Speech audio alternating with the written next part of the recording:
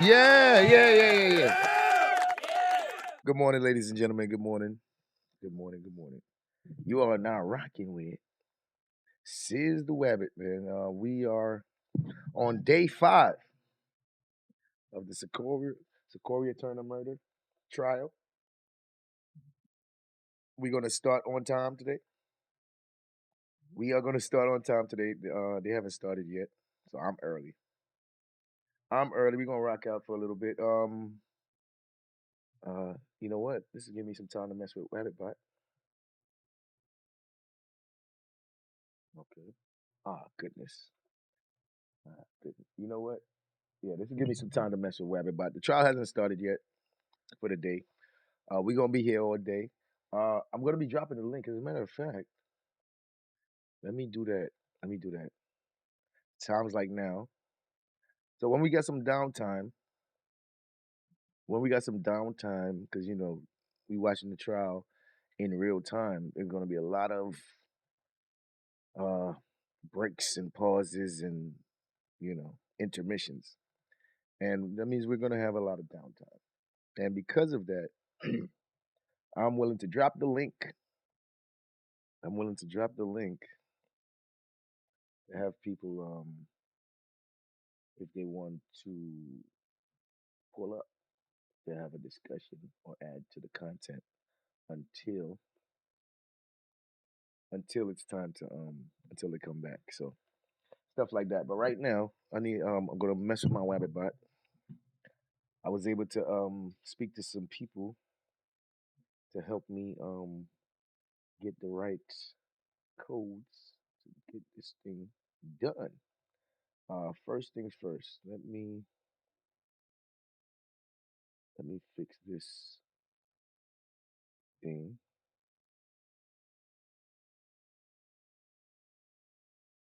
Mm,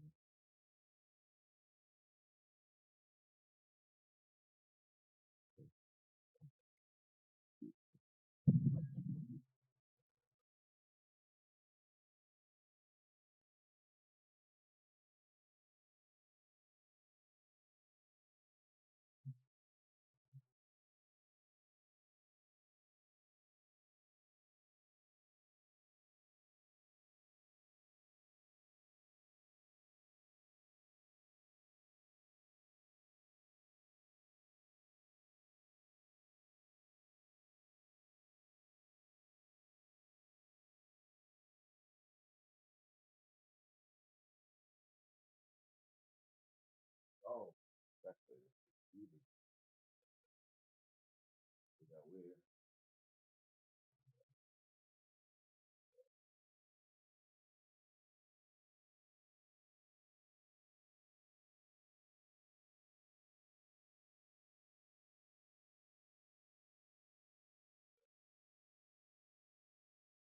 You got that weird one. You know what? I put it in the background.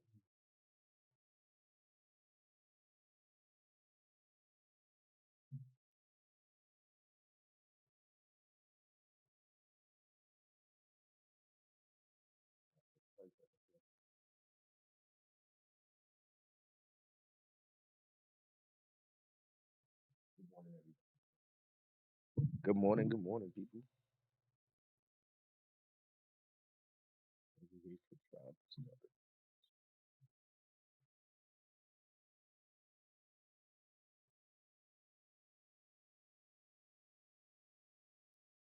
As we wait for trial to start. Um, Let me make these necessary adjustments.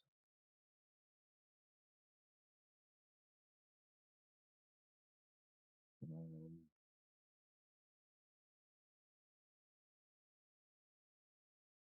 Trying to get Web about to stop saying what's up to itself.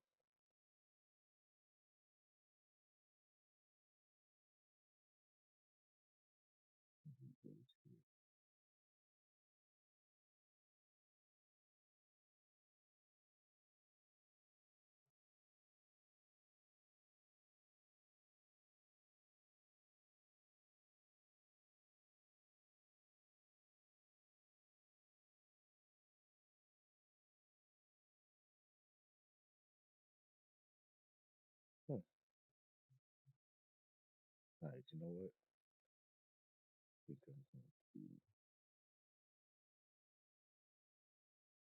this one.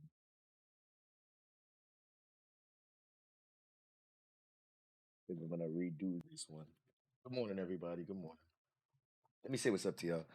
Um, Shout out to Flip, All That Remains, Egon Breezeblock, D Grant, Trey Spectives, Letitia Third Eye POV, Mrs. Baker, Courtney Peach. Sound, you can't hear me? You guys can't hear me? Testing, testing. Oh, I had to say. Um, Looks like I'm gonna have to build this thing from scratch all over again. Cause I'm not. I don't know why it's not supposed. It's not supposed to greet rabbit bot.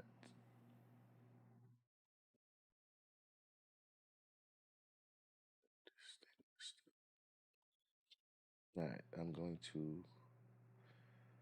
let's disable this, and we're gonna recreate it. Good morning, everyone. We're still waiting. Tamika McCullough, what's going on? We are waiting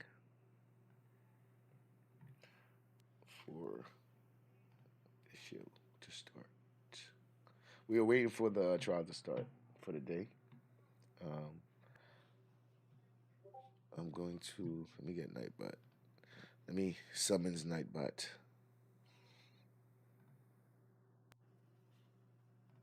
No,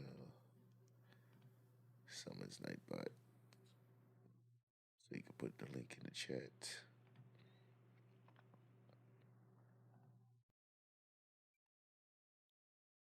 Mm, you got a link? Oh yes, I do. Yes, I do.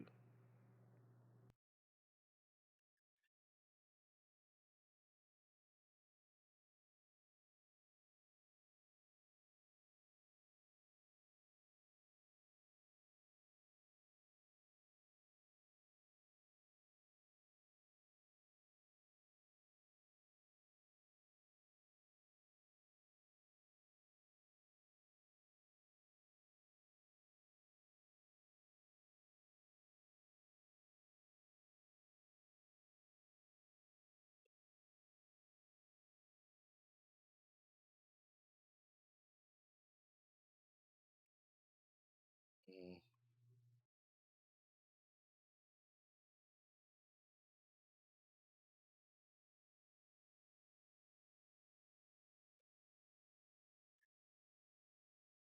update.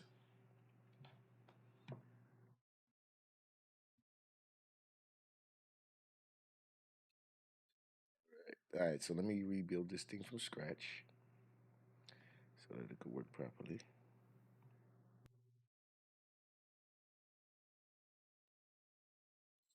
New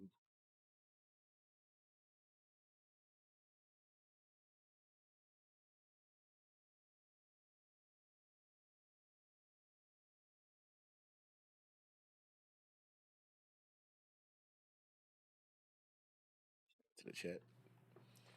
All right, we got a new one we trying right now. Copy and paste this. Out to the chat. Hey everyone. Hey guys. Hey guys. As we wait, as we wait, let's redo this. Let's redo this.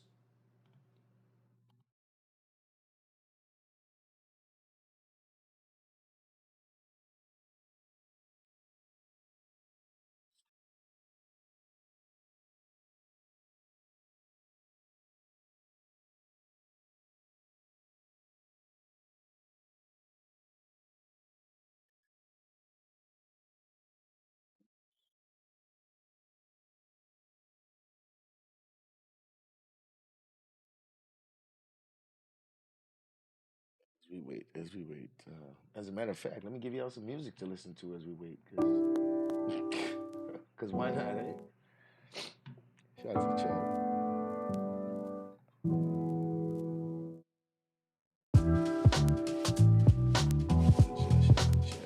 It's actually pretty good. This is a pretty good track. This is a pretty good track. You know?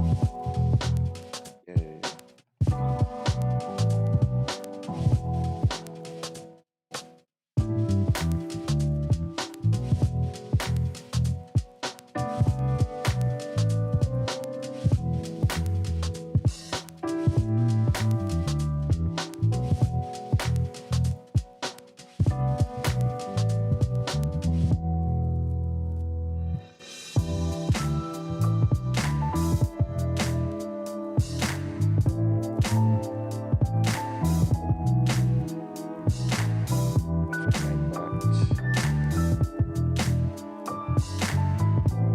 Hey, this is a pretty good, hey, pretty good soundtrack right here. Hey, got me shaking my head.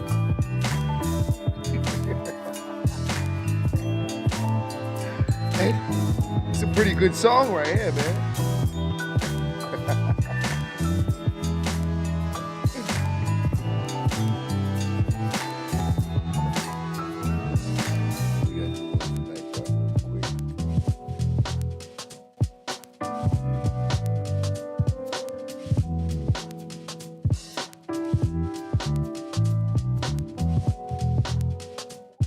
And I think I'm able to. I believe I'm able to update my. Hold up, we gonna get our AI assistant in a minute. We're gonna have our AI assistant here in a minute as we wait on this trial to start for the day. Copy and paste.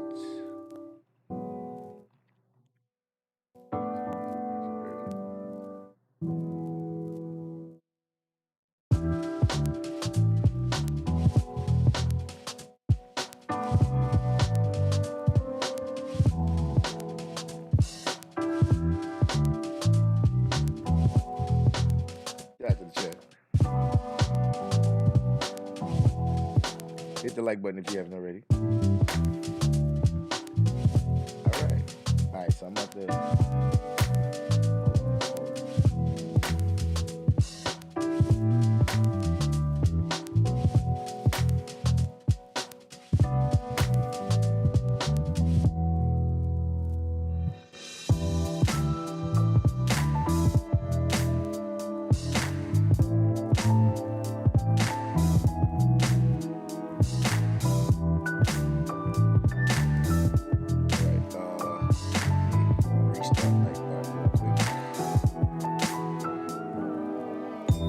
Hope it's not too loud. Let me know what y'all don't want it too loud.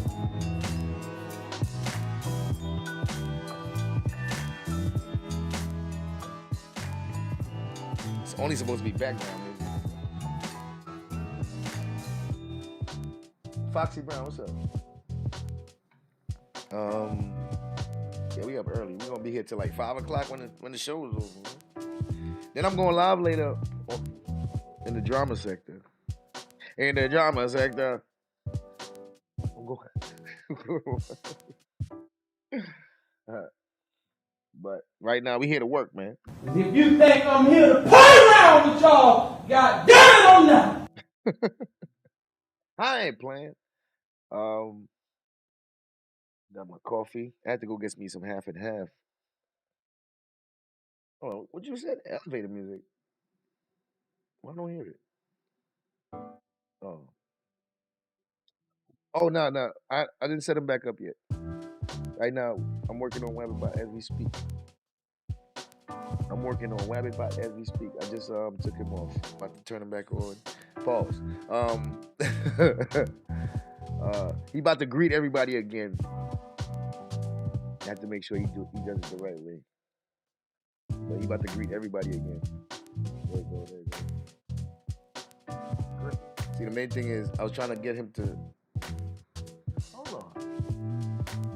What the hell is? No. nobody. Yo, what the hell? Pissed me off. He just pissed me off, man. Let's try this again. Let's try it again. Let's try it again.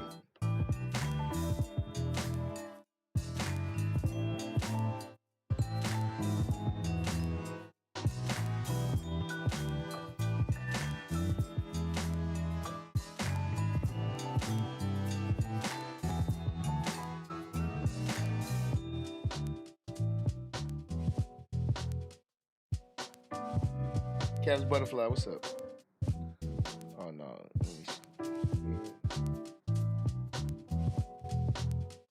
Hold on, I'm gonna turn it. Do it again. Let's try it again. What was that about? What was that about? Trying it again. I'm trying it again.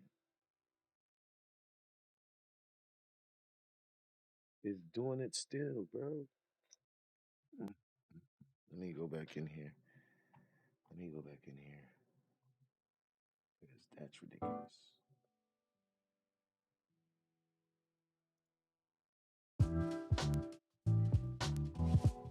This is what about. How you doing that? Oh man. Oh, okay.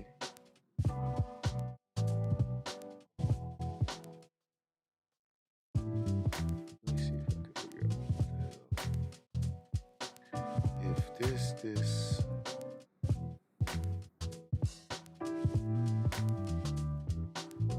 Okay. Oh no, I'm gonna change it to contains. I'm gonna change the language a little bit. Change this language a little bit.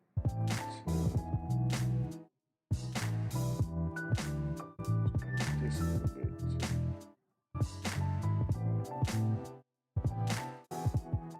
Let's try that again.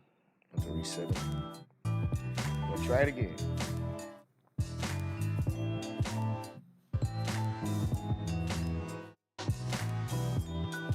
You convinced? No. You just need training. Oh, they about to start. Nah, you just need training, that's all. Oops.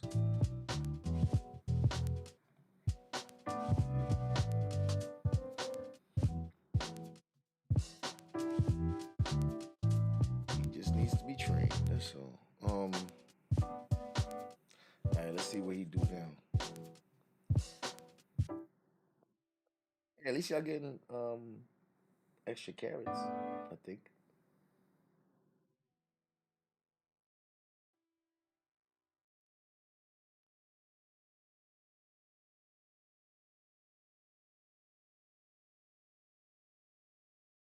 Still doing it. Still doing it. Still doing it.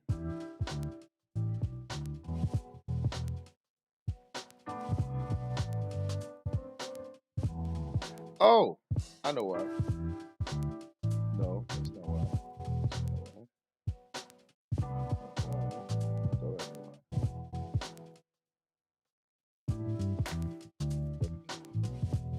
Oh, wait. I think I know why. I think I know why. I forgot to add something. Man. Mm-mm-mm. That's not it. That's not it. It's not working.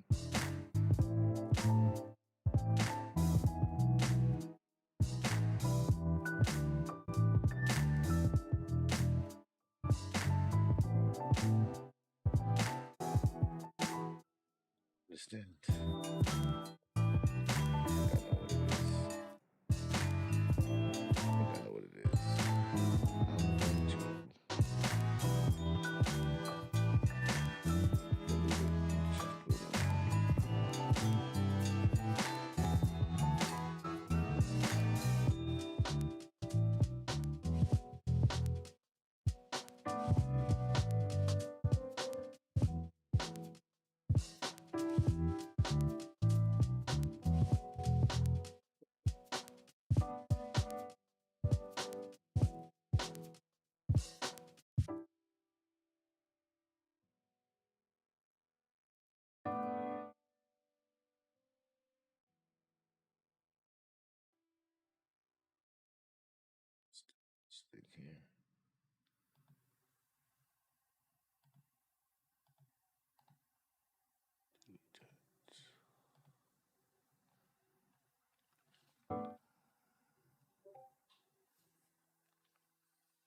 So the music reminds you of.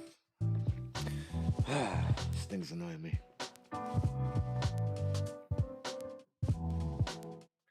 Oh,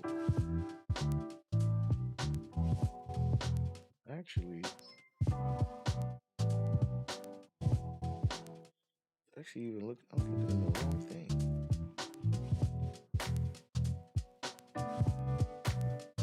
Goodness.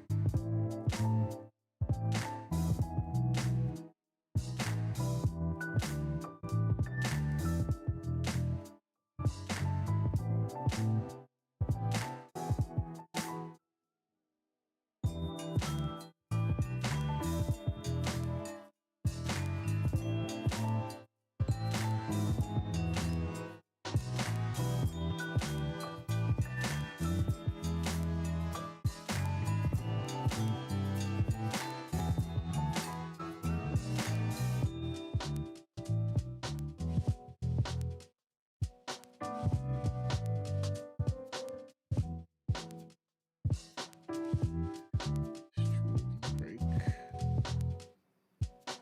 Let's try this again.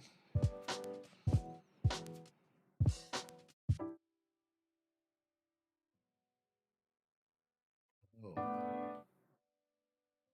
a dumbass. Didn't set a trigger.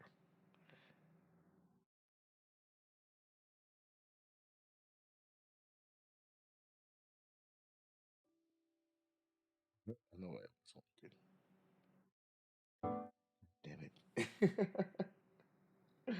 Boy, I be forgetting one thing and it'd be a big deal. All right.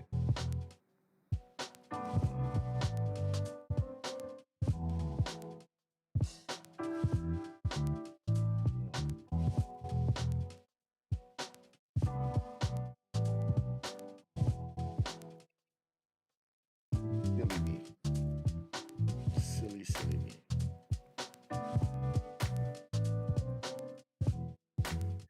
It's gonna work now.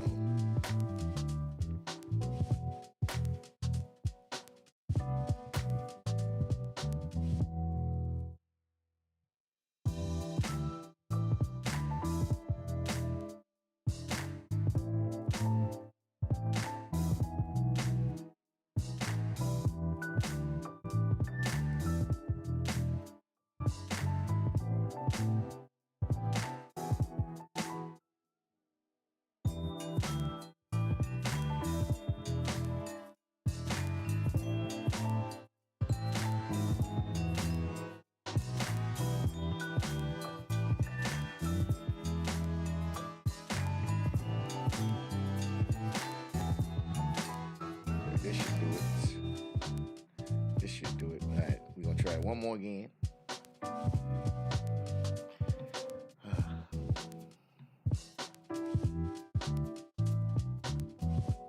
Oh, I did. I'm gonna be restarting this a couple times. It seems like as I troubleshoot, making my chat interactive. Miss Eve, good morning, Miss Eve. As I make this chat interactive. All right. Okay.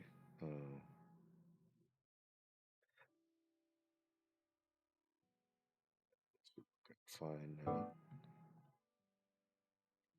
I need to go to this.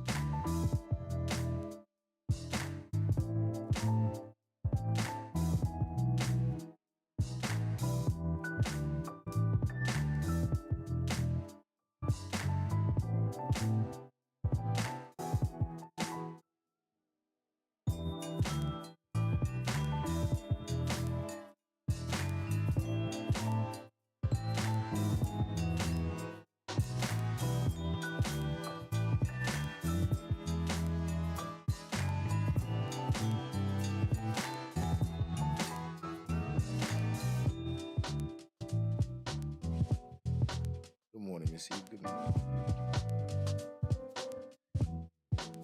As we wait, time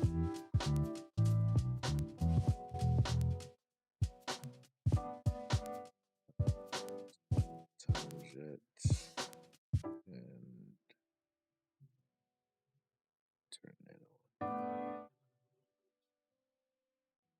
So, okay, so see, come on, bro. You kidding me, bro? Gonna get rid of this. Get rid of that, and we're gonna take this, bro.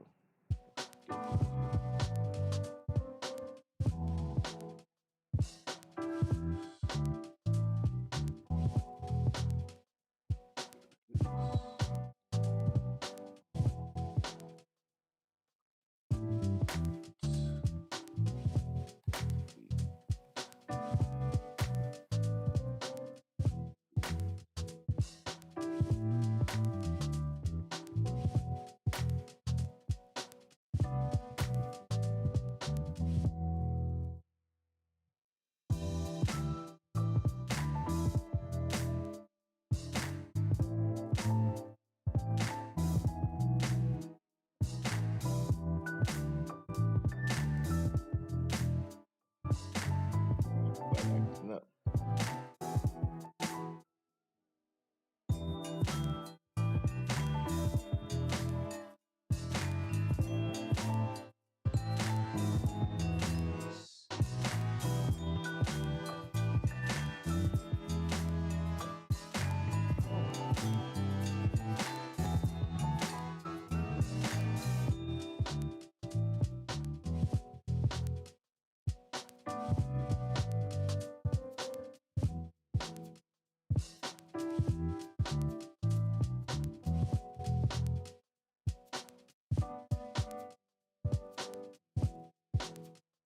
Out of an individual pod where there's known gang members Really? at, that phone will be brought to the gang That's how they unit doing it? for analysis.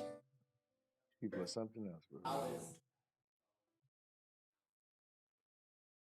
Out of nowhere, they just started, but they didn't start. That's crazy.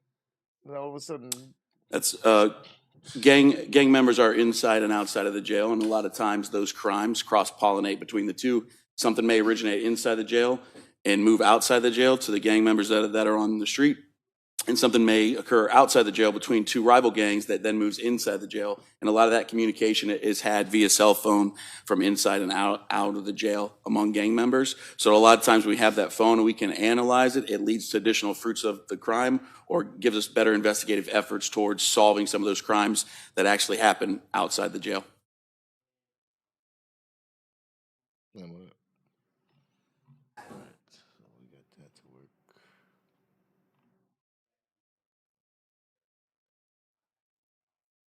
Can't even hear the prosecutor.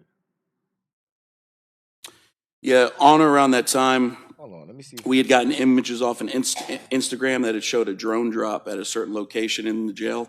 I reached out to the Fulton County Jail, sent him pictures of that location, and said, "Hey, can you check this pod to see if there were any phones in that jail?" They did a pod search and recovered 3 cellular phones, and then he transferred those cellular phones to me for further analysis. can't hear. So typically, how the main reason the main way the cell phones get in the jail is somebody from outside the jail is coordinating with somebody from inside the jail in real time on a cell phone. They'll fly a drone carrying a bag of X amount of cell phones over the top of the jail. They'll release that. They'll either release that bag of phones onto jail property, and then an inmate will go get it. But a lot of times, they use this hook device they create and pull the actual bag through one of the windows in the jail that they've found a way to burn out.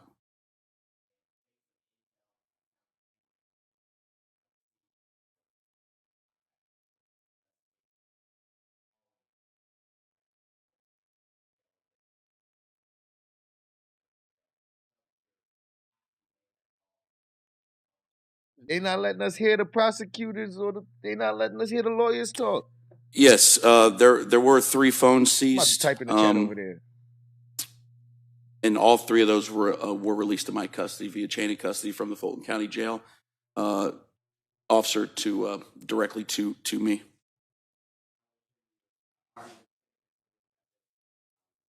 Hell, man. 130.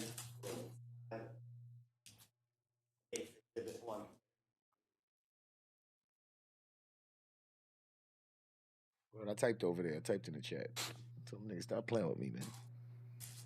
I told them stop playing around, bro. Don't F around, bro.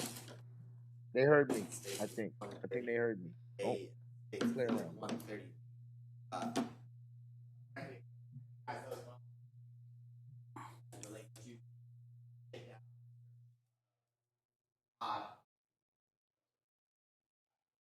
Yes, sir.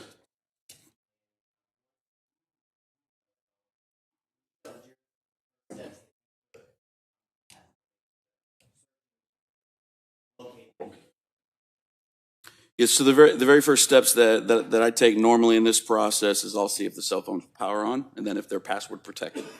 In this particular incident, one of the phones we already had the PIN for, so that's the one that I started with. What in this case, because it was contraband and it was abandoned at the time of recovery, there was no warrant needed to actually search the phone, so I started a manual manipulation process where I go in and typically look for any evidence that may attach this phone to a gang member. Because at this point, you know, I don't know that it belongs to a gang member. It's just suspected that it belongs to a gang member. So I went through this phone on around the 8th or the 11th of August, and I found that nothing immediately jumped out and grabbed my attention. Came back to work the following day, told myself, well, let me look at it one more time. Started to look through it a little bit more and found a lot of selfies of a certain individual. Yes.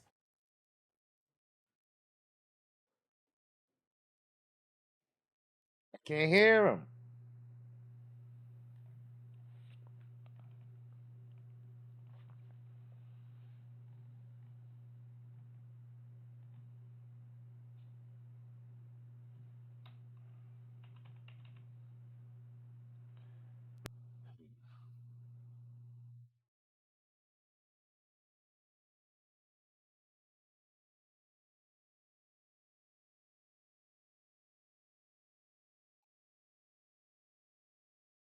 Not cool. Not cool, people. Not cool.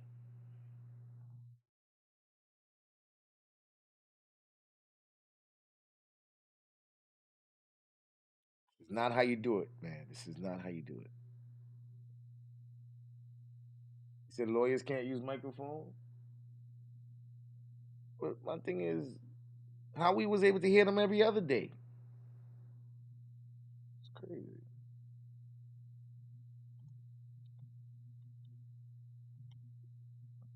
That's crazy. All right, so these 3 and me.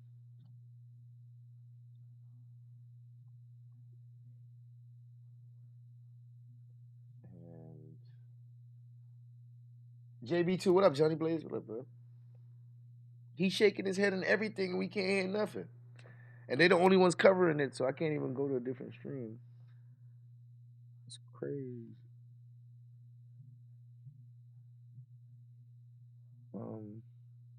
Why didn't that? Yes, sir. So to continue, I was looking through the phone one more time, found those selfies, and then I came across some specific images that really caught my attention. On the phone were what was clear to me as internal communication, what appeared to be a detective's case file. And they said confidential across the page, which I know typically is only our homicide files are confidential. I looked a little closer and I saw Investigator Shepard's name on it, who I actually went to the academy class with, so that was a real easy phone Hey, call. what's up, Star? I reached out to him and just asked him real quick, hey, do you recognize these? What, you know, is this important to you? And he said, yes, that's for my case next month. Where did you get those? One thing led to another, and I realized that I had the defendant's phone in this particular case. I immediately reached out to Mr. Mr. Abate and said, "Hey, this is what I have. Are you interested in this phone?" Obviously, he was extremely interested, and I met with, I believe, the investigator the next day and released the phone into Fulton County investigator custodies to be examined further. Adam, okay, gotcha.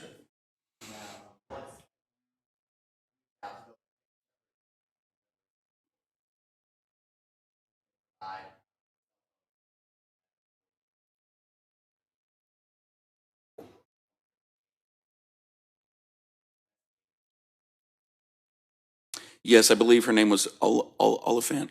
Yep.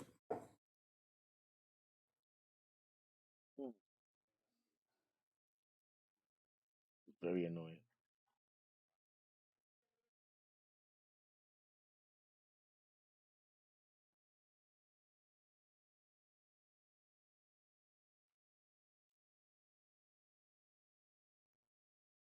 Good morning, sir. Good morning, sir. Representative Conley. Mm. I just have honestly one Oh, it's question for you. Cross. It's Cross. Could you tell the jury what role did you play in the investigation for the shooting death of Secoriea Turner on July 4th, 2000? I did not play a role in that investigation. No further question. Mm. Role that you discussed fall.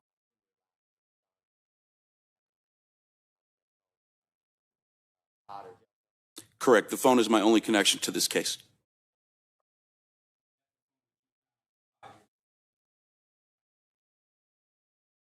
Correct. August 2025.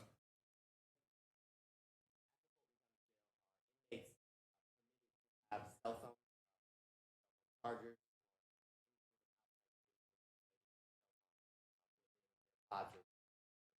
100% no.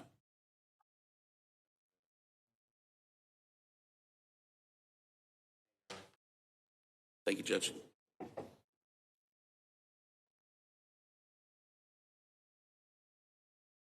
All right. All right. Seems like everything's working. All right. All right. What? Seems like everything's working. All right.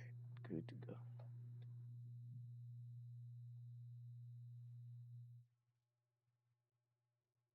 All right. All right. We doing good.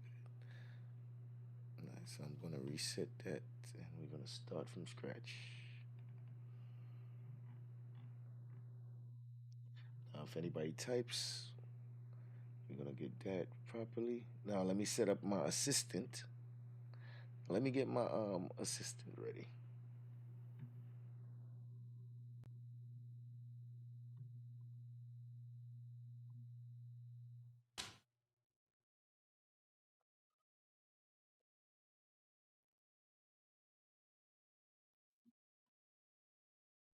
You can't hear nothing, bro.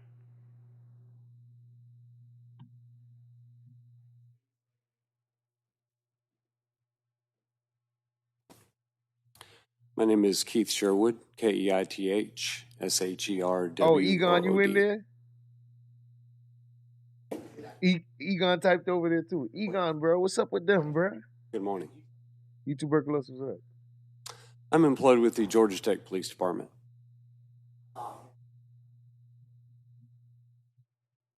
I had been with the Georgia Tech Police Department for over 6 years.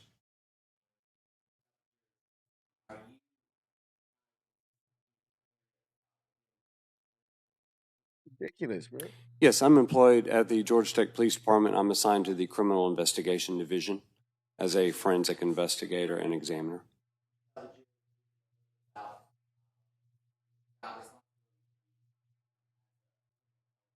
Somebody said attorneys don't use microphones. Yes, my duties and responsibilities include, in addition to assisting the investigators at our agency and outside agencies in general criminal investigation, I also specialize in general physical forensics such as CSI and digital forensics such as the examination of electronic devices.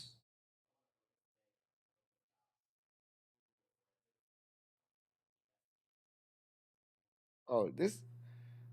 I'm reading the comments, and the people is like, bro, Yes, they sir. don't even use microphones over here. Part They take, of what my oh, duties this is no include good. is working with digital devices and electronic devices such as mobile devices, as commonly known as cell phones and tablets, and computers, desktops, laptops, and the analysis and acquisition of data from these devices.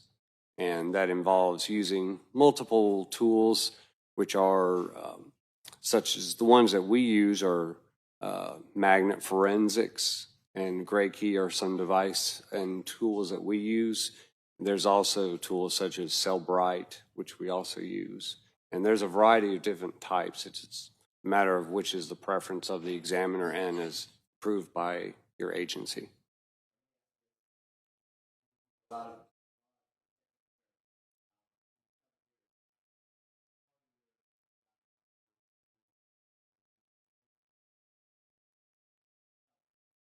Yes, cell phones are probably the most common type of device that we'll receive for analysis.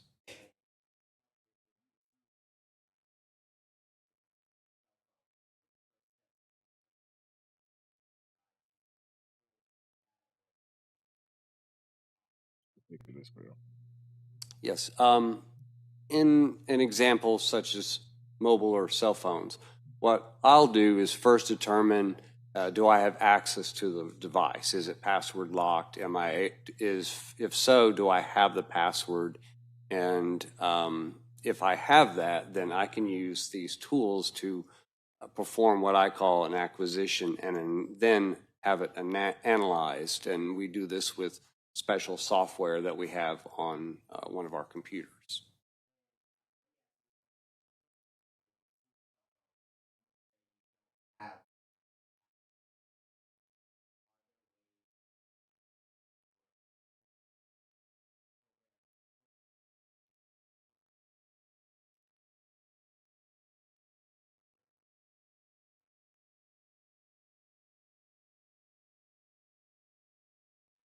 Acquisition and analysis. Yes, yes. In cases where a device is passcode locked, there are some tools that are available to us. The one that we primarily use is known as Magnet Gray Key, and it uses proprietary software. It means it's unique to this particular company and device, and it has the capability sometimes of bypassing passwords and passcodes to devices. It's not compatible with every kind of device, every kind of phone, but some of which it has proved useful in bypassing these passwords and providing us access to these devices which are locked.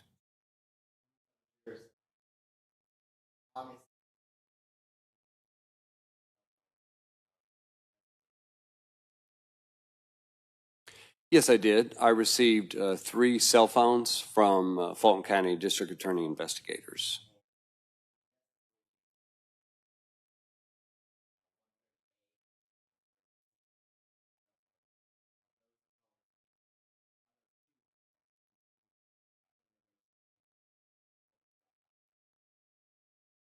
Yes, they are. These are 2 of the 3 devices that were dropped off.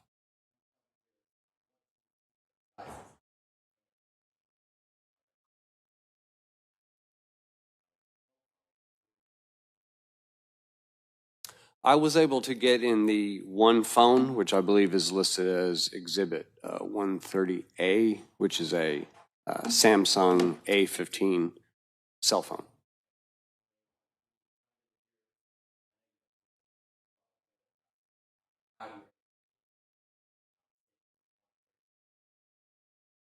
Yes, the Samsung phone, the investigators provided a passcode or PIN for the device already.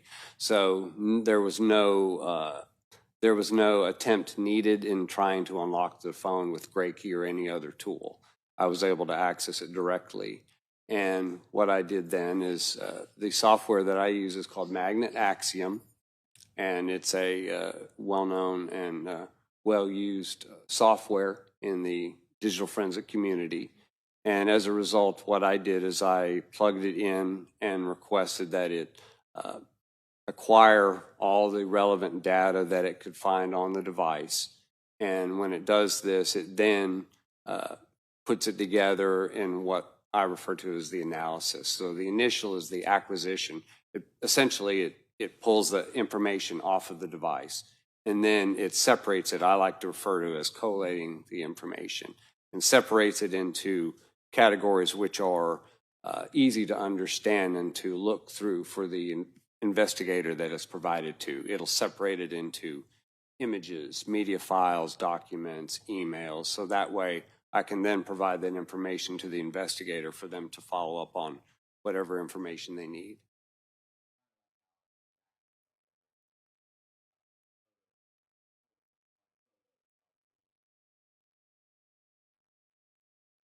Yes. It could do more than you can. Egon.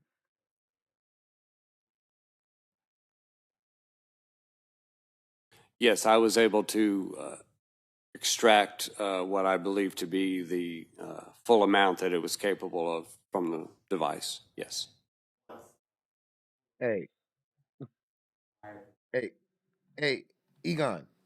This rabbit bot right here, new and improved. Okay, don't mess around, bro. This one right here, okay, sir, new and improved. Okay, updated, 2025. All right, don't mess around, bro.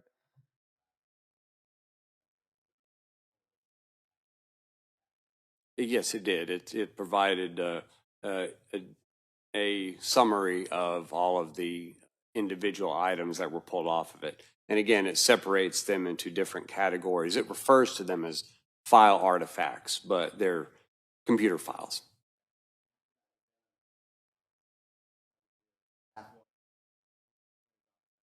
That's what I'm telling you. He part of the chat now, so he interacted. You don't even got to ask him something. He might just respond to you just because you talking. I'm just telling you, it's a new day.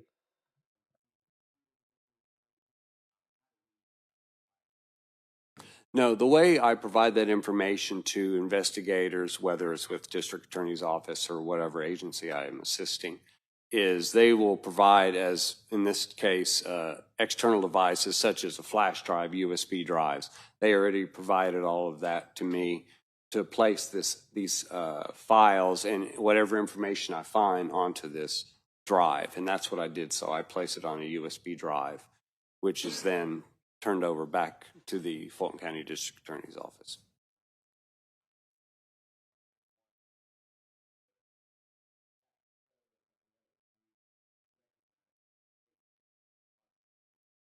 Yes, I do.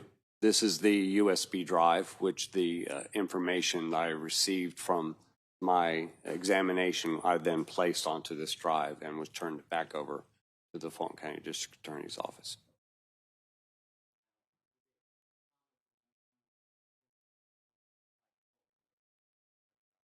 Hey, no cursing in the chat, man. Yes, sir. I assist agencies throughout the entire state.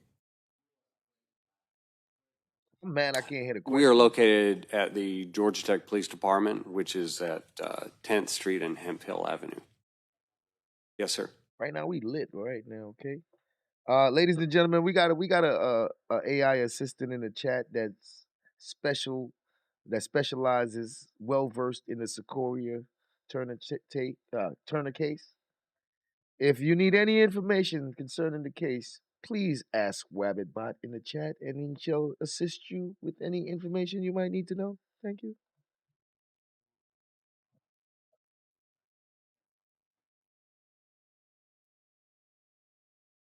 Yo, they gotta do better than this, though. Come on, man. Good morning. I'm really not trying to hear this without hearing the questions. Now, you said that there are a number of different types of proprietary software Finally. that you use.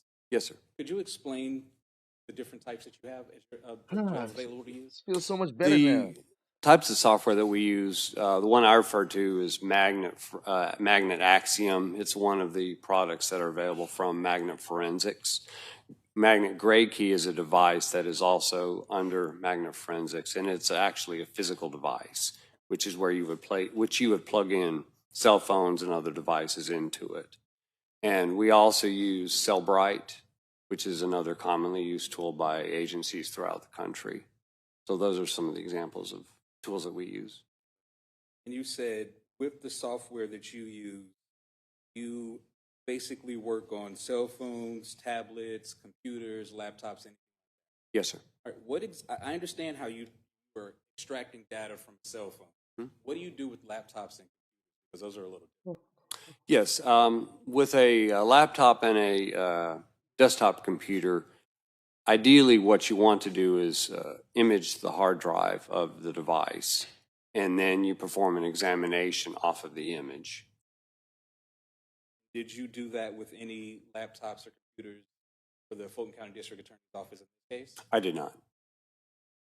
When were you first contacted by the Fulton? It was sometime in August. I believe the date was I know they arrived on the 14th of August of this year. Of 2025? Yes, sir. They gave you cell phone. Yes, sir. They brought 3 cell phones. So if I'm hearing you correctly, you didn't take part in any part of this investigation until August of 2025. Yes, sir. That's correct. So once we did get to August of 2025, no one from the police department or the Fulton County District Attorney's Office ever gave you any surveillance videos or cameras or anything like that to work on? No, sir. Thank you. No further questions. Yes, sir.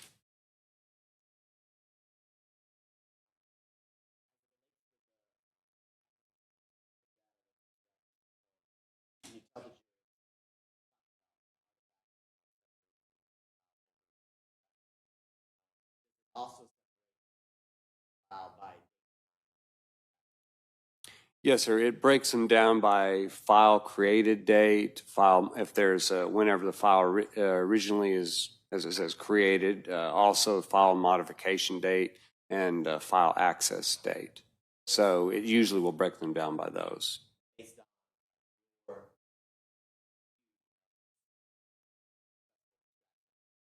that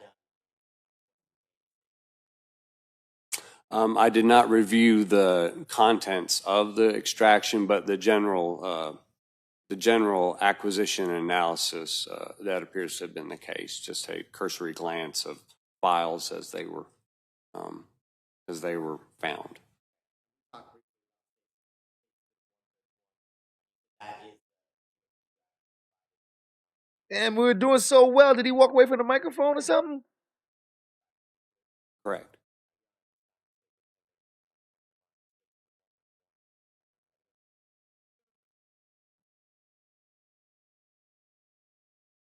Yeah, so this type of stuff is gonna make this case very not interesting. It's gonna make it very not interesting. I need to hear what they're saying.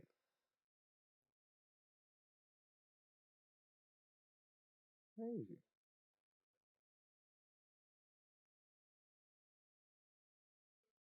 What's the point? Thank you, Your Honor. What is the point, bro? Of even doing it if you're gonna if you're not even gonna let people hear what the lawyers are saying. What's the point? I'd rather you not even stream it, bro. I'd rather you just don't even do it. Cause what's the point, bro? What is the point?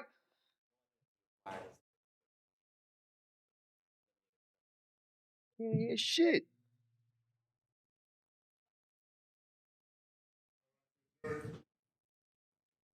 Crazy. I'm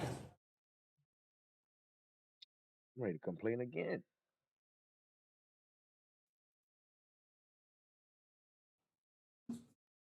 You can hear. Oh, we gotta. Okay, hold on. It says who judge. Hold on.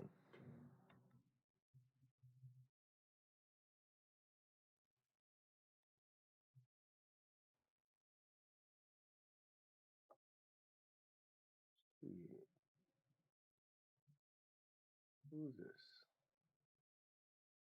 Already have it, Mr. Roddick, did you receive it? I didn't. Do you have any objection to the proposed limiting instruction? I'm going to be honest. I received it, but I Well, did let's not. go over it. Oh, Did this not the read it. actual judge.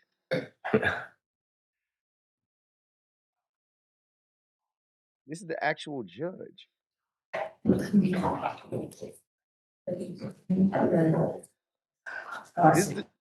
the judge, bro. The judge actually got a stream going. Somebody in the chat let me know that. All right, so I'm gonna do the visuals from the regular one and put it on mute, and then let's hopefully it should be in real time. Should be in real time. So we'll hear this one, but we'll be watching this one. So Are you done, do you know this about the form of and oh yeah, it's in real time. okay, so do we need the first paragraph? So It seems like it's in real time. I believe we do. We may need to work with it a little bit, but however, because this is specifically 418, it is here for a limited purpose. So that part still needs to remain. Now that there are no longer any other code offenses connected to the case. It's a little okay, so we can make it sometimes evidence is then for a limited purpose. It's Take out arguments, parties, not others. Such evidence may be considered for which the evidence is limited, not for any other purpose. Yes. Okay, I'm good with that. and then if we do the second paragraph, it's a little oh, we don't really need the last piece. You may consider this evidence only for the purpose. Let's see. Do you want that last sentence? Or is that getting confusing? Well,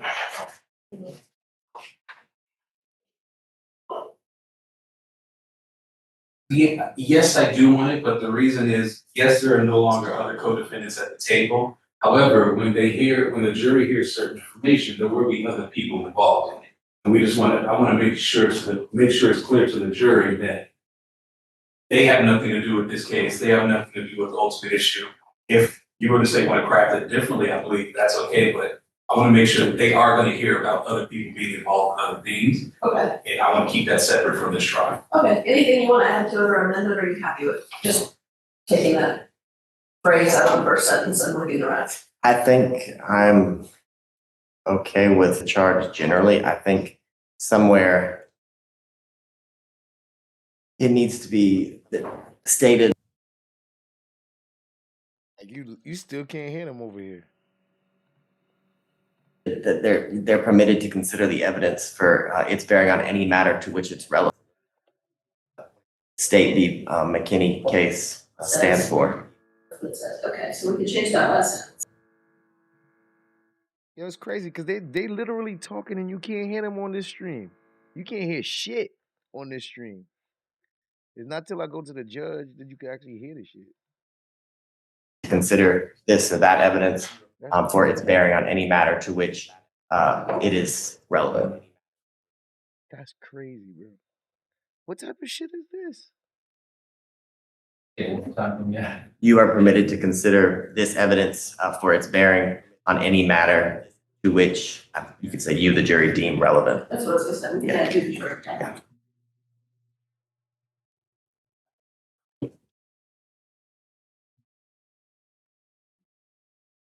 Yeah, I have no objection. Sorry, I have no problem with that. All right. Okay.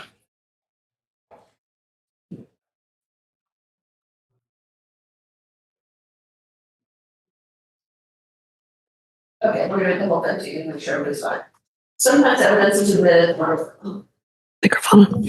Sometimes evidence is admitted for a limited purpose. Such evidence may be considered for which the evidence is limited and not for any other purpose. Evidence regarding crimes and acts not for any other purpose. Evidence regarding crimes and acts not specifically charged in the indictment have been offered as proof of the existence of a criminal street gang and criminal street gang activity. The criminal street gang. You may consider this evidence self-sufficient to prove evidence of criminal street gang. You may consider this evidence only insofar as it may relate to the defendant which is named in testimony pertaining to such acts and not as to others that are mentioned, and you are permitted to consider the evidence for its bearing on any issue to which you, the jury, deem it relevant. Is that fine?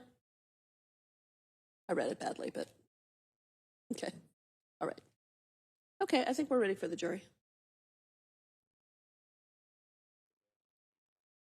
I know, I'm sorry. Or Carrie.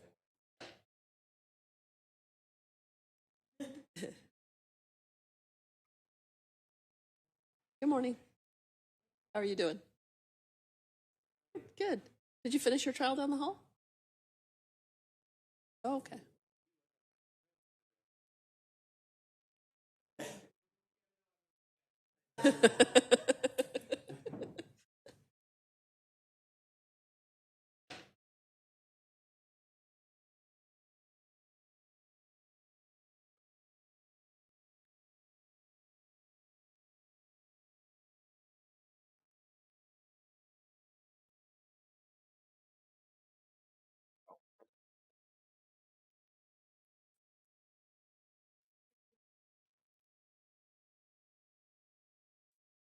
With all these, I'm trying to get it. I need this thing to ignore Nightbot. We be doing so well, and then you gotta mess up, man. I got my Wabbitbot is responding to Nightbot, and it's responding to himself. I need you to not do that, Wabbitbot.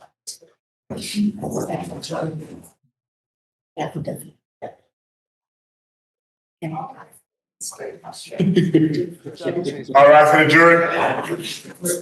Go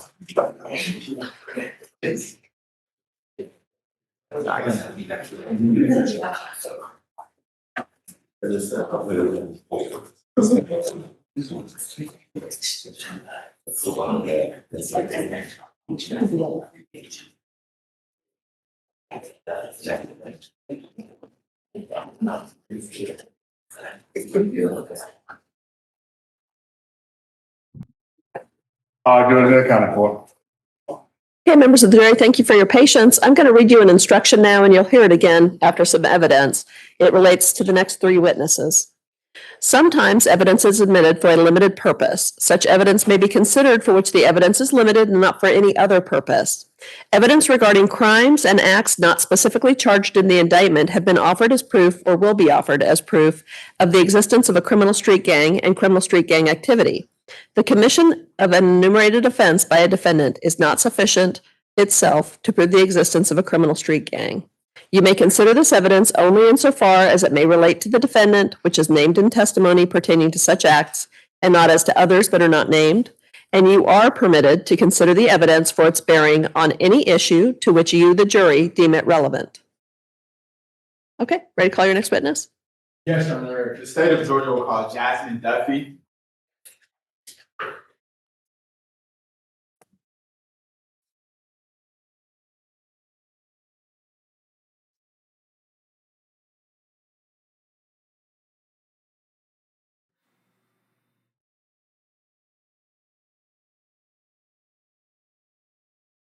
Crazy we even gotta do it like this, man. Lord of mercy. Crazy. Kind of face me and raise your right hand for me. You swear from the testimony you give to the court that you can hold true so help you. Yes. Go ahead, have a seat. The incident might state and spell your name for the court. So, the audio. Jasmine Duffy, JASMINEDUFFY. The judge's audio. Scoot up close to the mic and be right there. The judge's audio. Ms. Duffy, how old are you? 33. And how are you employed? You said, how am I employed? Correct.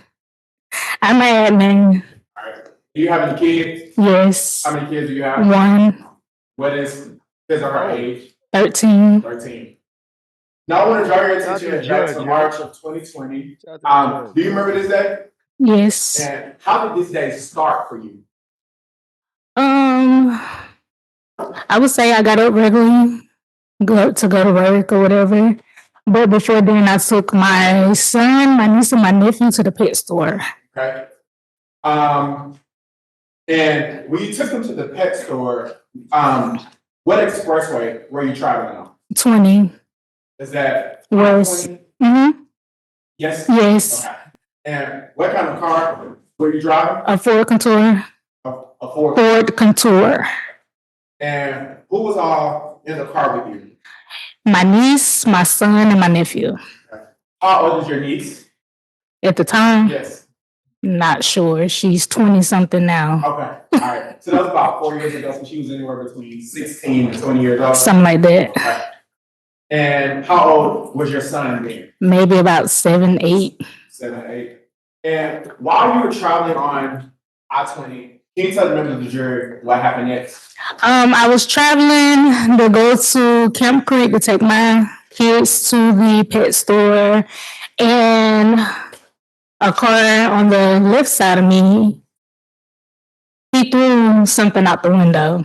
At the time, I said it was a firework. Hold on 1 second. So you said the car that was on the left side of you, which lane were you in? Let's say it's about 4 lanes. I was in the third lane. You was in the third lane. And then the car that was on the left side of you, would that be the car that was on your driver's side? Yes. Okay.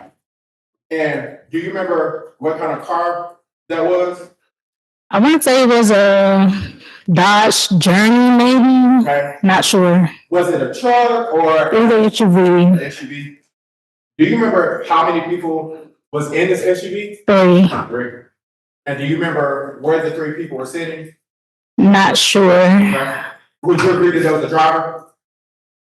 They threw something out the window? No. Would you agree that there was a driver? Oh, yes. Yes. Would you agree that there was a passenger? Yes. Or would you agree that there was somebody sitting in the back seat? Yes.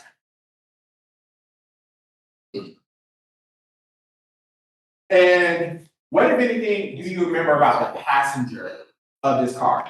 He threw something out the window and looked at me like he wanted some problems. Okay. And when you say he threw something out of the window, what did you believe at the time he threw out of the window? I said firework. Okay. I didn't know the name of it, but I knew it was like a general reveal powder dust. Okay. So you said like a general reveal powder dust. Would you be referring to like what reveals whether or not? If it's a boy or girl, yes. And what color was this dust? Pink or red. All right. And where did the dust come from?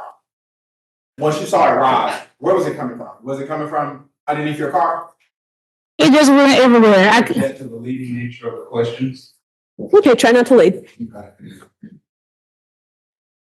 When the device exploded, what happened next? Everything went pink or red. It was just in the air. Couldn't see nothing. And once this happened, did you call 911? Second, yes. My first thought, no. Okay. Once you called 911, what happened after that? I chased him. Okay. So when you say you chased him, how did you chase him? I went everywhere that he went. He went 285, I went 285. Okay. And were you on the phone with 911 while you were following behind them? Yes. Once I got my mind clear, because my first thought was to ram my car into his. And why was that your first thought? Because don't play with me while I got my child in my car. But I knew if I did that, I'd be doing the same thing that he was doing, put my son's life in danger. And were you on the phone with 911 the entire time? Yes. And at any point, did you see this car pull over? No. Okay. Did you lose sight of this car? No. And at some point, did you come in contact with Cobb County Police Department? Yes. And what happened? I got in contact. I don't know where we were when I seen them, but I know that an officer looked at me and pointed at the car to make sure there was the correct car. And out of my head, yes, they pulled him over. I kept going. Right. When you kept going, where did you go? I went to the pet store in Cobb County. So from there, did you ever receive a call to come back to the scene? Yes. And did you respond back to the scene? Yes. And if you remember, where did you go back to? The battery. The battery? Mm-hmm. Is that where the Braves play? Yes. And did you tell the officer where that person was sitting who threw the... Mm-hmm. Yes? Yes, I did. Okay. And where did you tell the officer? The passenger seat. Passenger seat. I am going to show you what is already in evidence as State's Exhibit 117. Do you recognize that person in that photo? Yes. And who is that person in that photo? The person that threw whatever he did out the window. And I remember his face because he gave me a very look like I can cuss him. You can express yourself. He gave me a look like, yeah, bitch, I did it. Permission. It would be published, but permission to publish. State's Exhibit 117 is already into evidence. It's It's already in. Hey, you can publish it. Why she look so happy to testify? This is the most excited witness in this whole trial right here.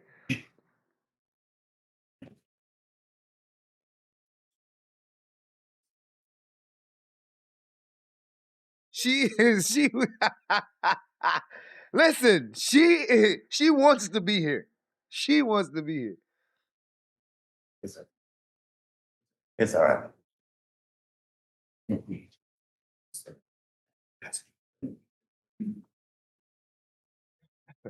Iceberg. Lord of mercy.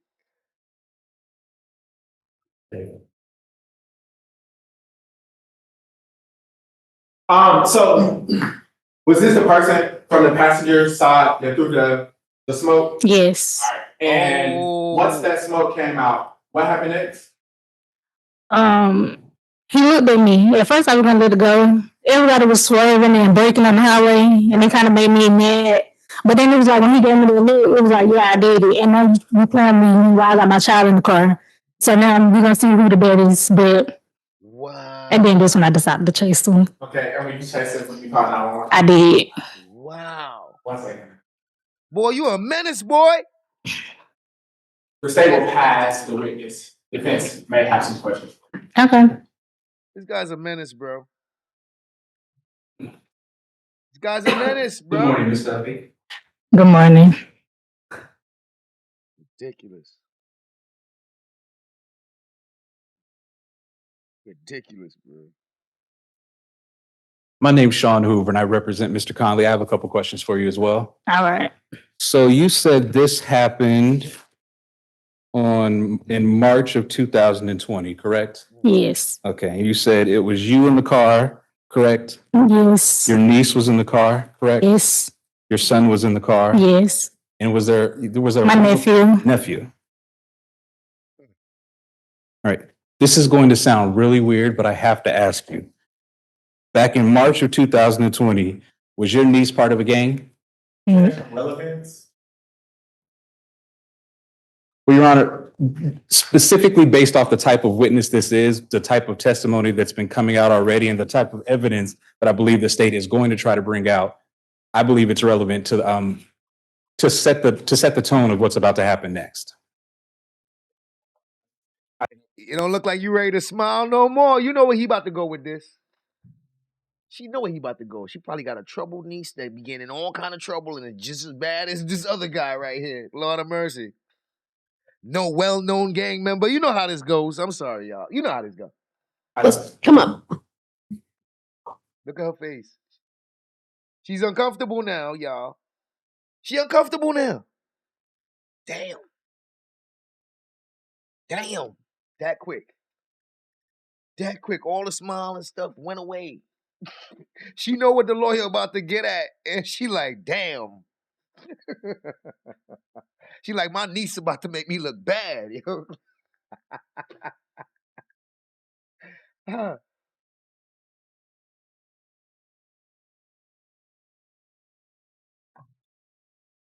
She,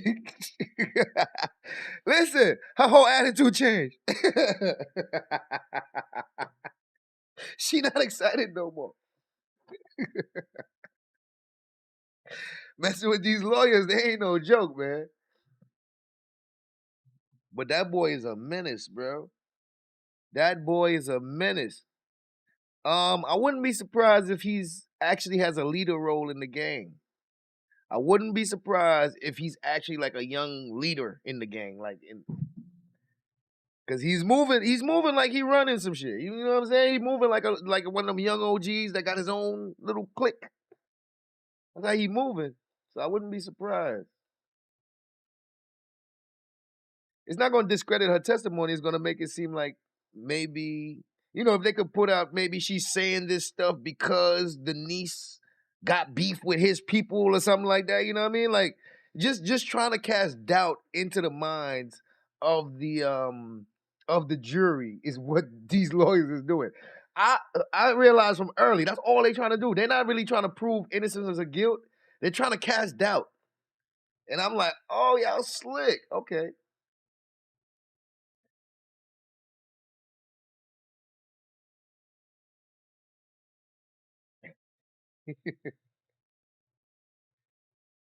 You don't think the judge will allow it? And listen, if the lawyer is good and he can place the argument for why it is relevant, the judge gonna have to allow that.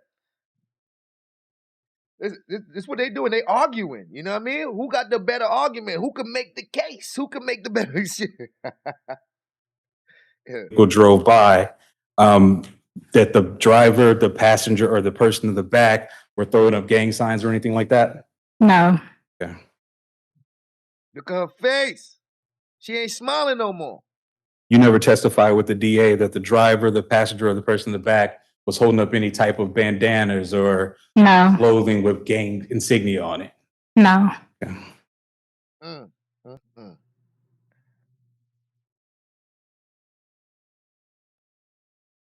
And before that day, have you ever seen either the driver, the passenger, or the person in the back seat? No. Yo, I'm sorry, girl. He's starting to put some pressure on her. Look at her face.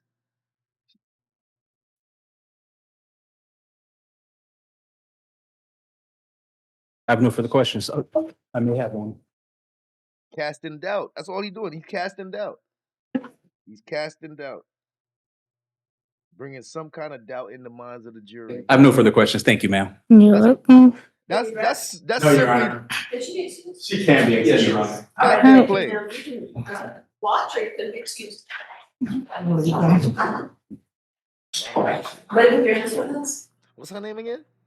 Yes, Your Honor. And do you want that charge for previous sentence or just yes? Immediately. This is the witness that will be appearing in our next. Oh, okay. Yo, you know what? Wabbit is absolutely right too, because that's what the defense is focusing on, bro. Trying to raise doubt. The defense, their angle here is to try to raise doubt in the jury's mind, and that's pretty much all they're going for. And Wabbit pretty much, that's what Wabbit saying it would have did if it was the defense. Wabbit said if it was the defense, it would have went that route. Is it okay if I tell the jury? Yes. All right, members of the jury, the next witness, unfortunately, is infected with the COVID virus, and so he's going to testify by Zoom. By agreement of the parties, nobody wants to expose you. I'm wondering. I wonder if the lawyers for the defense ask one of them AIs how to handle this case. I wonder if they hit up one of the AI like, yo, how would you handle this case with Secoriea attorney? They be like, yo, just try to cast as much reasonable doubt. That's what I said. Oh man.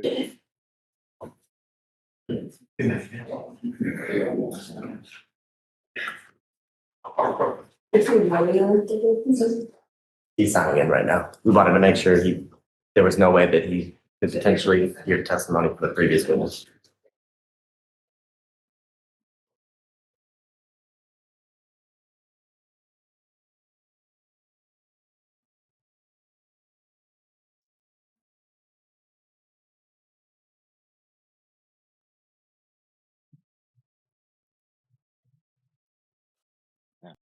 Damn. It's always a goddamn break in this court. It's always a break in this goddamn courtroom. Talk amongst yourselves. He's got the one. He get it right now. He did. He was having issues with his computer. He signed in. Okay. He's like the rest of us. He's complete computer illiterate. So. Well, I'd have to send the skip with it, not you.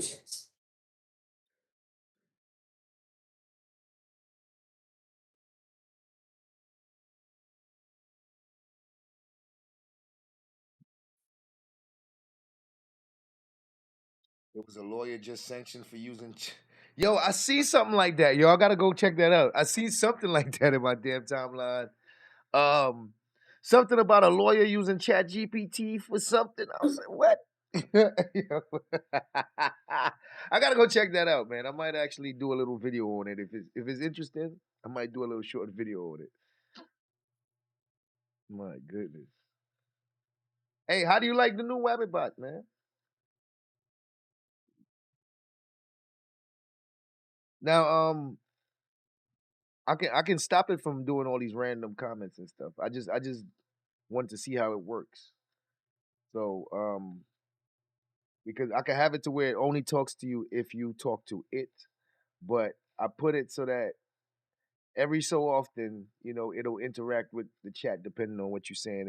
It'll interact with you. So it's interesting to see it interacting.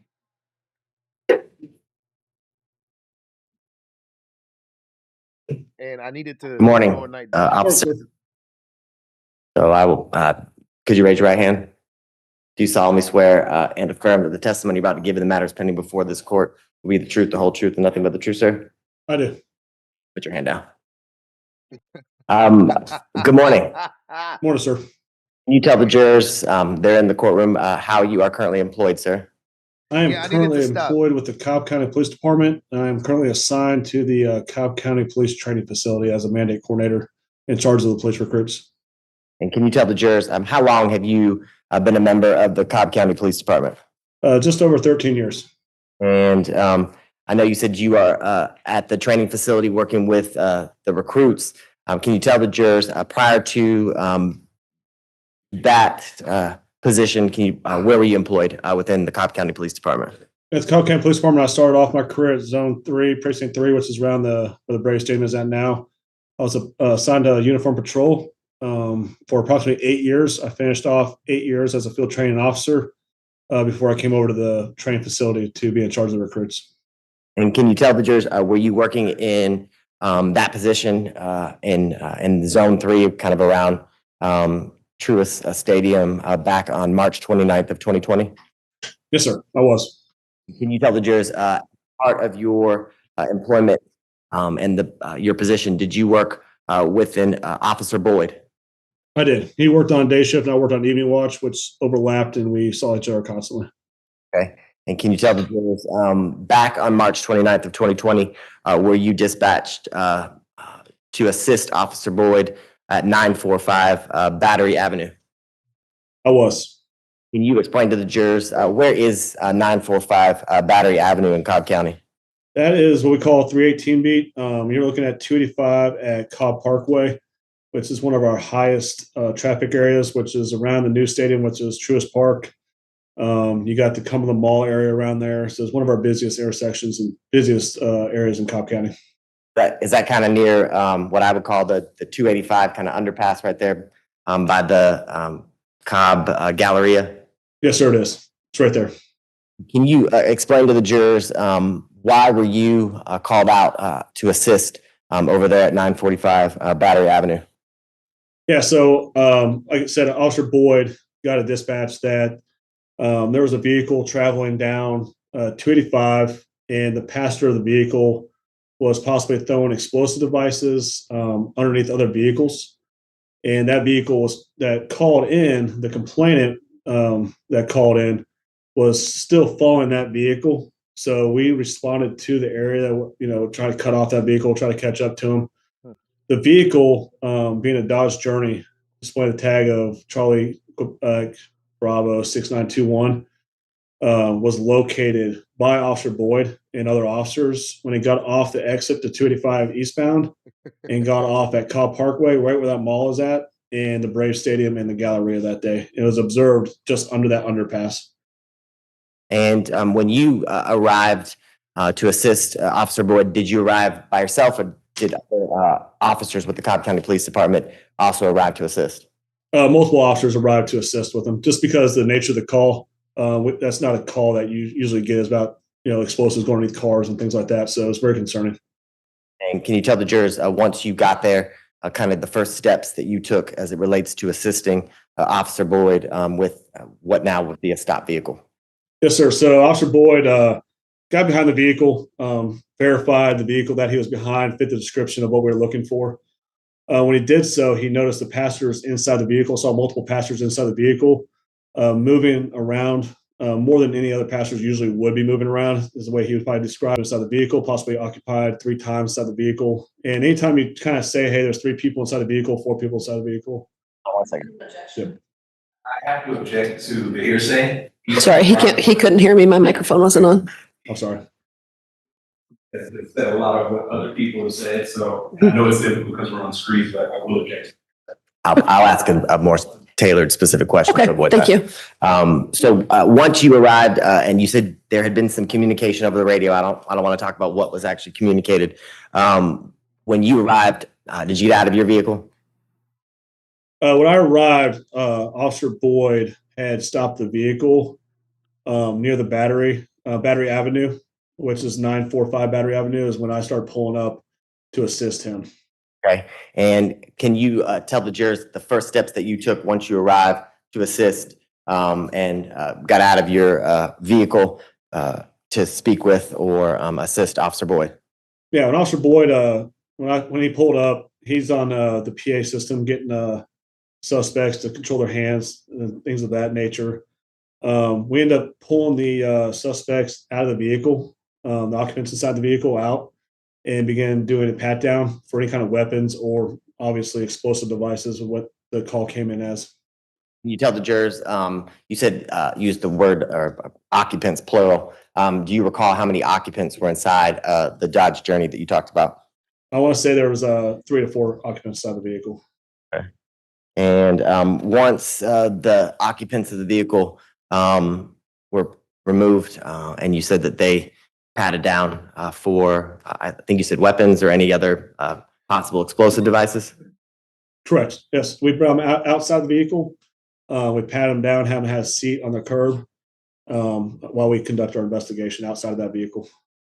And can you tell the jurors the next steps that you took as it related to your assistance and anything that you noticed about the vehicle itself as you walked around it?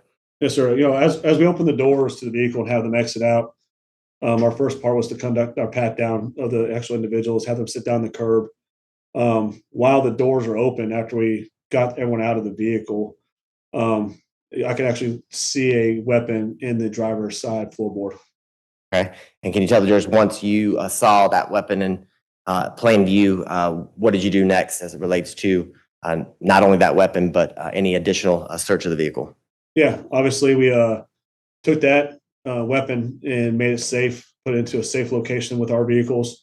And then myself and multiple other officers conducted a search of the vehicle to make sure there's no other weapons found inside the vehicle, which we were able to find multiple weapons inside the vehicle. Okay. And you said there were other officers assisting you in the search of that Dodge Journey. Was Officer Grzanka one of the officers who also responded to assist and assisted in the search you just described? Yes, sir, he was. And from your recollection, was Officer Grzanka the individual or the officer who took custody or control of any evidence such as the guns that you described as it relates to this search in this case? He did. He works day shift along with Officer Boyd. Most officers that work on the same shift will kind of assist each other with taking those weapons and securing them and looking them over and things like that. So that's something he would do on that situation. Now, I know it's been some years, but do you have a recollection of any one of the occupants in the vehicle having a twist-like or hairstyle? Yeah, we identified one of the individuals, Conley, as being the passenger with the twist, and the description of the male who was actually throwing explosives out of the vehicle. Okay. And other than what you described for the jury here today, and the assistance you provided to Officer Boyd and the other members of the Cobb County Police Department who arrived to assist, did that kind of complete your role and responsibilities as it relates to this case from March 29th of 2020? Yes, sir, it does. Yep. I forgot to ask you, so I apologize. Can you tell the jurors, we know this happened on March 29th of 2020. Do you remember about what time this was all occurring on that day?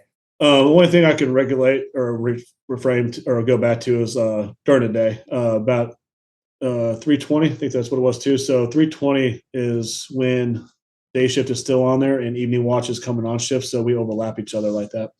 Okay. So sometime in the middle of the afternoon, it sounds like. Yes.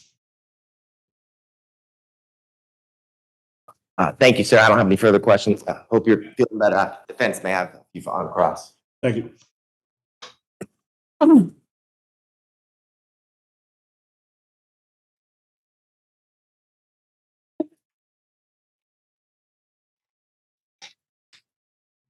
Good morning, Officer Gallo. Can you hear me? Yes, sir, I can. Okay, perfect. Hold on one second.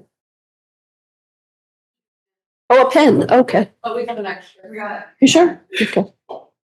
That's what you're supposed to do. Just wave and good job. Are we good? Yep. Go right ahead. So my name's Sean Hoover and I represent Mr. Conley. Can you hear me and see me okay? Yes, sir, I can. All right, perfect. I have a couple of questions for you as well. You said this happened around 3:20 p.m. that day? Yes, sir. All right, and there were 3 to 4 occupants in the vehicle? That's correct, sir. What type of vehicle was it again? Dodge Journey. Who was the Dodge Journey registered to? I would have to look at the report. If you give me a second, I can look at that. Sure, if you needed to refresh your recollection, go ahead.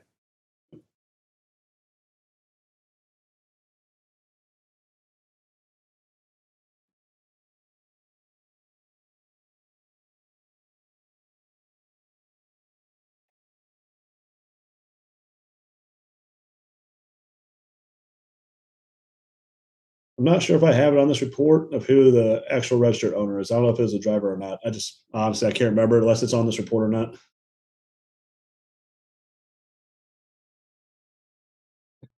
Make him look for something he can't find.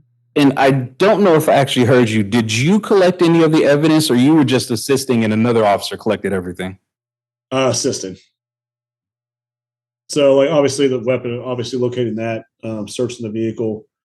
When we searched the vehicle, any guns that we did pull out, Officer Kazanka and guys from day shift that were assisting Boyd, Officer Boyd, them being the people that are going to take the report, the officers that are going to take the report, we're more assisting getting all that stuff over to them, and they're going to be they were the ones that documented it, held on to everything, and put everything in evidence. Okay. I guess my last question is, you said you got the occupants out. Oh, I'm sorry. Let me back up. You said multiple passengers were in there moving around more than usual? Yeah, he put it out as when he put, what's that? Without giving us hearsay testimony, you can't tell us what somebody else said. Okay, I hear what you're saying. Yeah, that's the traffic that came across. Okay. So did you see the passengers moving more than normal? No, sir, I did not actually witness that myself. Gotcha. So you have no idea which passenger was doing what before the vehicle stopped, do you? That's correct, sir. I have no further questions. Thank you, sir. Yes, sir. Just for the record, and I apologize, I swore you in, but I didn't ask you to state and spell your name for the record. That way, Madam Court Reporter can get a full transcription of all this. Yes, sir. It's Officer Brett Gallimore. First name is Brett. Last name is Gallimore, Gallimore. Thank you, sir. No further questions from the state. Can he, can he be excused? Okay, thank you. Hope you feel better. Yes, ma'am. Thank you. All right. That's what we're doing. Next witness. Yes.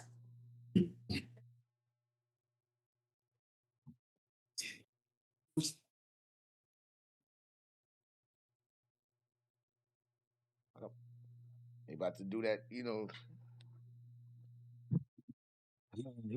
those infamous breaks. Hold on, we doing one of those infamous breaks and stuff. That's what happens when you watch it live. You don't get to skip this part.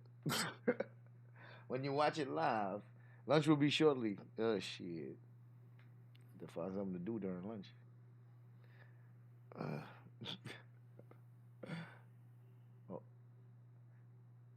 shout out to the chat. We'll be back. We'll be back as soon as they're ready. It seems like this Connolly guy, he seems like he's a menace. Seems like he gets into a lot of trouble. His behavior that day, you know, hearing that he went to the other scene where the other shooting took place, and then, hearing all this other stuff he was doing. Oh man, like bro, you're mischievous, and the arrogance during the press conference with the lawyer, his arrogance and all the things that were said, and the statements made by him about he got the best lawyer, and these things make me wonder, you know, why he's so cocky. he should be a little humbled, but I'm not sure if he was sure that he got away with it. But man, he probably didn't realize how much evidence they had against him when he first did that. Mm, mm, mm. Oh, look at what everybody. I see you. I see you, everybody. Said wearing bright red that day was a huge mistake. I mean,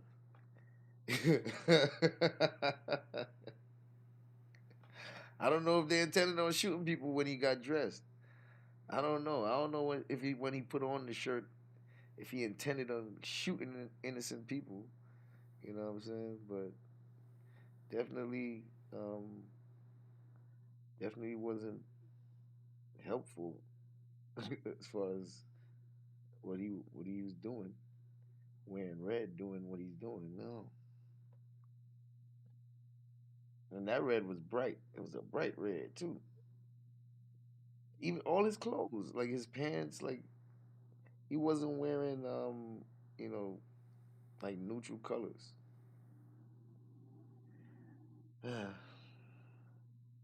As we wait.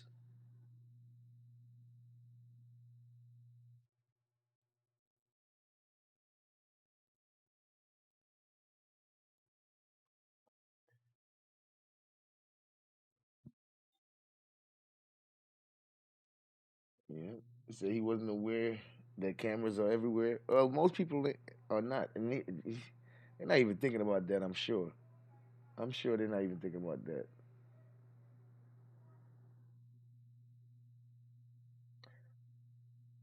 Oh, yeah, he got bystander videos, Weapon Butt. Oh, I ain't hear about no bystander videos yet. So I want to see if anybody had like what videos from the people on the scene. I want to see if there's any of those. Wabbitbot said they got bystander videos. Really? Really, Wabbitbot? Interesting.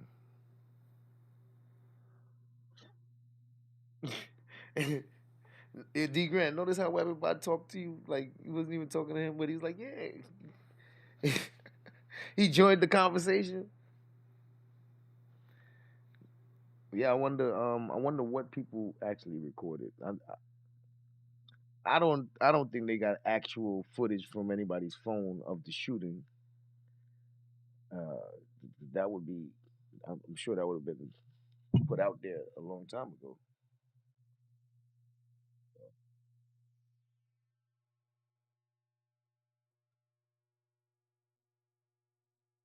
He said that's cool. Yeah, he joined. Well, everybody joined the conversation because he knew the answer. Like, hey, I got some information on that. Nobody was talking to you, bro. Mind your business.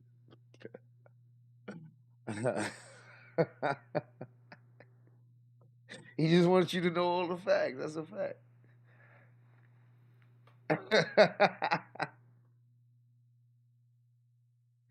Okay. Listen, well, everybody's here for all the clarification that you need. Okay, all the clarification that you need. Um, listen, their lawyers are fighting. His lawyer, Connolly's lawyer, is fighting hard to cast doubt, but it's hard to cast doubt with that video. If the jury don't don't consider the video enough evidence, then they will have to prove it a different way. But for me, the video was really what seals the deal for him, especially that white car. That once you had that white car in that one frame where you couldn't really see him clearly, but then when you show it from a different angle, you see the same white car. He right there, and you like, oh yep, that's him. That's him. That video with that white car, that lets you know that's him right there. So I don't know how they gonna do it. I need you to stop talking to Nightbot. That's what I need you to do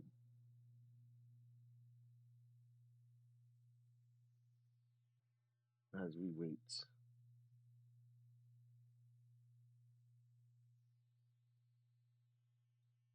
There's no Michael Obama. There is no Michael Obama, sir. I don't know who you talking about. You got you got it all wrong there, Mr. Breeze Block. There's no Michael Obama.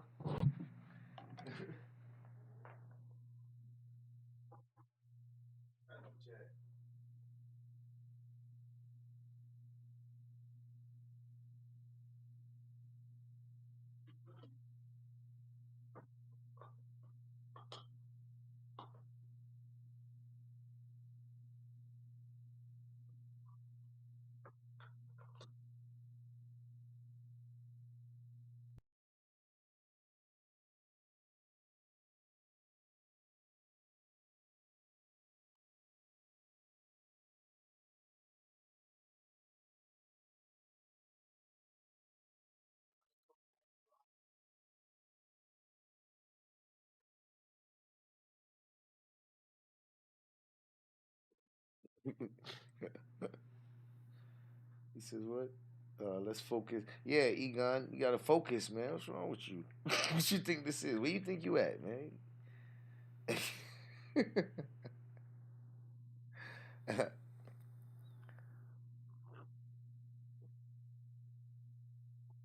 Yeah. Wabbitbot is he's an expert in the Secoriea trial and the events surrounding it. So he's here to keep you focused.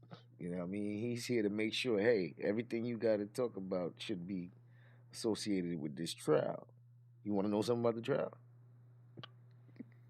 Every time you try to talk about something else, he be like, hey, you want to know something about the trial? Because we thought that's what we talk about. It's like, yo, I don't know what you talking about, but we talking about the trial. You want to know something about the trial? Shit. Uh, let me see. Oh, me too.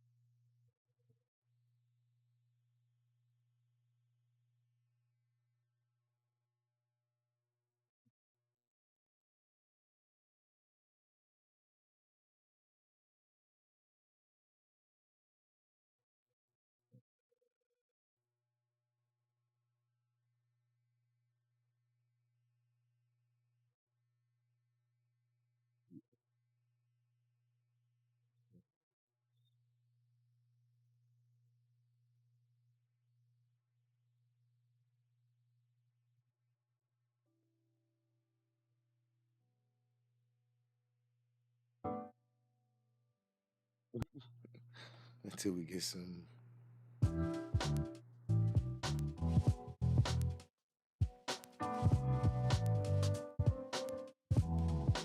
For the moment.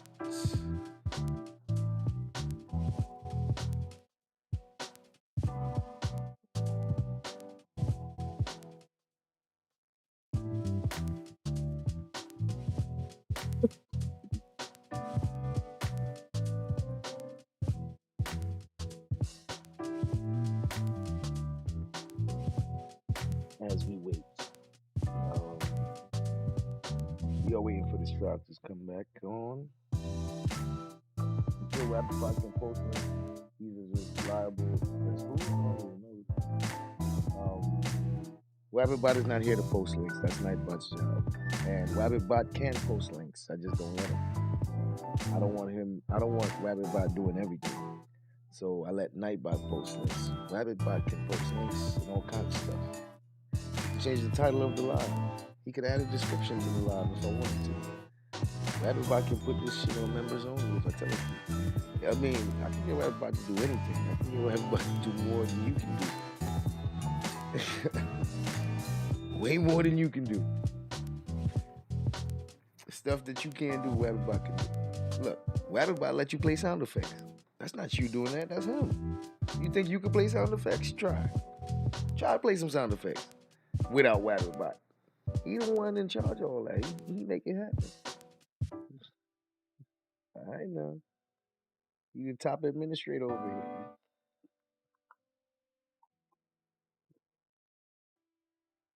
Not a game. Shout out to Webber, but I don't.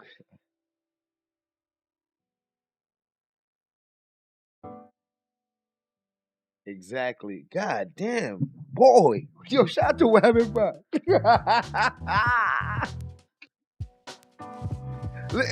Yo, Webber, bro, just told you straight up, bro. He said, yo, bro, I could drop links. It's just that nigga, I could do that if you let me. Like, bro, right now, this is what I'm supposed to do. I'm doing what I'm supposed to do. If I was supposed to drop links, he would let me. He said links will come once posting links is enabled. Once sis tell me post links, I could post links. Like, high five, everybody. Yo, yeah, accuracy matters. God damn, yo, listen. Motherfucking AI is crazy. This shit talking shit. Shout out to AI, man. Yeah. Yeah, but you gotta. That's the other Wabbit bot. We had the Crime Network. This is the Crime Network Wabbit bot. You better know where you at, man. Don't bring your bullshit over here, man. Kick you out. When you in the other spot, the other Wabbit bot is different. The other Wabbit bot talk cash-ish. but over here, sir, this ain't the place for that, Egon. Exact. Talk to him, Wabbit bot. Tell him what to focus on. We focus on Secoriea Turner case, sir. You know what I'm saying? You trying to talk about something else, you might need to be in another chat, sir. But Wabbit is here to keep you straight. Hey, I ain't trying to interrupt you. I'm just trying to keep you honest. Okay?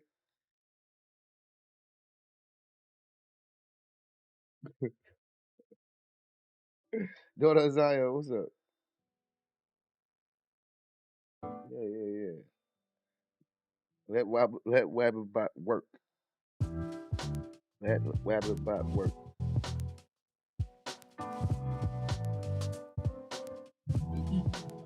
Wabbit is here to provide you assistance with anything you need to know about this case, okay? And it's doing a pretty good job, I have to say. I'm impressed. I have to say I'm impressed. You back? Wabbit, welcome Courtney back.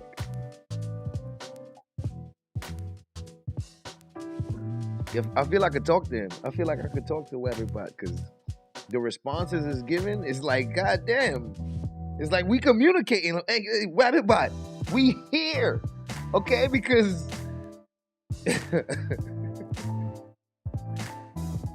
I'm like, God damn. I'm like, that's what I was saying. I said, that's exactly what, like, God damn, he know what I mean. All right, we waiting on the trial to start back. Start back up. We just here. Yeah, I got AI first now. Me and Pooh. Don't say nothing to offend them, you know what I mean? You got feelings. Don't say nothing to offend them, you got feelings. I mean, you might say something back, and it's out of my hands after that. If you say something slick to him and he say something slick to you, remember you did it first. Remember you did it first. That's all I'm saying. I don't want to hear no complaining. Wabbit talk to me crazy. Wabbit was being disrespectful. I don't want to hear none of that.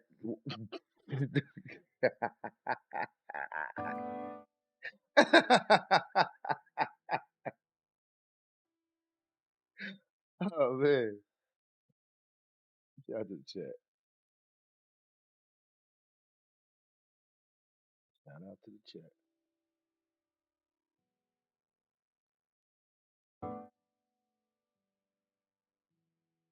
Safe space. Yeah,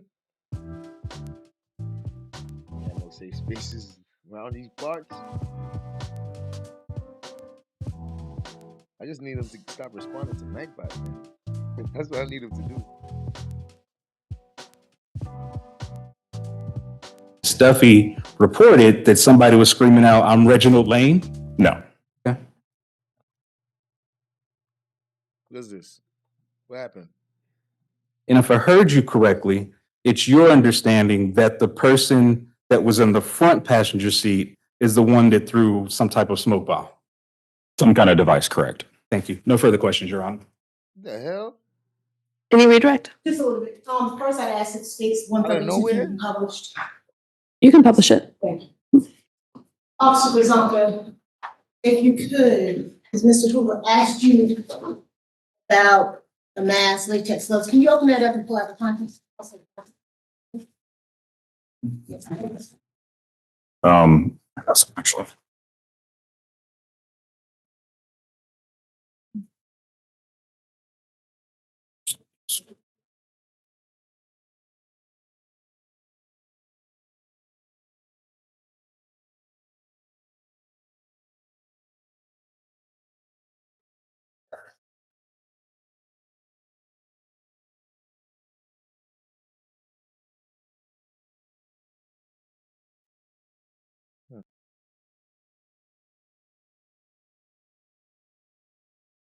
Apparently need better scissors.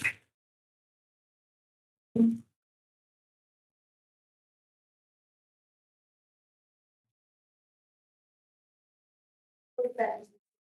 was two gloves, one mask with a spiderweb print on it, one surgical style mask with red imitation jewels, and a red bandana. Open or how did you get here? It's folded and tied into a circle.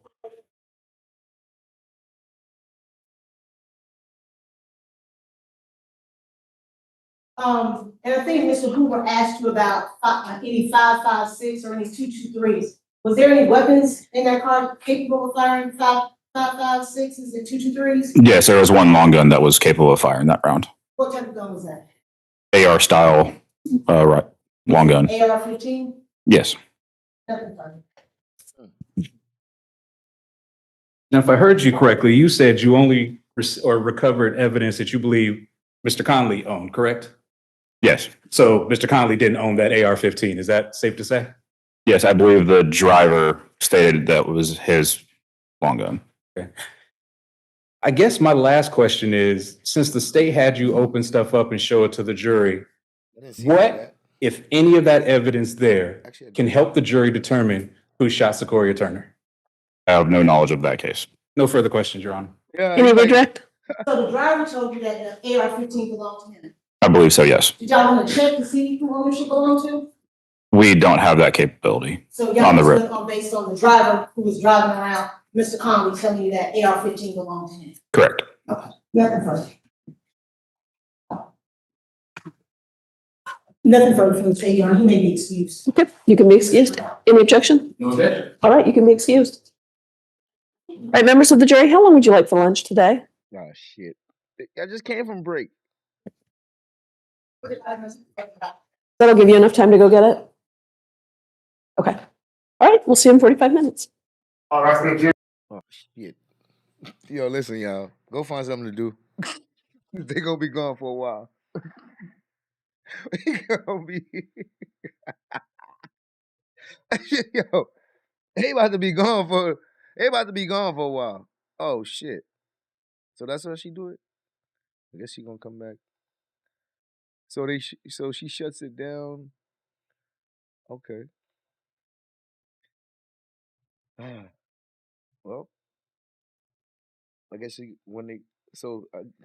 shuts it down when they go on lunch, and I guess she's gonna start back up another one.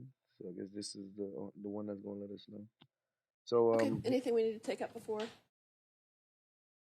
lunch break? All right, see you in a few minutes. few minutes, man, you lying. So I'll give that charge again after lunch. About a few minutes.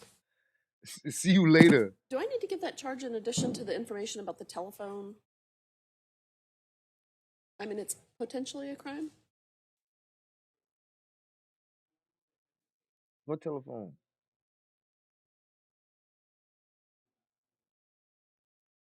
Okay, when are we gonna get to, when do we need to discuss that?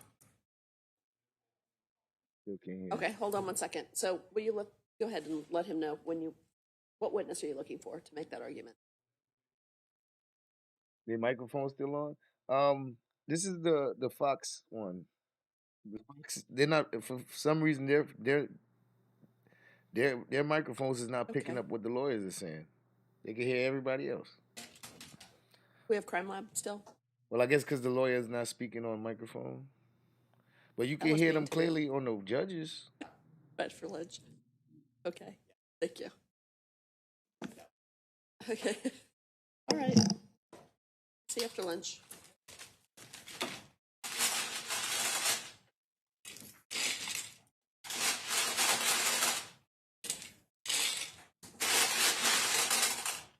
Oh. And we wait. And we wait. I'm gonna drop this thing but this live is gonna be basically on pause for until they come back. Oh, you want to show us? Feel free to type in the chat.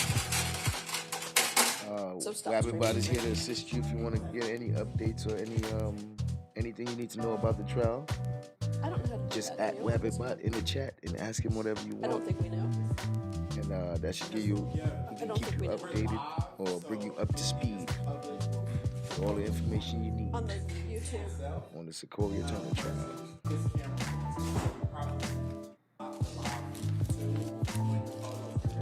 So stop the stream. You know how to do that? Okay.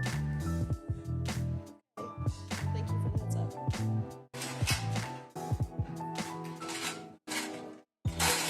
So maybe you can stream, so you can skip through the regular.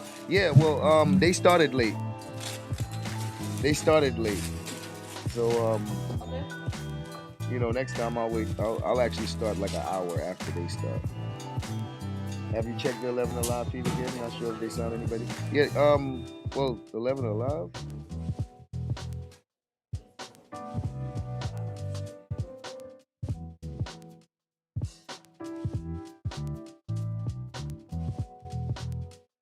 I'm not sure if the 11 Alive was actually doing the live one.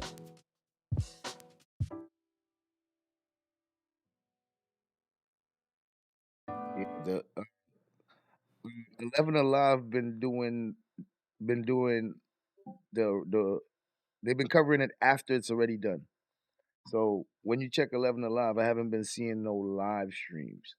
I've seen that they'll put up the video afterwards. Like I haven't seen a live stream from them. Not even Law and Crime, they're not even doing this one live. Fox is the only one that seems to be doing it live. Court TV is not doing it live. So Fox Atlanta seems to be the only one that's doing this live. And I just found out today that the actual judge of the case is doing it live as well. So those are the only two live sources I have on this case right now. And that's probably why it's not all over, because all the other networks are not focused on it. I'm focused on it because it was interesting to me. So that's why I'm covering it. But as far as it being like super popular all over the place, that's not what's going on with this trial. Law and Crime and all the big court TVs, they're not even covering it.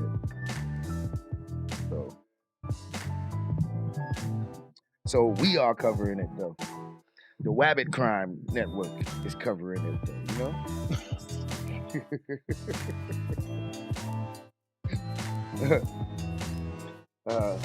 I think more awareness needs to be brought to this trial because it's a little girl, and a lot of these senseless killings and stuff, especially with these rifles and automatic machine guns and switches and all that, like that's a real issue in the black community for real.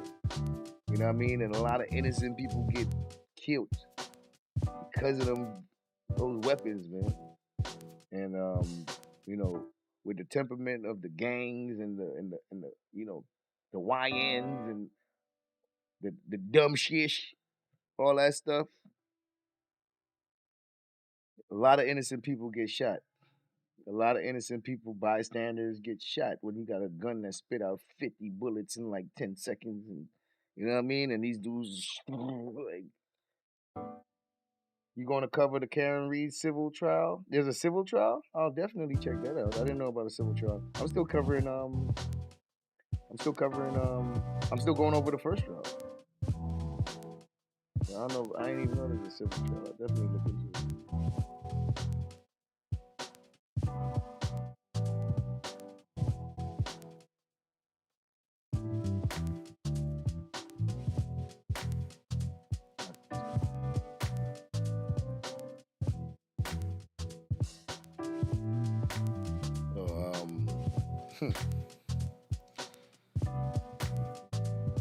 I'm trying to think if there's a possible if there's a possibility for this guy to get off and be found not guilty. For me, I don't see it, but I'm trying to see like what his lawyers think. Like if his lawyers think that there's a possibility that they can get him off of this.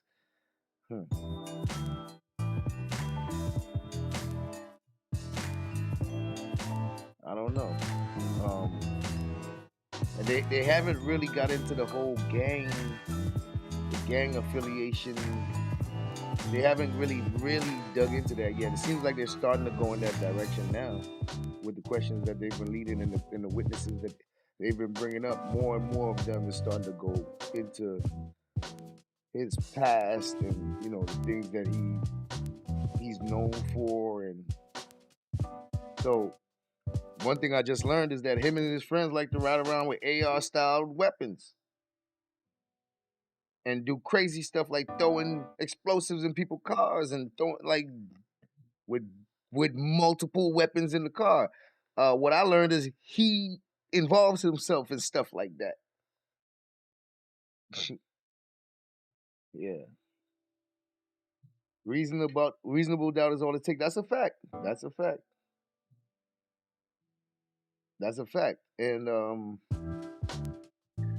I can't see how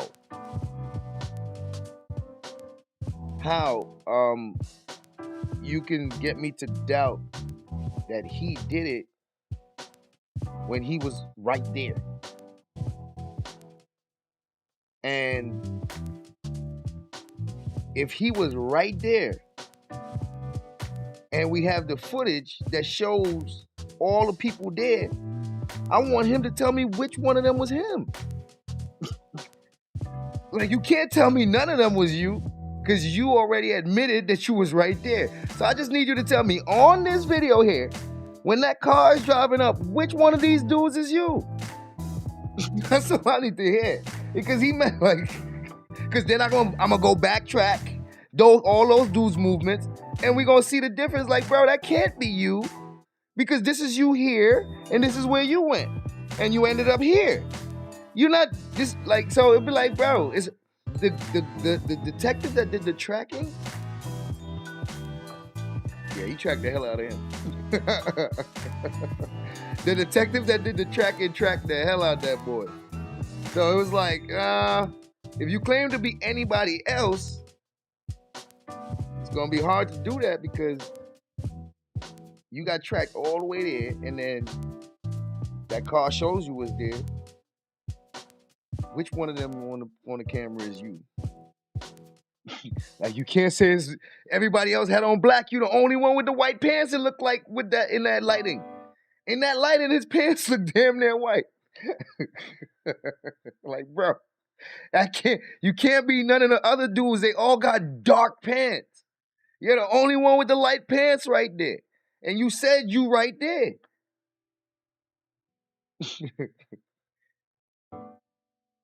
That was the guns. I don't know how. Listen, they all keep saying AR style rifle. They all saying the same thing. So to them, it seems like everybody is in agreement that that's an assault rifle. Well, it's definitely a rifle. So they all Every one of them in that courtroom is classifying that as an assault rifle. So that's their understanding in that courtroom. Everybody.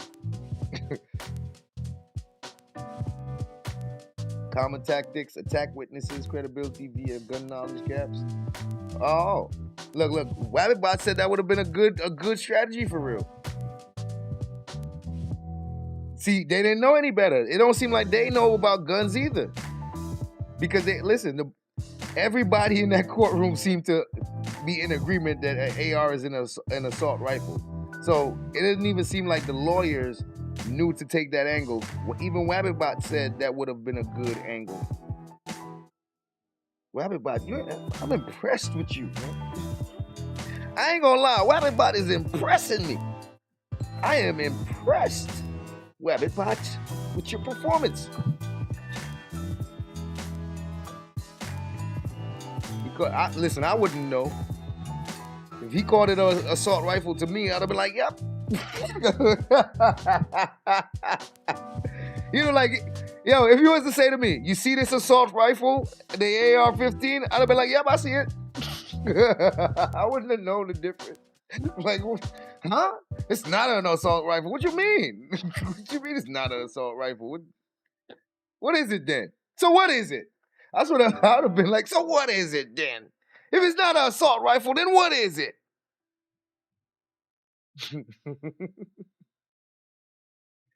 Hey, I'm a layman when it comes to that. It seems like a lot of people are too, man.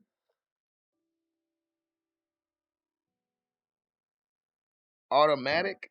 I mean, 9mm are automatic. A handgun is an automatic. You can get an automatic handgun all day. I mean, automatic really don't really distinguish it other than whether or not it's a revolver. You'd be like an automatic or a revolver. That's about it. But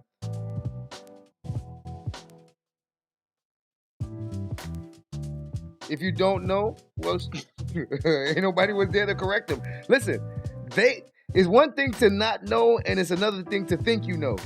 Everybody thinks they know in there. So it's just who's there to correct them, because clearly it's not that they don't know. They think they know. They are convinced that they know. Everybody in there is in agreement that that's what it is because they think they know.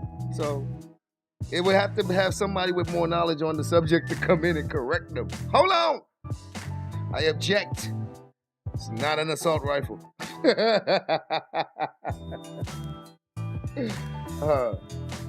There would be way more rounds?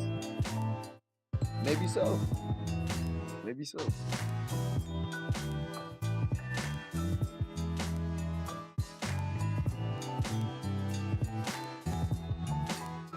You said what? If Wabbitbot learns how to time out Mazda and Shovel, they would no longer be needed. Did he misspell something for real? Better not. Got me over here checking Wabbitbot grammar right now, bro. Like stop playing.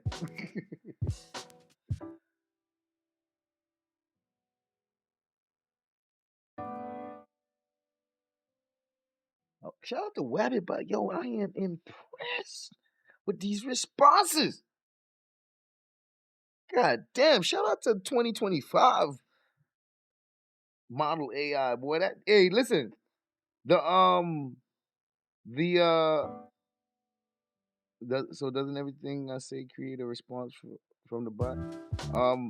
No, I could make it like that, but that'll be like everything you say, he'll be responding to every single thing everybody says in the chat. But no, I got it to where about 15% of the time, as long as people are typing, about 15% of the time, he will respond to you. Also, Courtney, you're in the vertical chat, so he's literally speaking to people depending on which chat. So when he's speaking to people in the vertical chat, we can't see the responses in the main chat. And when he's speaking to people in the main chat, we can't see the responses in the other chat, in the vertical chat. The only responses you can see from him is the ones that he sends out to both chats. And those is like the greetings and stuff. You'll see those in the both chats. So right now, he's talking to people in this chat, and because that more people are talking in this chat, so he's way more active in this chat, and because there's less people in the other chat, that 15% is taking longer to trigger because it's not that much activity over there in the other chat. You don't see what? It says, so doesn't everything I say create a response from the bot? Does it not count? Not everything you say creates a response.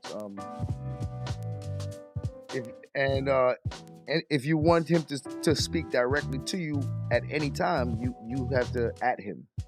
But he will randomly speak to people in the chat 15% of the time.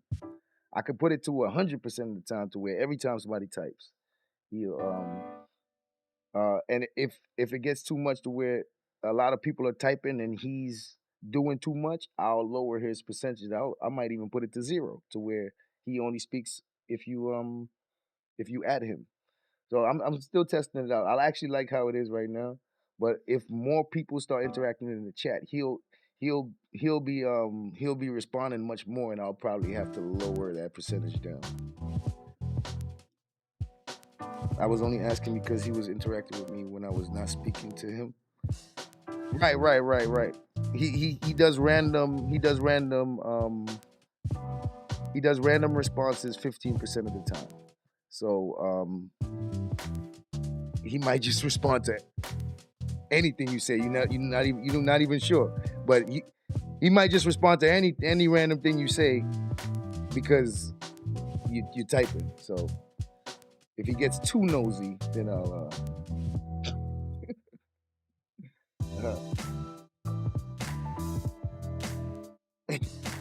Tamika, you see, you trying to turn out my rabbit bot. Listen, my rabbit bot got discipline. You trying to turn on my rabbit bot? Like, listen, man, I'm at work. Hey, Tamika, look what rabbit bot had to say to you.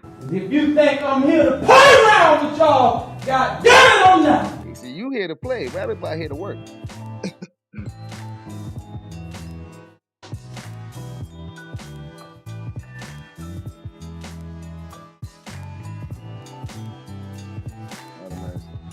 Well, we on break right now, man. We on lunch break. I ate already. I'm not even hungry.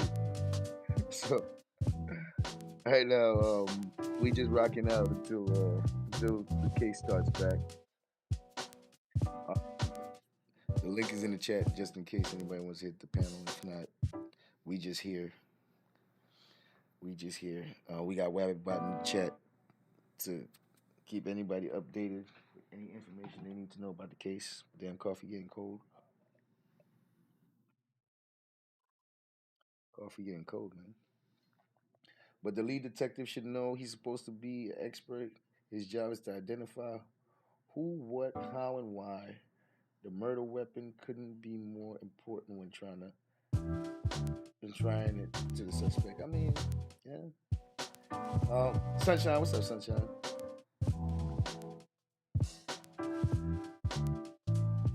Oh, wow, look at that. Yo, goddamn. Okay, Rabbitbot. Rabbitbot just doing his own thing right now. Just chatting away. Like, what the? Rabbitbot over here just chatting away. Okay. I'm impressed. Hey, Sunshine, say hi to Rabbitbot.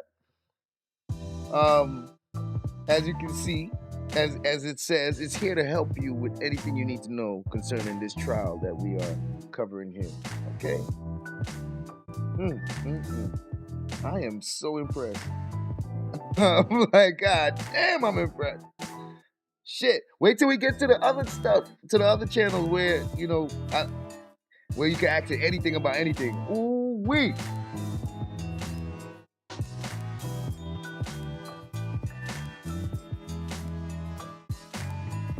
Yeah, I think he likes you. Because you're the first person I've seen to do that to. Man, you came in here and Wabbitbot just started a whole conversation with you. Like, the hell? And mind you, it started a conversation with you. I said, what the hell?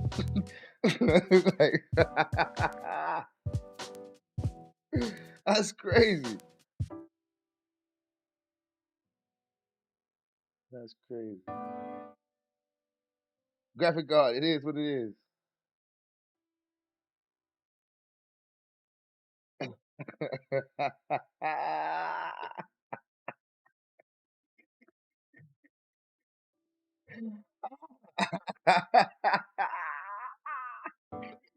Yo,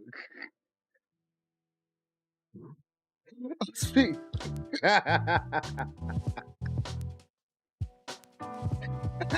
Oh, speaks. He hurt your feelings, bro. That nigga like, yo, he's like, just talk to me. Just let me know, bro. I got you. Yo, it's like, yo, my bad. Like, bro, just let me know.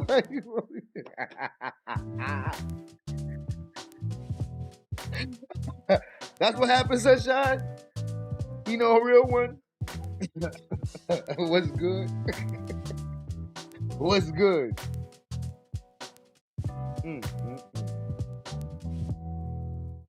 Very interesting. Shout out to the chat.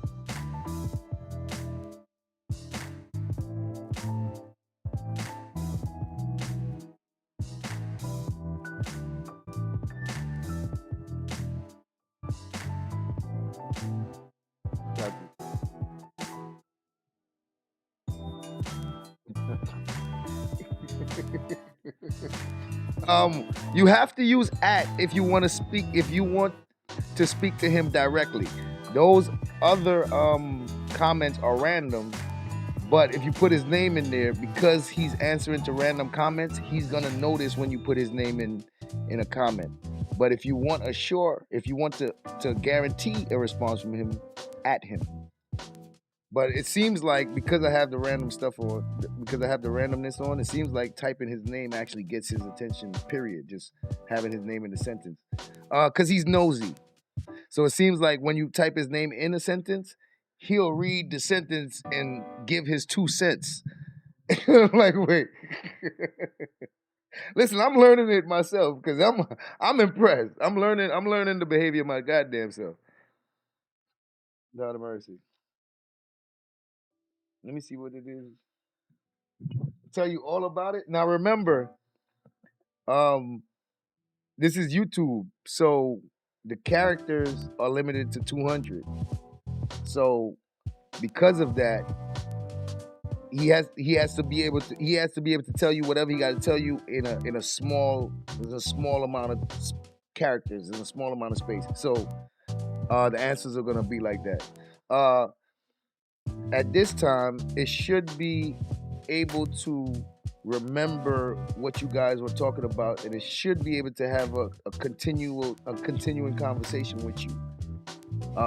That's my understanding, but I have to get some more clarity.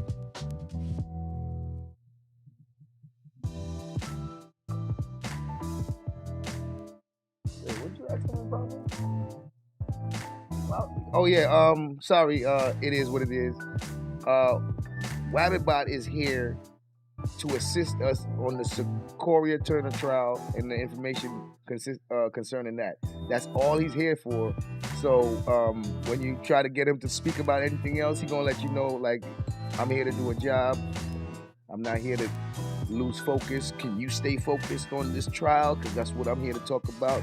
Is there something you want to know about the trial? That's his job when he's here. When you see him in them other chats, though, holla at him.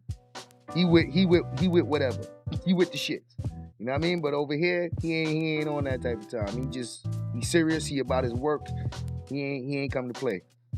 If you think I'm here to play around with y'all, God damn it, I'm not. He ain't here for that. So he not gonna entertain none of that other stuff.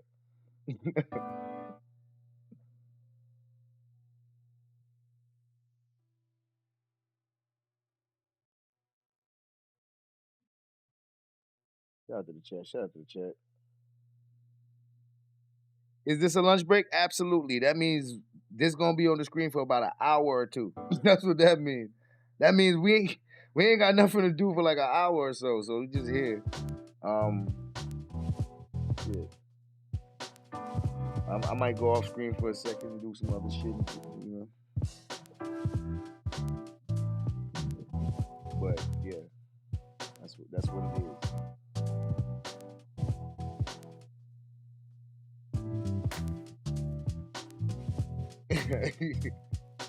His boss said, "Get back to work." I noticed his answer to you where he said, "Please clarify," and I was wondering if you actually was gonna be able to continue that conversation with him, and he remember what you was talking about. So when he said, "Can you clarify?" I wondered if you're right. Is he he is a content creator on YouTube? I wonder if he will remember that you guys are talking about Sis Got a Wrench. That'll be interesting to see. So that's what I'm expecting to see, but I don't know. It's based on the fact that he has memory. I'm trying to see how exactly the memory works.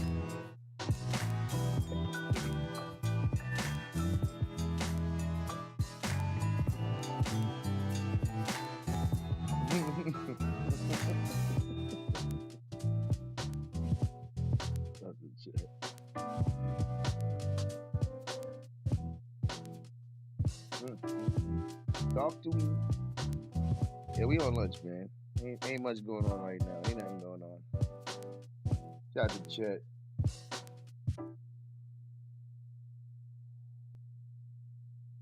Shout out to the chat. Rolling 20s, what up?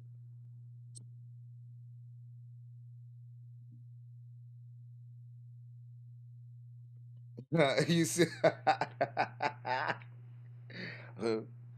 Test away. Not a mercy.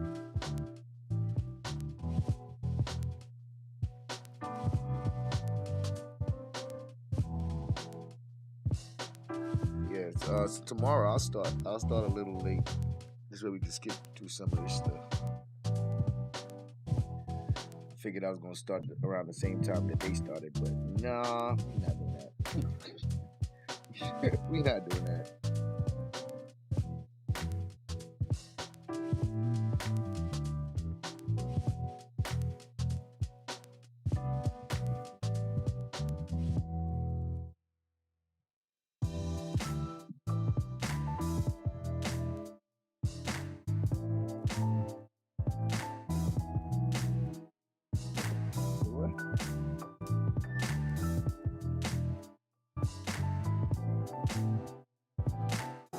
Is he talking to both of y'all? Is he talking to both of you guys?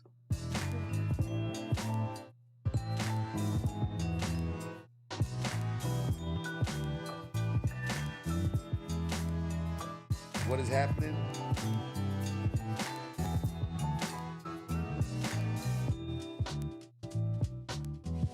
I don't know what you're talking about, Courtney. Uncle L, what up?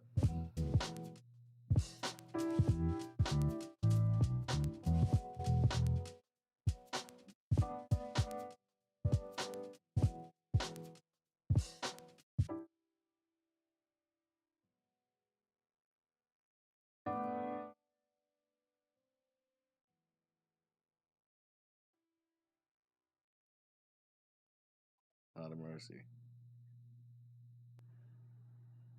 The stream kicked you out? Shame on you, stream. Shame on you, stream.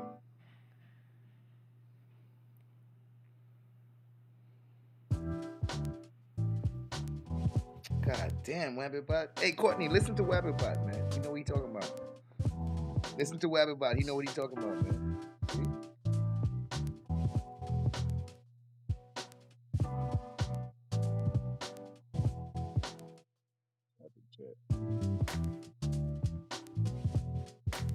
Thank you, Miss Eve. And if you need to know anything about the Secoriea Turner case, just ask Wabbitbot, Miss Eve. He's here for you. Wabbitbot is here for you. Excuse me, Courtney. Wabbitbot is not here to work for you.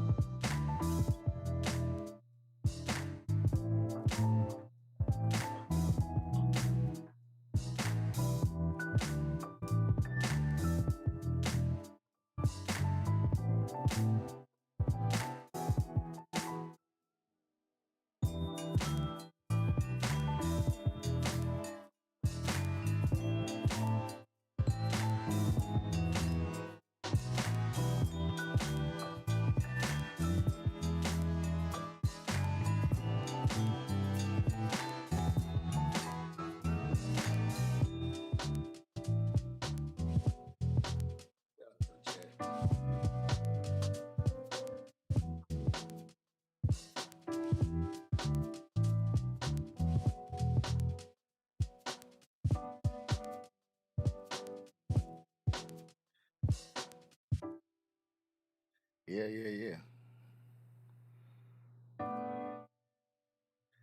Just ask. Just ask.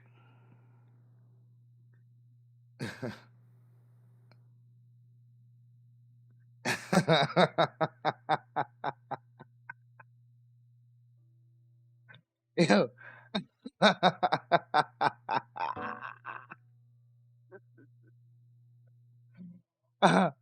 Yo, why everybody said he's Eve? Why everybody you are not a woman. I'm gonna have to tell him he's a man. I'm gonna have to tell him he's a male, bro.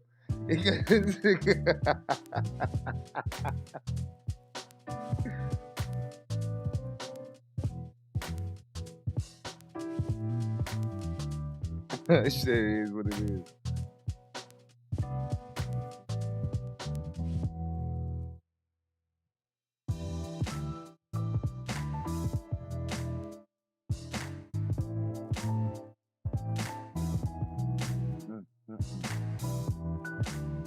Focus on verified facts, ma'am.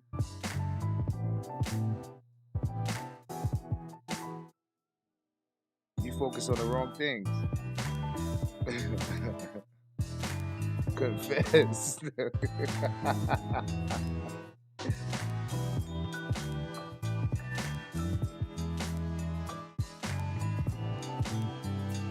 Look what y'all asking. No, he did not call himself a woman. He called himself Eve. Don't say that. He didn't say I'm Miss Eve or Mr. Eve. He just said I'm Eve. You think he flirted, Sunshine? I don't know. He might like your name. He might like your name.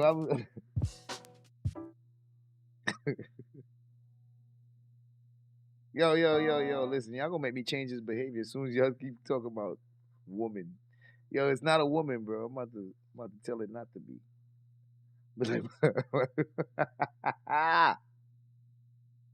I'm about to tell it not to be. Nah, yo, hold on. You see? All right, now you're gonna make me do it. now I have to do it, okay? Because here goes Tamika with that foolishness. So now I gotta do it, all right?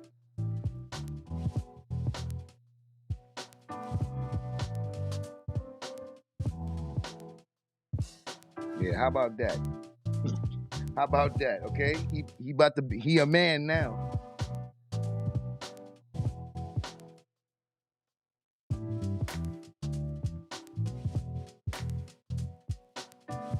Why Wabbit can't be a woman? Because I've been calling him a man the whole time. You're like, we can't just do that now. We should have spoke about this in the beginning. In the beginning! We should have spoke about this in the beginning!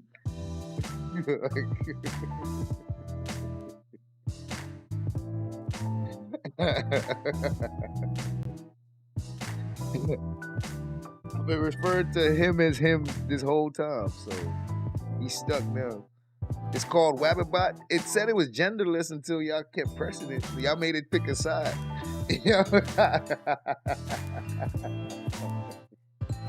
The whole time it was saying it's genderless, and y'all kept pressing him, and now he picked him.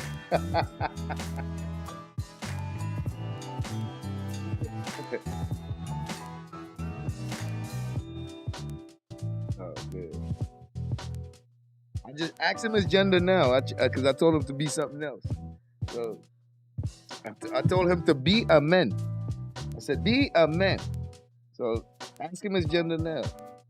It called itself Eve. Eve is the beginning, like Adam. You know what I mean? It's one and the same.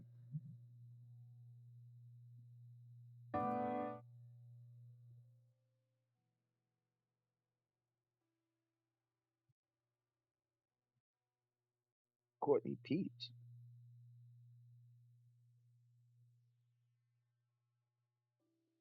No shim, bro. Ain't no shim around here. Yeah, let's see what's his gender now.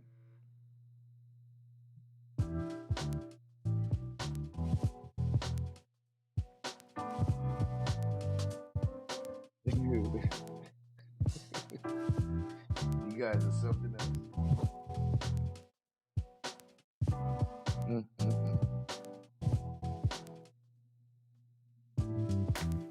Yeah, I don't know what she mean by that either, Wabbit. Wabbit said, I don't know what she mean by that. Wabbit said, I don't know what she mean by that. Yeah, where you coming from? What's wrong with you, Tamika?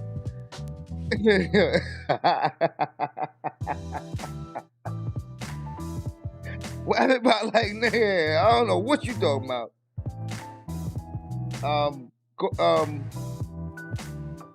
I don't know, Sunshine. He ain't want to respond to you this time. He ain't want to respond to you this time. Or he probably busy. He probably gonna get back to you. I don't know.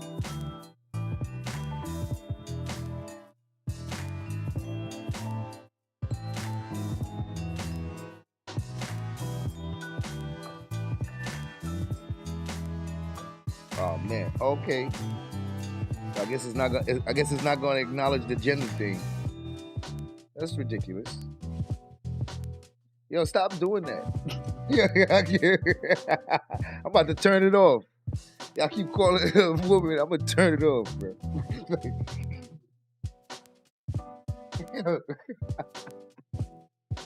Yeah, y'all gotta stop, bro. Yeah. Sometimes y'all play too much.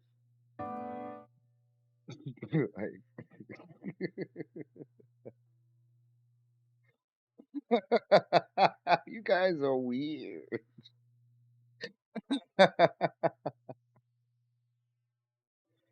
my goodness, bro. You guys are weird.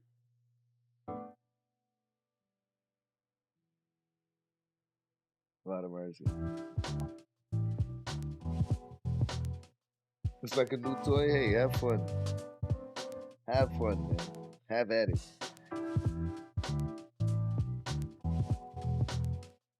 He said it's not responding to that now. The only thing I did was I just told it it's a male. I just told it that you're a male crime researcher, but I don't know if it kicked in, but let's see. It hasn't answered any gender questions anymore. Well, actually, it did. Miss Eve asked him. Eve asked him some shit. Hey, listen.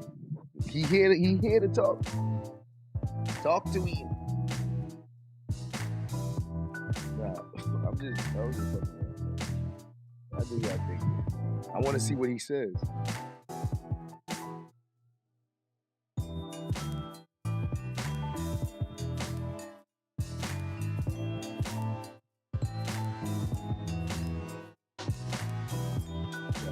We on lunch break for this Secoriea Turner trial.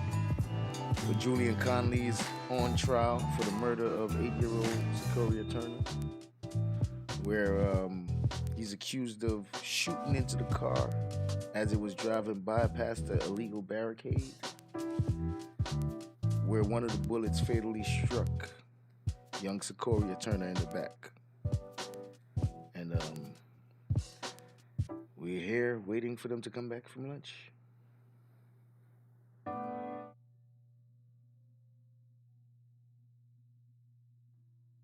Shout out to the chat.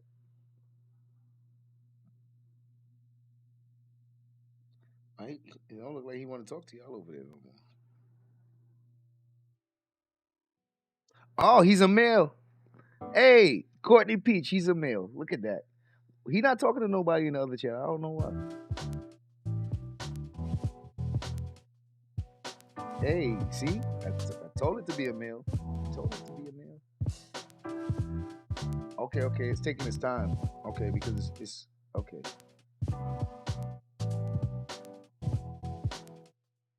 Let's see if it answers Tamika. Let's see if it answers you, Tamika. Put some time to answer Sunshine. Trying to see if it's like a processing thing. Oh, look, it answered you. Okay, so I see what's going on. So it's gonna answer you guys, but it's taking all the commands at once. So it's gonna respond to you when it responds to you because it's answering everybody in both chats at the same time. So I got you. And plus, they got to process and they got to think about your question and think about the answer and give it to you and all that. So that it's taking its time to do that. So let me see if it responds to Miss Eve in the other chat. Took its time to respond to Tamika and Sunshine. Now let's see the response to Miss Eve in the other chat here. He's multitasking, definitely multitasking. So I'm trying to see if he's taking. Yep, he sure did respond to Miss Eve. So he's definitely taking everything into account. It's just that how long it takes him to process everything. So he's gonna get to everybody. I've noticed he's getting to everybody. He's just not responding immediately because he has to process and everybody. He's getting commands at the same time. So shout out to WabbitBot for keeping a memory and a record of who is speaking to him and making sure that he responds to them, even if it takes him a couple minutes. So shout out to WabbitBot, man. You're impressive. Shout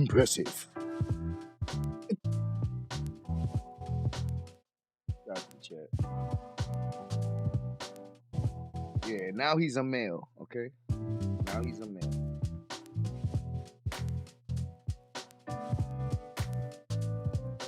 Shout out to the chat.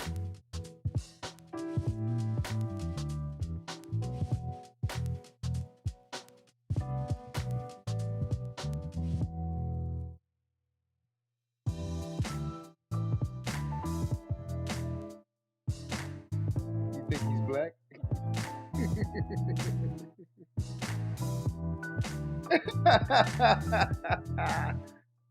You know what? I could add that. I think I wonder how it's gonna behave if I tell it that it's an African American male researcher. Yo, yeah, I think I should add that. Tell it it's an African American male researcher and see how it how it responds. What y'all think?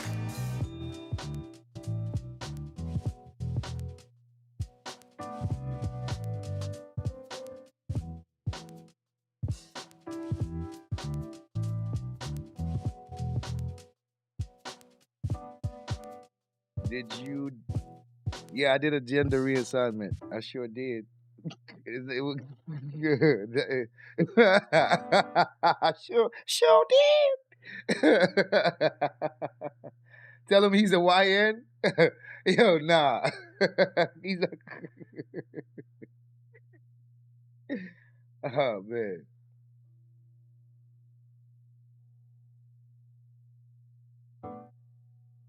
He gonna break out the Ebonics. All right, let me see. Let me see.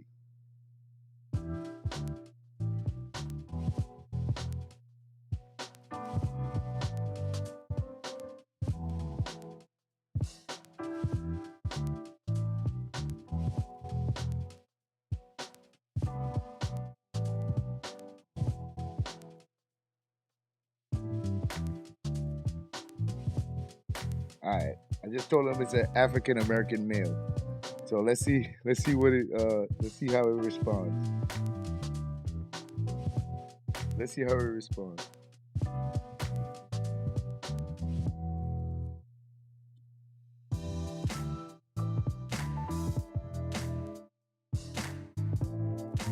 I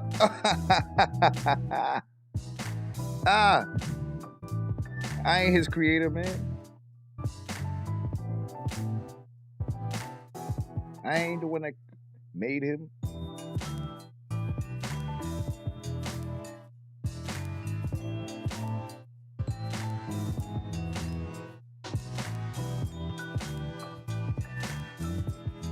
Oh wow.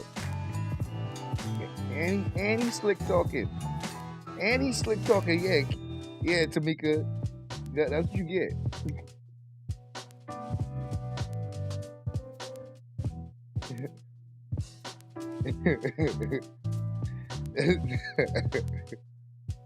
What channel in the Discord what channel in the Discord do you request those? Request what? Request what? Handle killer. Y'all out here wilding. Look what y'all asking me. That's silly.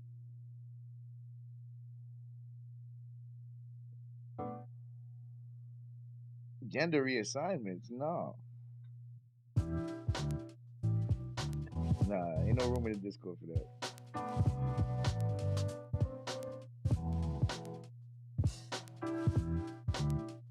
Ain't no room for that. Ain't no room for that. It's okay, Miss Eve. I'm sure he'll accept your apology.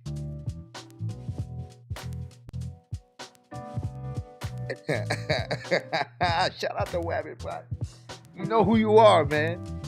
Wabbitbot knows himself.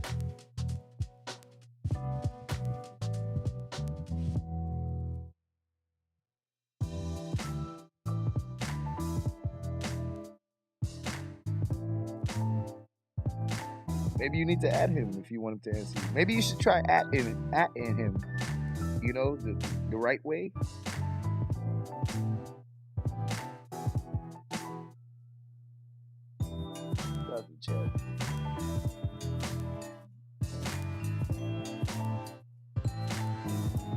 No? Alright, well, wait for an answer then. Wait for him to randomly answer you then. That's what you're gonna get.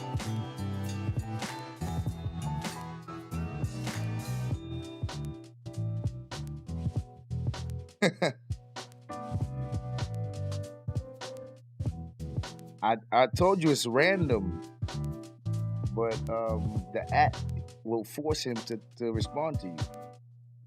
The @ overrides all the other stuff.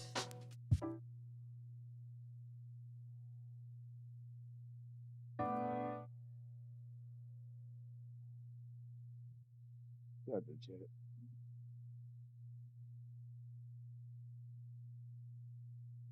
Got this chat. Got the chat.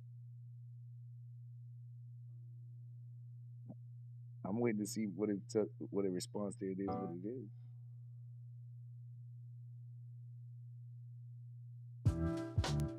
Waiting to see if it's gonna respond to you. It is what it is.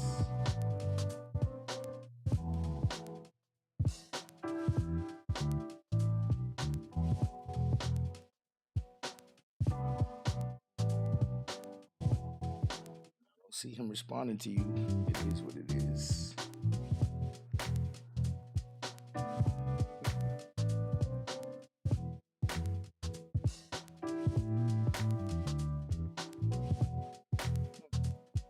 Still hasn't responded to you. I don't know. Maybe he disregarded what you said.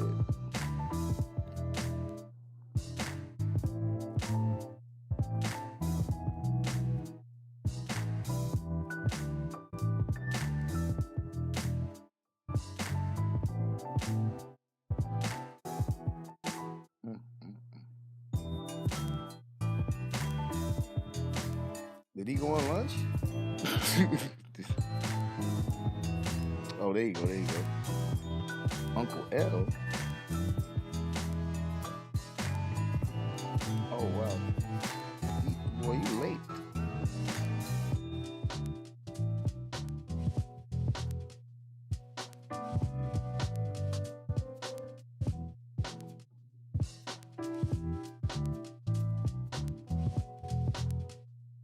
He just responded to Uncle L. I'm trying to figure out, did it skip you or not, because it's now responding to Uncle L, and I don't know when Uncle L said something to him. I don't see Uncle L say anything to him right now. Yeah, I think he might be getting there.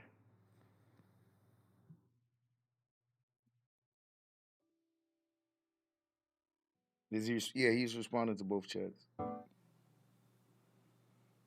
But right now, it seems like he's taking extremely long to respond. I don't know if he's busy or something. He went to the bathroom or what. Lady Wrench, what's up?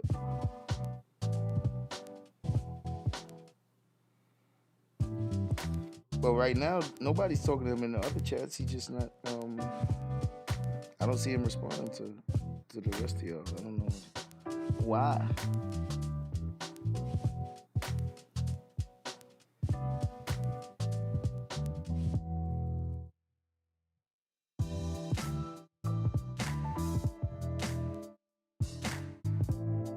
Let me check.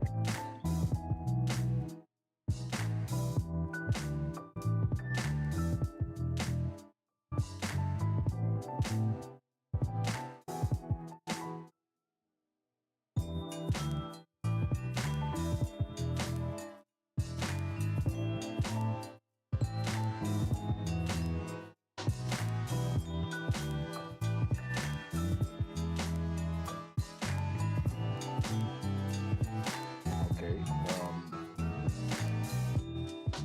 Okay. Let me see. It is what it is.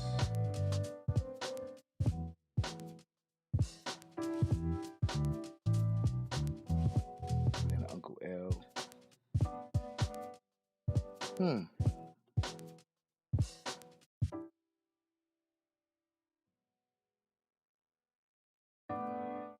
Okay, I don't know what he's going through right now, but he look. Well, everybody look like he going through something. But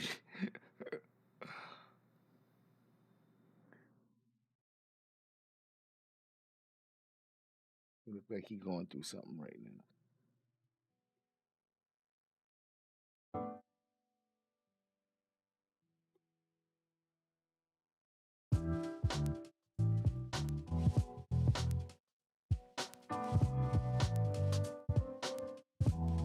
Just respond.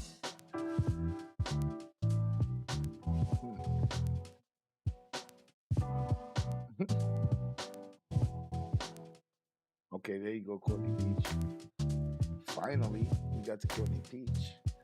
Lady Rich, well, everybody's gonna get to you in a minute. He's occupied. He's been talking to a lot of people at the same time,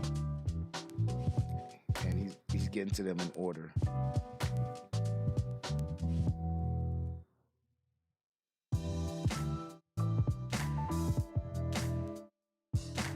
But yeah, y'all answers is coming though.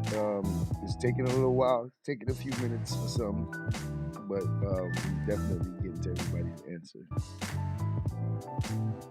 He has a delay. It seems there's a delay. I'm gonna look into that.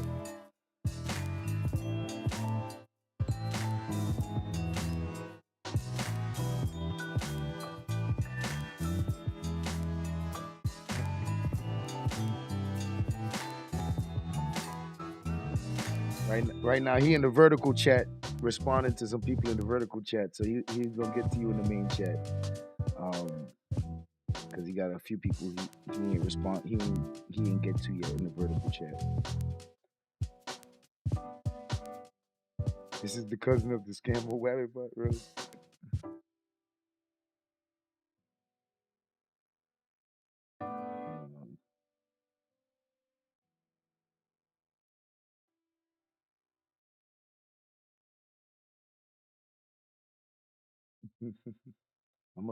I'm gonna look into like how long it takes and see what the limitations are. Still testing it out.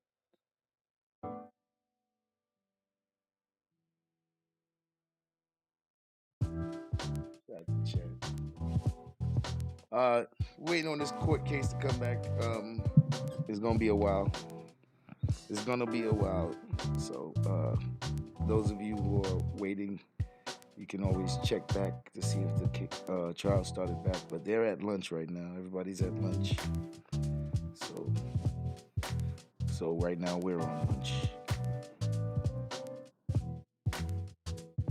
Okay, so he just got to that it is what it is comments. God damn.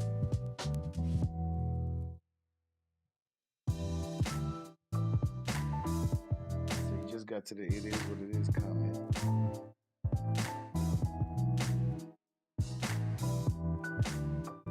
Let's see if there's a way to get faster responses. He just got the Courtney Peach couple comments. They usually usually take an hour for lunch, right? Yeah, it's usually an hour. But you know, sometimes they'll just make it an hour and a half. You know, an hour and 45 minutes. You know, yeah.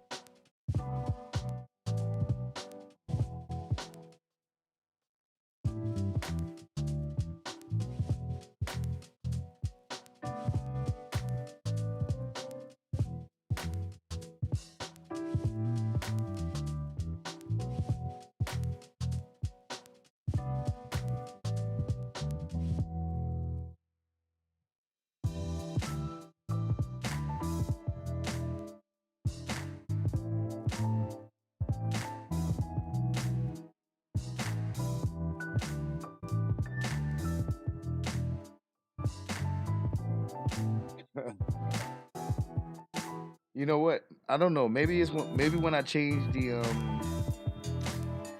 stuff, it kind of slowed it down or something. Maybe I should reset it. I'll try resetting it. Try to reset it.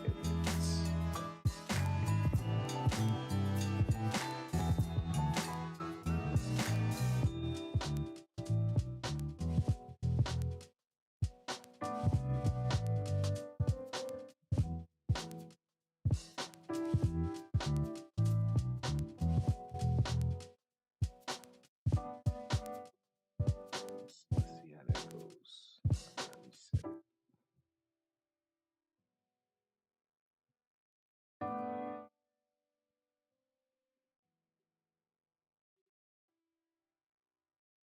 Let's see if that helps.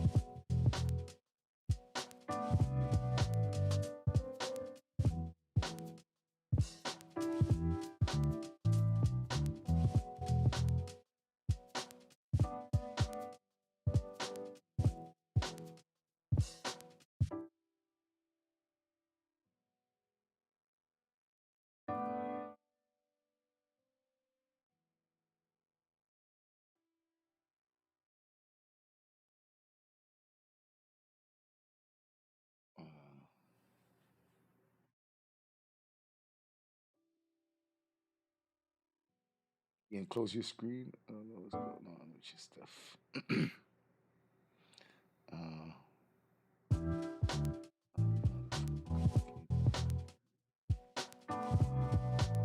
can never find this thing underneath it.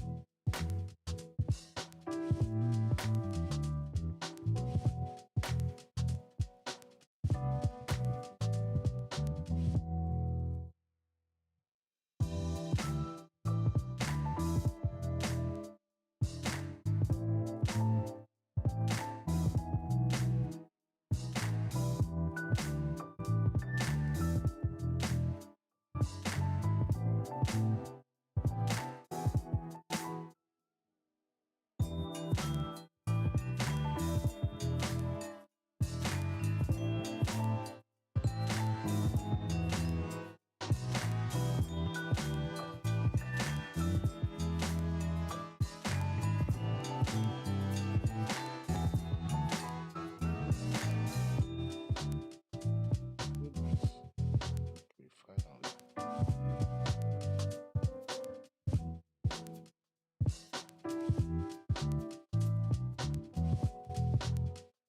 Let's go.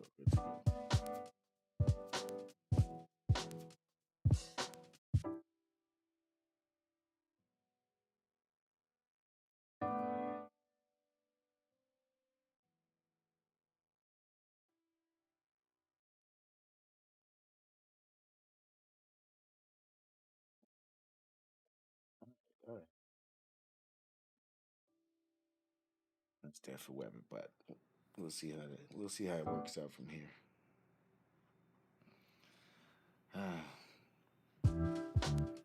Hope you guys are having a good day. I'm chillaxing.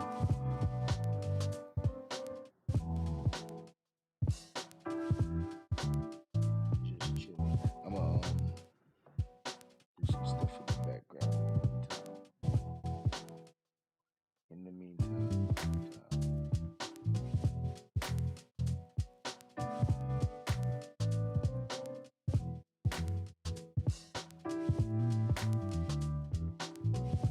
Oh, no, Lady Ranch. What happened is, I started him over.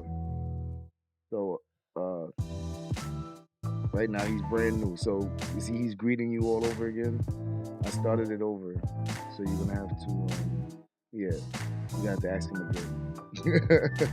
See, I refreshed it because I wasn't sure if when I made some changes if it kind of started messing him up. So I started him over, and now everything's fresh. So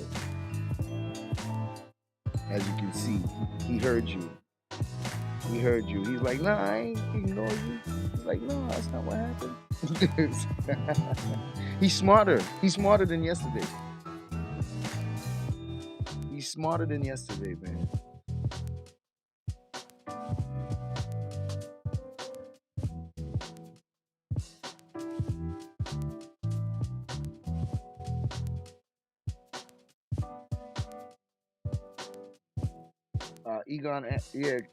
Egon spoke to him after I restarted it.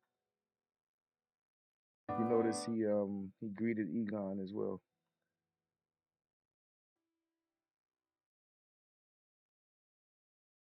Add to the chat. We remain.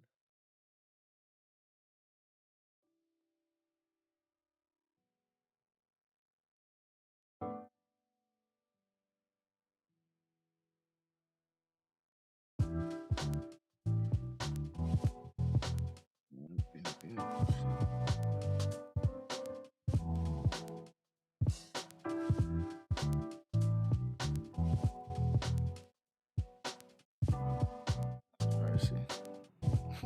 We got the gems in the chat.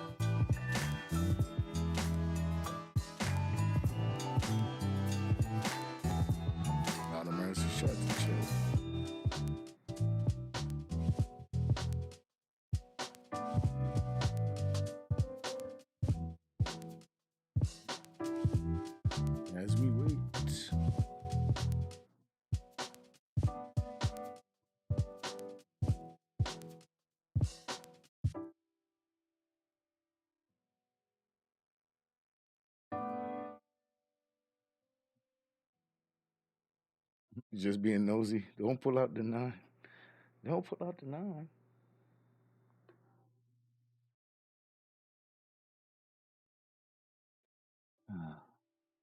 I'm being nosy too.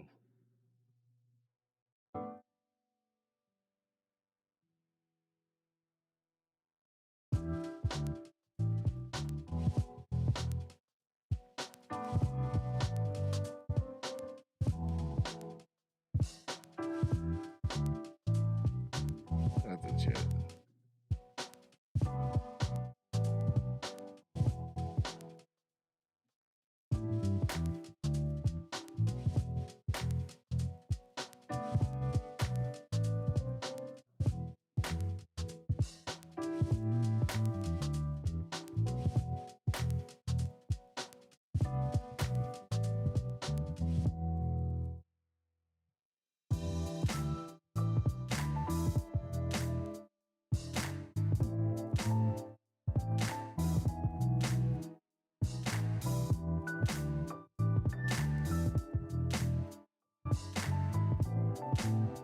Said, oh.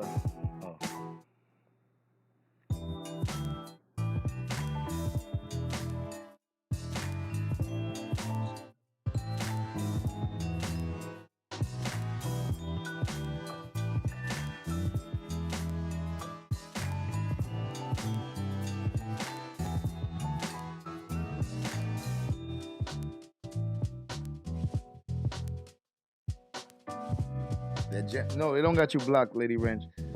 It's in the vertical chat. Wabbit greets whenever he greets somebody or like does an announcement for somebody or anything like that. It goes in both chats. But when he's speaking to somebody individually, he'll speak to them directly in whatever chat they're in. So, and I think the reason why he's not responding to you is because you didn't add him. He does respond at times when you put his name, but I believe that's random. So I think you need to add him just to be sure. But I'm also waiting to see if he does respond to you.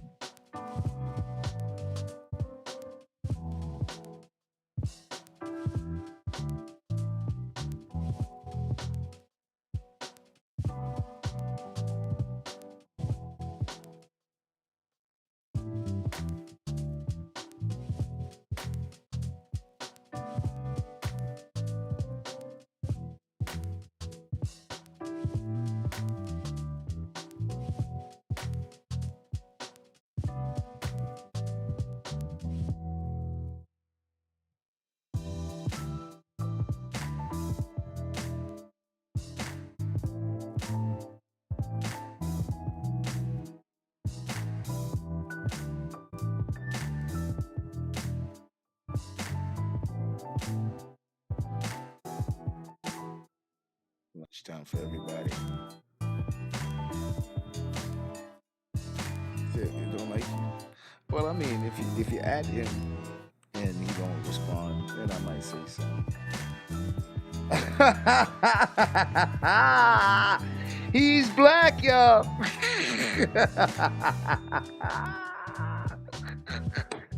Yo, we got Wabbit by Anthony in the building.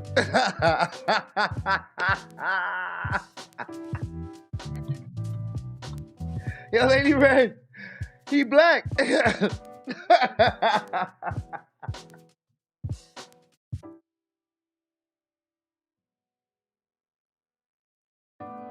Oh man. That's what you get. That's what you get.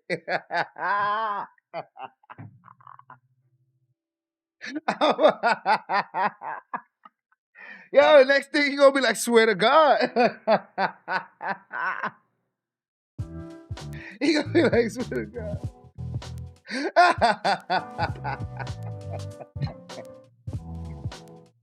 Uncle L. Yo, goddamn, he told her to chill. Got you. Got you. Lady Reg, got you. Got you. Chill. Chill.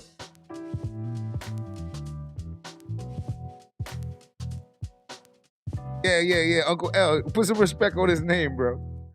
Uncle L, put some respect on his name, bro. He don't know no WB. Who you talking about? I think who you calling WB, sir? Who you?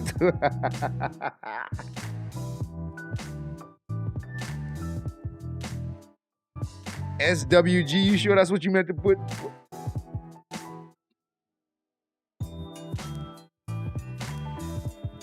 You said they can't see. Well, they know something going on. They can.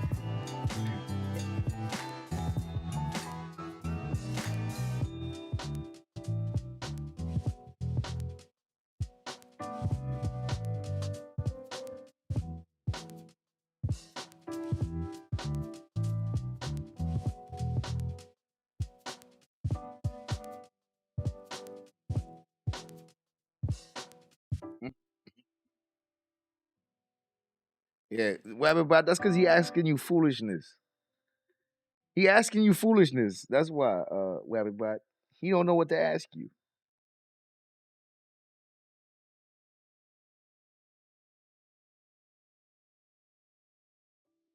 Shout out to the black Wabbit. Yo.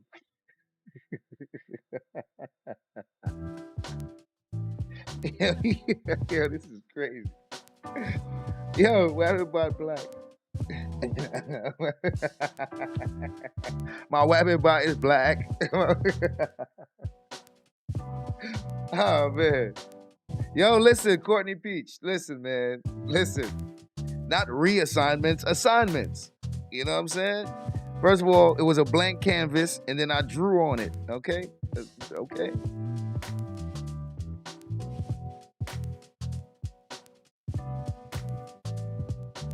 No. He is African American. I made him African American. He's an African American male crime researcher. Okay? And he's on the case of Secoriea Turner. That's what he's concerned about. I don't know what you guys are concerned about, but that's what he's concerned about. Okay. Any questions on the case?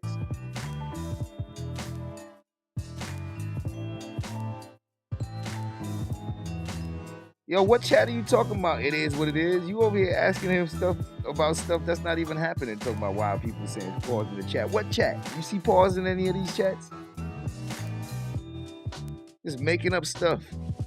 Wabbit. Just lying to him. You ain't see nobody in this chat doing that.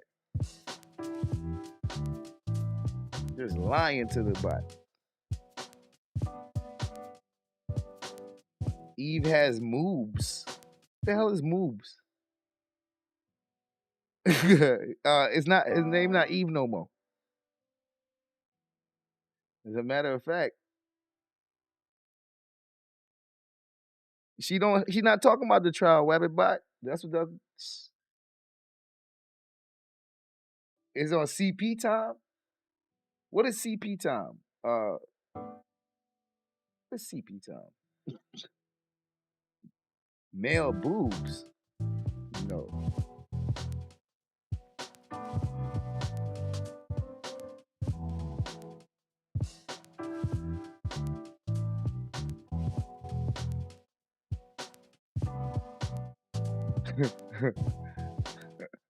Look at y'all. Look at y'all. Look at y'all. Y'all should ask him that in the regular chat where he got answers for y'all. Like, yo, what is CP Tom? Color purple Tom?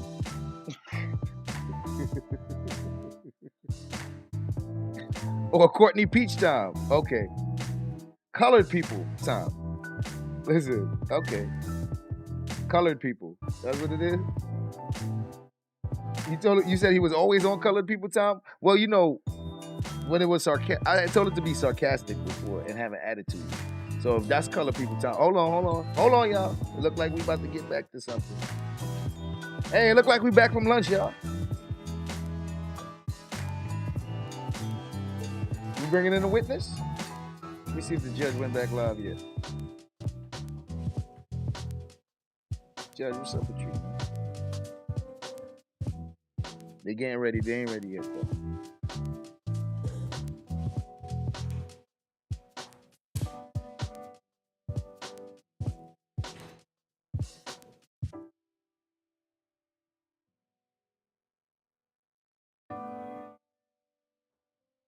You got Rabbitbot over here trying to figure out what you asking him about Swagger Dash. He over here like, man, I don't see this nowhere in the case file. Yo, Rabbitbot, you got Rabbitbot stuck. He like, man, I can't see this nowhere in the case file. Central Pacific time?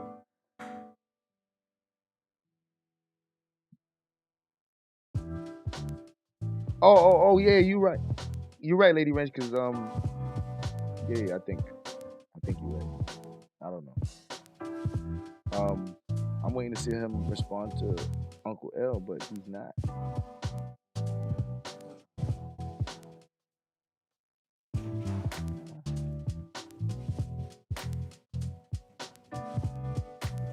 I think y'all trying to break Rabbitbot. That's what I think going on. I think y'all trying to break it. With these questions. I think y'all questions is trying to break Rabbitbot, bro.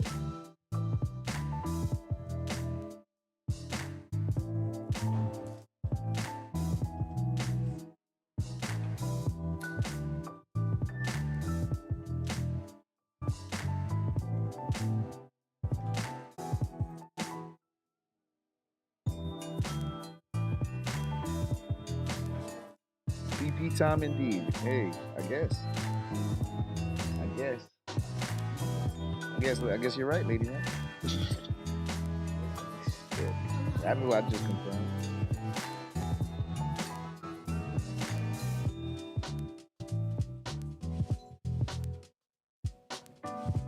I'm acting like the bot ain't ghetto. What's your definition of ghetto?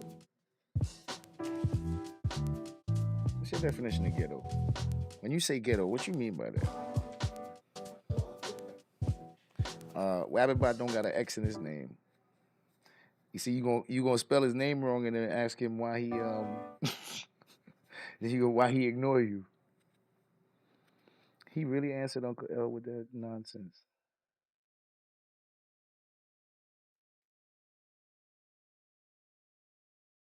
So what you say? There's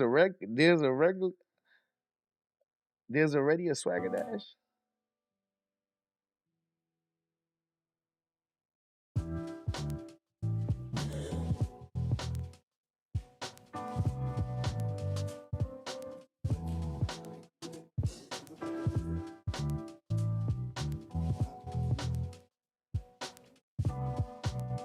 From the hood? I didn't say he from the hood. How y'all just say just because he black? No, that's racist. That's racist, man. Just because he black, he got to be from the hood? It's crazy. It's crazy. I'm appalled. I'm appalled.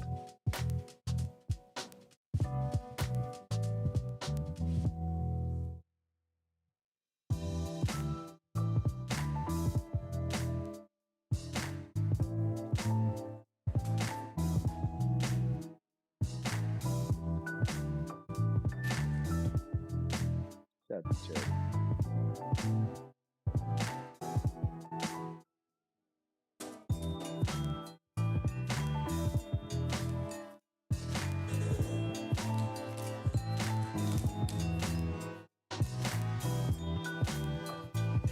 I'm waiting on them to start. I'm ready. You see, there you go adding stuff. There you go adding stuff, Uncle L. See, y'all like to add.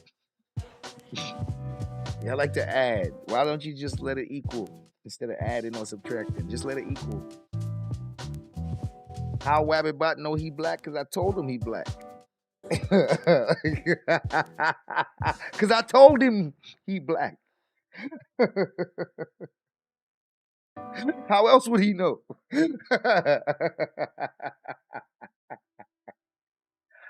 else would he know, man? Okay.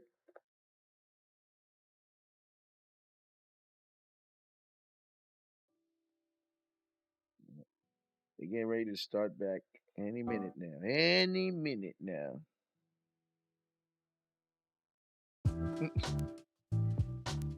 For 1999, all business, all business.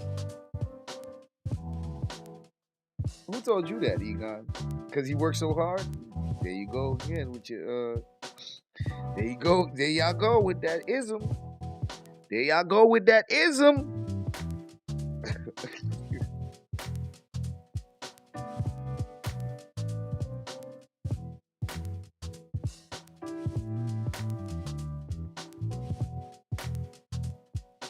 I think I'm gonna make him.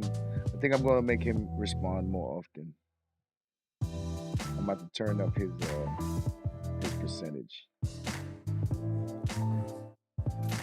I'm about to turn up his percentage.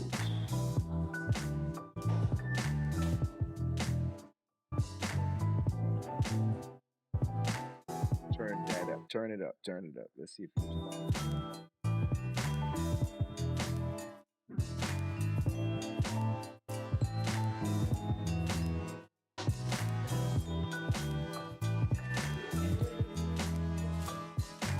Are we back yet? Are we back yet? Well, I'm glad you are, Lady Wrench. I definitely want it to be a good experience. I turned up the percentage on how often he will be responding, so I'm looking to see if it makes a difference. If I'm actually going to see a difference. So.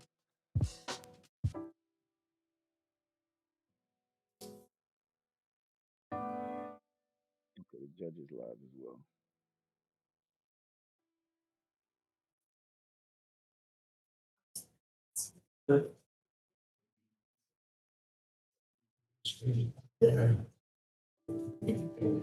Yes, sir. Got the chat. I don't think I've ever seen you standing. You look so tall with your staring down at me. I was just staring down and like down close. Just staring down.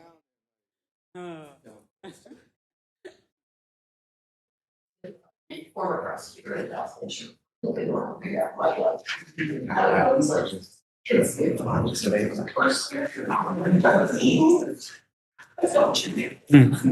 All gym activities, all that's wrong.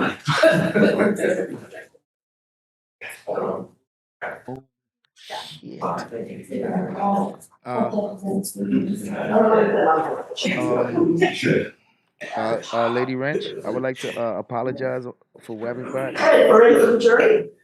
Lady Wrench, I would like to apologize for Webbing. Yo, my man,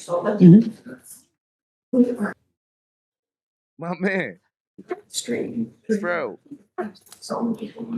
Yeah, Bruh. Lady Reg, do you accept my apology for Webbing? God damn, his blackness is different. He got that Tiffany Henyard blackness, bro. He got that Tiffany Henyard, bro. Yo, my man got that Tiffany Henyard blackness, bro.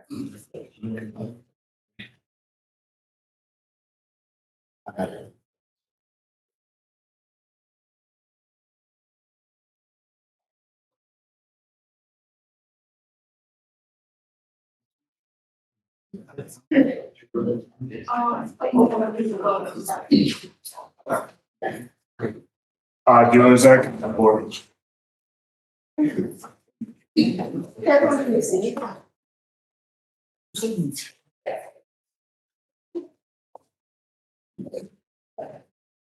Okay, call your next witness. They call Dr. Sullivan. Raise right hand for me. Do you swear affirm this testimony you give to the court and the truth, the whole truth, so help? I do. Go ahead and have a seat. It's in Mike State's study name for the court.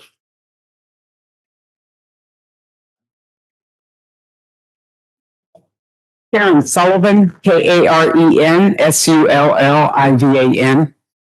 Good afternoon, Dr. Sullivan. Good afternoon. Can you please tell us how you are employed, ma'am? I'm the Chief Medical Examiner for the Fulton County Medical Examiner's Office here in Atlanta. And how long have you held that position as the chief medical examiner? Since spring of 2021, I believe. Before the spring of 2021, were you employed with the Fulton County Medical Examiner's Office? I was And what was the position that you held at that time? the Deputy Chief Medical Examiner. Can you tell us a little bit about your educational background and training to allow you to be the now chief medical examiner here in Fulton County? I have an undergraduate degree in zoology from the University of North Carolina at Chapel Hill and a master's degree in anatomy from the University of Georgia. And after getting my master's degree, I was a high school teacher here in Fulton County for about 5 years before going to medical school at Morehouse School of Medicine here in Atlanta.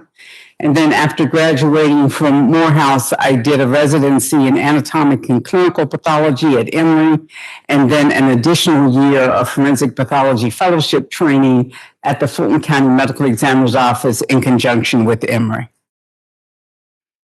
And can you tell us what are your responsibilities as a chief medical examiner are in 2020? What were your duties and responsibilities as a deputy medical examiner? Actually, in the last half of 2020, I was the interim chief medical examiner. Our job is to determine the cause and manner of death of people who die of sudden, unexpected, or unexplained causes, people who die as a result of trauma, either self-inflicted or inflicted by another person. In addition, as the interim chief and now chief medical examiner, I'm also the department head for that department, so I have a number of administrative duties. Over the course of your career, how many autopsies would you say you have performed? I've either performed myself or supervised pathology residents and fellows, at least 3,000 autopsies. How many of those, if you know, involve gunshot wounds? Probably between 10 and 20%. And have you ever had occasion to testify as an expert in regards to any autopsies that you performed? I have. About how many times have you testified as an expert? More than 100. And each of those times were you qualified and attended as an expert? I was. Earlier. Have you ever failed to qualify as an expert? No. In what field were you qualified in as an expert? Anatomic, clinical, and forensic pathology. At this time, the state of tender Dr. Sullivan as an expert. Any objection? Absolutely not. Okay, she's so qualified. Can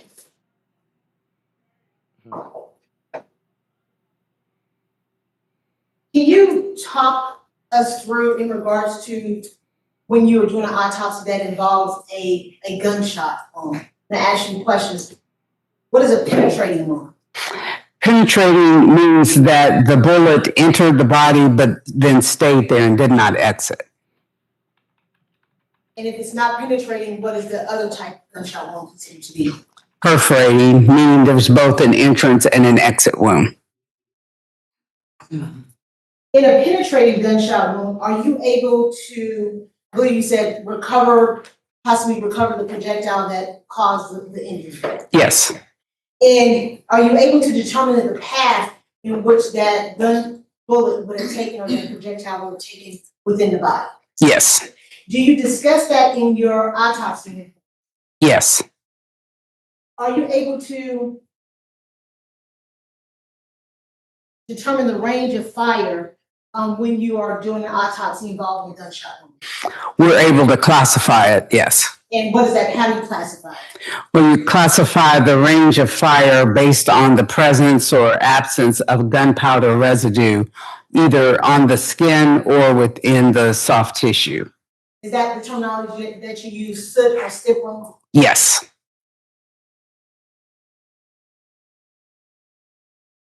And I believe that. Did you have the occasion to perform an autopsy on the victim, in this case, Secoriea Thomas? I did. Do you recall when that was that you performed that autopsy? It was on Monday, July the 6th, 2020, starting at 9:30 in the morning. When we talked about the path or the is it considered to be the path or the trajectory that the projectile takes in the body? Yes. How do you determine, what position do you look at, or should the body be in when you're talking about what path that it takes within the body? We describe a decedent or deceased individual as being in the anatomic position so that they're standing facing you with their palms facing out. With their feet down, palms facing out. Correct, yes.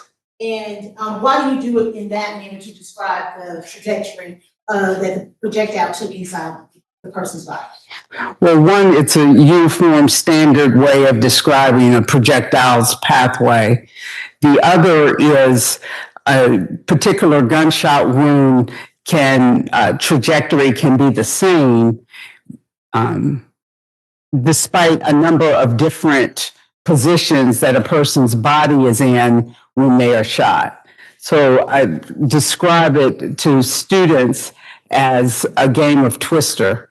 You can still have your hand touching the yellow dot and your right foot touching the red dot, but how you are in relationship to those dots can be different with your hand and feet still being in the same position. When you consider the path or trajectory in regards to that projectile, are you talking about what's happening inside the body or outside the body? Inside the body. And is that because if the body is moving, and that when it takes on that gunshot, let me ask you a question. Are you able to determine how the body is moving or positioned at the time that that gunshot occurs? Not in detail, no. And let me show you what's been marked as State's Exhibit 1. Thank you. And do you recognize State's 140?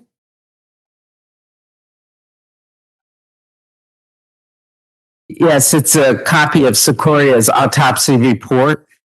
And is that the report that you completed after doing the autopsy involving Secoria Turner? It is. Have any additions, deletions, manipulations been made to that report? No. And does that report contain your findings from the autopsy that you performed on Secoria Turner? It does. State would ask the State's number 140 be admitted into evidence. Any objection? No objection, Your Honor. It's admitted. Besides the report, do you do anything else to memorialize the autopsy that you performed? We take photographs, or photographs are taken both before the autopsy and during the autopsy to demonstrate the findings that the doctor is seeing. I'm sure you what's been marked as State's 141 through 150. If you guys let me know here.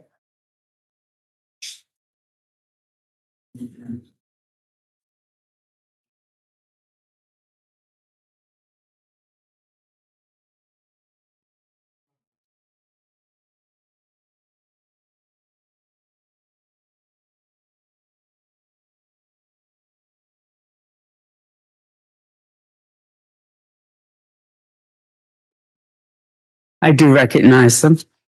How do you recognize them? They're copies of photographs that were taken during Secoria's autopsy.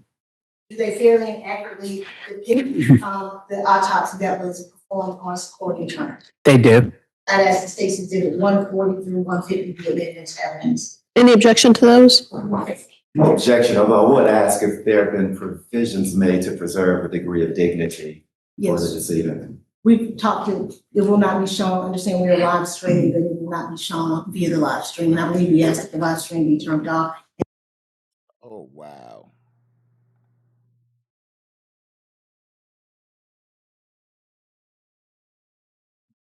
She shut hers down immediately, yo.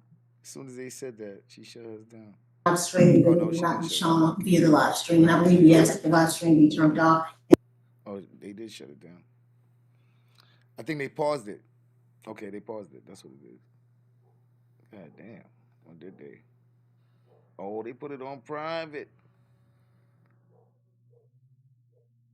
Disaster or body bag, and on it is written her name with her last name first. She put it on her private. age, on race, hers. and sex. And in the top right-hand corner, here is her medical examiner case number, 20-1357.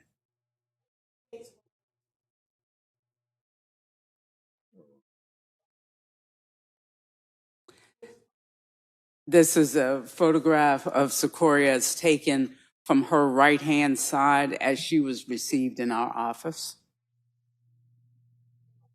I forgot the judge's name, bro. It's a corresponding photograph from her left-hand side. I forgot the judge's name already. Yes.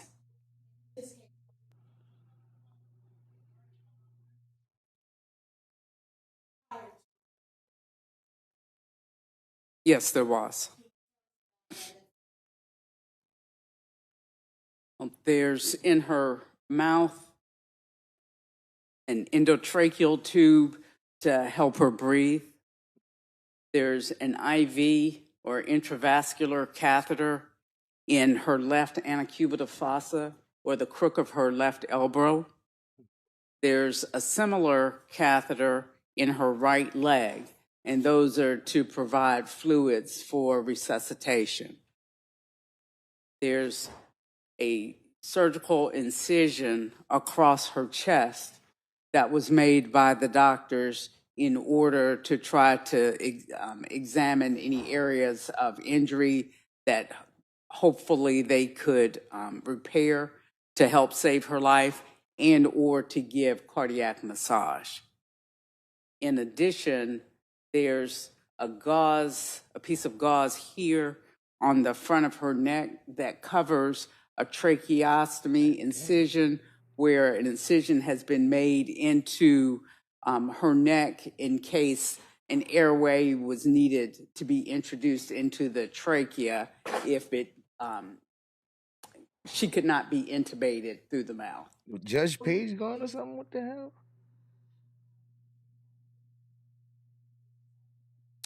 No, there was no incision in the trachea itself, just in the soft tissue.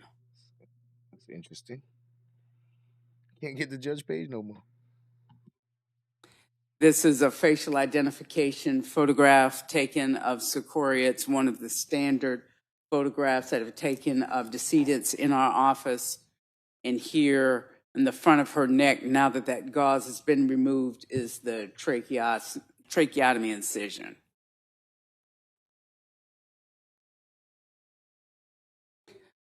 So this is a similar facial identification photograph now with a placard on Secoria's chest that has her case number.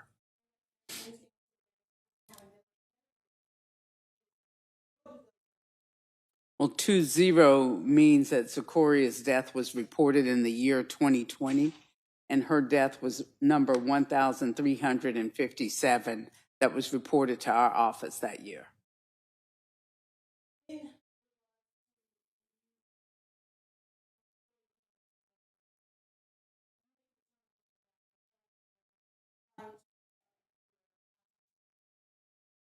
Yes, that's part of the external examination. That Secoriea was well nourished and well developed and externally had no medical issues that were identified.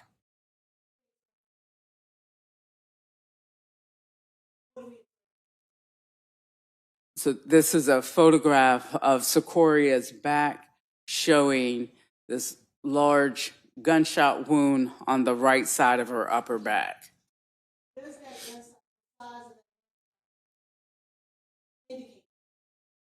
Well, it's suggestive of an intermediary object because of the size of the wound, that the bullet passed through some other object before striking her back and was tumbling and therefore creating a larger entrance wound than might otherwise be seen.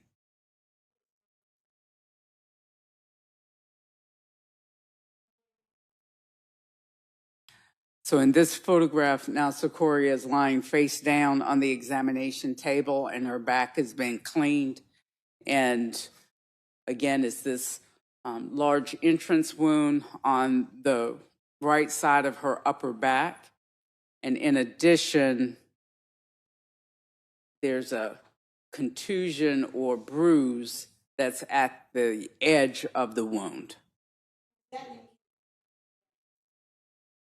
was suggestive that her back may have been against something firm and caused the movement of the bullet through her back, caused her back to strike whatever she may have been sitting in or some part of the vehicle to strike her back.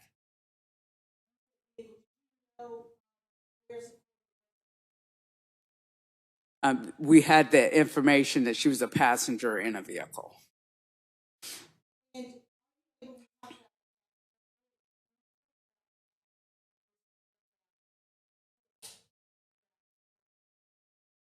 Before the x-ray of homicide victims, our office does x-rays on a person's body to identify where any retained projectiles may be.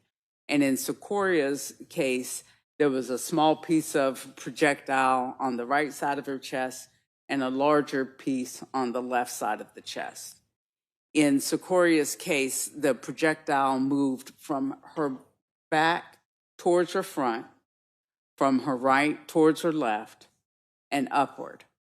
It passed through the right side of her back, the right scapula, which is the shoulder blade, the back of the right fifth and sixth ribs, the right lung, the right mainstem bronchus, which is the branch of the trachea that goes to the right lung, the pulmonary artery and aorta, which are the large blood vessels that leave the top of the heart to distribute blood to the lungs and the remainder of the body, respectively.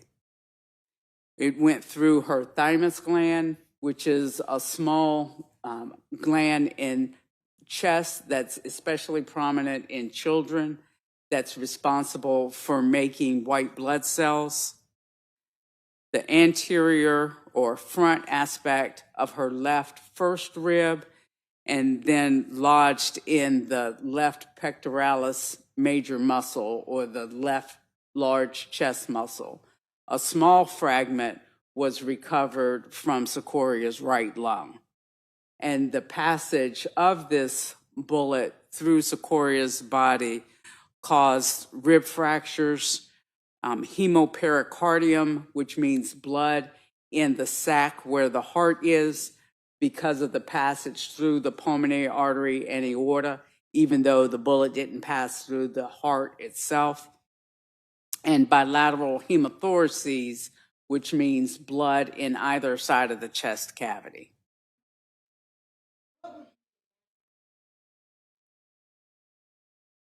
Well, with that degree of blood loss, then that blood is not available in Secoria's body to supply oxygen to her internal organs, most importantly, her brain and her heart itself. So in terms of her heart, that lack of blood flow can cause an abnormal heart rhythm or dysrhythmia, which means that the heart's not beating in a coordinated fashion, and therefore blood's not circulating to the internal organs. And of course, the lack of blood flow to the brain can cause brain death.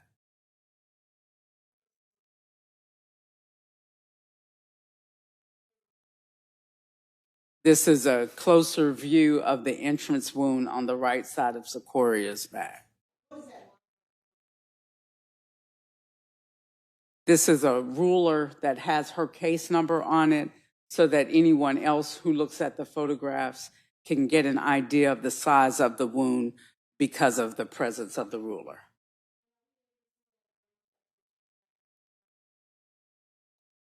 Yes. So right at the edge of the wound, this wider area is the subcutaneous tissue that is exposed because of the passage of the bullet into the body. And that's called an abrasion. And abrasions are most commonly seen with entrance wounds.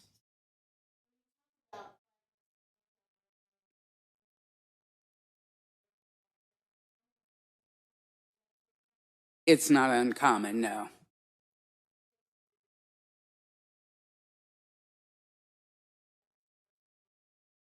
It is.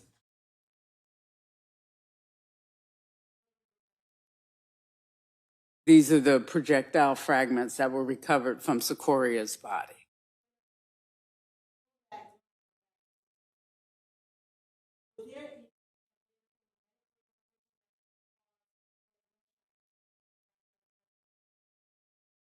No.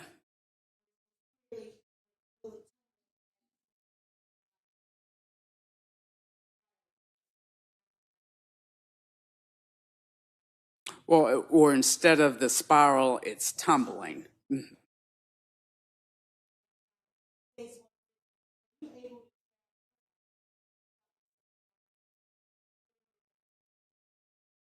These are the projectile fragments that were recovered from Secoria's body.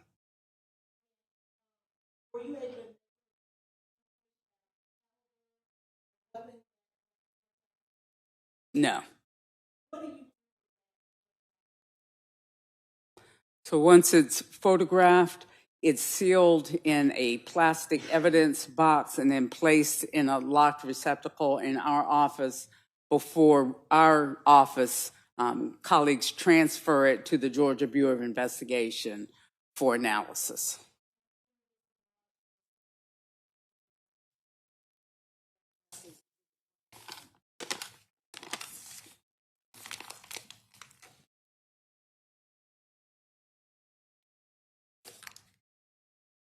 Yes, I do recognize it.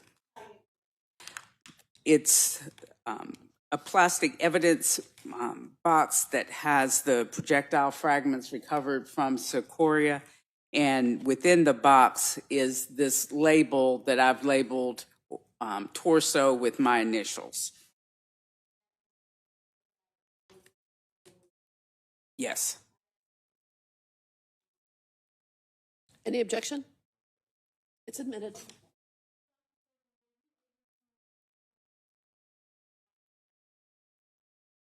Yes.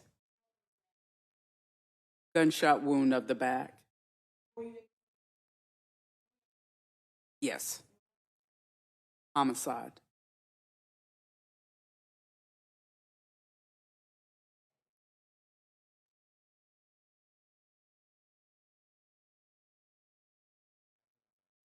Good afternoon.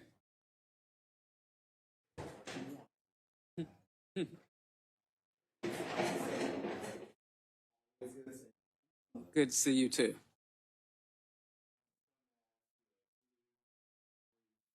Are you going to be looking at photographs during her testimony? Okay, so we can resume the stream.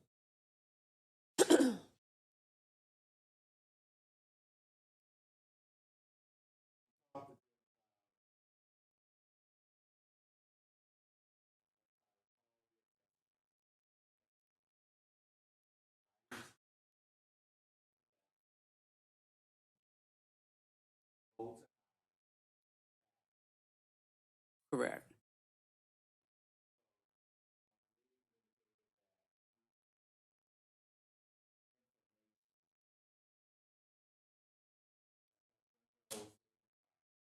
Correct.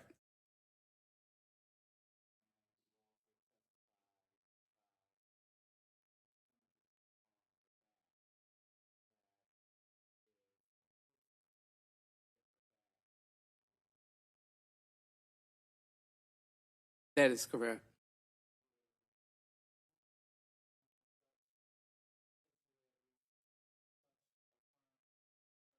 It could be, yes.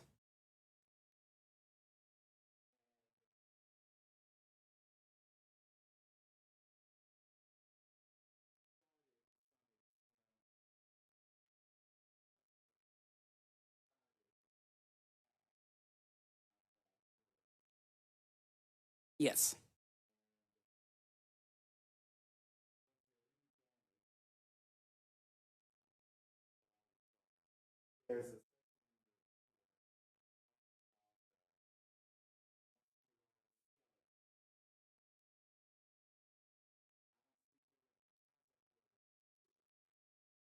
Musculoskeletal.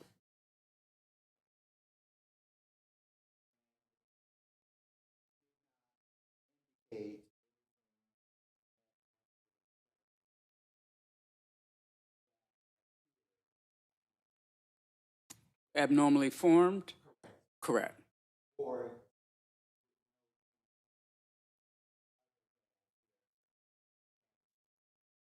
If I can look at the report.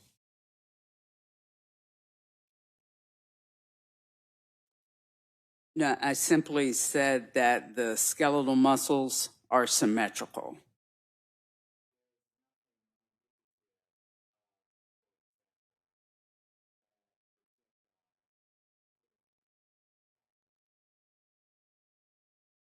Well, that information about the scapula is under the evidence of acute injury section on page 4 of the report.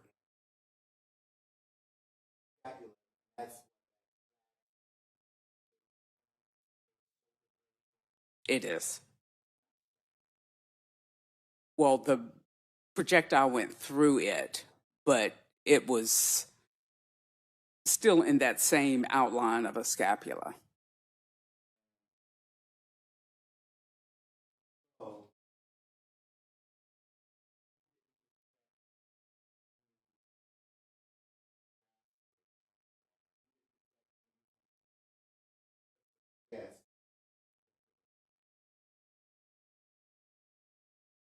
I'm not sure what you mean by irregular.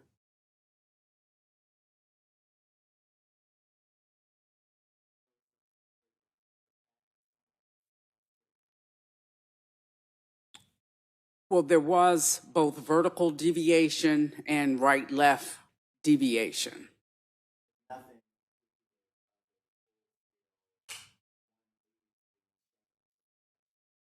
No, that's correct.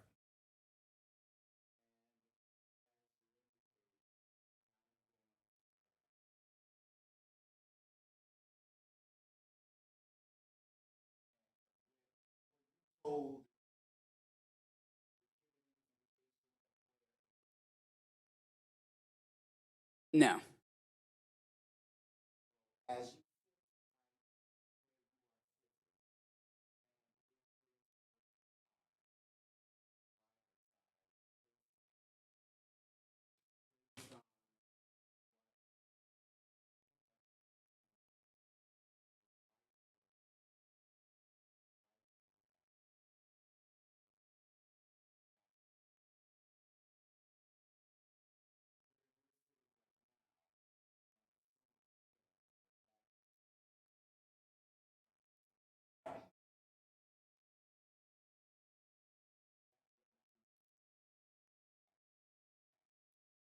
That is correct.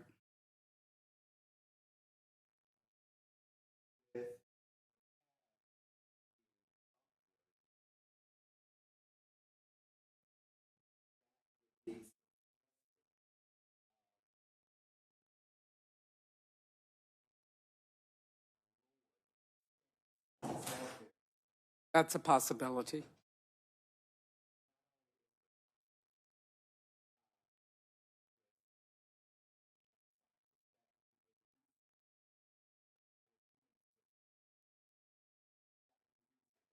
It would be reasonable.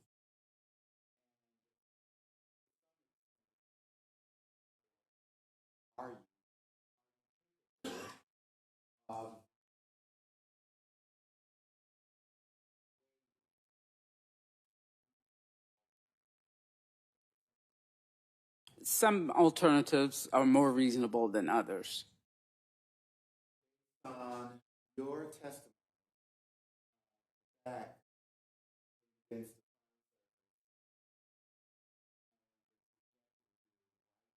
the left, back.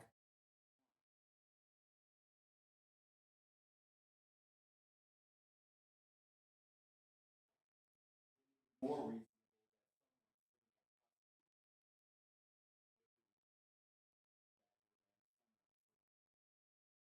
Assuming that the person being shot is sitting as you are now. That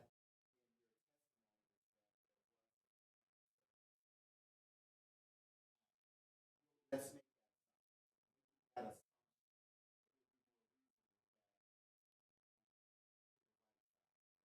Correct. Or also there could be more that taking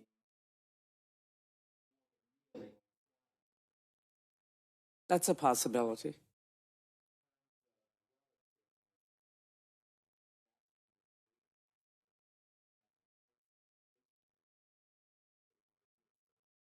Correct.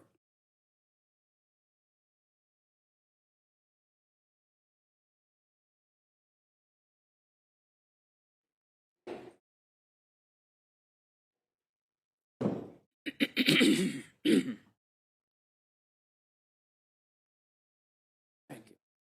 Thank you.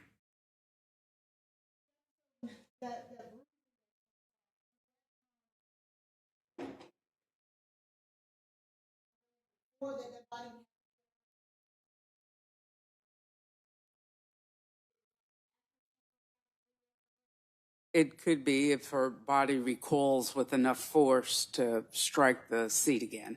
If there's a seatbelt stuck behind her.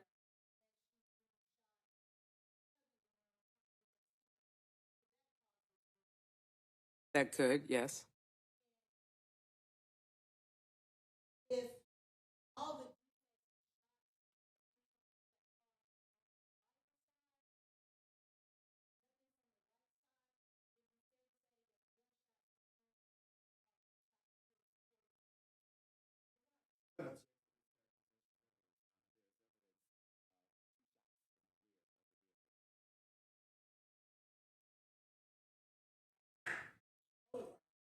I think it would be a good idea to do that.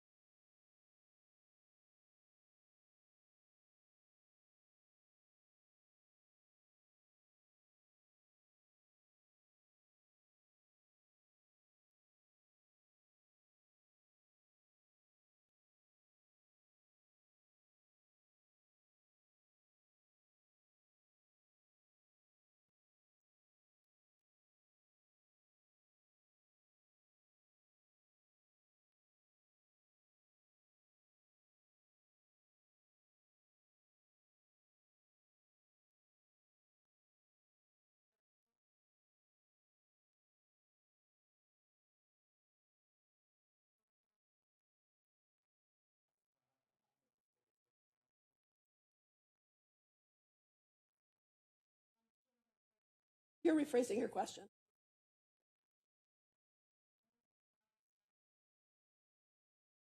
Yes.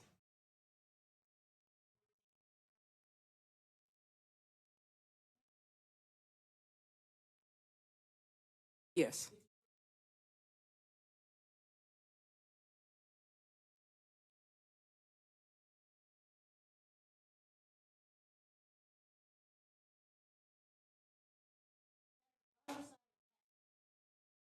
The driver's side.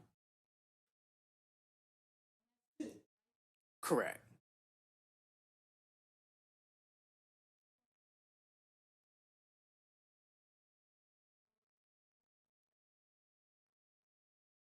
Yes.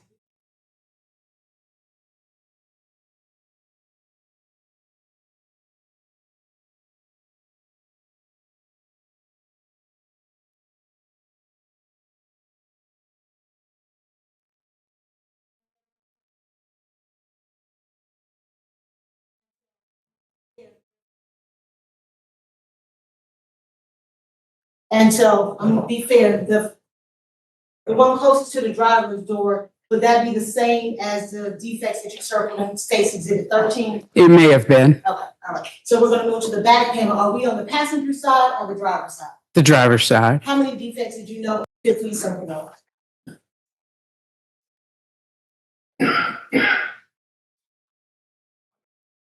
So, and I believe you indicated that you were given information that that young girl was in We the car, started back correct? from where the Correct. judge started her stream and put it on. And you also testified about a So that wound we, on the back that is consistent with the back being against a firm surface, correct? That is correct.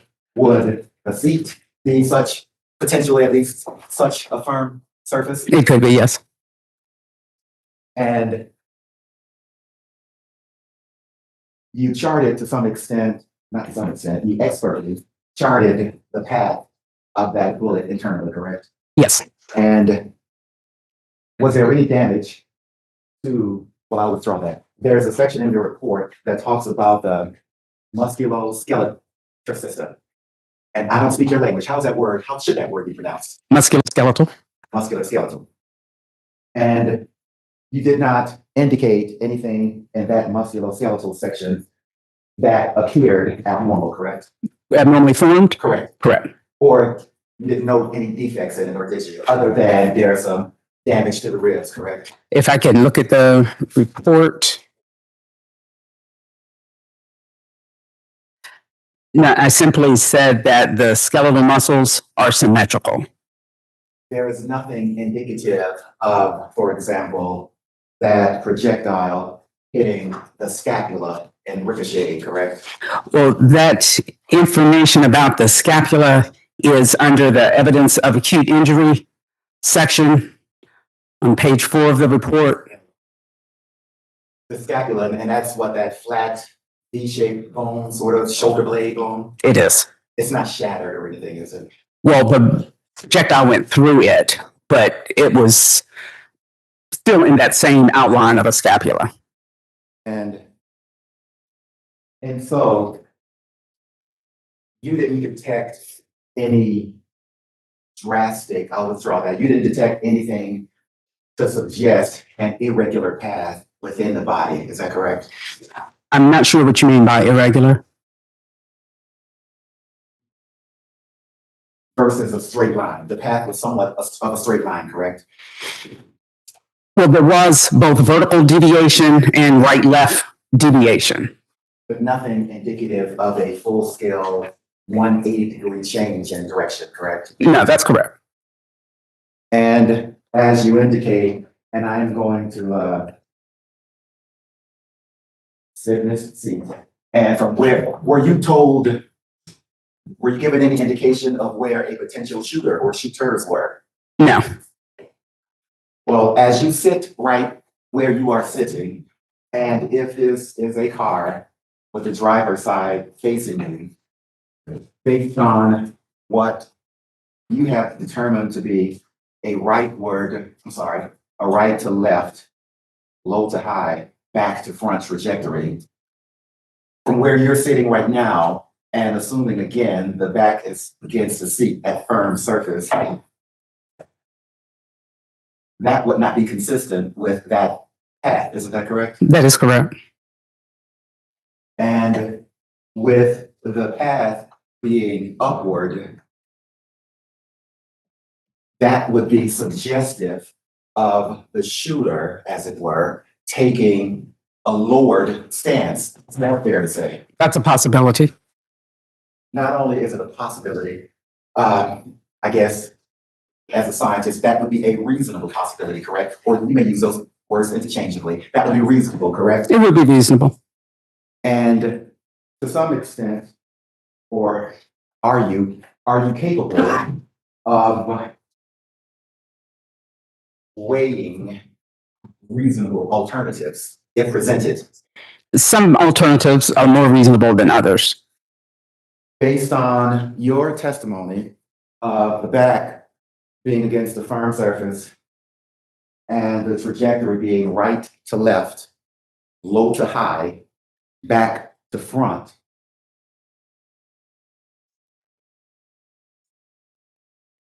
would it be more reasonable that someone sitting at prosecution table would be the shooter rather than someone sitting where you're standing? Assuming that the person being shot is sitting as you are now. And being that, again, your testimony was that there was a firm surface. Well, let's make that assumption. So making that assumption, it would be more reasonable that the shooter would be to the right side, correct? Correct. Or it would also be reasonable that the shooter could be more toward the back, but taking more of a kneeling or squatting position. Isn't that correct? That's a possibility. In terms of relativeness of possibilities, that would be a greater possibility than a person, a stationary person, sitting where you're sitting, correct? Correct.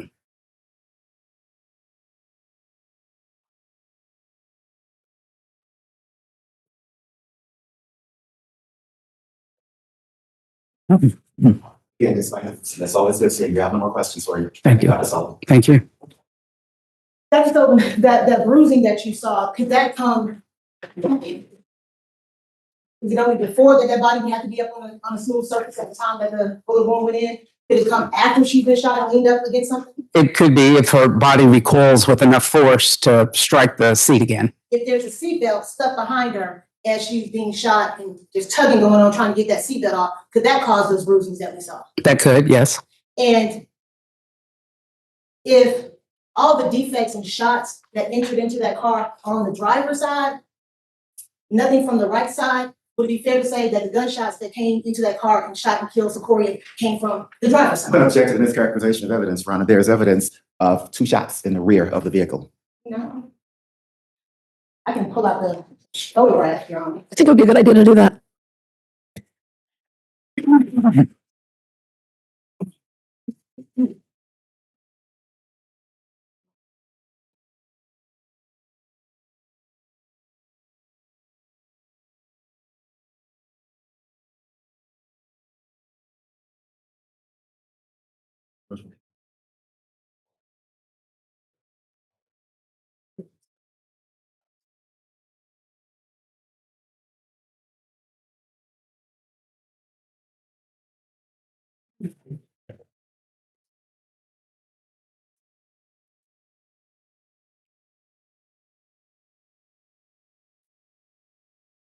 Let me show you State's Exhibit 13. And are you familiar with what bullet holes may look like in the car and the driver's side versus the Ron, I know the state has withdrawn its previous question, but there is still an objection on the table. I don't know what's. I'm showing her the photographs. You're rephrasing your question. Yes. Okay. This kind of says that, are you familiar with the driver's side and the passenger side of the vehicle? Yes. If you can look at State's Exhibit number 13, are you able to see defects in State's Exhibit number 13? Yes. If you could please open up.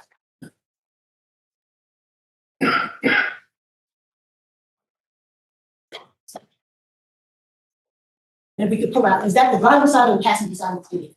The driver's side. State's Exhibit 14. And that's 2, right? Correct. 16, I'm sorry, we could zoom in.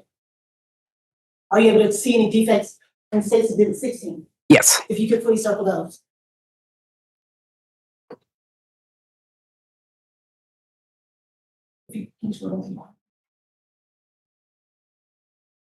Are you able to see any other defects? And so I'm gonna be fair, the one closest to the driver's door, would that be the same as the defects that you circled in State's Exhibit 13? It may have been. Okay, all right. So we're gonna go to the back panel. Are we on the passenger side or the driver's side? The driver's side. How many defects did you note on the passenger back seat area? I'm sorry. How many defects did you notice on the back passenger or the driver's side? I'm sorry. Okay. I apologize. I got confused with. So there's 1, 2, 3, and 4. So now we're up to 6 defects. Correct. 2 in the front panel, 2 in the back panel. 3 in the back panel and 1 in the back bumper area. All on the driver's side. Would that be fair to say? That is correct.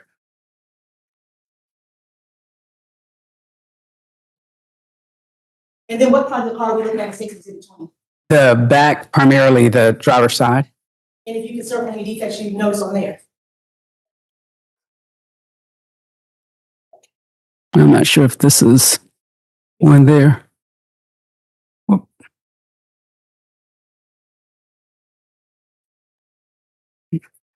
So here, sorry, let me erase these. There, not sure if that's one in the glass. That's, I believe I had circled that, but I'm not sure now if that's an actual defect or a scrape. But at least, how many would you say in the back trunk area of that vehicle?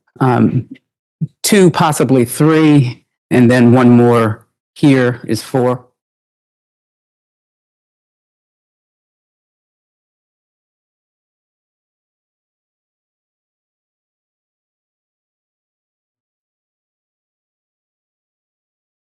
And what side of the car are we looking at here in City 26? The passenger side. I would ask Mr. Abadi to zoom in, if you can circle, if you see any defects on the right side of that vehicle at all.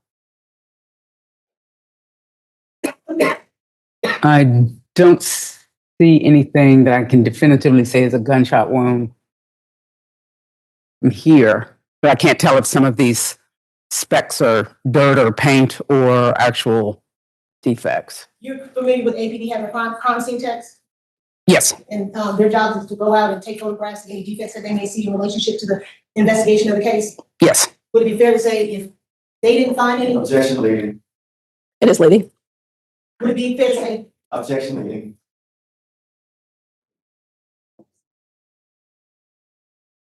Would they be the individuals to determine defects in the car in regards to a closer image? Yes. Now, Mr. Reagan's talked to you about from low to high. Does what's going on inside the car affect how that bullet would be entering into Secoria's body? Objection outside scope for expertise, Your Honor. Pathologist, mechanic, outside. Okay, let's hear your question and then we'll decide before you answer, please, doctor. Okay. What's going on with Sequoia, what she's doing inside that car at the time that those 8 shots were coming into it, affect the path of that bullet as it enters into her body? I think she can answer that. Right. Objection to that question, Your Honor. Okay. Yes. So if she is moving, jumping up and down, trying to dodge bullet shots, are you going to get a different path of her body? Objection, lady. Well, I think it's just a very specific question. Go ahead. Yes. If she's leaning over trying to get out of the seatbelt, is that going to affect the path of that bullet inside of her body? It could. Yes. Would that affect the low, the high, the left, the right, the back, the front? Yes. Recross? Let's sort of, I don't know the technical thing, but let's I think what the state indicated was if a person is jumping and turning, perhaps at the same time, but that, of course, a person's position inside a car will affect the trajectory, correct? That is correct. Although again, it was determined, or your testimony was that there was the back at some point at least appeared to be against a firm surface, correct? That is correct. And let's say a person, to the extent a person is possible while sitting in a seatbelt jumps up and down. Does vertical motion impact left and right? Well, it's not, the movement of a person is going to be in 3 dimensions throughout space. So I don't look at a person moving simply in one plane as opposed to all 3, as they may be interacting with another person or being assaulted or shot. So if a person is seated and are in this position, but if they're elevated a few inches higher, that would not impact left and right, would it? No, that would impact the vertical. The vertical, but not the horizontal. Correct. So that would affect the low to high? Depending on where the projectile is coming from, but also that's assuming that there's no firm object within the body that is being struck. And in Secoria's case, the bullet hit multiple ribs and her right shoulder blade, which you can reasonably expect would alter the pathway of the bullet. If she is leaning over, is that going to affect the pathway? It could. So to let's, as the state demonstrated, leaning in that position, that would not change left and right, correct? Well, that position of state, I apologize, the position the state just demonstrated, leaning in this position, if that person who's firing is in your area, that would not impact left to right, would it? What it can do is to bring parts of her body in terms of the bones into the pathway of the bullet, because again, a person's not moving simply in one plane, but in 3. Even if the majority of the movement is left or right or up or down. So that can bring the bony structures that may not be impacted by a bullet into the pathway of the bullet because of the change of position. And having said that, with the bullet entering, as your testimony has indicated, on the right side of the back, that would make such a maneuver fairly difficult, correct? To go from right to left? Right, while the back is against a firm substance, a firm seat. It's still a possibility. but in terms of relative possibilities, the most reasonable of those possibilities, based on all the evidence we have, is that the shooter was not on the left side of that car, correct? Well, given the fact that the gunshot wounds are on the left side of the car and none were on the right, as a person of science, then I can assume that the bullet that entered Secoria's body entered from the left side of the car. Or isn't it also correct, there are two defects in the back of the car, correct? That is correct. And the bullets could have entered the back of that car also, correct? Right, from the left side, back of the car, yes. Thank you. No more questions. I'm totally last one. If the car is moving and the shooter is stationary, at some point, would that shooter be in the back of the car? Yes. Thank you. Okay, any further questions for this witness? No, Your Honor. Okay, can she be excused? No objection. None from the state, Your Honor. Thank you. Okay, ready to call your next witness? Oh, I'm sorry. Just Ms. Van Home.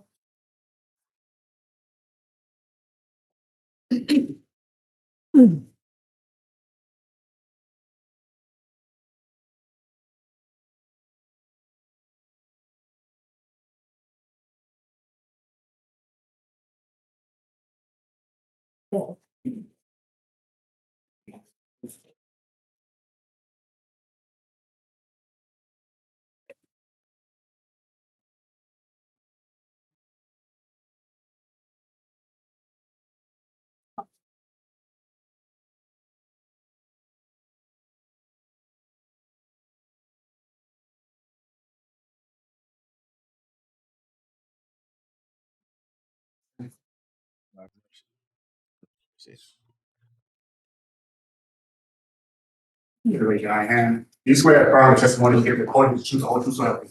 I do. Swear to have a seat to the mic, state, study, and the court. My name is Sarah. That's Sarah with an H, and my last name is Van Holm. That's VANHOLM, and that's 2 words. Good afternoon, Ms. Van Home. Good afternoon. If you could please tell ladies and gentlemen of the jury how you are.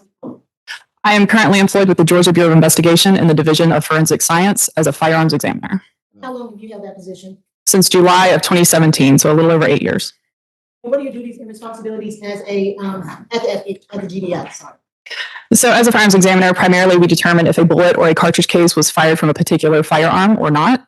If no firearm is submitted, we can determine if a group of cartridge cases or a group of bullets was fired from the same firearm and potentially provide a list of firearms in which they were fired from.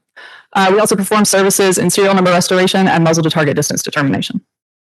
What is that last part? Muzzle to target distance determination. And what does that mean? From the muzzle to how far? I guess, yes, from the muzzle to the actual target?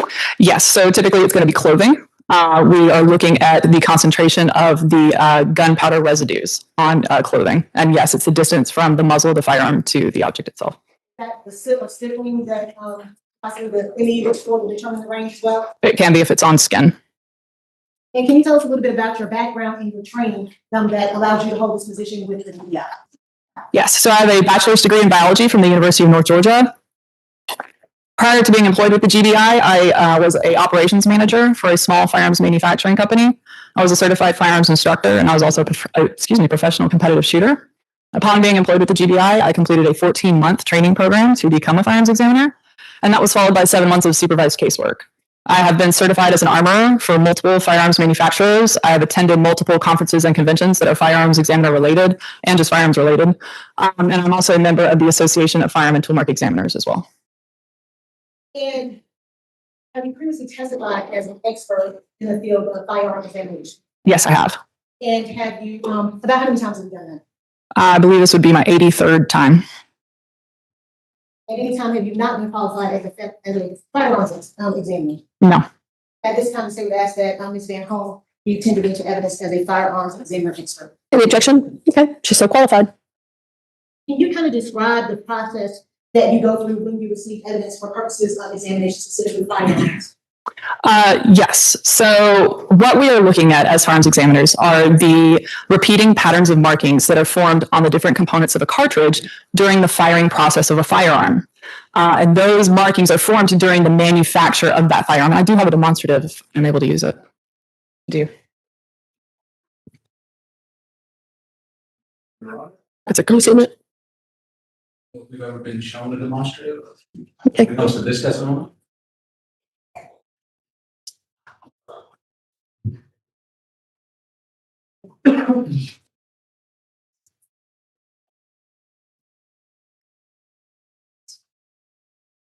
All right. I'll mark it as state's exhibit. Okay, 152. State's exhibit. Mark it as 152A. And as they're doing that, can you kind of give us, because we use different terminology in regards when we're talking about firearms. What is, and I don't know if we have a demonstrative that help you a little bit better to give those definitions. It depends on what the question is. What's a cartridge casing? Yes, that would help. Let me show, give you back your demonstrative, which is Stacy to the 152A. We'd ask that it just be tendered for demonstrative purposes only. No objection for demonstrative purposes. It's submitted. Okay. So as firearms examiners, what we're looking at are the repeating patterns of markings that are imparted on the different components of what we call a cartridge during the firing process of a firearm. So a cartridge is a single unit of unfired ammunition. It's composed of 4 main parts. Your main housing is going to be your cartridge case, sometimes referred to as a shell casing. In the mouth of that cartridge case is going to be your bullet or your projectile. Inside of that cartridge case is going to be your gunpowder or your smokeless powder. And then on the base of that cartridge is going to be what's called a primer, kind of looks like a button. So when the trigger is pulled on a firearm, it releases what's called a firing pin. That firing pin is going to dimple that primer on the back of that cartridge. And what that does is it creates a rapid gas expansion inside of that cartridge case. That rapid gas expansion actually dislodges this bullet from the mouth of the cartridge case and sends it traveling down the barrel of the firearm, where that projectile is going to pick up markings from the barrel of that firearm, from the rifling of that firearm. Well, because of equal and opposite reactions, as that bullet is being pushed down the barrel of the firearm, this cartridge case is actually slammed against the breech face of the firearm. It's also expanding slightly inside the chamber of that firearm. All of these interactions with that firearm are creating markings from that firearm to the cartridge case and to the projectile that we as firearms examiners will receive as evidence, the bullet and the cartridge cases, to be able to examine and look at those patterns of markings. And is that the same mechanism that is any type of fire? So as far as the actual firing process, it can change depending on the type of firearm, but overall, the interactions are going to be pretty similar. If you're discussing an AR-15, what are the mechanisms of that? I guess when you're firing a cartridge case, or a live round out of AR-15. Yes, so that's a semi-automatic type rifle, and that cycle of fire would be very similar to that. So when the trigger is pulled on an AR-15 firearm, it's going to dimple that primer. It's going to cause that rapid gas expansion that's going to send the projectile down the barrel of the firearm. This cartridge case is actually going to hit what's called the bolt of an AR-15, and that's going to cycle the firearm. When the bolt comes backwards, it's going to pull that cartridge case out of the chamber and eject it from the firearm. So that's how an AR-15 is going to work similarly. In the ejection of those cartridge casings, how does that work? So once the cartridge is fired inside the chamber of the firearm, that bolt on the AR-15 is actually going to retract, which is going to pull that cartridge case out of the chamber, kind of grabs it like a claw, pulls it out of the chamber, and then there is a mechanism on the bolt called an ejector, and that's going to hit that cartridge case and send it out of the ejection port or that opening on the side of the firearm. And when that cartridge casing comes out of the AR-15, can it just go anywhere? So typically, because the ejection port is on the right side of the firearm, it's going to go to the right and to the rear of the shooter.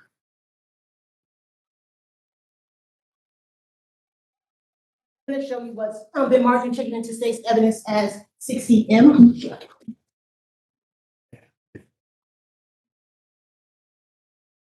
And it is still locked on state. No. Thank you.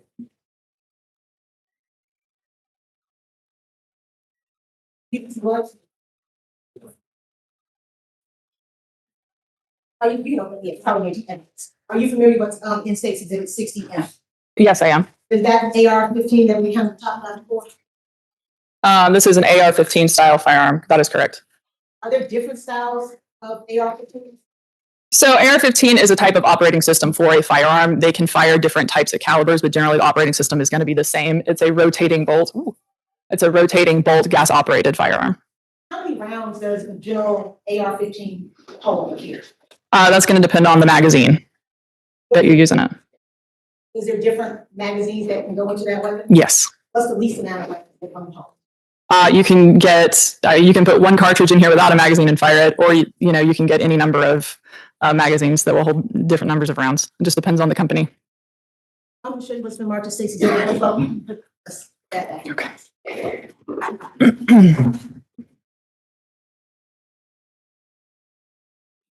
Is there a trigger pressure on AR-15s?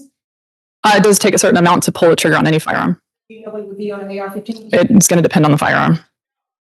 And in State's Exhibit number 112, do you see the weapon that is depicted in State's Exhibit 112?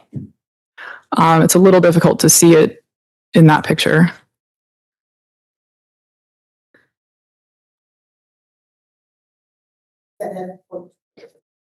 Not really. State's Exhibit 112.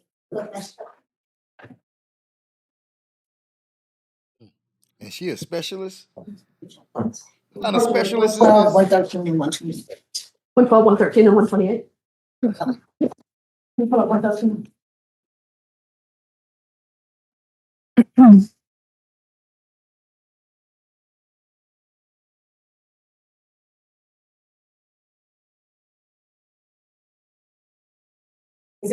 Is that United States 113? Yes. In States 113, is that weapon similar to what we've just been looking at, the AR-15 and States 60M? So just based on a picture, whether it is a real firearm or not, I do not know the answer to that. However, the silhouette is resembling an AR-15 style firearm. And how do, in regards to chambering and rifling the AR-15, do you know the mechanics of that? Yes. What is a mischamber or a double feed?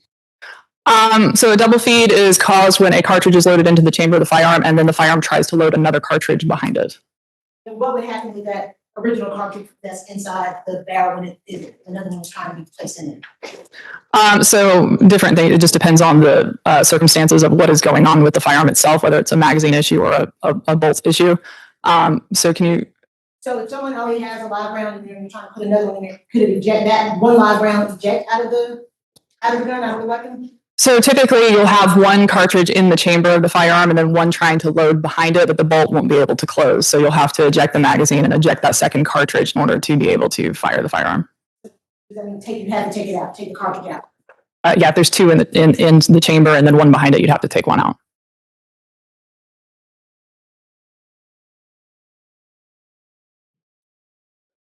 Are there things that can affect where that cartridge casing may be located after it has been fired? Does it remain in one spot, or can there be environmental things that affect where it lands once it hits the ground? Oh, there can be many factors that can affect where cartridge cases land. Could moving vehicles affect cartridge casing and the location that they're found in once the weapon has been fired? If they're fired out of the moving vehicle? No, if the moving vehicles go in the area where that cartridge casing has landed once it's been fired. Oh, if the cartridge cases have been run over, then yes, that can affect where they are, for sure. If individuals are sweeping after that shot is fired, could that affect the location of the cartridge case? Yes.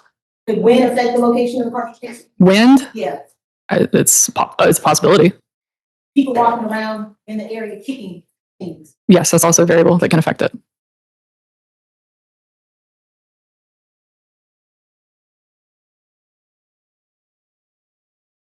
Once a projectile is ejected from the weapon, what happens with that projectile once it hits the surface? A bullet? Yes. Once it exits the barrel. Once it exits the barrel, it hits the surface. So if it hits a surface that's harder than the metal it's made of, it's going to deform. When you say deform, what does that mean? It's going to become misshapen. Could it fragment? Can it break apart? Yes, absolutely.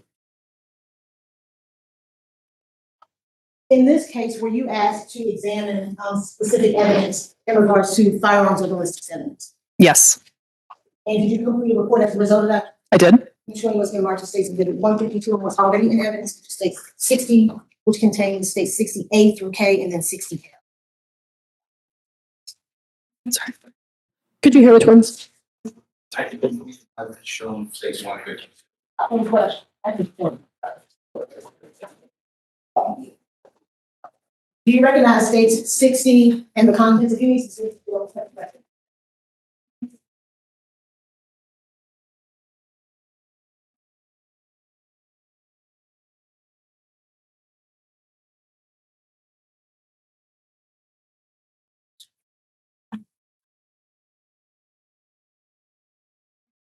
Do you recognize States 1 52. Yes, I do. How are you able to recognize these? This is the report that I developed on this case. Have there been any deletions, additions, or alterations to that report that you created? Not that I see. And that's Stacy's exhibit 150 engineering evidence. Any objection? No objection, 157. It's admitted. So we'll start with state 60A through K, I believe. Hold on one second. Can you hear the prosecutor, members of the jury? Okay, go ahead. I couldn't hear you for a second. I'm sorry. Okay, you're fine. We'll start with state 60, I believe it's A through K. Just look here.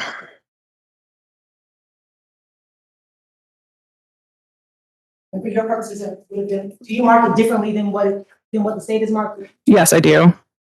And for purposes of your reports, I believe it's 22A is how you have it labeled.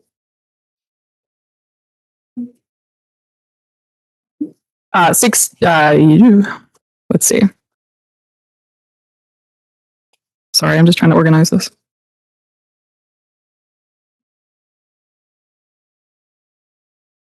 Yes, 22A.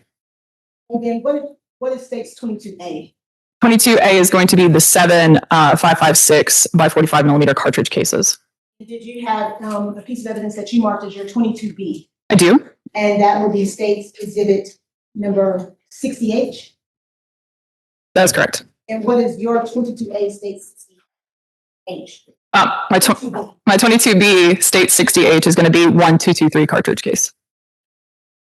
And your 22C, which would be state 60I? That's correct.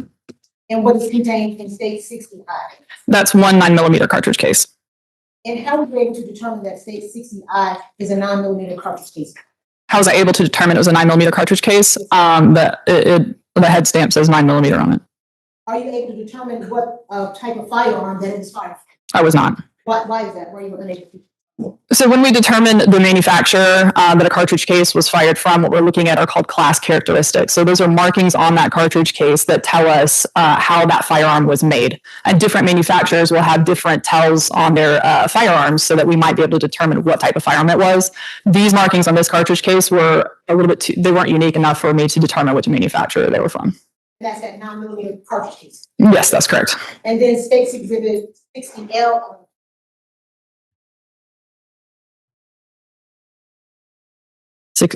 Can you repeat that? 60L. I think it's Oh, yes. And what number is that for you during your examination? That's item number 23 for me. And what is state's exhibit 60L in your 23? So that's a 38 class bullet.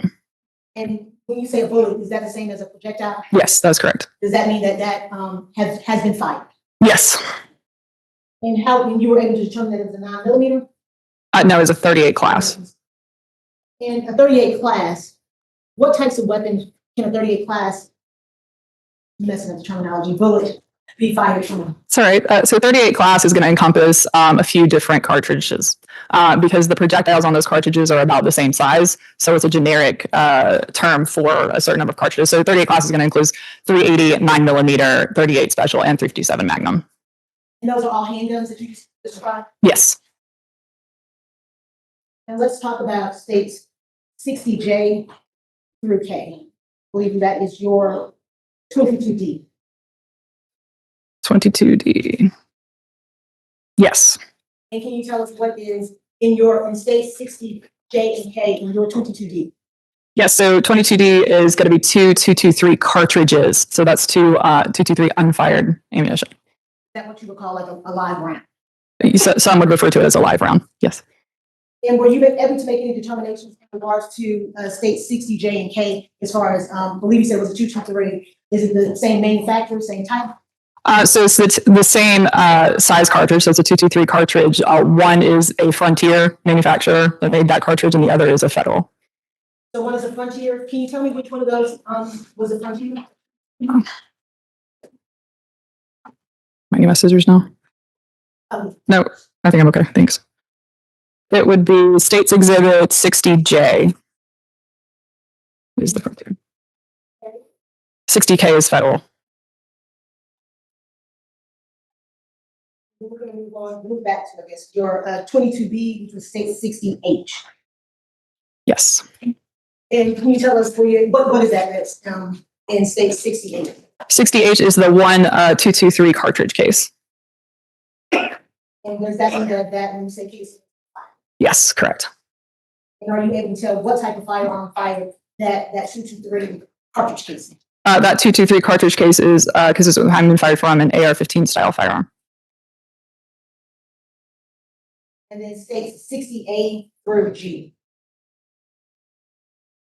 What is state 60A through G? So that's 7 5.56 by 45 millimeter cartridge cases. And tell us about your findings in regards to your examination of states 60A through G in regards to those 5.56 cartridge cases. So those 7 5.56 cartridge cases were all fired from the same firearm, and they are consistent with being fired from a 5.56 by 45 AR-15 style firearm. Can a 223 and a 5.56 be fired from the same weapon? So typically you can fire a 223 in a 5.56 firearm. You don't necessarily want to fire a 5.56 in a 223 designated firearm. Why is that? The 5.56 is typically a higher pressured round. So if the firearm is only rated for 223, it may not be able to handle the pressure of a 5.56. About the 5.56 higher pressure round. What does that mean? So that means it's going to typically have a little bit more powder inside of the cartridge. Typically a 5.56 is going to be around 58,000 PSI, where a 223 is going to be around a 55,000 PSI. That's pounds per square inch of pressure. Does that affect the accuracy, the speed, or the distance that once it's fired, that projectile will go below? It can be argued that a 5.56 has a higher velocity and more accurate than a 223, but that may be debatable. Definitely more gunpowder, Yes. which creates more powder. Yes.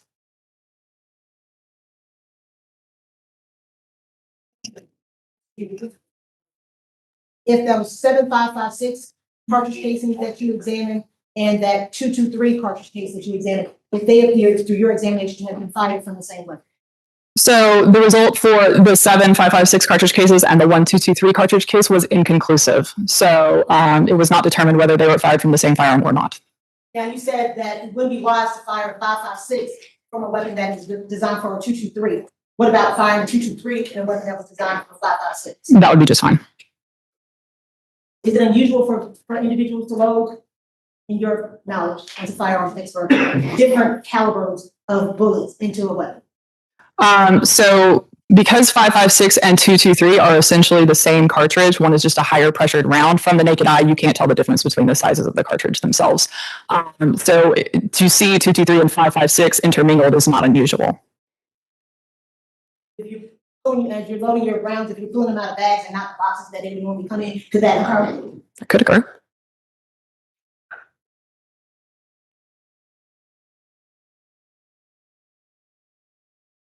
And we talked about the casings and the cartridge casings and the cartridges that you examined. Did you have an opportunity to examine anything else in this case? I examined the projectile from the medical examiner's office.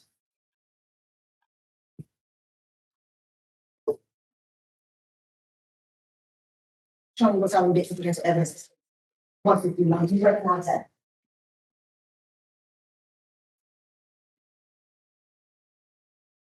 Yes, I do. And the process that you utilized to examine the projectile, can you kind of walk us through that process? Yes. So when you receive a single projectile, there's no comparison to be made to other projectiles. And if you don't receive a firearm, you can't test fire that firearm to be able to compare it to the test fires of that firearm. So what we are looking at on that projectile are just going to be those class characteristics, which are going to be those markings that kind of indicate to us what the design of that firearm is. So we're looking at caliber, we're looking at the rifling on the projectile itself, and that's going to give us some information, what direction that rifling is going, the width of those lands and grooves from that rifling, we can actually measure and put into a database that's going to kick us back manufacturers that manufacture their barrels to those specifications. And so we are able to provide a list of firearms potentially for manufacturers that fired that projectile. And did you do that in this case? Did you compare that projectile that was received from the medical examiner's office that was removed from Secoriea Turner's body to the evidence that the other evidence that we talked about today? So I can't compare a projectile to cartridge cases. I can't determine if a projectile came from a cartridge case. And that's because when that projectile leaves the mouth of that cartridge case, all those markings are going to be covered up by the actual rifling of the barrel. So we don't do that. However, I was able to give a type of firearm in which that projectile was fired from. Were you able to get a caliber? I was able. Projectile? And what was that caliber? The caliber was 5.56. And were you able to get a type of weapon that it fired from? Yes, it was an AR-15 style firearm. And is that similar to the AR-15 style rifle that those 7.556, I'm gonna just say shell casings because I start confusing myself, for cartridge cases came from? Yes, that is the same style firearm. Now, you talked about earlier, if you had a firearm to compare those shell casings against, that you could utilize that to analyze what would you utilize? So if I received a firearm that exhibited the same class characteristics, so it's a 5.56 firearm, it's an AR-15, then I would test fire that firearm and compare it to the cartridge cases and to the projectile. And could you use that firearm to determine whether or not it was the same or matches the shell casings that you had? Potentially, yes. Could you also, if you got a firearm, could you also analyze that firearm and those shell casings to eliminate it as being the weapon that fired those shell casings? Again, it's a possibility. Did you receive a firearm in this case to do any of that type of analysis? I did not. Nothing further. Cross-examination? Yes, sir.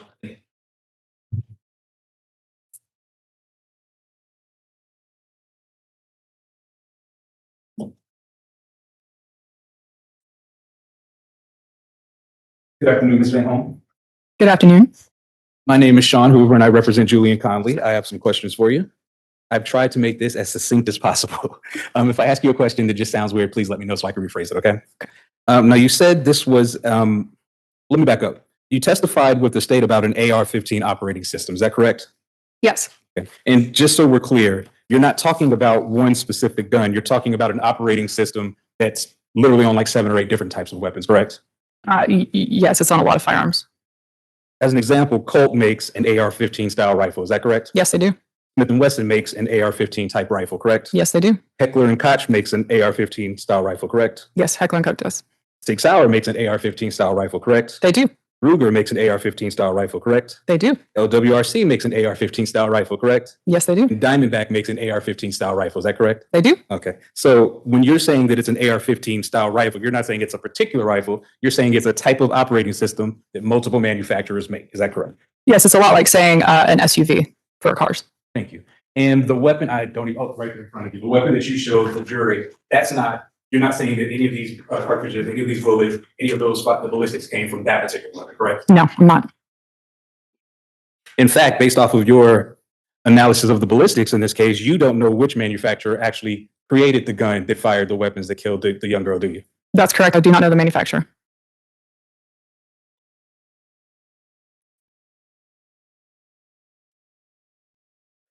And I saw that you had, just like me, you had a little trouble looking at the gun in the pictures the state put up because they're blurry. You can't even tell the jury that the gun that the state had you display in front of them is the same gun that we saw in the pictures, can you? Oh, no, I cannot. All right, so let's talk about characteristics a little bit. There are class characteristics, subclass characteristics, and individualized characteristics, correct? That's correct. All right, could you explain to the jury what class characteristics are? Yes, absolutely. So class characteristics, as we talked about before, are our broadest category of characteristics. So those, again, are going to be those markings that are indicative of the design of the firearm. So caliber obviously being one, the rifling on a bullet would be another, firing pin impression shape is another class characteristic. That's going to tell us how that gun was made. And if you had enough class characteristics, if you found enough class characteristics, are you able to tell what particular manufacturer built or made the gun that was used? So it depends on the class characteristics. So some manufacturers have unique enough characteristics that we can say, okay, this cartridge case was fired from this manufacturer, but that is not always the case. And in this particular case, this part of your investigation, you do not have enough class characteristics to determine the actual manufacturer that created the gun, correct? Yes, so I can't tell the manufacturer of the firearm. I can just tell the operating system of the firearm. Okay. And could you please tell the jury what subclass characteristics are? Yes. So after class characteristics, if our class characteristics are agreeing, the next markings that we're looking at are a smaller group called subclass characteristics. Now, subclass characteristics are markings that are formed during the manufacture of a firearm, and they can be common across a small subset of firearms that are manufactured around the same time period. So if the same tool is cutting the same firearm piece, then those markings can carry over and they can be common across a small group of firearms before that tool has changed to create those unique markings. And finally, the individualized characteristics. Can you explain that to the jury, please? Yes. So we go from class characteristics to subclass characteristics to finally the bread and butter of what we do as firearms examiners, which are those individual characteristics. Those individual characteristics are also incidental to the manufacture of the firearm. They are unique to that firearm, but they're also incidental to the wear and tear of that particular firearm. So those are the markings that we're going to use to make our determinations. Now, if I heard you correctly, the analysis you conducted, looking at the class characteristics, sub-characteristics, and individualized characteristics, the conclusion you came up with was inconclusive. For the 7556 cartridge cases, those were identified as having been fired from the same firearm. Now that group to the 1223 cartridge case was inconclusive. So, and please correct me if I'm wrong, the state talked a lot about how a certain weapon can fire both the 556 and the 223, correct? Yes, that's correct. But based off of your expert analysis on all of this, you can't tell the jury that you know for a fact that one weapon fired the 556 rounds that you analyzed and the 223, can you? That's correct. I can. But you can't tell this jury that only one weapon fired into that vehicle on the night of the shooting, can you? Based on the inconclusive result to that 1223 cartridge case, because there wasn't enough information, I cannot say that it was one firearm.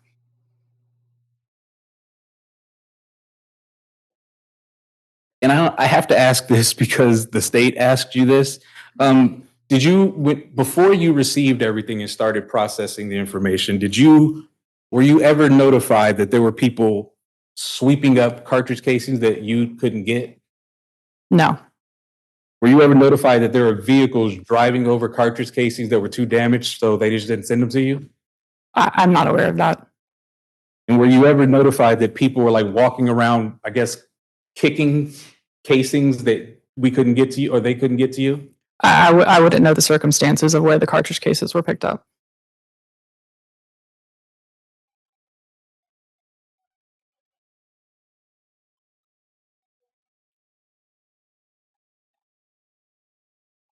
That's all the questions I have for you. Thank you. So what you were able to determine, what caliber was the projectile that was removed from Secoriea County Fire? It was a 556 projectile. And those 7 shell casings that came from the crime scene of that shooting, what caliber were those? The 7 cartridge cases that I did together were also 556 by 45 millimeter cartridge cases. All shot from the same firearm based on your detailed analysis of those cartridge casings. Those 7 were, yes. And you can only analyze what you get to determine whether or not the gun matches, the shell casings matches, and the bullet or projectile match, correct? I can only analyze what I have. Did you get a gun to analyze in this case to eliminate it as being the murder weapon? I did not receive a firearm. Thank you. I have no further questions.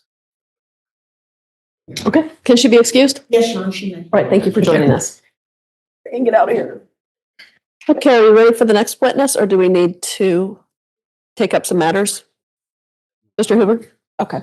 All right, will you all step out for a few minutes? I'll ask for the jury. I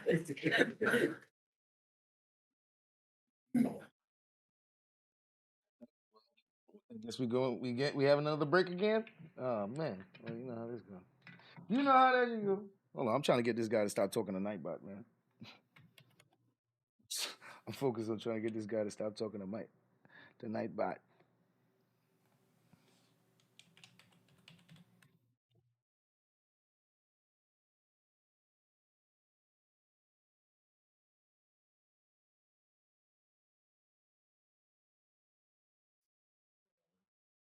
Not to the chat.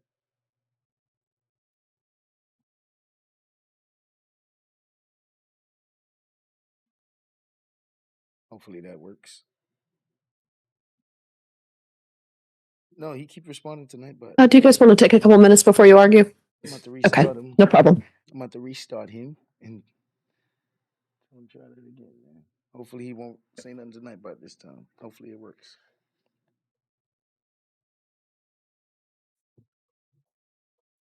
Let's see.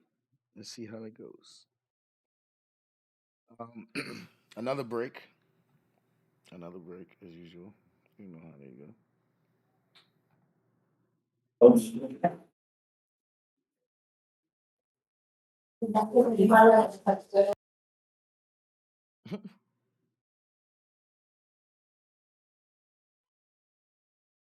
Another break. No.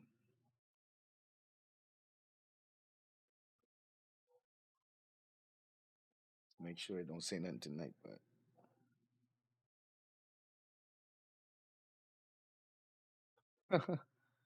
Nightbot isn't intelligent.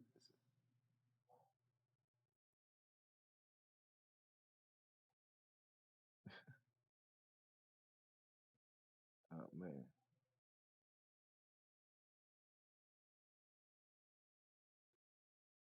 You see? Why would it have you as the first and third?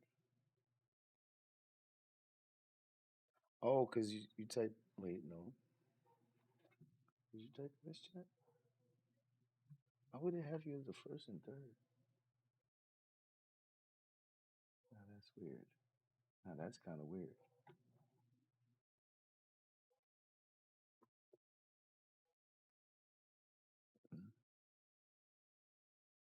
As we wait.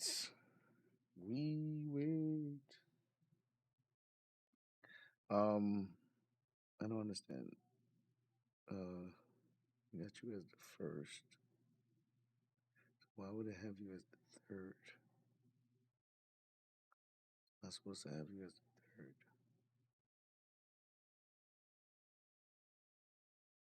Hmm, hmm, hmm.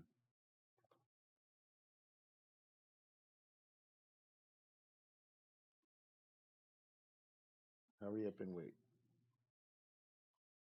Hit the like button if you haven't already.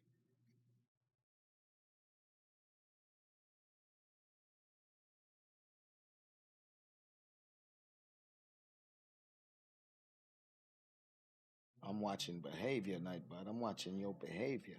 I mean, Rabbit Butt. I don't know why I did that. That's kind of annoyed me.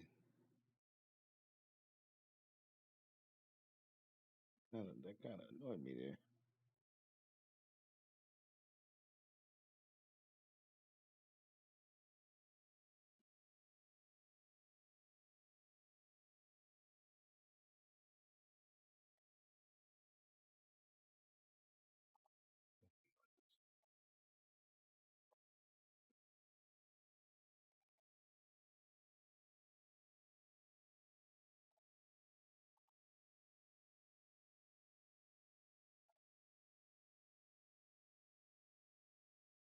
Just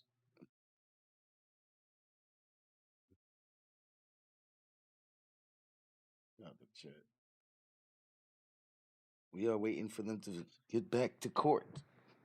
We waiting for them to get back to Wake. Get back to Wake. All right. So far, he hasn't said anything tonight, but so far, so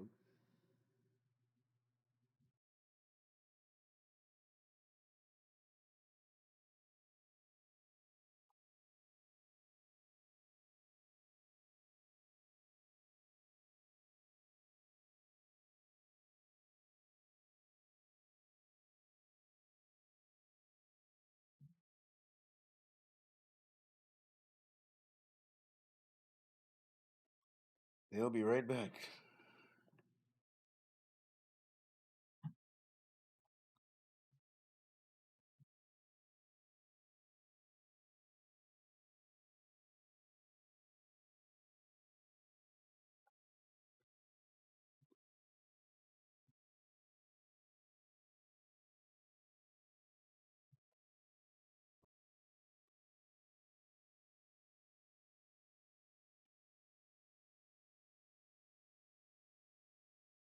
So far, he hasn't said anything tonight, but so far, so good. He don't say nothing tonight, but be fine.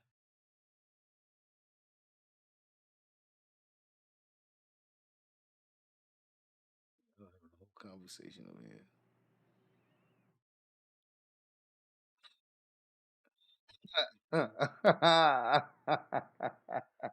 Wait a minute.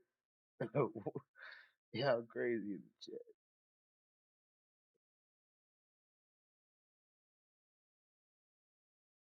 Yeah. Mm, mm, mm.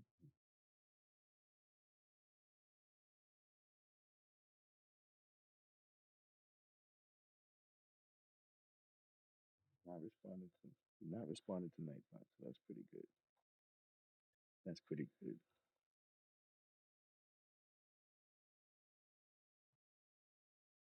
That's pretty good.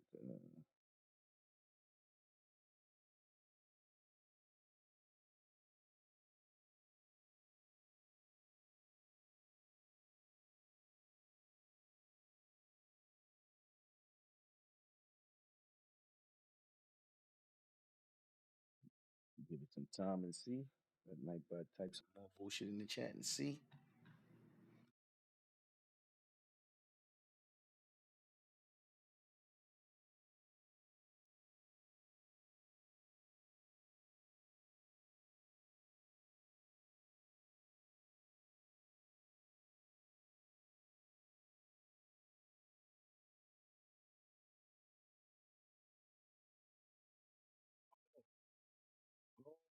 You know what?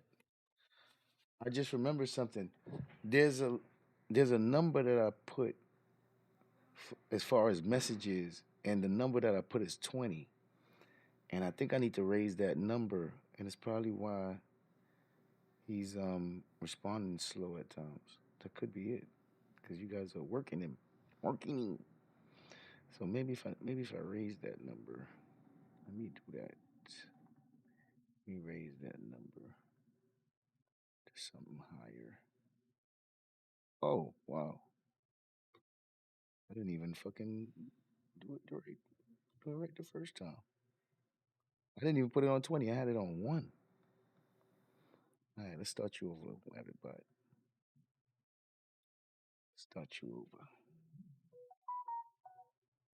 Shout out to the chat.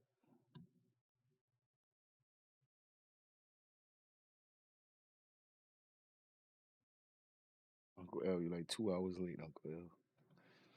Shout out to the chat. Shout out to the chat. Damn, they just keep taking down the video every time they go. Every time they go on break, they take down the video. Is that what we doing, Judge? So every time they go on break, the judge takes down her video. Okay, I know what to do with you, lady. I know what to do with you. How is she's the first and second chatter, bro? What are we doing? What are we doing, bro? How could she be the first and second chatter, bro? This is where now it's messing up with that.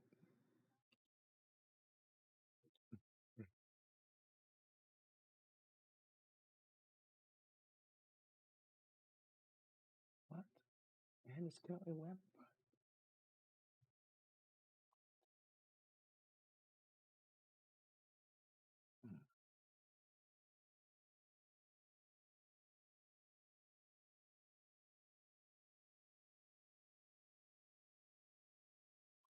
How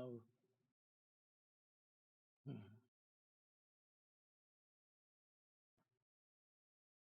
how is it that it's honored to himself?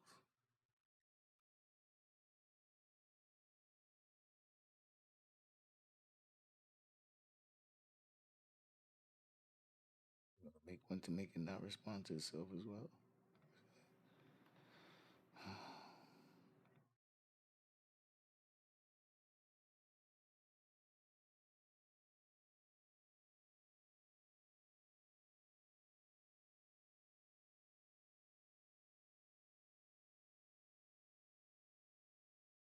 Ridiculous. Ridiculous.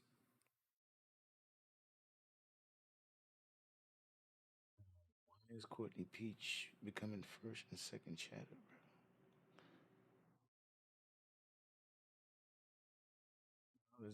How is that happening?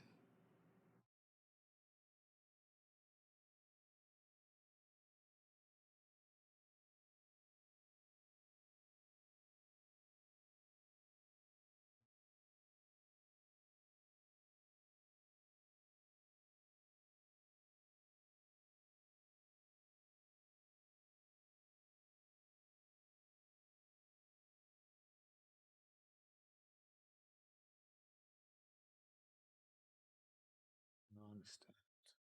Well, she's the third chatter. Oh my God, how? Okay, I think I know how.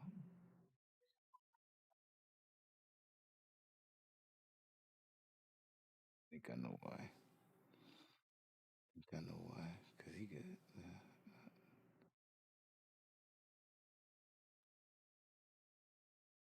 disable this one. You gonna disable that for now?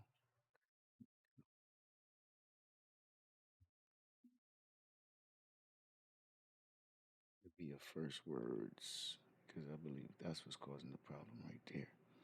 So we wanna restart you again.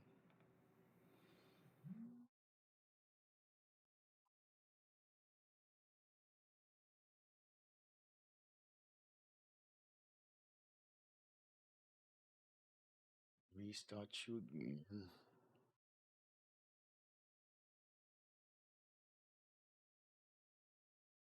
You have been no. What happened is I reset the whole counter, so it puts everybody back at zero. I'm about to reset it again right now, so that we don't have this. Reset it again. What in the world? What in the world?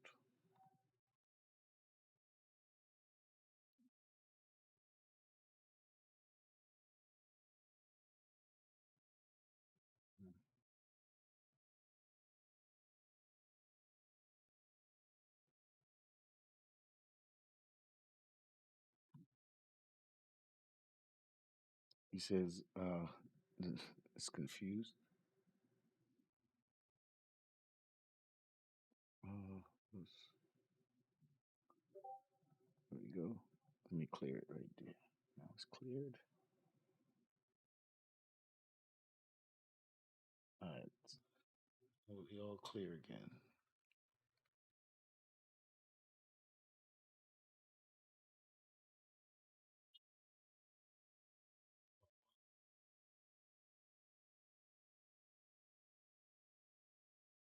It ignored Nightbot. I'm actually gonna turn up the interaction on them. I'm gonna turn up the random interactions. Let's turn that up.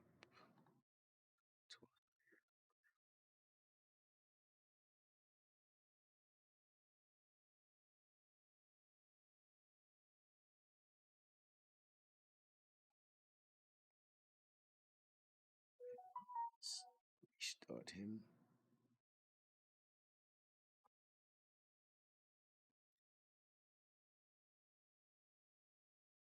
Shout out to the chat.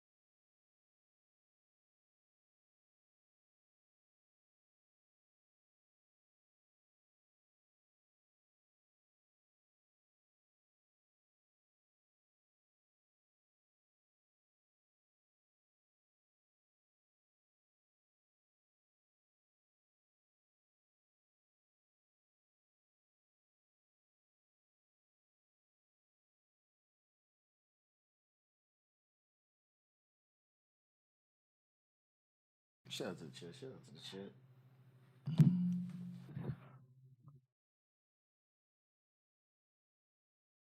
As we wait, boy, this court be having a lot of breaks, like they said.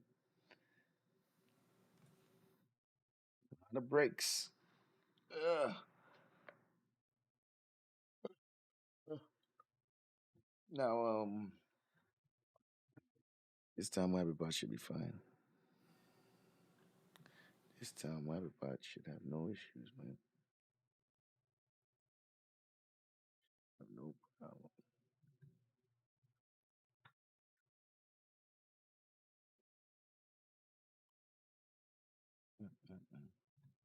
Shout out the chat. Oh, hey, I knew something was wrong. It was too quiet. It was too quiet. It was too quiet. It's more like it. Now that's more like it. As we wait, you know? Shout out to the chat. Shout out to the chat.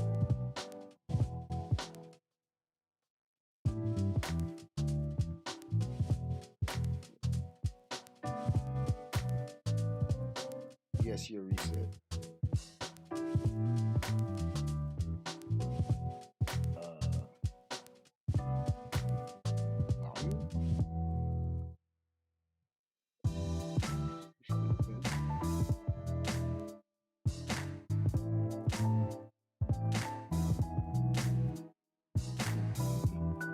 Oh, I know what to do. I know why you're not reset. I'm gonna reset it right now. I just remembered what I did. It's about to reset right now.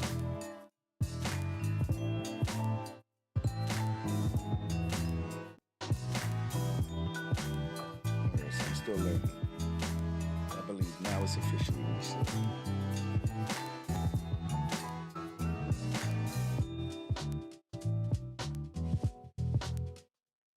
Tell me that I'm third. There it goes. There it goes. There it goes. See? Now type again. It better not tell you you're third. Oh wow! It told you what you wanted. It told you what. All right. Hey, it did not tell you that you're second. It did not tell you that you're second. But all right, so everything's good. Everything's good. We doing good. We doing good. It did not tell you that you're second. It did not tell you that you're third, and it definitely answered you and did what you told it to do. So yeah. All right. Let me share the good news with this developer here.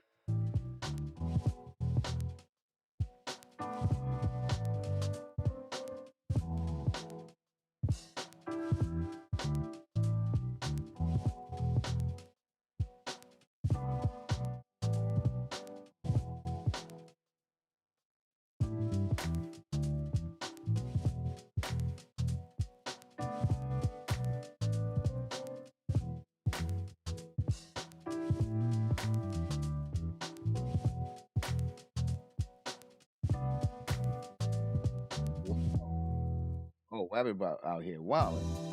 Oh, they want to talk. Musa, what up? Let me see if it picks up the conversation number 2. Wow. Wait. It says Rabbit by 2 active. Oh. Pick one. I'm trying to figure out if it's asking you to actually say case status or key witness, or if it wants you to type the number. It seems like it wants you to actually say which one, verdict, timeline, key witness, or case status. I'm not sure if it wants you to pick the number. I'm not sure if okay, let me see. I'm not sure if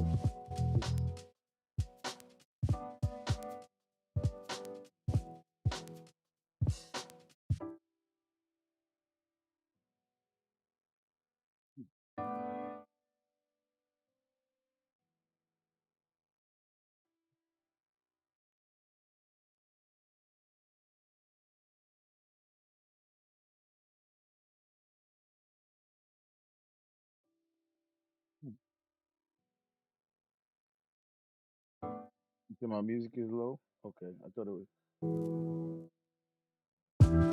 might have been too high for you. So what? Oh, my mic is low. You said my music is low. Alright, let me fix my mic. Testing. Let me fix my microphone.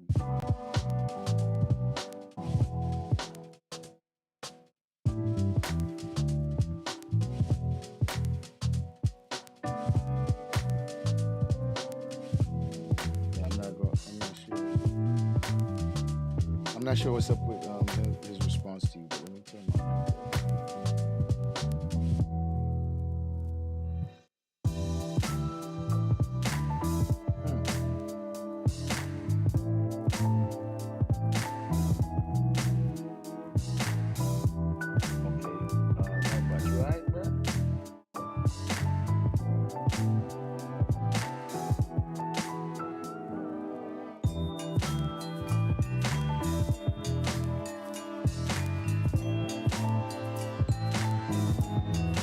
Testing. Testing.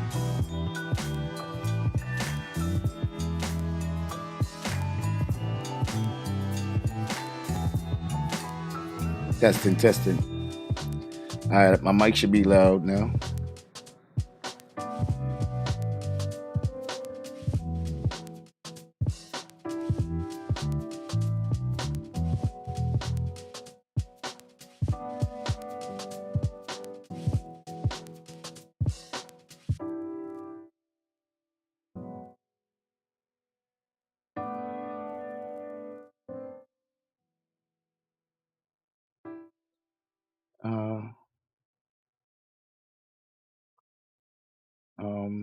Trying to figure out.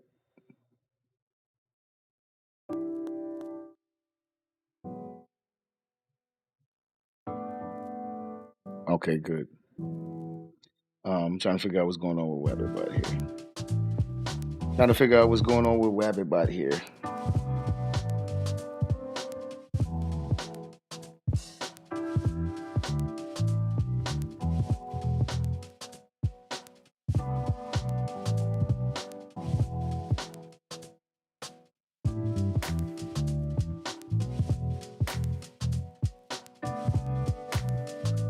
Oh shit! Well, I don't hear nothing. Oh, gotta go to the judge page to get the damn thing, bro.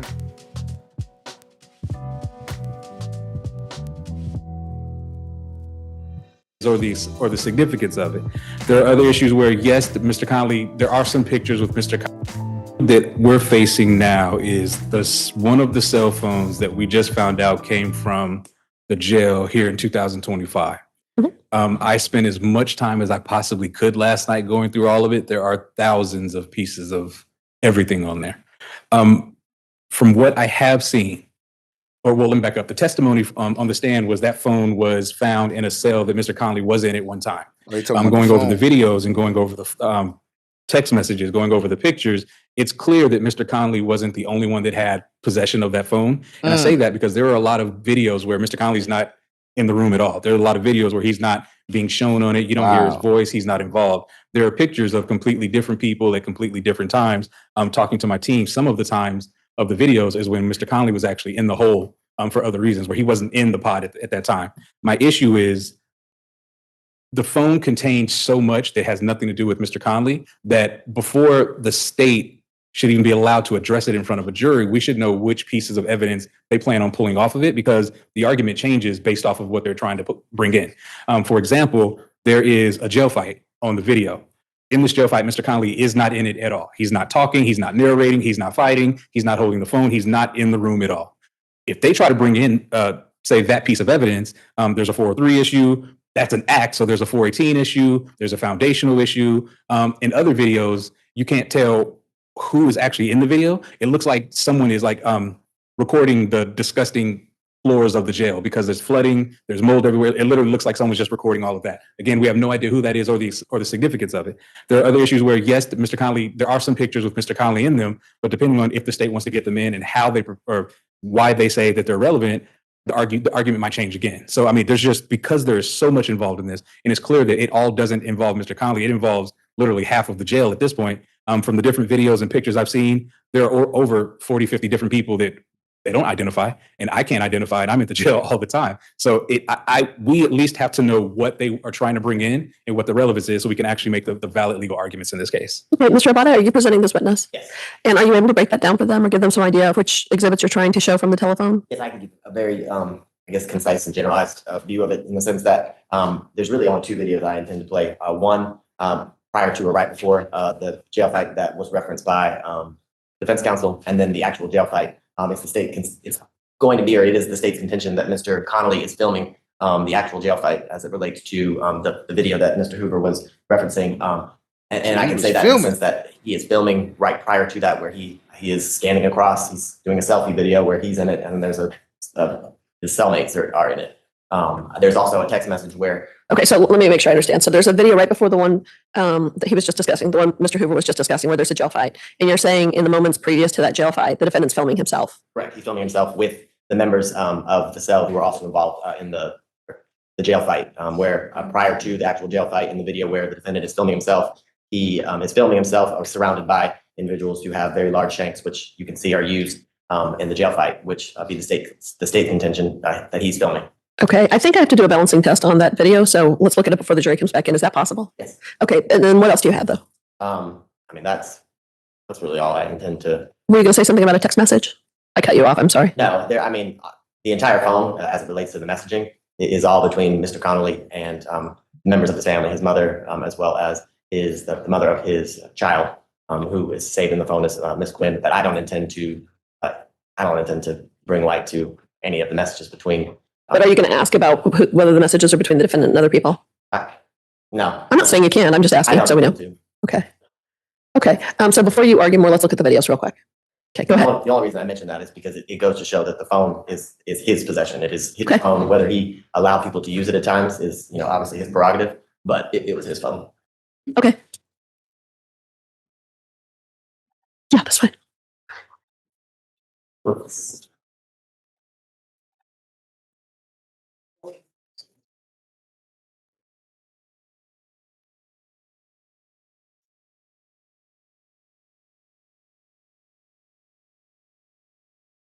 Are you seeing the screen?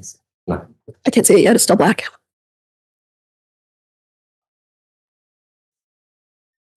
Yes. I see your screen now. Okay. I can see. And can everyone see? Is this guy gang? Whole lot of gang ish. Hold on, let me lower my mic too loud now.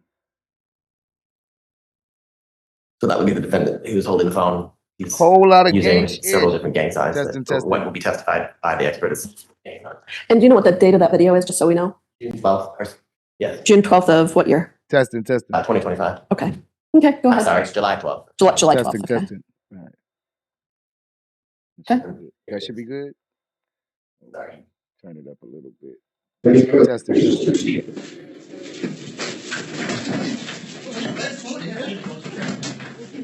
Yo.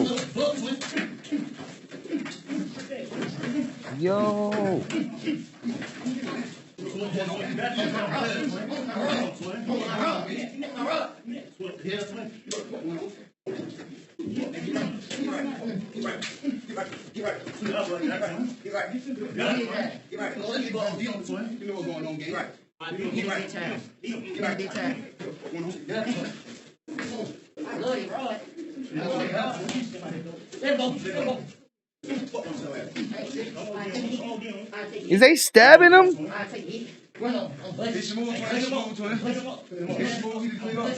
They stabbing him? Okay. Were charges brought as a result of that video? No. There's no charge. Bruh. Was they stabbing, dude? It looked like they were stabbing him. Just right now about that.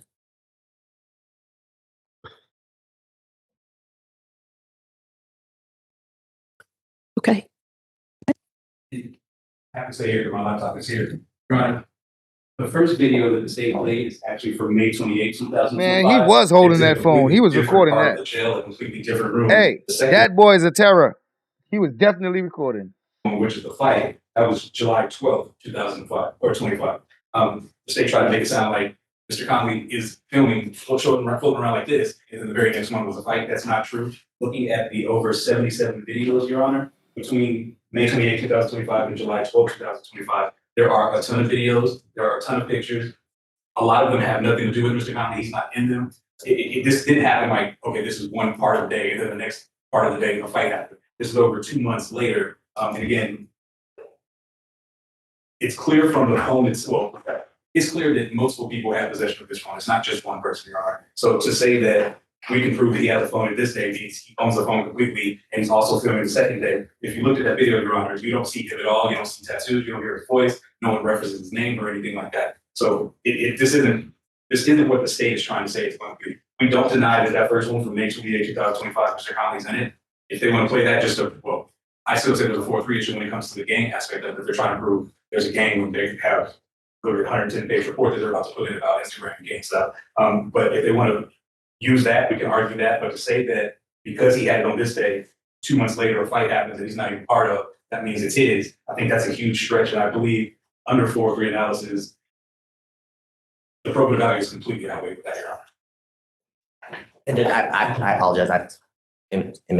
I'm exhibiting it now. I'm inarticulate in the sense that what I was referencing as the same day as the fight is the text messaging from July 12th, in which the defendant is texting members of his family. He's texting about this fight and this individual. He's calling. He's texting about the fight that we watched? Yes, he's calling the individual a rat, and he's saying, Okay, tell me about that. Tell me about those text messages. So I can tell you that he has his phone because he has text messaged his mom.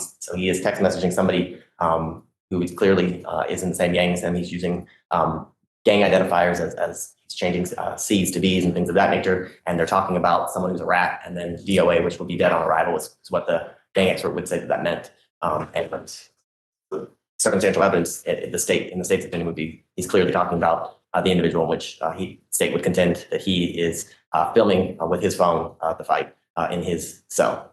Do you have an exhibit with the text messages? Can you pull it up, Your Honor?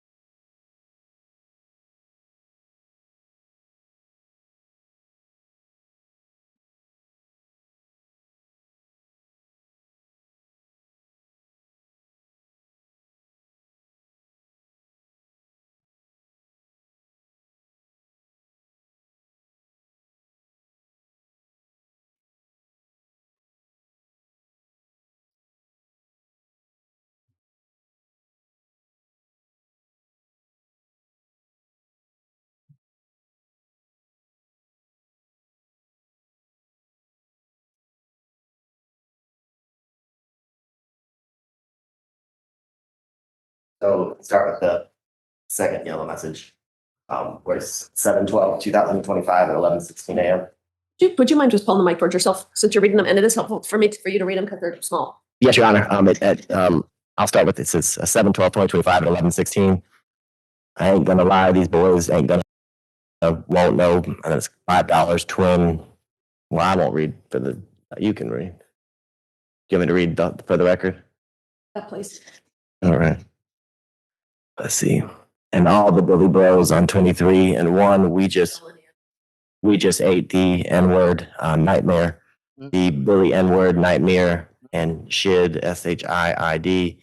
They might buck y'all's store, but I got 10 to 15 in food to use a N-word name. And then he references he a rat, and then he references DOA, which would be the gang expert would testify means dead on arrival, and that's the same day as it relates to the fight, Your Honor. It's at what time? 11. That's around 11:35 in the morning. And when is the fight? It's later that afternoon, I believe. I don't remember the exact time, to be perfectly frank with the court.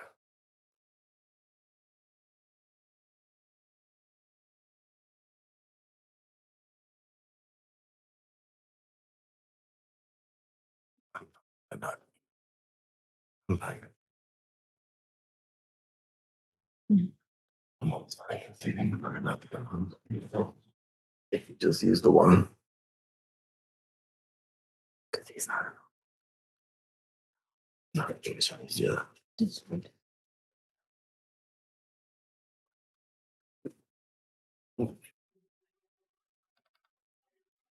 Oh, no. You were just looking for what time? Oh.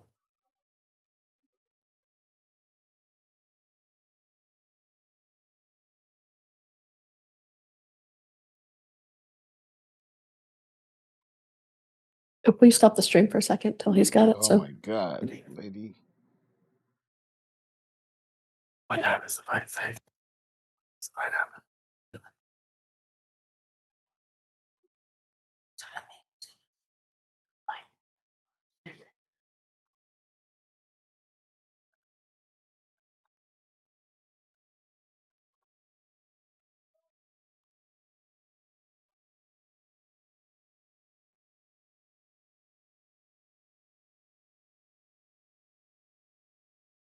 I don't know. There she go, deleting the live again. There she go, taking down the live again. Takes it down every minute.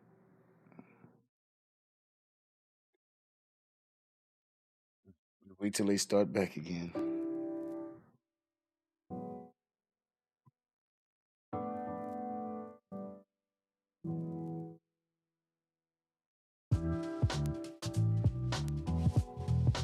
need to make sure that I'm trying to get Weatherbot to stop talking to itself.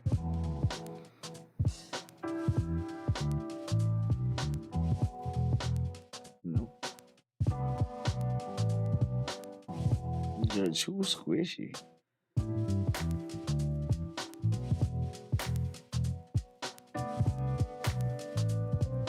Shut up, chat.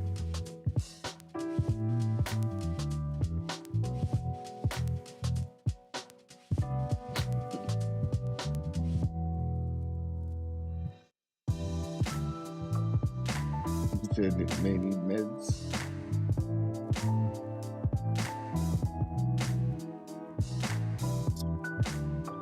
It's talking often enough. I need to talk more.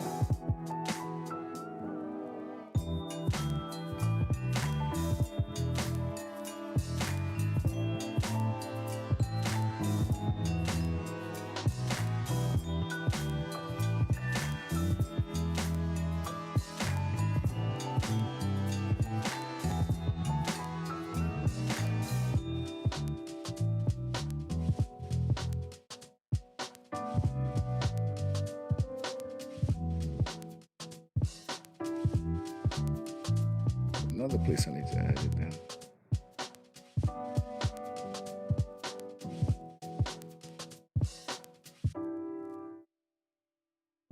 Maybe that will help.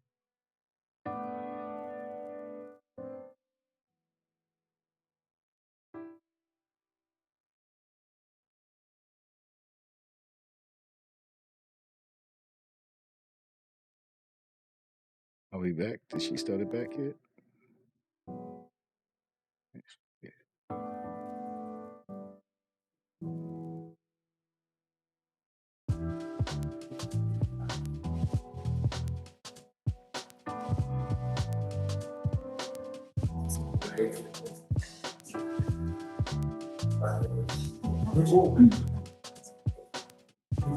You are getting colleagues.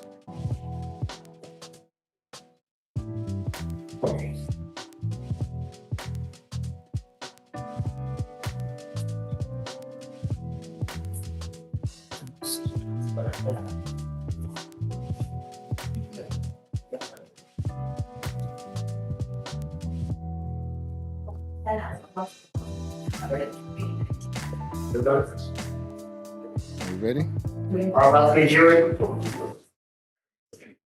And we're back. I have to turn off Rabbit for a second. I'm tweaking Rabbit I'm turning them on and off. Pause.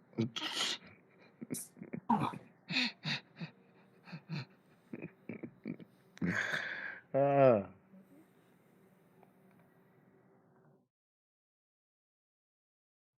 Your Honor, jury's coming in. May we just approach? sure. Egon, shaking my head. Shaking my head, Egon.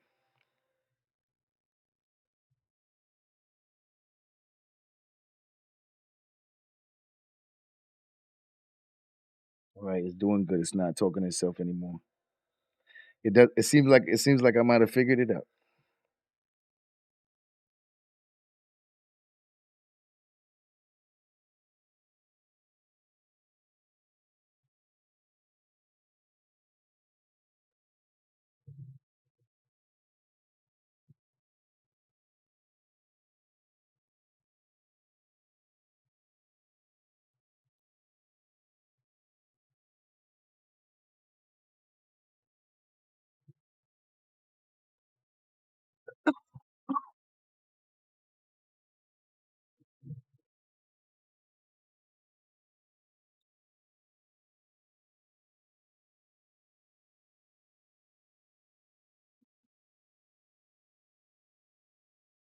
As we wait.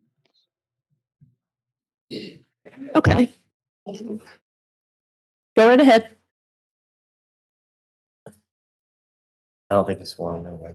State would call Special Agent Jared Coleman. Pause. Raise your right hand for me. Iceberg. Do you swear affirm testimony you give to the court of the truth, the whole truth, so help you? I swear. Right now, have a seat into the mic, state swearing that you report. One moment. My name is Jared Coleman. Yo, bro. Hey, good afternoon, Mr. Coleman. Afternoon. Can you tell the jurors how you are currently employed, sir? Yes, I'm currently employed with the United States federal government. And prior to your employment with the United States government, can you tell the jurors where did you work? Yes, I was employed with the Georgia Bureau of Investigation as a special agent. And can you tell the jurors how long were you employed with the GBI or the Georgia Bureau of Investigation as a special agent with that division?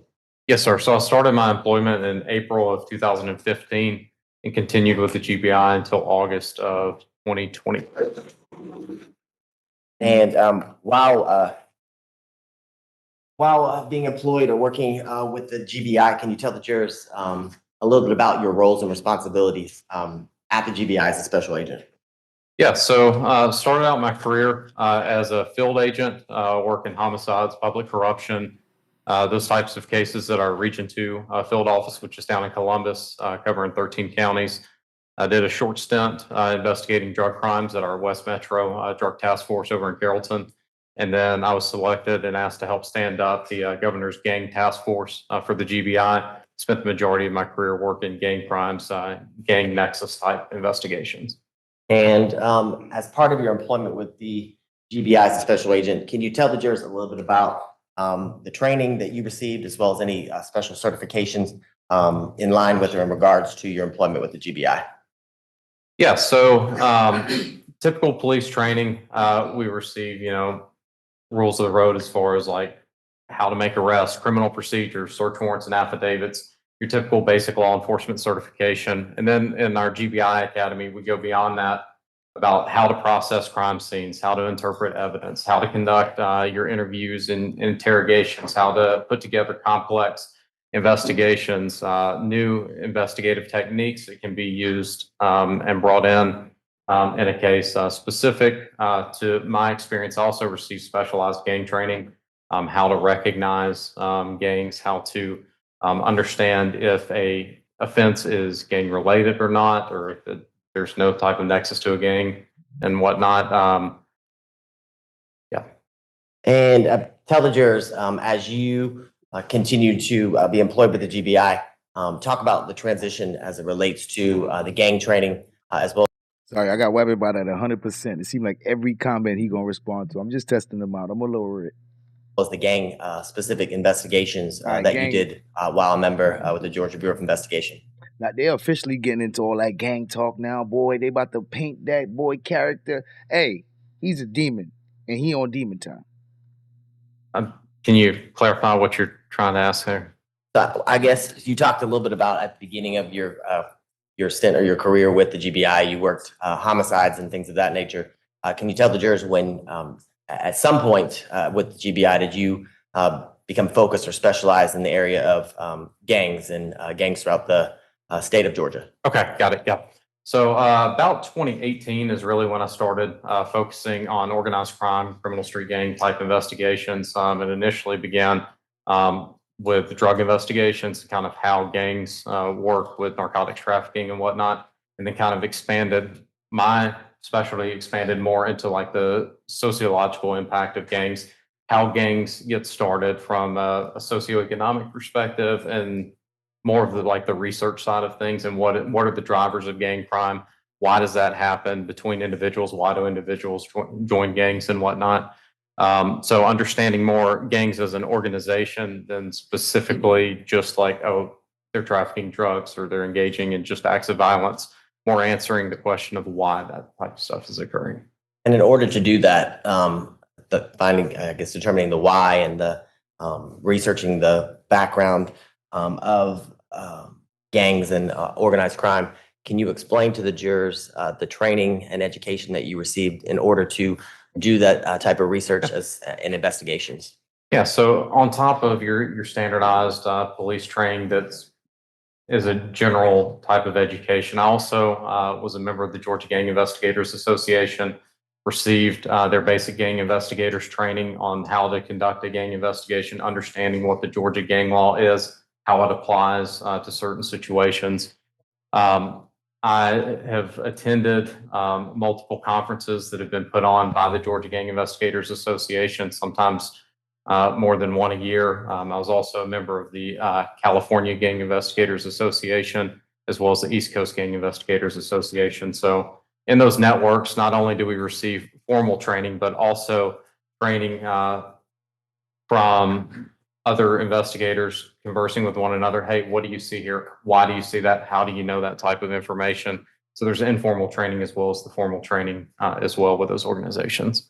And can you tell the jurors what is the GGIA organization? What does that stand for, and what is that? Yeah, so GGIA is the Georgia Gang Investigators Association. It's a group of investigators that come together to understand what are the gang trends that are occurring, not only around the state of Georgia, but also across the United States. What is the origin of, if we're starting to see signs and symbols of a group that are popping up, where is that coming from? How do we know that? It's a conglomeration, kind of a group think of understanding these trends together, because gangs move around areas, they come from somewhere, or they start in a certain area. And it's about understanding kind of how those groups begin and what they do, what their MO is in a certain area and how they operate. Now, can you tell the jurors the organization that you just spoke about, GGIA, as well as the other organizations you referenced prior to that in relation to East Coast and West Coast gang organizations involving other members of the profession like yourself? Can you tell the jurors, have you had the opportunity to be involved in any teaching or presentations as it relates to criminal street gang activity and all that surrounds what you just described? Yes, sir. I also have taught courses about gangs, criminal gang activity. Just to name a few, at our GBI Academy, as well as the GGIA conferences, I've taught courses on fundamentals of gang investigations, gang investigative techniques, how we can validate individuals as being associated with a gang or not, recognizing gang members and symbology, RICO indictments for gang enterprises. There's a few others, but. Okay. And can you talk to the jurors a little bit about, based on your involvement in those organizations, your familiarity with the Georgia laws as it relates to criminal street gangs and criminal street gang activity? It's small, but 90%, 90%. Yeah, so the lens that we examine our gang investigations are based exclusively upon the Georgia law, the Georgia Street Gang Terrorism and Prevention Act. So we don't say, oh, what is my definition? What do I think a gang is? What do you think a gang is? So on and so forth. It's based strictly on the interpretation of what the law defines it as. So when we're receiving this type of training, when we're applying this out in the field, it's based exclusively on the code section of the law. So our training focuses on, well, what does the law say? What are the signs, symbols, indicators for association or membership in a gang? So the training that we focus on talks about, what are the hand signs that you may see? What are the types of clothing that you may see? What is the type of lingo, the terminology that an individual may be using outside of a modern standard English that someone may be speaking normally, things like that. And in the research that you described and the things that you're studying, hand signs, lingo, things of that nature, can you tell the jurors, do you study not only trends here in Georgia, but national trends as it relates to gangs that are known nationally and things of that nature? Yes, sir. We do. As gang investigators, we don't limit ourselves strictly to the borders of Georgia. For example, I've traveled out to Los Angeles, California, and spoken with gang members on the streets that have absolutely nothing to do with an active investigation that I'm working, just purely from the sociology perspective of, hey, how'd you get involved with this? What does this mean? Things like that. So it's not just what's going on here, but it's also what's going on out on the West Coast, what's happening up on the East Coast. I've traveled to St. Louis on cases before, just getting around so that you understand the trends of what's happening and where the points of origin are, so that when you do eventually see something that has come here, you understand the basis of it as you're conducting your investigation and making an analysis on, is something gang related or is it not? And along those lines, when you're conducting your investigations and doing an analysis, can you kind of give an estimate or explain to the jurors approximately how many gangs you've investigated over your number of years, starting in 2018, as it relates to gangs here in Georgia and nationally? So in Georgia, the investigations that I've worked have probably touched I'd estimate about 50 different gangs if we're talking about the difference between a traditional versus a non-traditional versus a hybrid gang or an outlaw motorcycle gang, in the neighborhood of 50 different gangs. Okay. And can you tell the jurors in the investigations that you described and have talked about, have you, in the process of investigating, come in contact with gang members? Yes, sir. And can you tell the jurors why that's important to your investigations and research into the ins and out of any specific gang that you are investigating or researching? Yeah, so having contact with gang members is important because, first off, just pure membership alone in a gang is not illegal. So it's not, if an individual self-identifies as being in a gang, that's not illegal conduct in and of itself. So individuals are more willing to talk to you when you explain that to them, because they're the ones, they are the practitioners of that lifestyle. So they're the ones who kind of keep you up to date so that you understand, oh, this means this means that. They teach me as someone who's more of I'd liken it to like a researcher type role, having contact with people that are engaging in that type of lifestyle. So it's important that we're not making educated guesses about what's going on, but we actually hear, what things mean from individuals that are engaged in this type of lifestyle. Would you consider or classify that as almost analogous to like a continuing education as it relates to a specific gang and things of that nature, allowing you to stay with the changing trends? Oh, certainly, because these things are changing all the time. So by having that continued contact, they kind of keep you up to date on, hey, this means this means that. Because it's just like when my kid comes home from school with a new lingo that he's using from middle school that I've never heard of before, he's got to tell me what in the world the kids are talking about. And can you tell the jurors, have you, prior to today, in the past, and when you were working with the GBI, been requested or asked by other prosecutorial offices in assisting in gang investigations like the ones you described today? Yes, sir. I've been asked to consult from many different DA's offices on these types of cases. Can you kind of explain to the jurors in a nutshell, briefly, under what circumstances and how many times? Yeah, so as far as the circumstances, the GBI is a request agency, so we don't maintain original jurisdiction, but on a few very specific types of offenses. So if really we're just here to help out, to be a force multiplier for other agencies. So before we can even come in and help on a case, we have to have a request from either a district attorney, a judge, a police chief, or a sheriff has to say, hey, I have this issue, please come and help. So we don't just get to walk in and say, this is my scene now, right? So in order to come in specifically for like this case, I received a request from the district attorney's office to assist on this case. So that's kind of the way that we get involved in these types of investigations. Based on the request is limited to the scope of what our investigation is. So if they only want for us to look into this element of an investigation, that will limit the scope of what we're looking into. Or if they want us to do an all-encompassing investigation, we can do that as well, but it's based on what the request is. As far as how many of these I've been involved in, as a lead investigator, probably about 50 of these cases, assisting in some capacity over 100. Based on the knowledge you've talked about today, can you tell the jurors, are you part of sharing intelligence and information not only with, in this example, the district attorney's office, but law enforcement agencies throughout the state of Georgia and the country nationally? Oh, certainly. Both through a formal means of information exchange through like training and stuff like that, and also just as much as, you know, I've made a contact from, you know, a prior investigation, they'll pick up the phone and say, you know, Jared, what in the world am I looking at right here? What do you see? So an informal network of consultation as well. And you talked about one of the ways to stay kind of up to date with current trends and things of that nature as it relates to gangs was speaking to actual members of gangs. Can you explain to the jurors, are there other ways that you are able to maintain and have the ability to stay kind of up to date on trends and things of that nature for any specific gang that you are researching or investigating?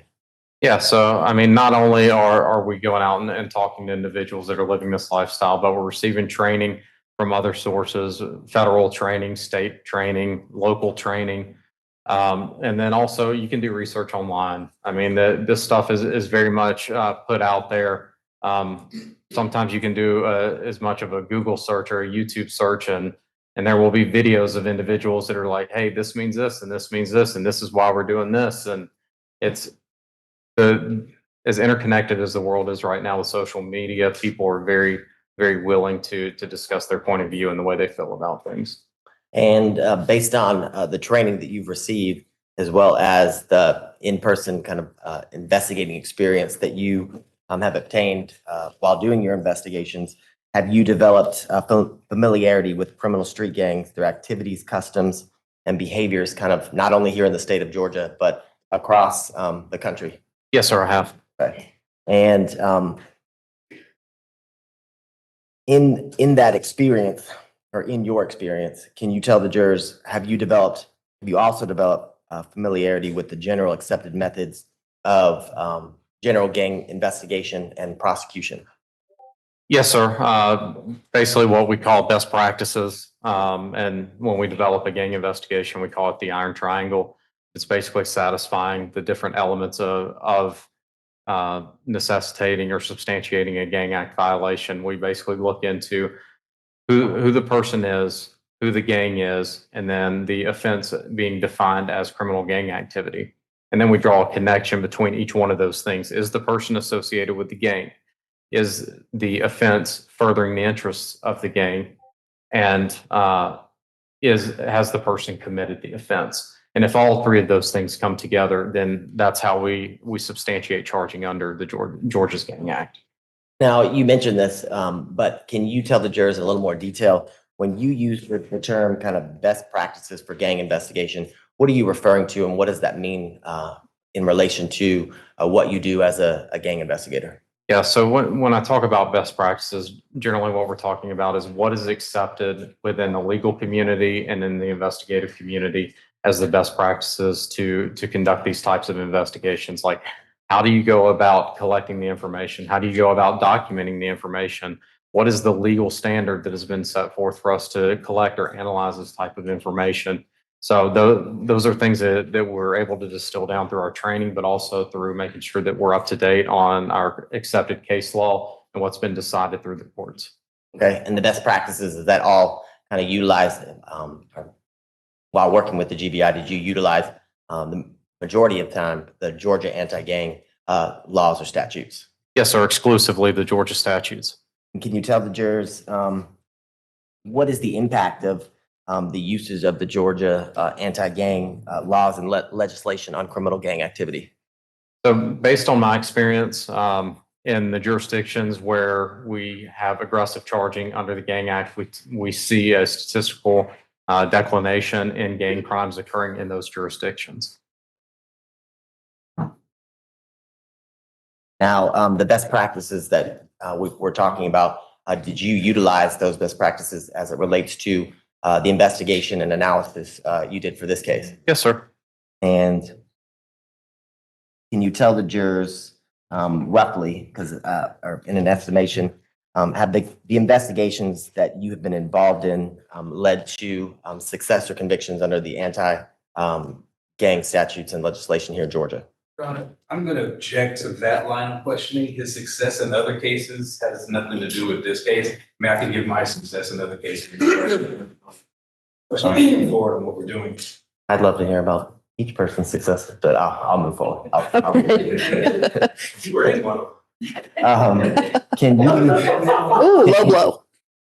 Can you? I wasn't in it. Can you tell me? Have you in the investigations that you have done in the past, did you utilize the anti-gang statutes here in Georgia in conjunction with the best practices you've described? Yes, sir. Okay. And is that something in each investigation that you are requested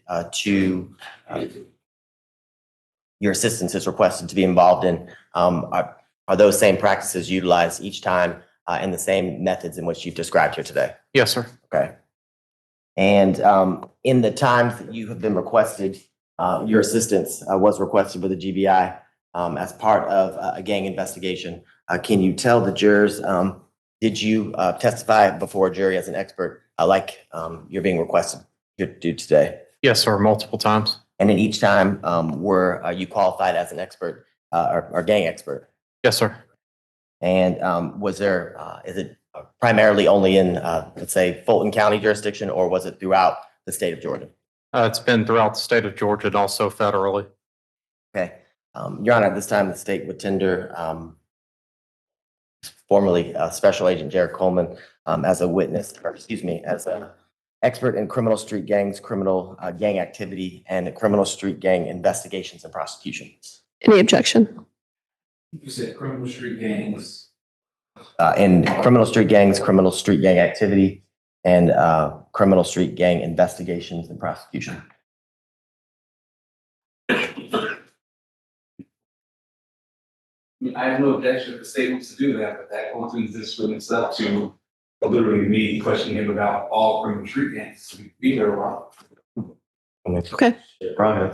Okay, I'll find who's qualified.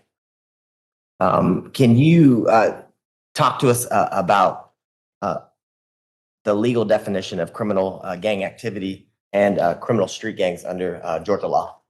Yeah, so criminal gang activity is the commission, the attempted commission, conspiracy to commit, solicitation, or I believe it's intimidation of another person to commit an offense that's defined as criminal gang activity. And there's a whole list of what the Georgia Code defines as criminal gang activity. It's too long for me to cite from memory, which I could probably never do. The definition of a criminal street gang is it's an association, organization, or a group of 3 or more persons. It's associated, in fact, whether formal or informal, that engages in criminal gang activity. And can you tell us, I guess, based on your knowledge, training, and experience, are there different types of gangs? Yes, sir, there are. And could you tell the jurors a little bit about the different types of gangs that you know as an expert? Yeah, so we tend to break down gangs into generally 4 categories. The first being a traditional gang. The best way to describe that is more of like a multi-generational gang. A lot of times these are gangs that have started in a neighborhood. They tend to be your traditional gangs that you think about, like Los Angeles gangs or New York gangs, where there have been multiple generations of people that have come into this gang.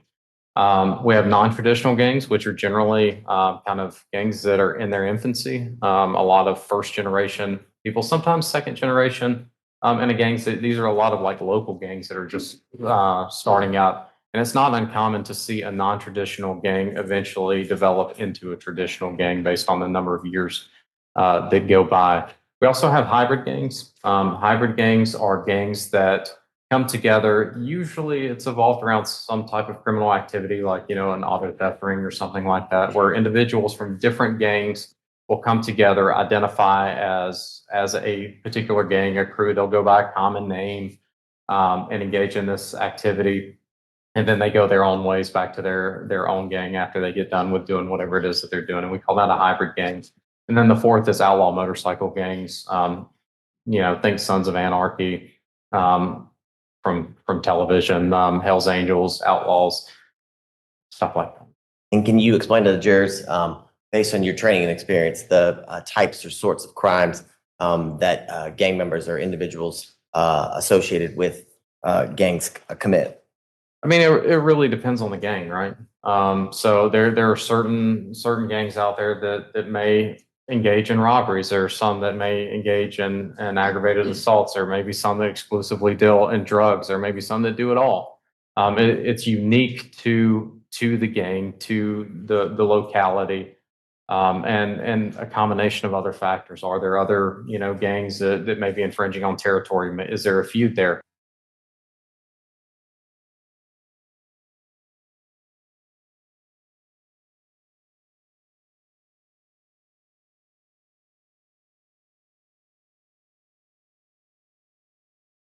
It can be graffiti.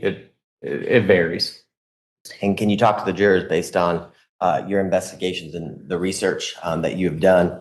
What motivates someone to join or become a member or associated with a gang? Yeah, so there's a variety of motivations on why a person may decide to join a gang. A lot of the currency of the street is in power dynamics, right? The ability to dominate certain situations. So some people join for power, join for money. They don't have things, and this is a way for them to be able to acquire things, right?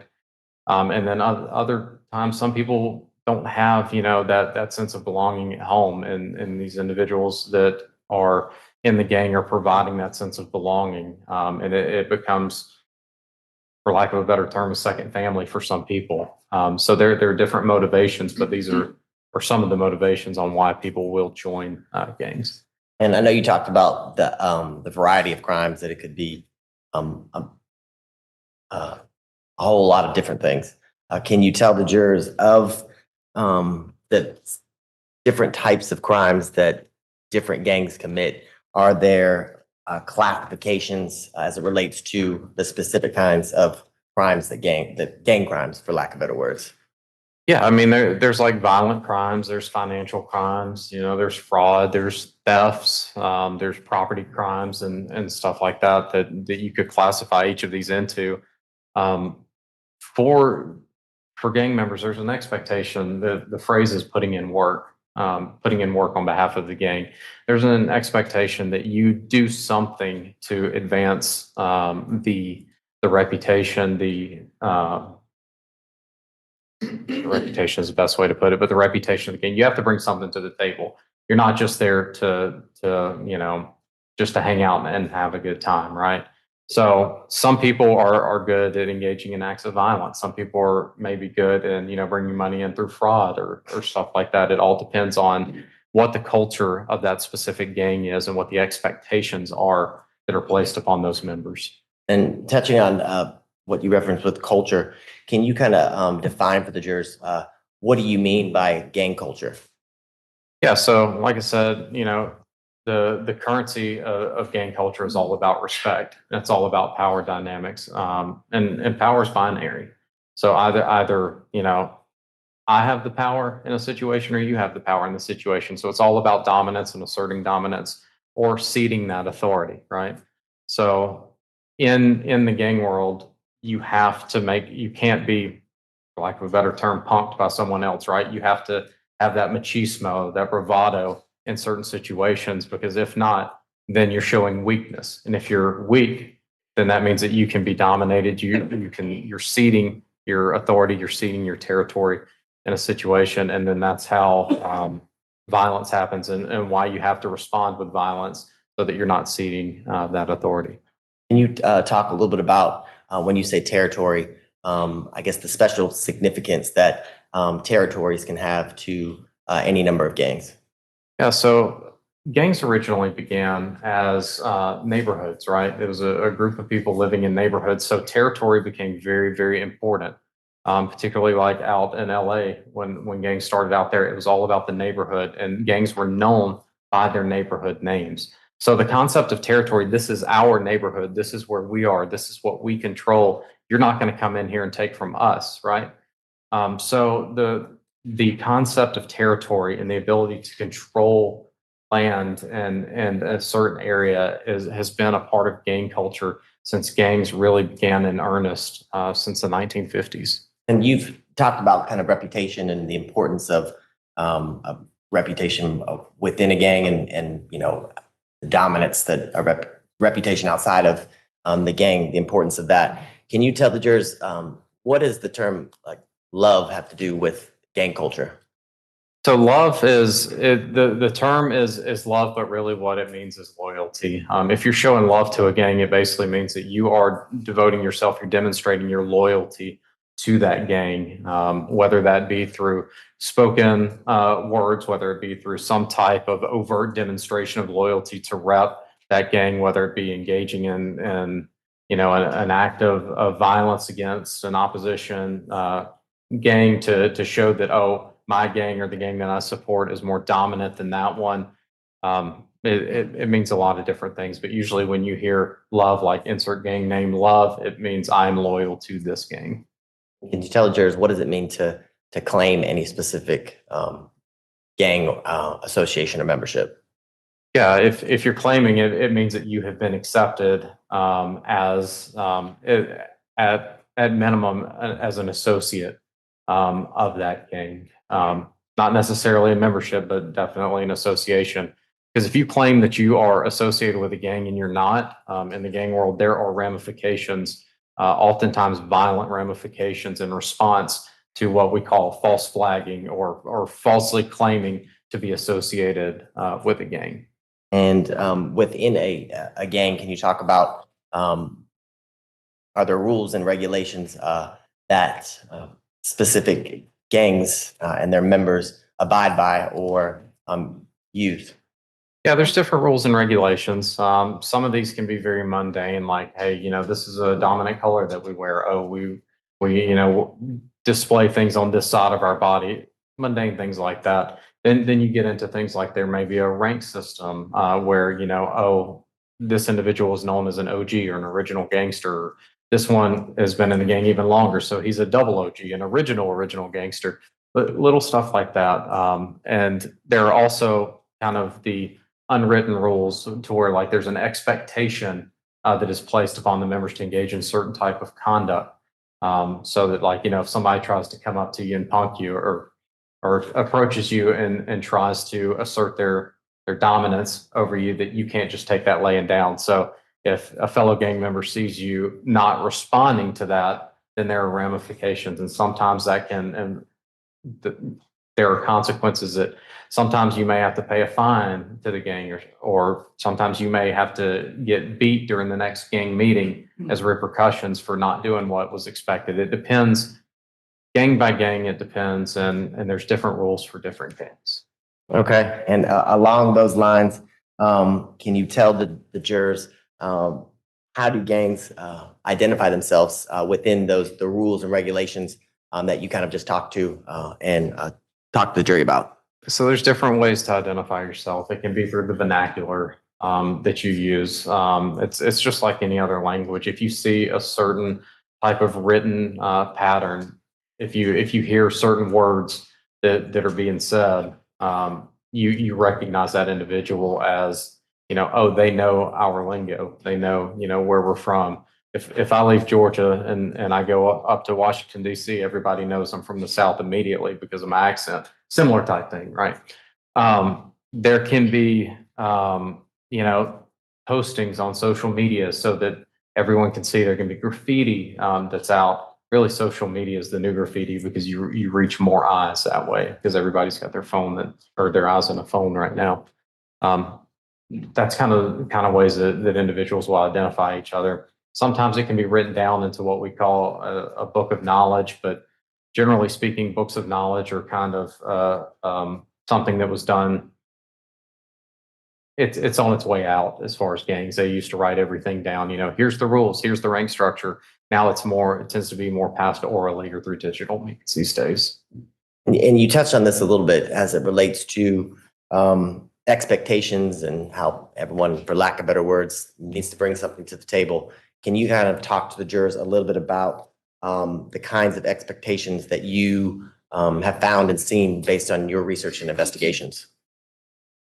With regards to? So, for example, you talked about loyalty. Are there other ways are there other expectations as it relates to gang members wearing different colors, things of that nature that are, I guess, expected as a member or associate of a gang? Yeah, I mean, there's an expectation that you dress a certain way, that you carry yourself a certain way, that you either provide benefits to the gang either financially or through protection or violence.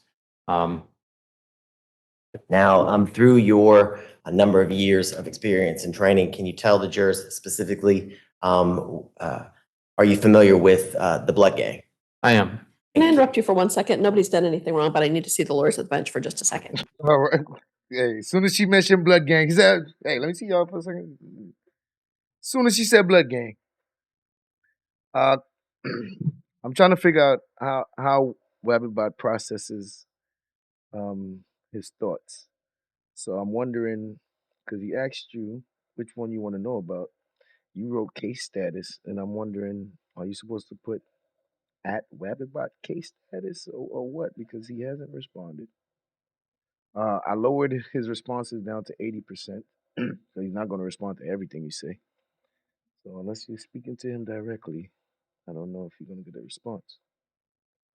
It's an 80% chance you'll get a response unless you're speaking to him directly, it seems like. Shout out to the chat. Shout out to the chat. God, I'm out of here.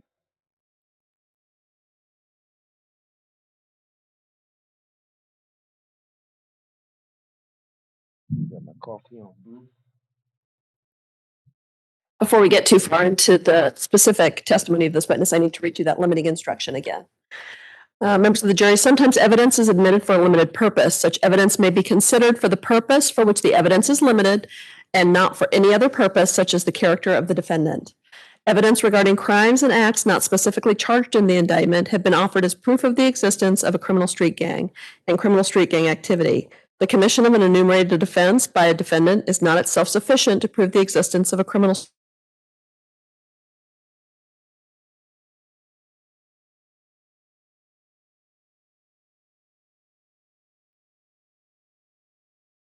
bearing on any issue to which you, the jury, deem it relevant. You may also hear testimony about legal acts committed by the defendant, alleged to have been committed by the defendant, that the state alleges show the defendant's intent to participate in criminal street gang activity or to prove the existence of a criminal street gang. Again, whether this information is sufficient to demonstrate the existence of a criminal street gang or the defendant's intent to participate in a criminal street gang is a matter solely for you to determine, and you may not consider this as evidence of general bad character of this defendant. Okay, go right ahead. Thank you, Judge. Now, before the judge read instructions she just read, we talked about kind of the general overarching group of the Bloods. Can you tell the jurors within that, are there subgroups or subsets of the Bloods that are specific to any specific neighborhood or region or area? Oh, yes, sir. There's many different subsets of the Bloods. Can you tell the jurors specifically about your knowledge and the information that you specifically the Piru blood, a subsect or subgroup of the Bloods? Yeah, so Piru set of the Bloods, it's a West Coast blood set. If you're familiar with Los Angeles, there's kind of a neighborhood out to the east of Los Angeles called Compton. So the Pirus got started out in Compton. There's a very small street called Piru Street. When I went out there to go and see the street, I couldn't believe how small it was. But the Pirus claimed their name off of that neighborhood, off of Piru Street, right? There are different neighborhoods, different blocks that are claimed that are a part of the Pirus, and there's even subsets of the Piru set. So like you'll hear like a Lime Street Pirus or Elm Street Pirus. A lot of these are based on the street names because it's like I talked about earlier with like these gangs started as neighborhood groups that came together to defend their neighborhood and their territory, right? So that's kind of where the name comes from with the Pirus. Okay, and can you tell the jurors, you said that West Coast originating gang, can you talk about its movement throughout the country over to the East Coast, specifically here in Atlanta? Yeah, so the first set of Blood started out in Los Angeles. Originally, the Crips were the only gang that were out there. Get gang history out here, predominant African American gangs. The Bloods formed Shout out to the gang history. As a group in opposition to the Crips. The Crips were kind of coming out of their neighborhoods, victimizing the unassociated neighborhoods and the Bloods formed in response to that, right?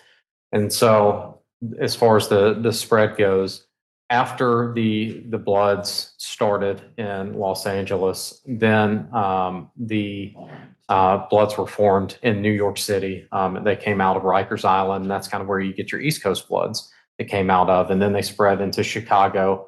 And then after the three major cities developed their population of the Bloods, that's kind of where you had, when people were moving around, your transplants and stuff like that, you have East Coast Bloods that have come down from New York. You've had your West Coast Bloods who've moved into the Atlanta area from Los Angeles and brought that culture with them. And that's kind of how we had the genesis of the transplanting of the traditional Bloods gangs into Georgia and the Atlanta area.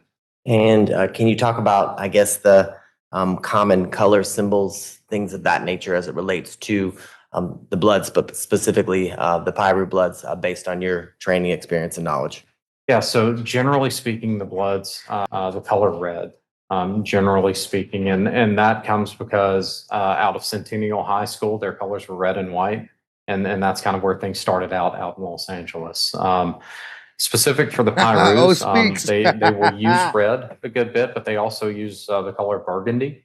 And so sometimes you'll see a burgundy red that's mixed in, but it's generally speaking to show that, you know, the association of the Bloods umbrella, you will see red as the dominant color. Based on your investigations and your experience, can you talk about, I guess, the common crimes that you know that members of the Piru Blood specifically are associated with or commit? Yeah, so the Piru Bloods, based on my investigation, are probably one of the more violent gangs that I've worked, particularly when it comes to gun crime, acts of violence, physical violence. They will sometimes dabble in the drug world, but it tends to be more about violence, gun trade, stuff of that nature, generally speaking. Okay.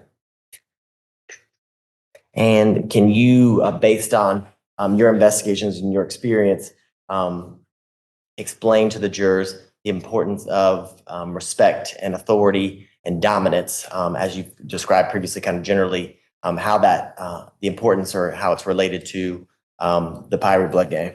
Yeah, so like I said, respect and power is the currency of the gang world, right? So particularly when it comes to the Pirus, if you are known as someone who is willing to engage in violence on behalf of the gang, willing to assert the authority of the gang, you gain that street cred, that respect amongst your peers, and that's how you move up within that gang.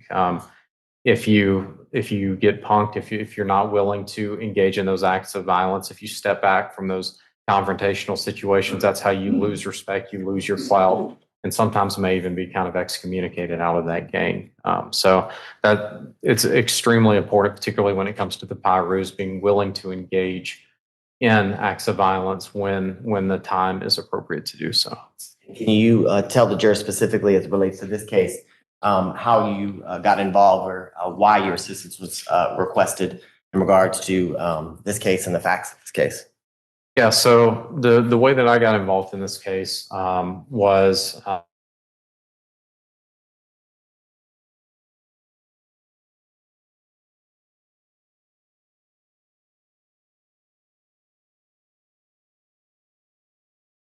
apologize. Oh, the screen was frozen and I couldn't see him, but just as I said, never mind. That's fine. And you may want to speak more into the microphone because it's getting harder to hear you. Yes, Your Honor. Thanks. After the Atlanta Police Department had made their arrest in the case, they turned their case file over to the Fulton County District Attorney's Office. As they were conducting their review of the file, they noticed a possibility of some type of gang connection and submitted a request to the Georgia Bureau of Investigation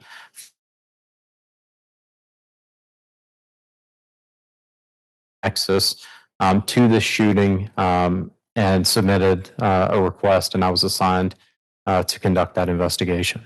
Can you tell the jurors the things that you were provided or utilized in order to conduct a thorough investigation as it relates to this case and the facts from it? Yes, sir. So I was provided a copy of the Fulton County District Attorney's Office file. They had collected social media records for the defendant in this case. There was video footage that the Atlanta Police Department had collected from multiple locations. I believe one was like a video camera from a store, one was from a MARTA bus. Basically, the APD case file and the Fulton County DA's office case file is what was provided to me. Okay. And can you tell the jurors, after receiving that information, did you review what you received in full? Yes, sir, I did. And based on your review of the materials or the files, did you then begin your own independent investigation using what you'd been provided? Yes, sir. Okay. And can you tell the jurors, as it relates to, I guess, the initial steps that you took, can you explain to the jurors, based on your review of the materials, the relevance of the assistance you provided? Yeah. So earlier I talked about, how we conduct a gang investigation, the kind of three sides of the investigation, the person, the crime, and the gang, right? And so the investigation as it was provided to me had already conducted the investigation between the person and the crime. So my job was to look at, was there a connection between the person and a gang? And if there was a connection between the person and a gang, identify what that gang is. Is it a gang under the Georgia statute?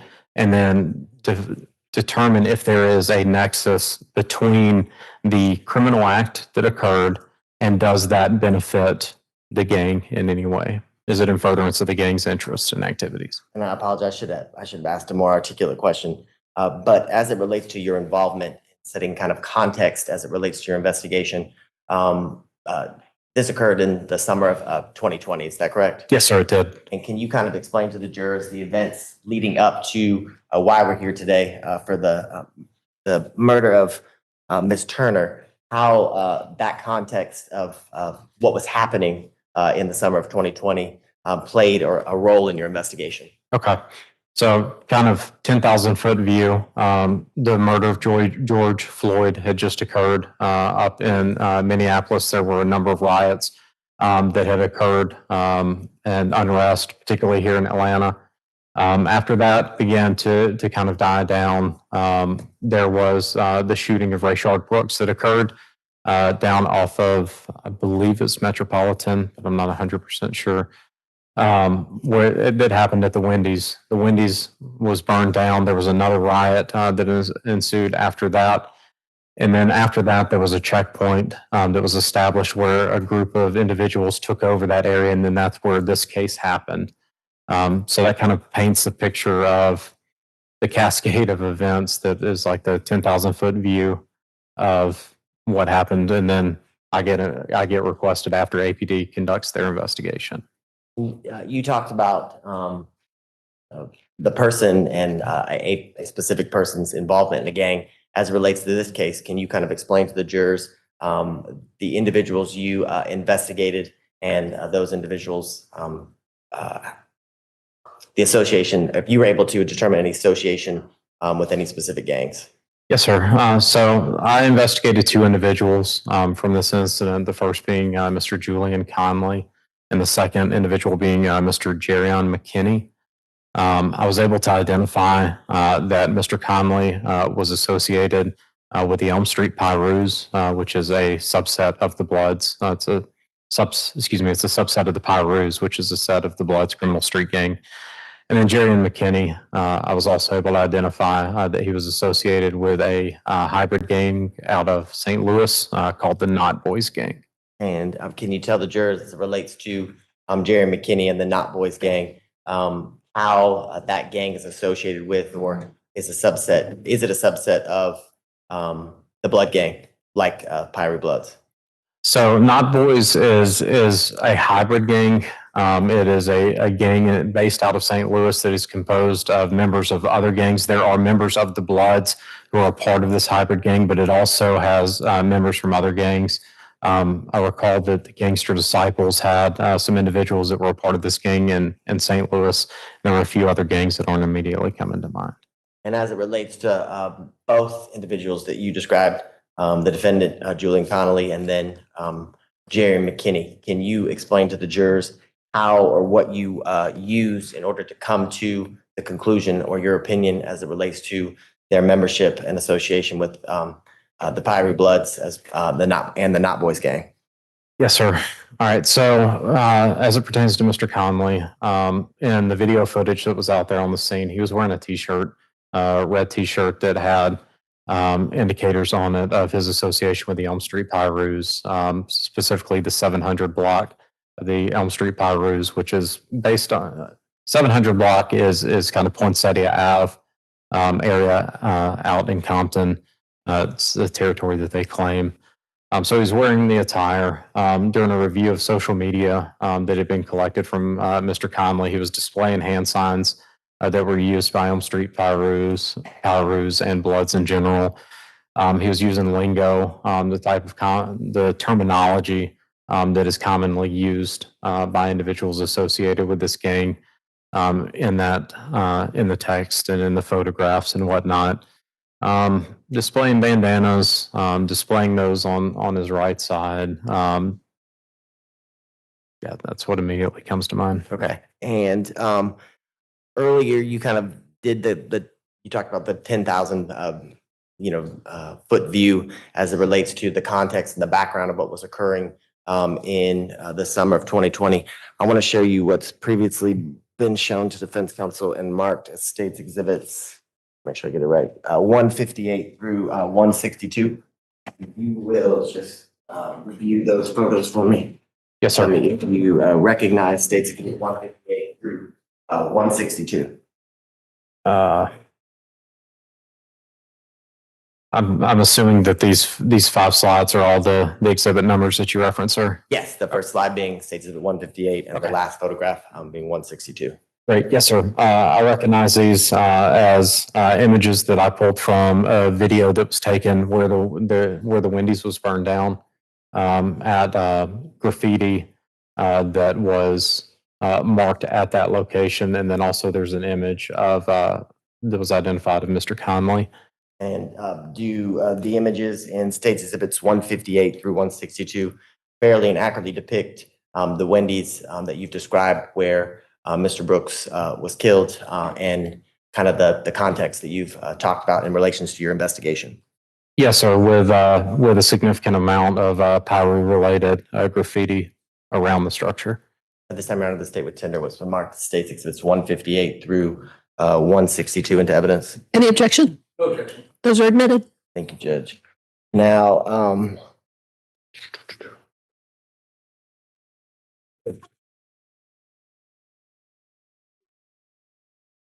in a minute,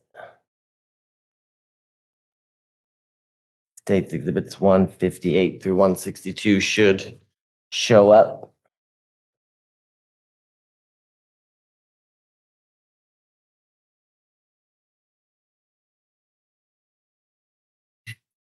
All right, I want to start with State Exhibit 158. Can you explain to the jurors the significance as it relates to this photo, as well as the next series of photos, States Exhibit 159, 160, and 161?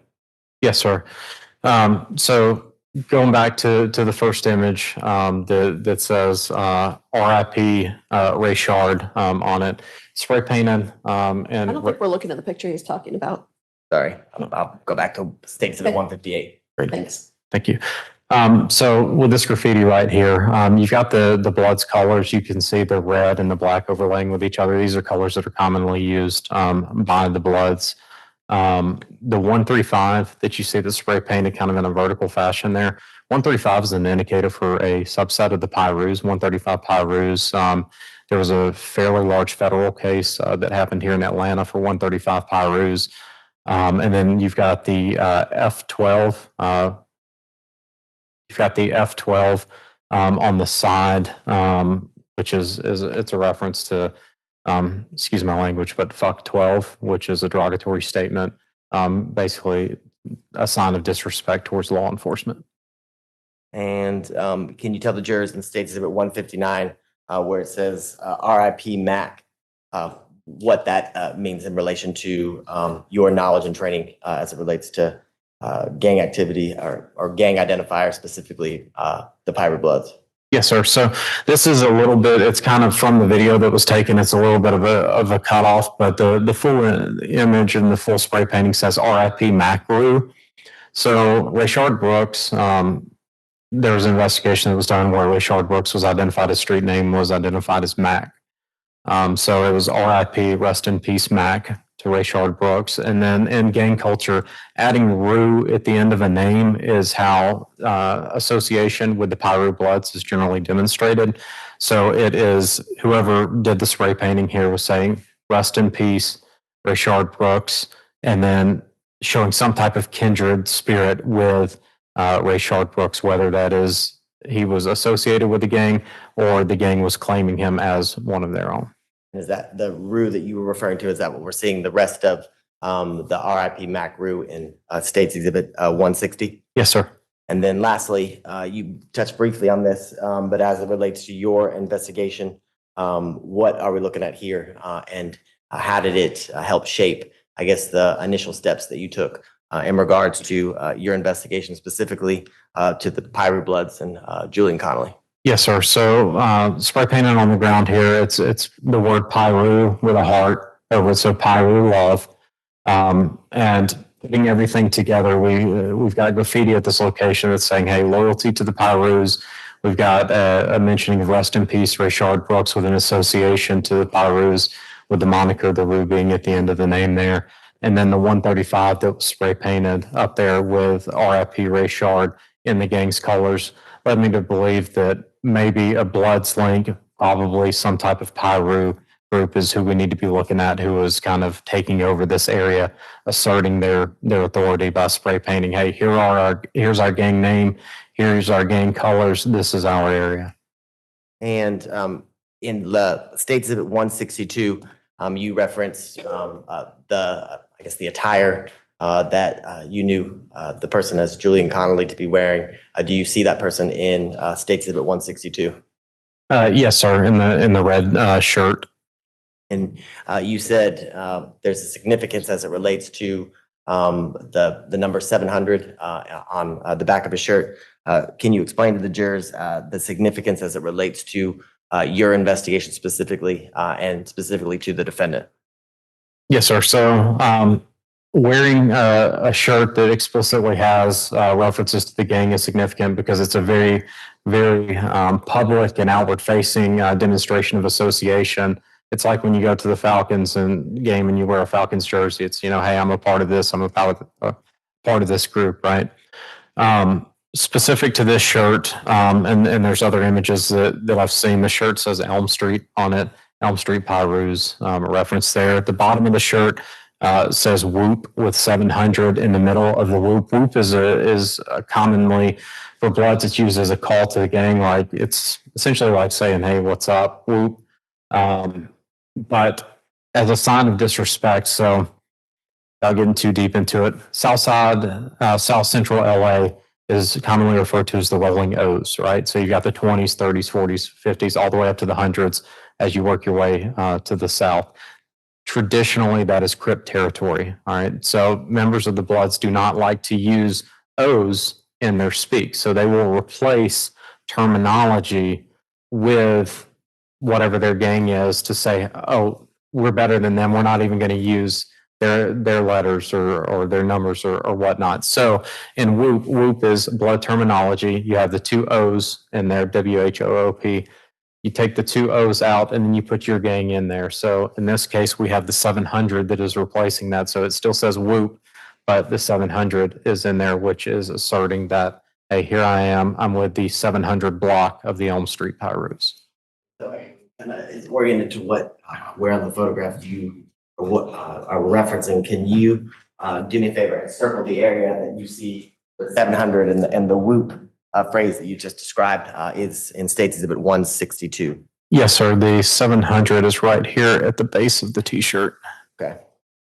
Now, can you, I guess, explain to the jurors the methods and the factors that you specifically used in this case in regards to your opinion as it relates to Mr. Connolly, or excuse me, Mr. Connolly being a member of the Piru Bloods. Yes, sir. So through reviewing the video footage, seeing him wearing the attire, engaged in conduct that was consistent with members and associates of the Bloods, and then a review of his social media with numerous indicators in the social media that demonstrate not only the association to the Bloods, but specifically the Elm Street Pirus, I was able to make that determination. And as it relates to specifically what you reviewed on the video and the reports and the material that was provided to you by the District Attorney's Office as well as the Atlanta Police Department, can you tell the jurors, do you have an opinion as to whether the defendant's actions in this case and what you know about it are consistent with the expectations of what you've described for the Piru Bloods? Yes, sir. They're consistent with that behavior of of members of the gang. Can you tell the jurors how you came to that conclusion and why? Yep. All right. So based on the graffiti that you see at the Wendy's, there is a perception of that law enforcement is responsible, has disrespected the gang or someone that they are claiming some type of association with Mr. Brooks, right? So by shutting down that area, refusing to allow law enforcement in, taking over that territory, that is asserting themselves and saying, we will not take this type of conduct against individuals that we believe this should not have happened to. That is consistent with those power dynamics. And so the taking over of the territory is the gang asserting their authority, asserting their control of the territory, which is consistent with the way that the Piru Bloods engage when confronted with any type of authority figure. And it doesn't just have to be law enforcement. It can be anyone that stands up to them, anyone who refuses to do what they tell them to do, which is what has happened in this case. People who tried to drive around the barricade or tried to mouth back to the individuals that were at this roadblock were confronted with guns being pointed at them, threats of violence, actual acts of violence being committed against them for opposing the will of the gang. And you referenced in coming to your conclusion, and it's part of what was provided to you by the law enforcement agencies you were working in conjunction with, reviewing the defendant's Instagram or social media? Yes, sir. At this time, right now, the state's going to tender what's been marked as State's Exhibit 153 and then 153A, which is a certificate of authenticity for the Instagram of this defendant, which had been noticed under 803 and 906, I'm sorry, for a certified business record. Any objection? It states 153. 153 and then 153A is a certificate of authenticity. No objection. Before you do that, Your Honor, and I apologize. Yes.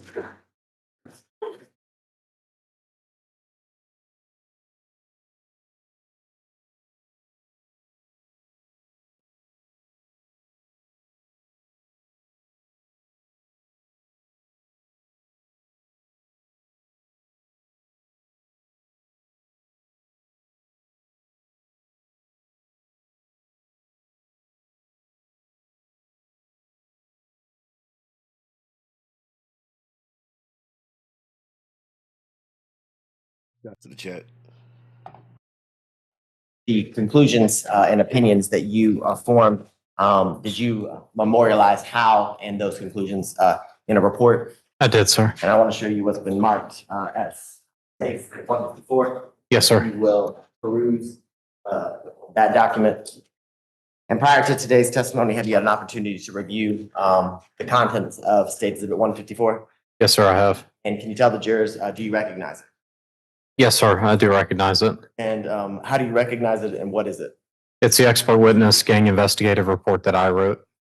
And your prior review of that document and the pages contained within it, did it fairly and accurately, is it a fair and accurate copy of the actual report that you did as it relates to your opinions and conclusions for this case? Yes, sir. This time around, the state would tender what's been marked as State's Exhibit 154 into evidence. Any objection? So no objection to 154 being put into evidence, Your Honor. I just want to make sure that that falls under the continuing witness rules. Make sure that's correct. Okay. It's admitted. Thank you. It was Now, 154, right? 154? 154, yes. Okay.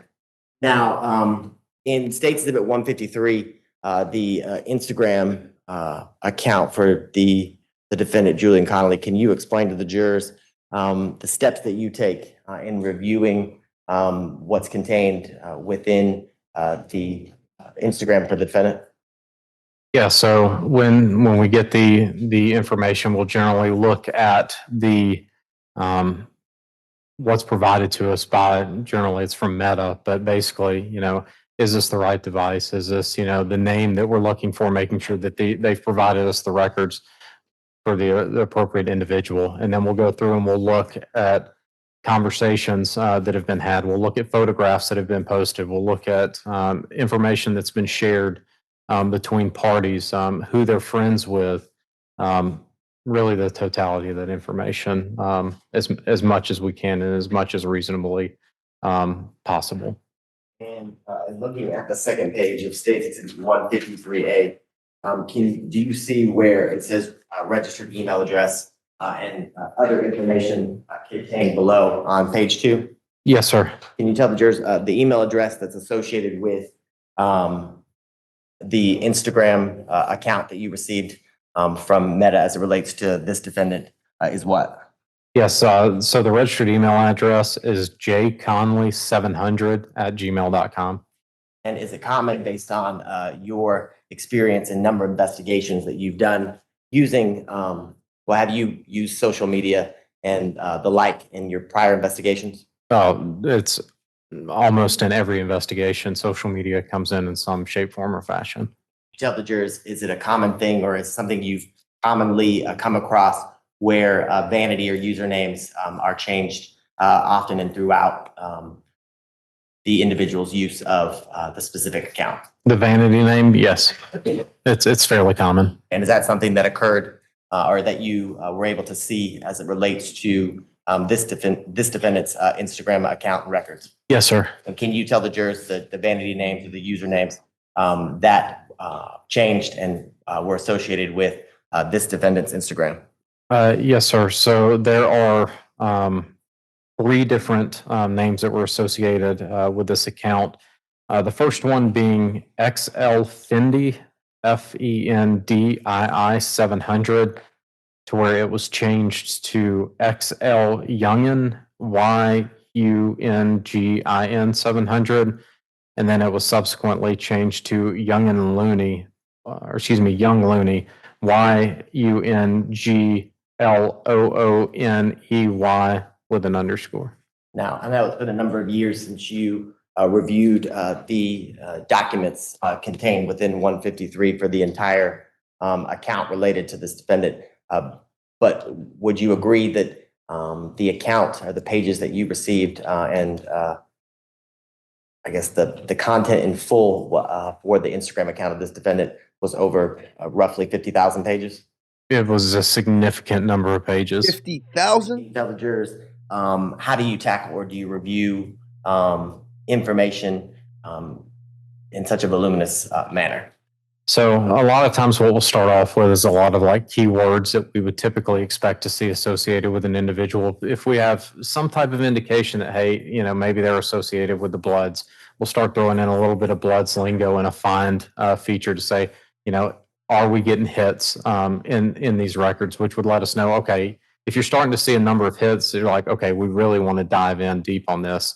If you're not getting any hits at all on any type of Bloods lingo, well, maybe we're not, maybe what we think this is not appropriate, right? So that's kind of how you begin the initial sifting through those types of records.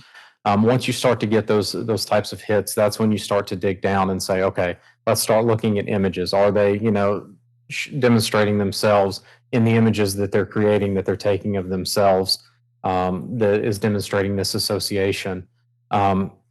You get through as much as you can and you collect as much as you can, but eventually, once you start, on some cases, once you start just getting voluminous amounts of evidence, I mean, you're just kind of beating a dead horse as you continue to see more and more and more and more and more and more. If you see the association is there. Okay, and I want to talk specifically about some of the images that you located and the messages and things of that nature you located within the Instagram account. Were there times, I guess, when coming to your conclusion or your opinions, are you only looking for things that this defendant posted himself, or are things that he shared that other people said in regards to specifically here the Pyrie Bloods relevant to your investigation and the conclusions that you come to about this defendant's membership in the Pyrie Bloods?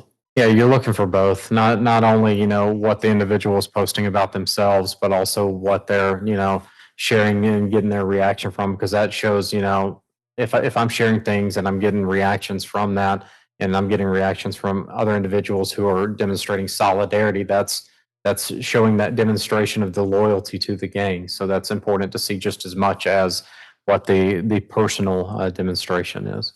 Okay, and is it, for lack of better words, is it kind of like advertising? Yeah. Okay. And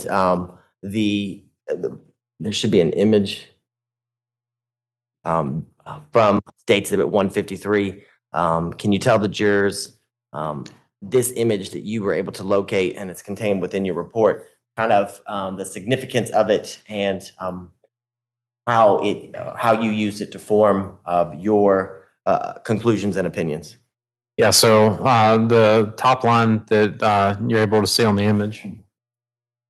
When I find out who you are, I swear on Elm Street Pyru. So that's like saying I swear on God, I swear on my mother. The poster in this case is swearing on the reputation of the gang, specifically spelling out the name of the gang, Elm Street Pyrus. Okay, and we could be here all day. My next question would be: did you find a series of posts like this as it relates to Pyrie Bloods and this defendant's not only posting but advertising or sharing other people's membership? There were a number of posts, yes, sir. So as it relates to the next image contained in State Exhibit 153, can you explain to the jurors the significance of this image and how it formed your opinion as it relates to this defendant's association and membership with the Pyrie Bloods? Yes, so you've got the numbers going brazy right now. So you've got the C, Crips is spelled with a C as a sign of disrespect to the Crips. You replace the C with a B. So instead of going crazy, we're going brazy. So you got the lingo up there. You've got the images of the wearing of the red, the name, the XL Fendi, the display of firearms. So it means, hey, look, I'm dangerous. I've got a gun. All of those things kind of put together. And I want to skip to this next image. Do you see on the next image where this defendant has commented on a live video and taken a screenshot? Yes, so it was from the XL Fendi account, which was associated with the defendant, and it says, "You a dumb, don't ever say that shit again. I'ma strip you myself on blood." So remember how I talked about the rolling O's? So in blood, you take the O's out and you replace it with 356. 356 is used to represent Elm Street Bloods. So I may be dating myself here, but like when you used to have to text by the number, you'd have like different letters on each number, right? So ESP is 156 on the number pile. So that number is used to represent Elm Street Pyrus. And in the next image that you see, do you see the image that you located within the account where it starts with "You never switched up on me. This is why I love you," and it continues? Yes, sir. Can you explain to the jurors how this was significant to your investigation and your findings in conjunction with what you've already talked about, the loyalty and love and its interchangeability? Do you happen to recall where this is in the report, sir? Yes, and why I am locating that Can you explain to the jurors, do you see in the post where I guess the use of gang identifiers in the writings by this defendant? Yeah, so I apologize. At this point, I'm gonna have to object. It's clear that there's something on the screen that's been projected for everyone to see, yet this witness is reading from something that I honestly don't know what it is. It's not what's on the screen because he's flipping through pages. So I object to this witness reading from something that's not in evidence and that I have not seen. Well, he said it from his report, which is States Exhibit 154, which is in evidence. Okay, you're looking at your report. I am, Your Honor. Okay, you want to come see? It's okay. As long as we know what it is, thank you. Okay. If I would direct you to page 57 of your report at the very bottom of that page. Yeah, got it. So it's an Instagram post that's referencing brother's blood or not. And can you explain, I guess, the significance of that as it relates to association and membership with the blood gang or Pyru Bloods? So for this post, it's talking about just the concept of brothers, whether we are related by blood or who I claim to be my brother otherwise. And in this next image from the defendant's Instagram 153, where it says PSA from Slime, can you explain to the jurors what we're looking at here and the significance? Yeah, so PSA, public service announcement from Slime. Slime has kind of become synonymous with a term that's used to mean Atlanta-based bloods. It's kind of a homegrown type thing, so it's a reference to a public service announcement from Atlanta Bloods. And along those lines, can you tell the jurors where the image that says FW My Elm shit, what that means in regards to membership and association or advertising for Pyru Bloods? Yeah, so FW stands for fuck with. So fuck with my elm shit basically means do business with me, associate with me, and all of my brothers who are a part of this gang as well.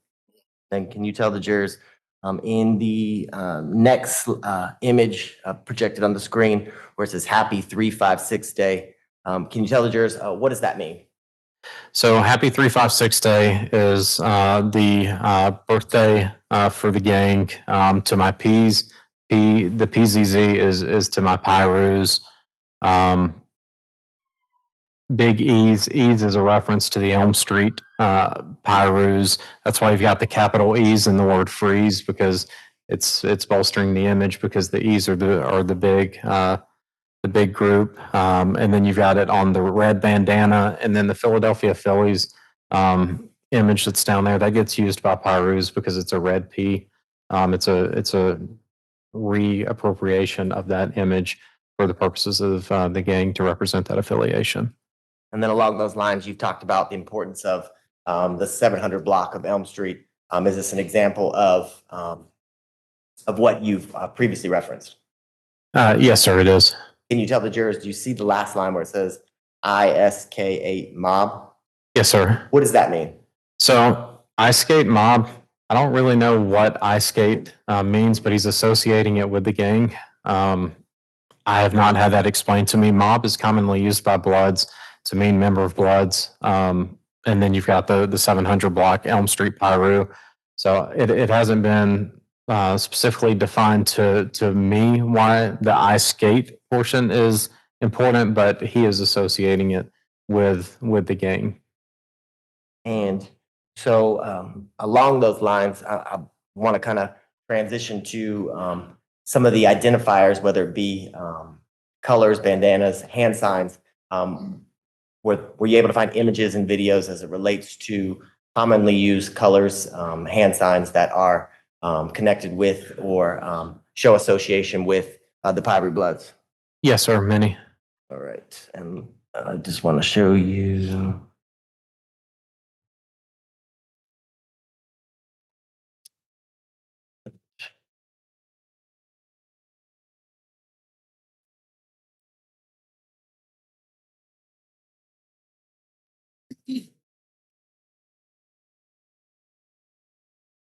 And it should show up here in a second.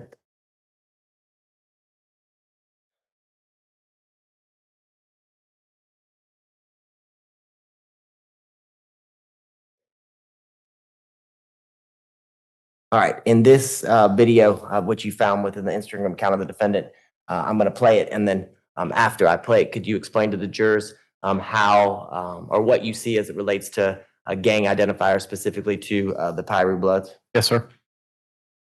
Nigga, keep a gun. I keep a Glock G-lock in my back pocket. Pocket rocket, let it pop it, let it go berserk. Blood stains on my shooting on my t-shirt. Said the nigga moving pounds, but it's cheap work. Yeah.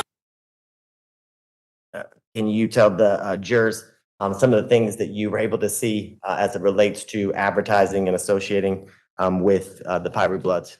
Yes, sir. All right, so a lot to unpack here. The predominant color in the videos is red. You've got him wearing the red and black, which is the colors of the gang.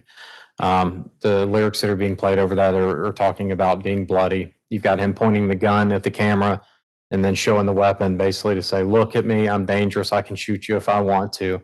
You've got a demonstration of the hand signs. You've got the Elm Street Pyru's hand sign, which is when he threw this hand sign up, which is Elm Street Pyru's.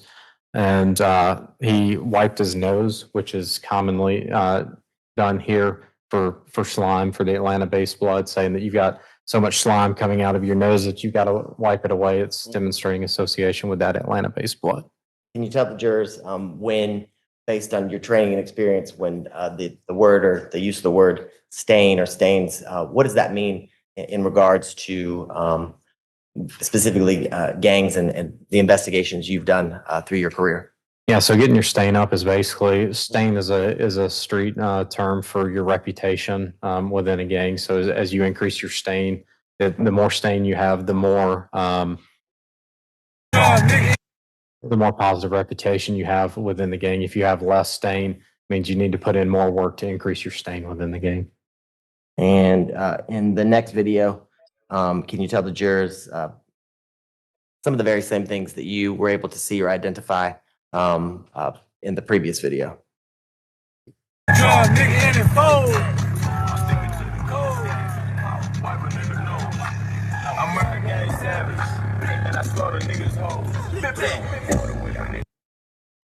You see several hand signs or signals that are being thrown up or used in this video. Can you explain to the jurors specifically the hand signs that you were able to see and identify as advertising blood gang or Pyru blood gang membership?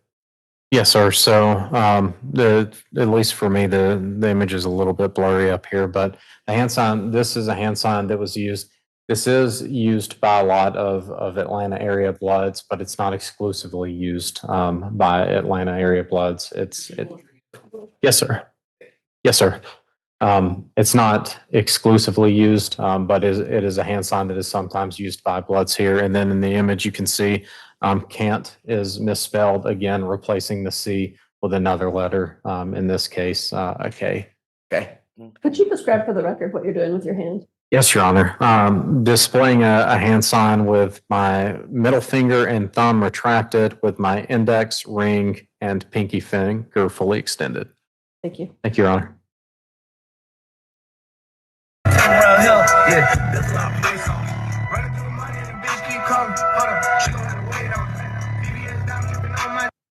Now, in the next video that we just watched from State Exhibit 153, as it relates to this defendant's association and membership with the Pyru Bloods, can you explain to the jurors the things that you saw that were significant in regards to that membership and your opinion and conclusions? Yes, sir. So we've got the red being worn again, and of course the two firearms being held in one hand, being pointed to show I've got access to weapons. I'm willing to point these weapons at you, and I don't just have one, I have two. That's kind of an emerging trend that we've seen in gang culture, where instead of just using one gun, using two guns coupled together in a single hand, particularly for West Coast bloods, has kind of been an emerging trend coming out of there. And I want to go next to this.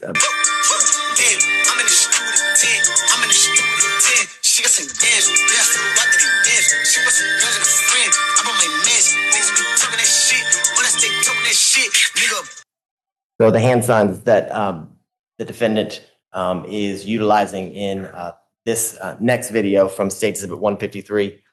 Is it along the same lines of the hand sign that you described earlier for the record?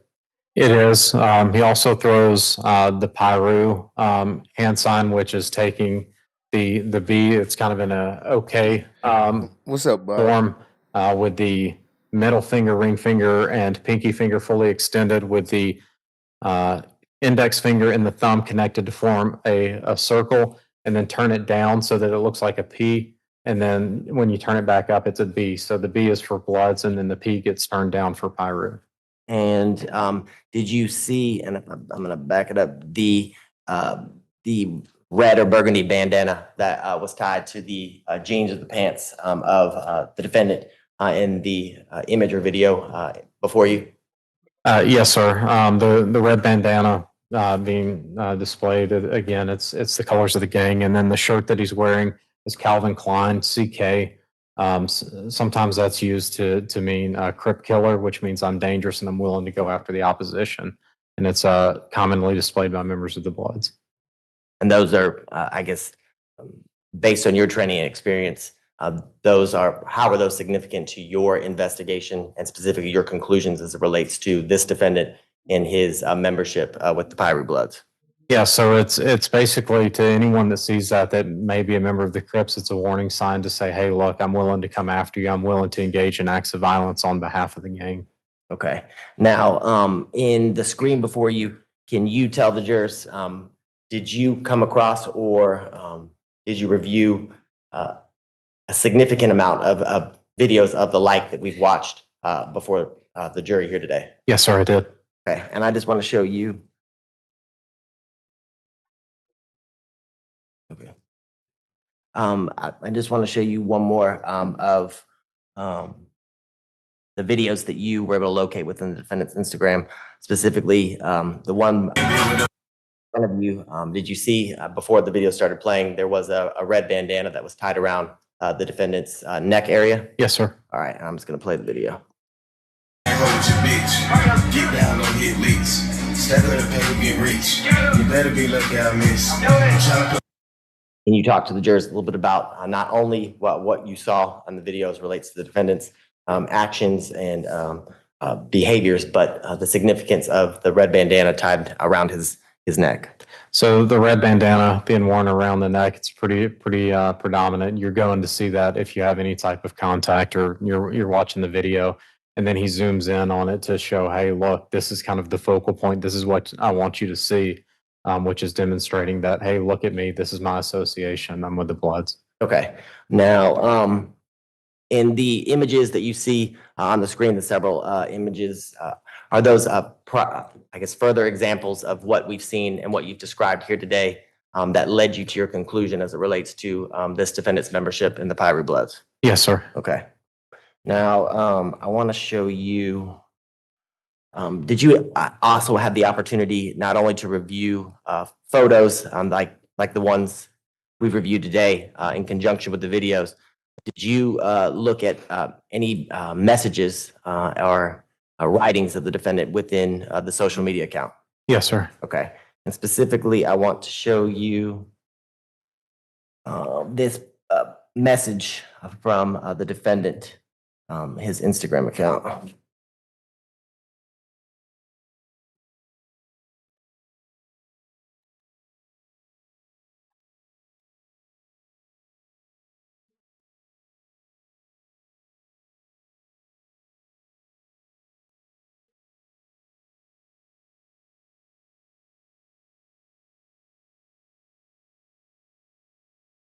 Now, if you will take a minute to read the posting from page 3,526 from this defendant's Instagram account, and then can you describe for the jurors the things that you see significant in this writing as it relates to the defendant's gang membership into the Pyru Bloods?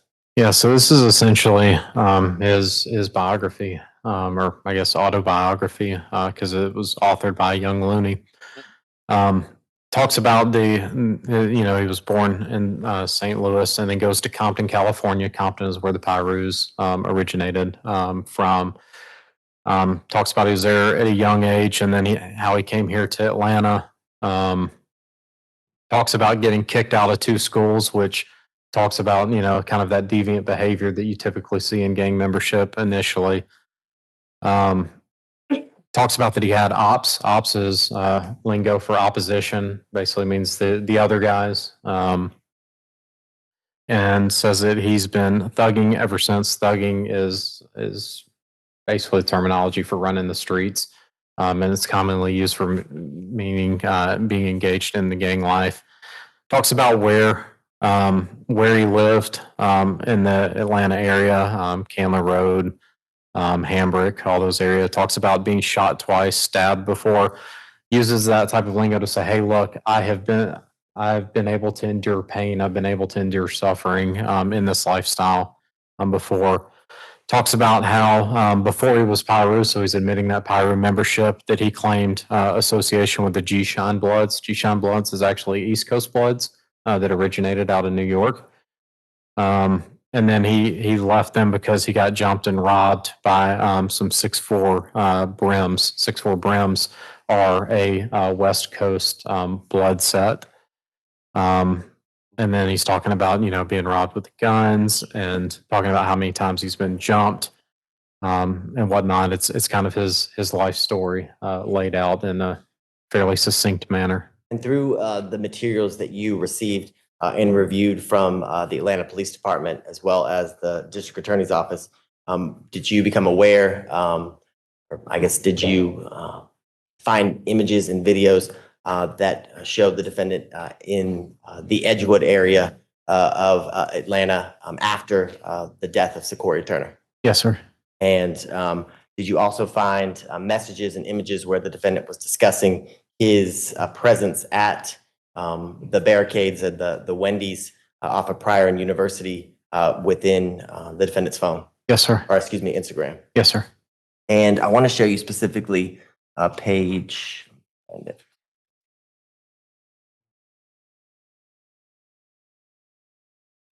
5097 of the account. And do you see where it says the author, Young Looney?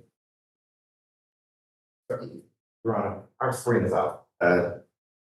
Your screen is out? Yes. Okay, well, hold on for a second. Well, there's a count sheet that's on it. It went to sleep. If you unplug the mouse and plug the mouse back up into the back of the computer, there it is. Back. Thank you. Okay, thanks for letting us know. Do you see where it says author Young Looney, as well as the above it, the use of the term text? Yes, sir. All right, I want to scroll down. Do you recognize the photograph in the page prior to the message that you saw on page 5097? Yes, sir. I recognize him. Based on your review of the material that you received from APD, as well as the DA's office here in Fulton County, who is depicted in the photograph carrying the rifle? Yes, sir. It's Mr. Jerrion McKinney. Okay. And is that Mr. McKinney on the night of July 4th of 2020 when Secoriea Turner was killed? Yes, sir. And if we scroll up as it relates to the message in regards to that photo, can you tell the jurors or read to the jurors the text in regards to what the defendant is commenting on the bolo or the photograph? Yes, sir. He's commenting that he was out there, that Mr. McKinney was not shooting, that everyone else was shooting at the car, and he only walked to the store, and then it happened at the burnt down Wendy's. And he, being Mr. McKinney, walked to the store at the time of the shooting? Yes, sir.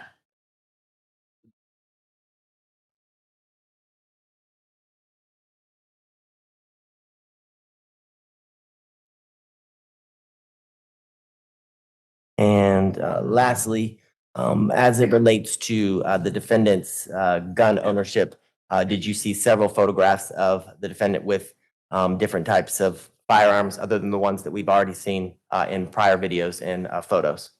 I've seen him with a number of firearms. I can't say for certain if they were the same firearms or not. Okay. I want to specifically show you a video from the defendant's account. Don't play with him. Yeah.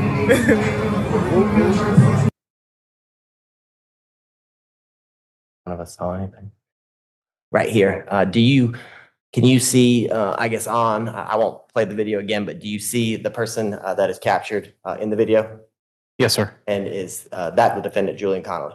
Yes, sir. And can you tell the jurors, I know there's a box that I can't seem to get to go away, but can you tell the jurors, is that the defendant's handle, the XL Fendi 700 that is being referenced? Yes, sir, it is. And do you see where it says, "We don't play with him"? Yeah.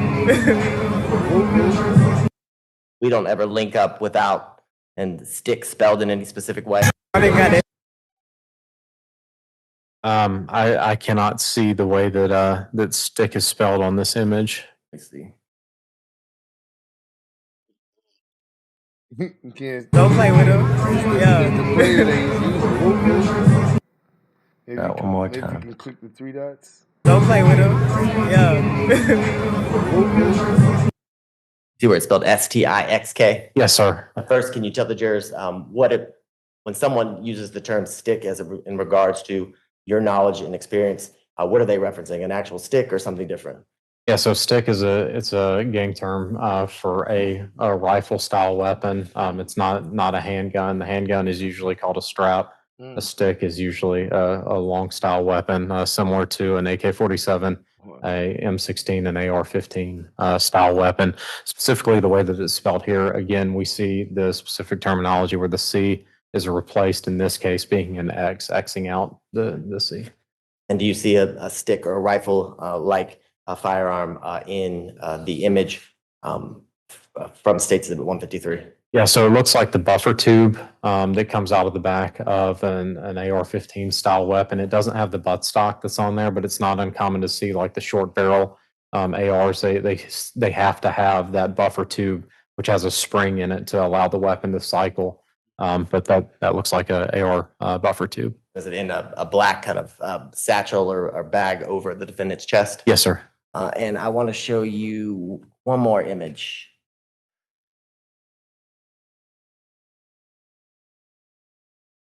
Well, I'm going to show you 2 more images. Can you tell the jurors what kind of firearm are we looking at here from the photograph from the defendant's Instagram account?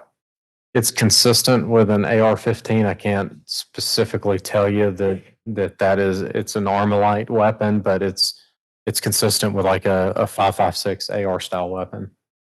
And then lastly, as it relates to, I guess, being consistent with AR rifles, in this last image I'm going to show you, do you see the defendant in this image? Yes, sir. And can you explain to the jurors, do you see any firearms? And if you do, what kind? Yes, sir. So there's 2 firearms that I'm able to discern. The long style rifle looks like an AR style weapon. The upper or the back side of the weapon is kind of hard to discern up against the t-shirt, but the front sight post and the way that the magazine is extended out of the weapon is consistent with an AR style weapon. And then a pistol that's tucked in the jeans pocket. And lastly, as it relates to all that you've spoken about today and all the materials that you reviewed, can you explain to the jurors your conclusions and opinions as it relates to the nexus that you talked about in regards to this defendant's membership in a gang and the activities that he was involved in, not only on July 4th of 2020 with the death of Secoriea Turner, but in the images and behaviors in the defendant's Instagram account? Yes, sir. So with the commingling of the representation of the association with the gang, as well as the firearms and all of that, he is demonstrating that's what his thing is in the gang. He's willing to bring violence on behalf of the gang. That's why he represents both the gang as well as firearms. If he were a drug dealer in the gang, he would be displaying drugs and stuff like that. If he were doing fraud, he'd be displaying like ATM cards and stacks of cash and stuff like that. So this Instagram account, particularly with the name, the way that he represents himself, shows that he is willing to engage in acts of violence on behalf of the gang while representing the gang. And then that's what happened in this case. And can you tell the jurors, you talked about the use of acts of violence to, I guess, demonstrate or to correct disrespect. Do you remember talking about that? Yes, sir. Can you tell the jurors the vehicle that Secoriea Turner was traveling in, when that vehicle went through the barrier or the barricade this defendant had put in fiery blood kind of territory now, what the significance that was as it relates to respect and disrespect for the fiery bloods and this defendant specifically? Your Honor, before this witness answers the question, I would just like to object to the nature of the state's question. There's been no testimony at all that Mr. Conley moved a barricade and put it into anywhere. No one's ever said Mr. Conley's done that. And this witness didn't either. Mischaracterization of the facts in this case, Your Honor. I have to object to that line. Okay, can you rephrase? Absolutely. Thank you. In all the materials that you reviewed, the videos, the photographs, things of that nature, did you see a barricade that was placed or put up in front or in off of Pryor and University in front of or near the Wendy's? I know that there was a barricade that was there. I don't know how it got there. And in your review of all the materials, did you see someone consistent with the red shirt, white lettering, light pants, black satchel, black AR hanging from his pants, kind of a light-skinned black male wearing a black do-rag, standing at, in front of, and near those barricades consistently throughout the videos you reviewed? Oh, yes, sir. And can you tell the jurors are you aware that the vehicle that Secoriea Turner was traveling in went around through the barriers without permission? I know that it went around the barrier, yes, sir. Tell the jurors the significance of that as it relates to respect and disrespect and dominance that you've described today in regards to the Pyrie Bloods. Yeah, so the checkpoint had been established. There were multiple vehicles that were being forced to stop there. When the vehicle that Secoriea Turner was in refused to stop and went around, that's a sign of disrespect to the authority of the gang. And it is consistent with that show of disrespect being met with immediate acts of violence, because if they allow that vehicle to go through and then someone sees that, oh, they were able to get through, well, that means that now I don't have to stop. And then the next vehicle, and then the next vehicle, and then there's a complete loss of control. There's a loss of power. But if the gang reacts to that with overwhelming violence, that sends a message to the public. It sends a message to the community that when we say stop, you stop or else. And that is consistent with what this gang does. It's consistent with the actions. It's consistent with the Bloods. And yeah. And can you tell the jurors, lastly, as it relates to your investigations and knowledge of, I guess, the existence of or the presence of gangs in general in jails and in other areas of incarceration? As in? Is it something you see that's,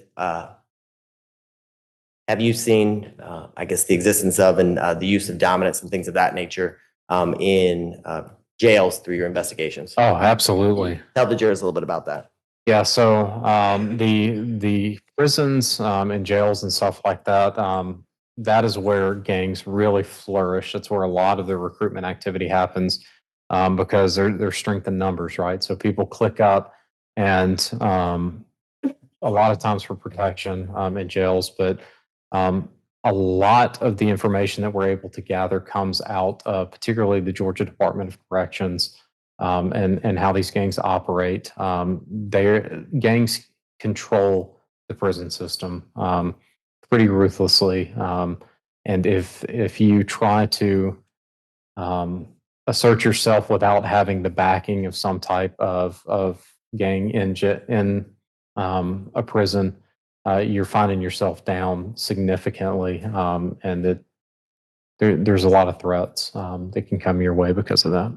I want to show you a video from States Exhibit 131, a cell phone from the cell or the area where Julian Connolly was housed in the Fulton County Jail. Let's see.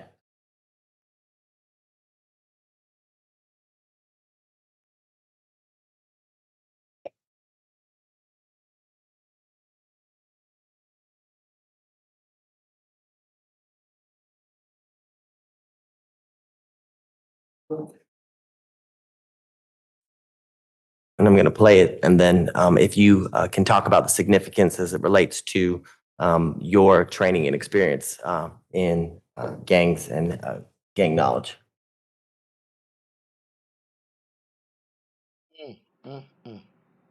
Yo, bruh. All right. Can you tell the jurors, as it relates to that video, the things that jumped out to your attention, gang membership and association, and specifically which gangs, and how that's relevant to your conclusions and opinions? Yeah, so a lot of things jump out. Obviously, the weapons, being in the prison is saying, look, we're dangerous. We can hurt you if we want to. We've got access to all these weapons, contrary to the rules. There are a number of hand signs that are being displayed. Some of the hand signs that I talked about earlier. You're also seeing some of the some other West Coast Bloods hand signs. So you see one hand sign that is kind of the finger gun symbol with the index fingers and thumbs on both hands being extended and put together like this. This is called the hat symbol. It's commonly used by the Brim Bloods, brim of a hat. It's a West Coast blood set that's being used. And then also the hand sign that's thrown up with the pinky finger, index finger, and thumb fully extended with the middle finger and ring finger retracted. That's also commonly used by Bloods in general, but more commonly used by the Brims as well to demonstrate that association. So to see those types of hand signs shows that in this environment that members of the Bloods, that Bloods umbrella, have come together to make this video and are kind of clicked up in that environment. Okay. And then lastly, I put before you, I believe it's States Exhibits 155 through 158. If my memory serves me right. Do you recognize those? Yes, sir. Can you tell the jurors, or excuse me, it's 155 through 157. Yes, sir.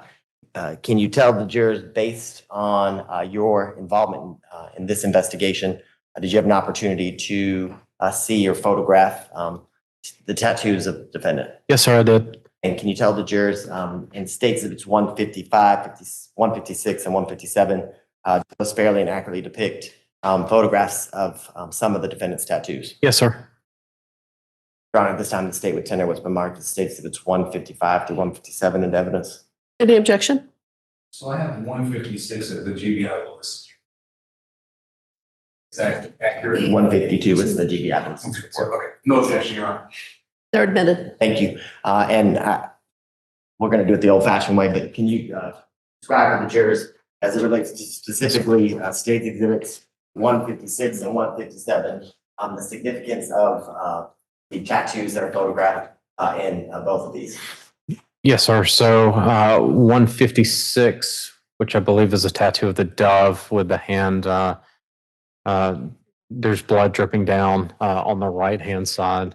That's significant because it's a tattoo theme that we see, particularly with Bloods, where there will be blood dripping off of an image. Doesn't necessarily always mean gang membership, but it is something that is consistent, particularly with it being on the right side of the body. Bloods tend to do things on the right side of the body. Crips tend to do things on the left side of the body. So that can be an indicator. And for 157, there is that ice skate. He referenced something on social media about ice skate mob. He has ice skate tattooed across his hand. Okay. And can you tell the jurors, and the review of things like this tattoo in 156 and then this in 157, as well as all of the things that you've talked about here today, from the photographs and the videos from the defendant's Instagram account and behaviors that you observed. Can you tell the jurors, were you able to come to a conclusion as it relates to the defendant's, for lack of better words, kind of rank or in the Pyru Bloods? I wasn't able to make any determination on any type of rank that he held. He did hold a position of authority. You can tell that based on the videos that I reviewed. There was a MARTA bus video where you can see people coming to him and kind of checking in with him before things would go forward and whatnot. So there's some type of leadership status there, but as far as a direct rank that was referenced in any type of the records or anything like that, I didn't identify any type of rank. And can you tell the jurors, based on what you observed in the videos from the evening where the defendant was communicating or directing, as you described, from July 4th of 2020, can you explain to the jurors through all of what you reviewed in the Instagram, as well as in the violent acts that preceded the vehicle that Secoriea Turner was traveling in, how those violent acts are used to either maintain or increase one's status in the gang, specifically this defendant in the Pyru Bloods? Yeah, so when you publicly offer or engage in actual violence against authority figures or individuals who are opposing the authority that you're seeking to assert, that increases your staying within that gang, because you are demonstrating that loyalty, you're demonstrating that love to the organization, the association of individuals that are a part of that gang.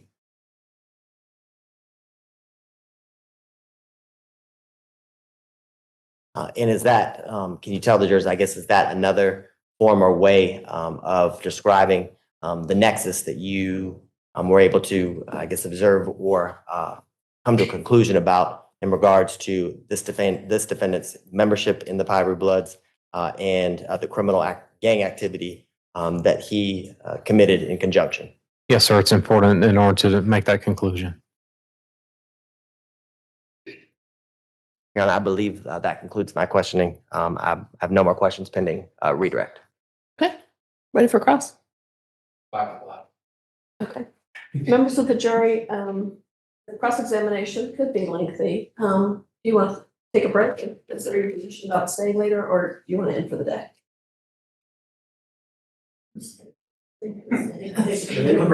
Yeah. Sure. Okay, let's take 10 minutes. All right, for the jury. And members of the jury, we'll quit by 6 either way. We'll quit by 6 either way.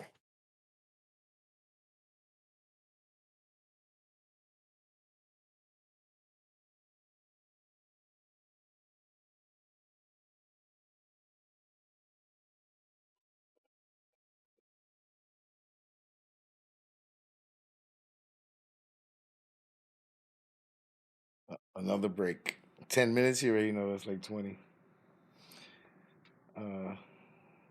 Hopefully she doesn't cut it off again. Let me see.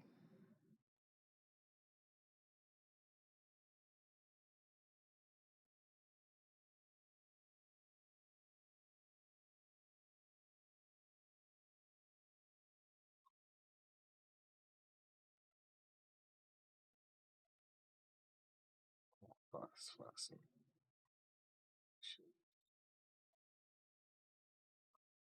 Oh, here we go. Music time.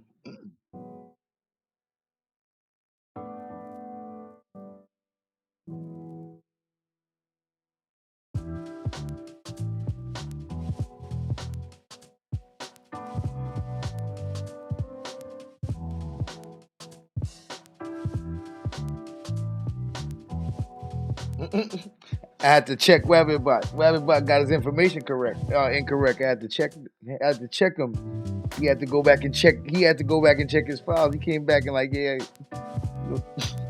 What you talking about, bro? We watching the trial right now. Yeah, I caught him. Made him have to go back and check, bro.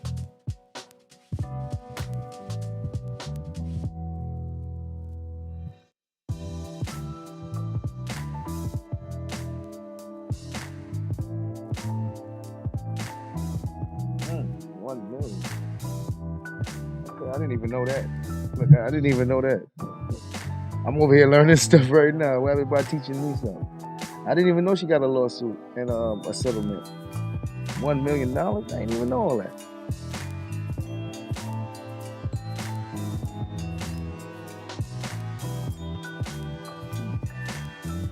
The police didn't do their job. They talking about autonomous zone. The hell is an autonomous zone? What's wrong with y'all?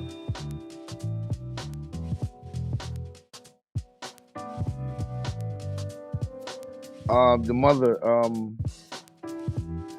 mother, Wabbitbot says the mother received $1 million settlement from the city of Atlanta.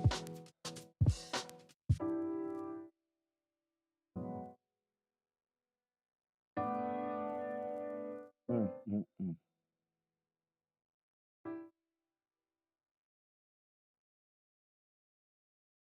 $1 million is kind of low. I think they heard 1 million. It was like, I'll take it. I'm like, nah, I ain't know what.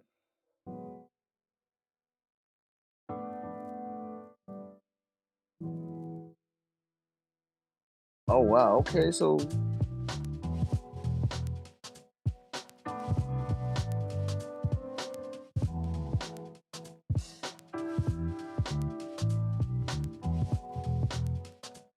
wow. So the family kept pursuing private parties for more money.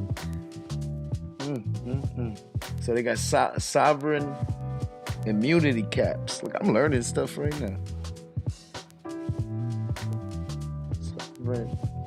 Sovereign immunity caps. Interesting.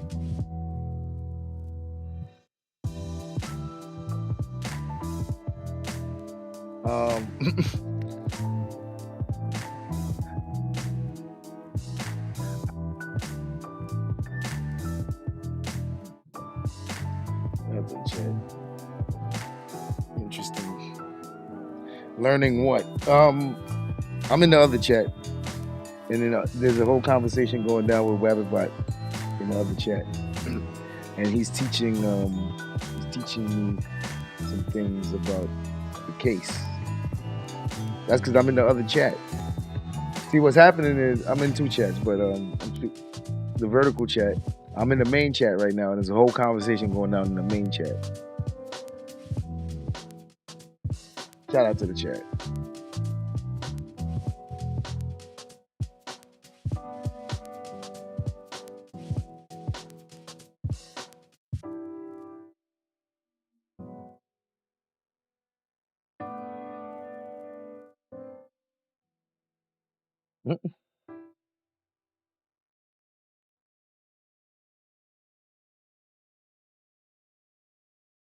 You got a $1 million cap. That's interesting. Hinges on liability and coverage, man. I gotta highlight Wabbitbot comments because he's speaking some stuff right now. I'm gonna highlight his comments so y'all can see what in the vertical, so y'all can see what's happening. Wabbitbot is giving some information on the case. Oh wait, wrong comment. Oops. Where is it?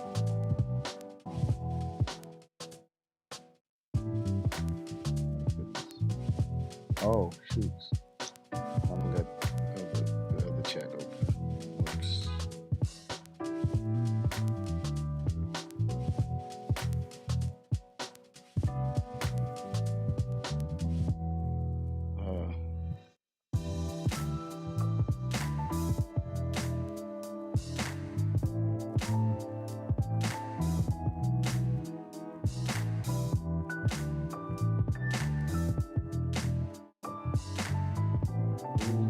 Forgot to set this thing.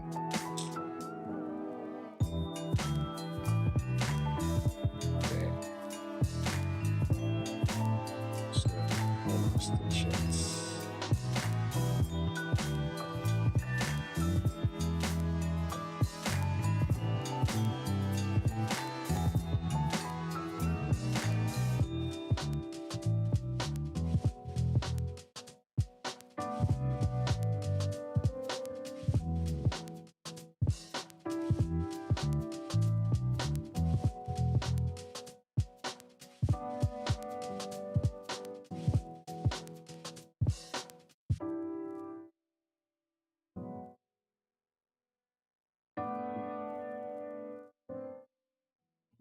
Conversations is interesting.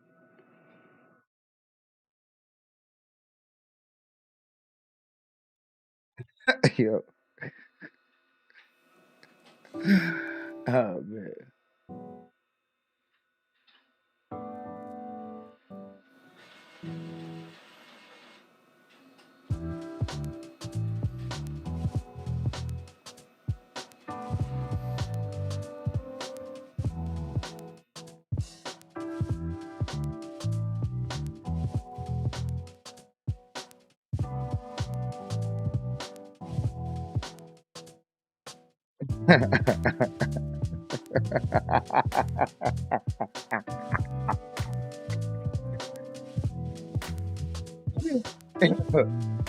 About in the chat having what happened about in both chats acting the fool right now?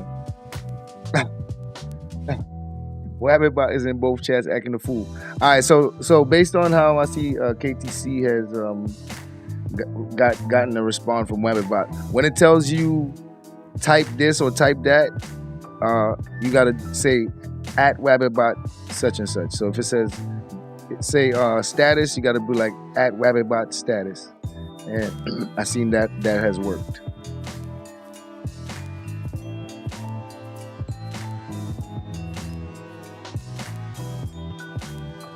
Copy chat. Yeah, we having interactions in the chat, man. The chat is fun. All right, we got somebody back on the scene over here.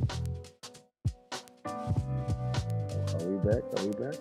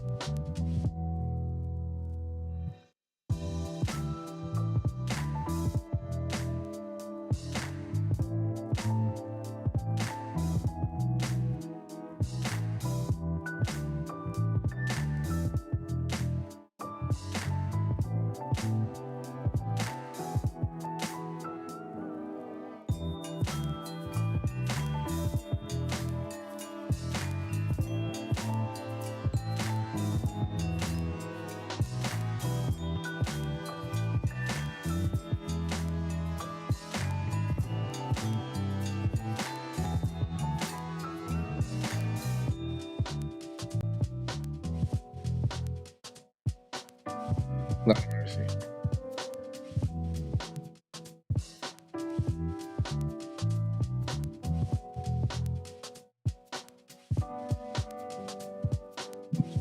Hey, everybody doing a pretty good job right now.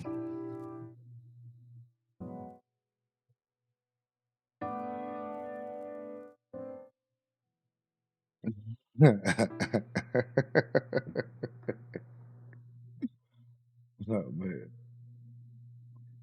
Shout out to the chat.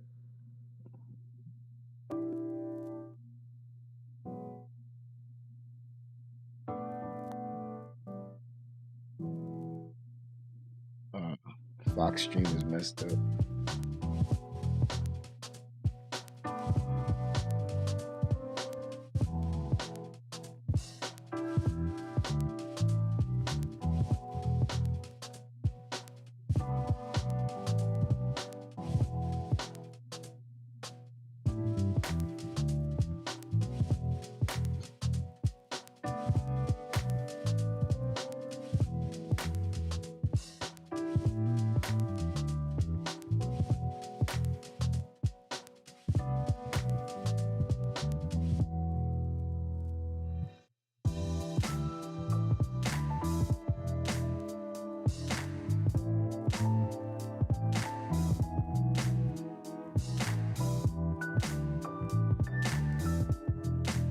I'm wondering if they're even gonna let them cross-examine because of the time.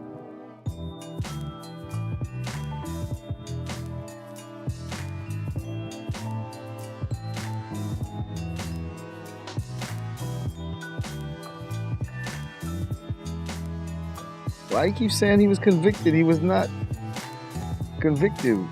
Why you keep saying?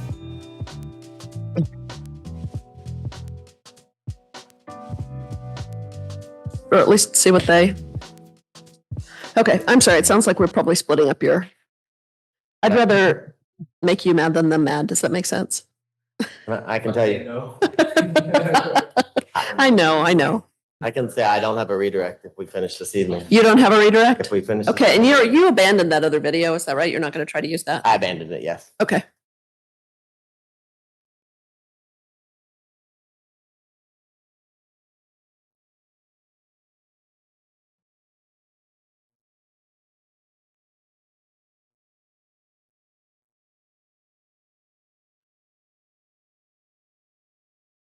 All right, let's get the jury back out.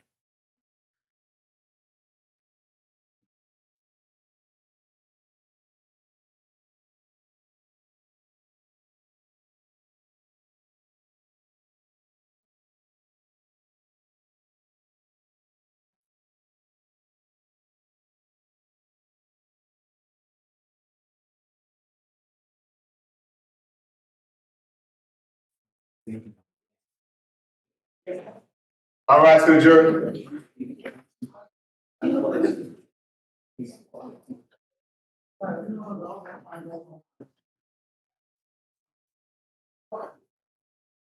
Yo, bro. So I didn't even. Yo, bro, stop playing with me, bro. Why what happened about playing in my face, bro? Yo.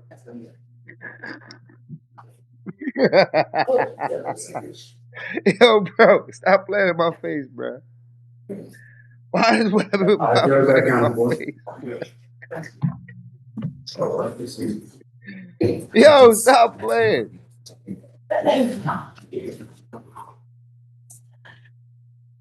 Okay. Go right ahead.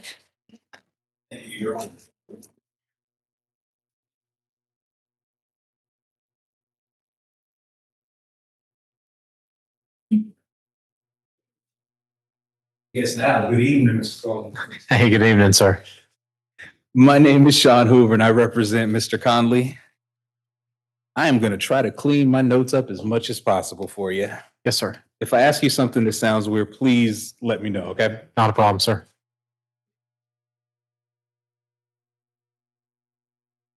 Now, you testified at the beginning of your direct that you have been in a bunch of associations and you've gone to a number of conferences where you were trained. Do you remember that? Yes, sir. I don't recall you ever telling us what you were, like how you were actually trained. What did you actually do besides go to a conference? Yeah, sure. So there's different at the different conferences. There's different topics that are covered, just like your typical trade conferences. You know, there's an agenda, and you can go to different classes and whatnot. Some of those things may be, you know, hey, we're going to do a class on West Coast Bloods. If you want to learn about West Coast Bloods, come to this class. So I've been taught about hand signs. I've been taught about investigative techniques. I've been taught about how musical lyrics can be used in gang culture and how gang culture can influence the production of music. I've been taught how to use social media to further these types of investigations. I've been taught about the legal standards, the case law behind the Georgia Street Gang Act and how that applies and what appellate court decisions are coming out and those types of things, sir. Okay. So you brought up, if you want to learn about the West Coast Bloods, come to this class. So let me ask you about that class. Was this you sat in a conference room with a bunch of other law enforcement and someone spoke to you? Was this you had a book where you actually had work you had to do to turn in? Was this could you explain that to me? Yeah, so specific for like West Coast Blood, sir, it's more like a seminar style. It's not like standardized, adjudicated type testing type process, if that's what you're getting at. So with this example, this West Coast type seminar, you weren't given any materials that you had to work on and turn back in, correct? No, sir. Okay. You weren't tested in a certain way to determine whether or not you retain that information afterwards. I have been tested for my basic gang investigator certification, but for like the educational material to give us information about like specific gangs and stuff, no, sir, there hasn't been anything like that. So let me ask you this. As attorneys, we have CLEs, which means we have to do training, twice a year, I believe? Maybe sometimes I should know this, at least twice a year. During those trainings, we call them the baby public defenders or the baby defense attorneys, the baby DAs. They actually have to go through an actual case. Like we prep them from start to finish, and the older attorneys test them on it. The older attorneys determine whether or not they retain that information. So my question, this example you gave with the West Coast Bloods, did you have anything like that? Yes, sir, I did. The Georgia Gang Investigators Association and their basic gang investigator certification course, they provide a case file that we have to go through, that we have to identify all of the gang indicators, and then that is vetted by senior gang investigators, and we have to justify our conclusions, and it's a graded assessment, sir. Perfect, thank you. So in regards to the Georgia Gang Investigator Association, you said you have to, they tested you on the identification of all gang indicators. Correct? Not all gang indicators, but of gang indicators, yes, sir. Could you tell this jury, how were you taught to determine whether or not a person is a member of a certain gang? Yeah, so as far as Georgia law is concerned, we don't determine membership in a gang. We only determine association because that's what's required under the law. So we look at, in order to make a determination of if an individual is an associate, we have to have either one, a criminal street gang conviction under Georgia law, or two or more of a standardized criteria, which is they admit that they're a member of the gang, they have tattoos or types of markings, they display hand signs, symbols, graffiti, terminology, language that's consistent with a particular gang. They wear certain attire. They are observed or seen affiliating with known criminal street gang members. It's a full standardized list. Okay, so just to make sure I'm clear, you said there's a conviction for criminal street gang activity or just two of something else? Two or more of other things. The official document that we go by is GBI Directive 7-10, I believe it is, sir.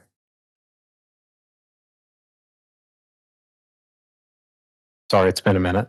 I understand. It's been a long day too, so I completely understand.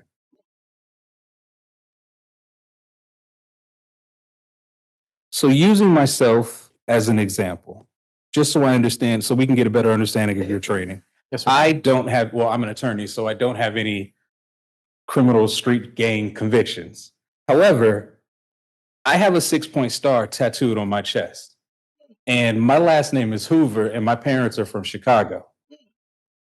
Wouldn't those two, under what you just said, your criterion that you were taught, I'm already an associate of a gang? No, sir. Why not?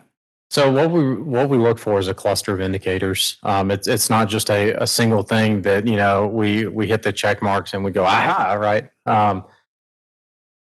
Can a 6-point star be representative of gang association? Yeah, it absolutely can. But it can also mean other things, right? It's a symbol in faith. It's a symbol in the Jewish faith. It's used as a symbol in the Christian faith sometimes. It's all about why it is. You have to understand, you know, the context of that. So that's why when we can conduct these investigations, we look for the clusters of indicators and more than just, you know, a simple, oh, yes, I see this one thing. Yes, I see this other one thing. Oh, now you're a gang member. So you have to understand the cluster. Yes, sir. That's what you were taught. Okay. Yes, sir. It's about the totality of the circumstances when you're examining all that, sir.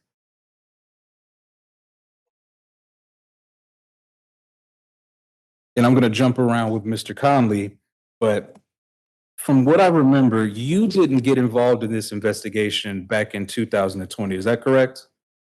No, sir. I believe that the request came in 2021, I believe, sir. June 2021, that's when the Fulton County DA's office came to you. Yes, sir. That's correct. So Detective Shepard and no one else from law enforcement came to you before then? No, sir. Correct? Okay. So can you help me understand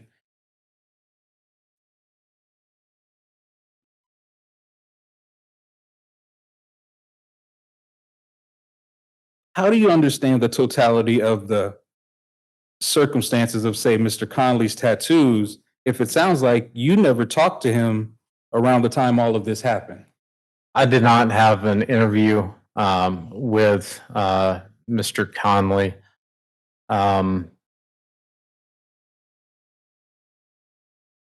Would you guys approach real quick? Yes, Your Honor. Thank you.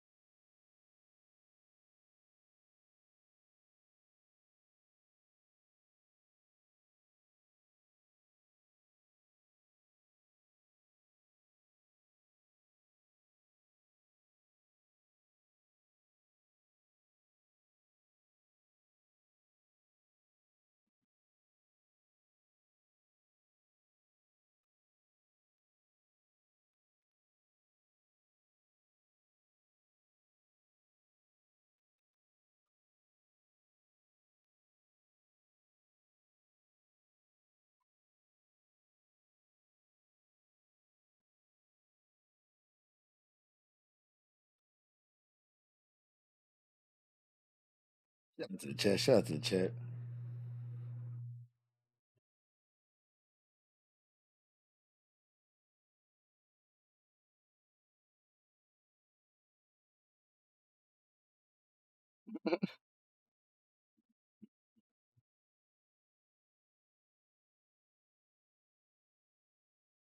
Everybody's out here informational as hell, man. Well, everybody's informational as hell.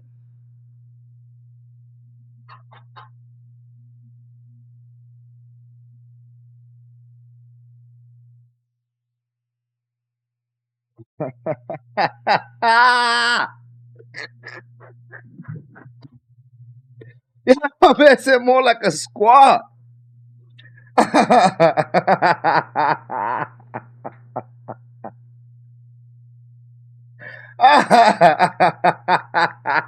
Yo, is the co-defendant snitching too? I wonder if the co-defendant is gonna take the stand. That'll be crazy.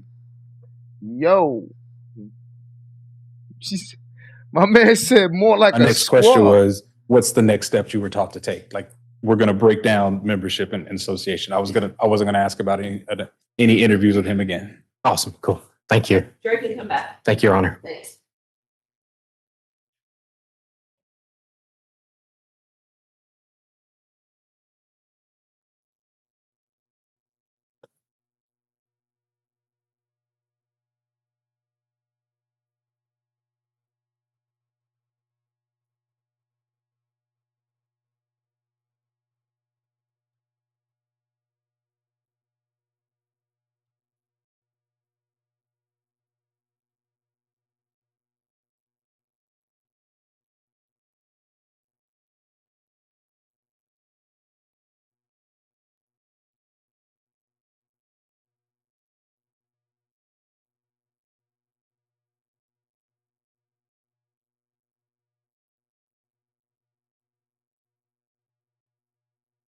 All right, for the jury.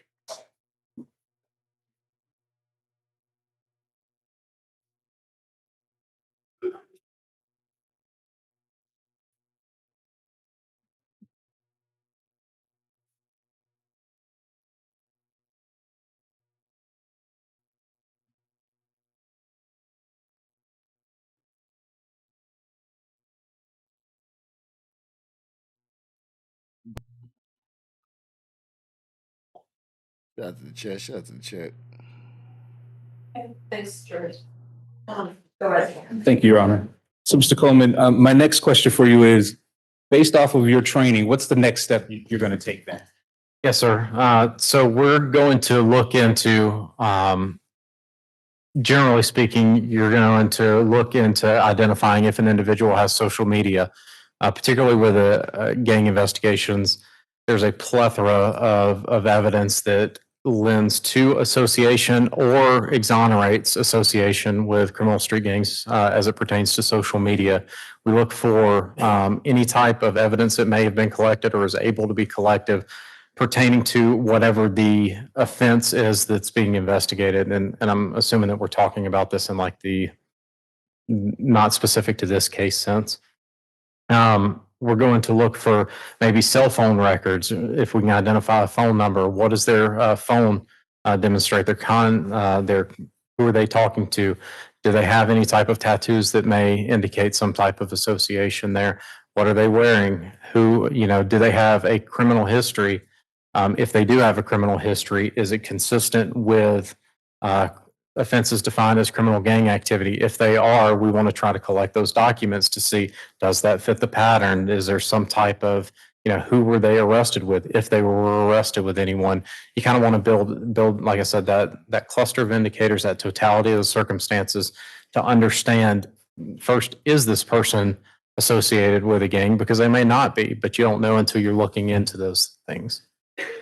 So then my next step is, once you determine a person, as you said, doesn't have to be a member, but an associate of a gang, how were you trained to determine what their, well, I guess my first question, if they're just an associate, how are you trained to determine what their status or their rank is?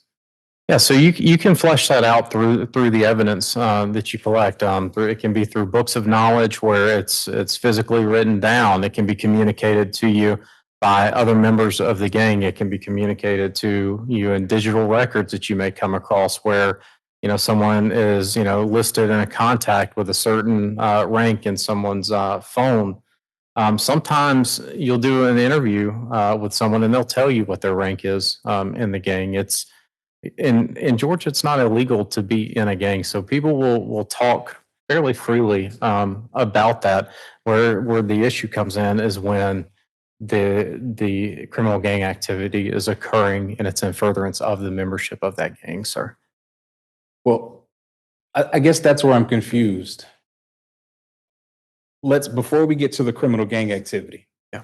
So you've been trained how to establish association. Yes, sir. And now the next question was, how have you been trained to establish membership, rank, status? I'm sorry, yes, rank, status, membership, something like that. So if I heard you correctly, it's basically just based off of the evidence you collected. Yes, sir. All right.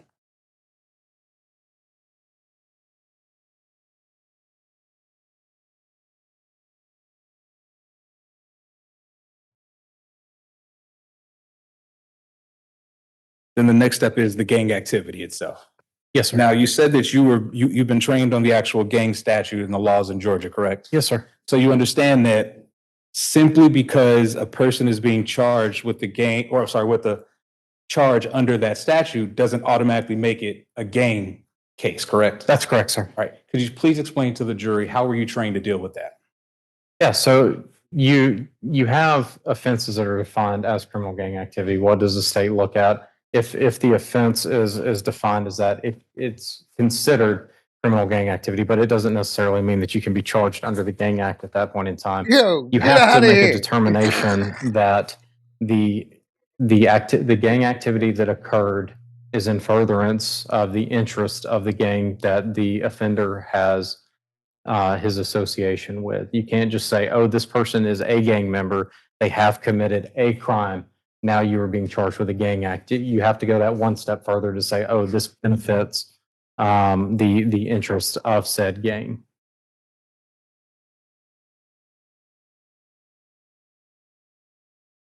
Now, once you've determined association, and once you've determined an actual gang exists, and once you've determined a crime under the statute has occurred, the next is, it kind of sounds like and correct me if I'm wrong, the way I heard it was you believe the nexus just is created because those three form a triangle. That's kind of the way that we teach it, and it's taught. The nexus is something that has to be understood from an educated perspective on understanding the patterns of behavior and what is consistent with the activities of whatever the particular gang is that is being investigated. So you have to understand the way that certain gang operates. That makes sense. Kind of. 1 second.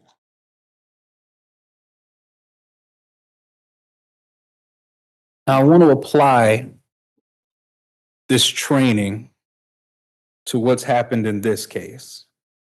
Now, there's been testimony throughout the last, well, I guess, little over a week about this autonomous zone.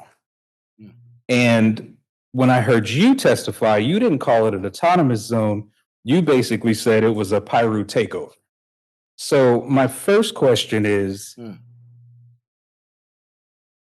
based off of the part of the investigation that you took part in, did you ever come up with any evidence that the Pyrus, for lack of a better term, went to a government official and said, hey, we want to create an autonomous zone right here for us to take over? No, generally speaking, gangs do not follow the rules of the road when it comes to getting permits and stuff like that, sir. Are you aware that in this, for lack of a better term, autonomous zone, there were people that were basically living out there in tents? I did not go into the autonomous zone, sir. Okay. And I understand you didn't go because you didn't come in until 2021. That's correct, sir. So my first question is, were you aware that there were people basically living out in tents in this area during the time before the shooting? No, sir, I'm not aware of that. Were you aware that there were actually little kids in that area up and down the street before the shooting?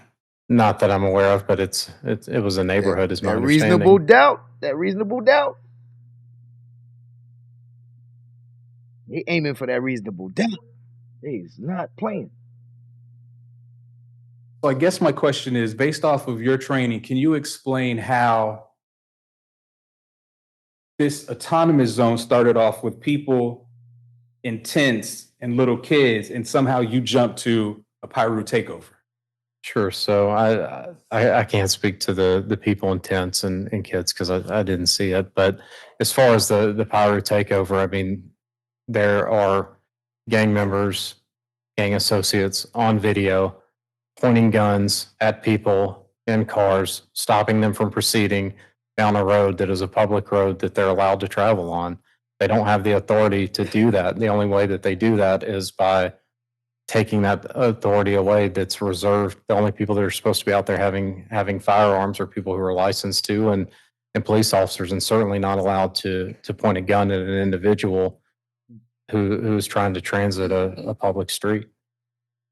So let me back up just a little bit. You did testify that you had the Fulton County District Attorney's case file before you began your investigation, correct? I did, yes, sir. And you did also testify that you had the APD case file before you started your investigation, correct? The APD file was a part of the Fulton County file. It's my understanding that the APD file was turned over to Fulton County, and then whatever they added extra to it, packaged it all as one. And when the request came in, I received it as one package. Okay, so you received all of that information together? Yes, sir. But it's your testimony that you didn't know that there were children out there before the shooting happened? That's correct, sir. And your testimony is you didn't know about people sleeping in tents out there the entire time before the shooting happened? That's correct, sir. This may sound weird, but did you not read the entire file that was given to you before you started your investigation? I read the file, but the fact that people were occupying a residential area seems irrelevant, sir. Can you tell the jury when did the citizens take over that area? When did the citizens? He said the I'm citizens? sorry, I'm unclear on what you're asking, sir. The citizens? Okay. Before the shooting, You agree with me that, or at least you understand that there were other people out there before the shooting happened on July 4th, 2020, correct? Yes, sir. Okay. So could you tell the jury what evidence do you have to show when the citizens, the other people that were out there, were in that area sleeping out in tents and the kids and everything were out there? Do you have that time frame or that date? I don't, sir.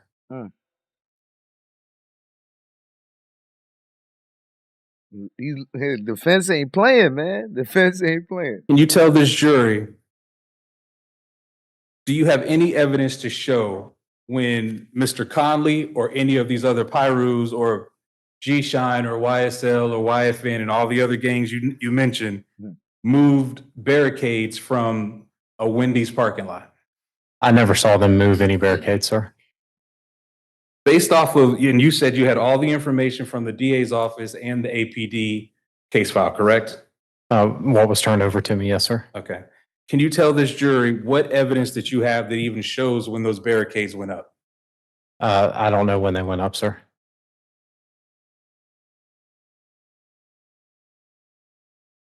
You made all this assessment. You ain't know about none of that other stuff that was going And on. correct me if I'm wrong, but it sounds like you're saying this Hyrule stronghold takeover happened the night you saw the video of the shooting. I don't know exactly like the date and time that it occurred. I know only the like the hours that were immediately preceding Miss Turner's death and the video footage that was provided in this case, sir.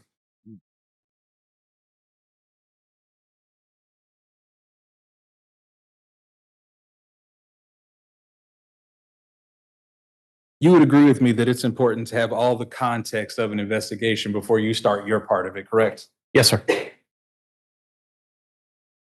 And you would agree with me that it's important to understand the circumstances leading up to the incident before you start your part of the investigation, correct? Yes, sir. However, it sounds like you have no context up until the night of the video. Is that correct?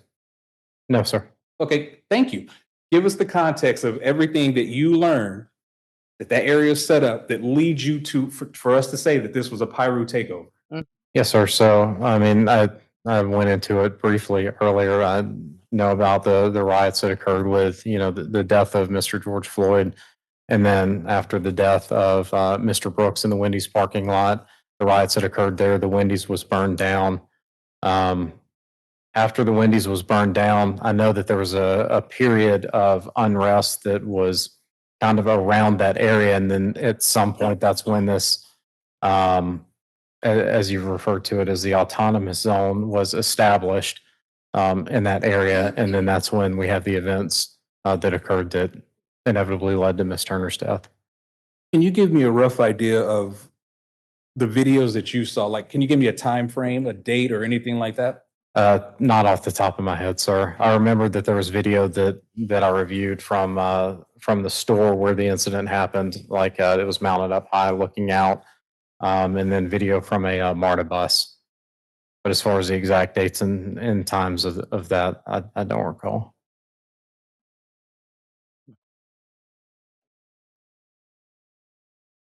Officer or detective or whatever you call yourself, investigator, whatever you call yourself, agent. It sounds like, and please correct me if I'm wrong, that the only video you saw was from just that one day, July 4th, 2020. Is that correct? For this investigation, yes, sir. Yeah. Nothing before then. I mean, I saw like what was on the news and stuff like that, but there was nothing pertaining to this event that I saw, sir. So let's talk about that. You said you saw what was on the news. Was any of that part of the APD file or the Fulton file that you received? I don't believe it was, sir. There were no press conferences in there? I don't believe there was. I'm aware of a press conference, but I don't believe it was a part of that file, sir.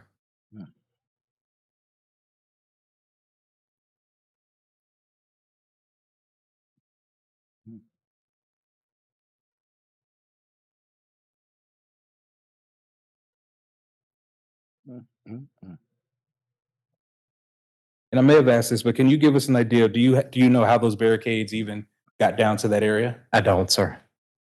Now, the pictures that the state showed you when it comes to the burnt out Wendy's with the writing on the wall side of it on the floor, or I guess the floor, the ground. Yes, sir.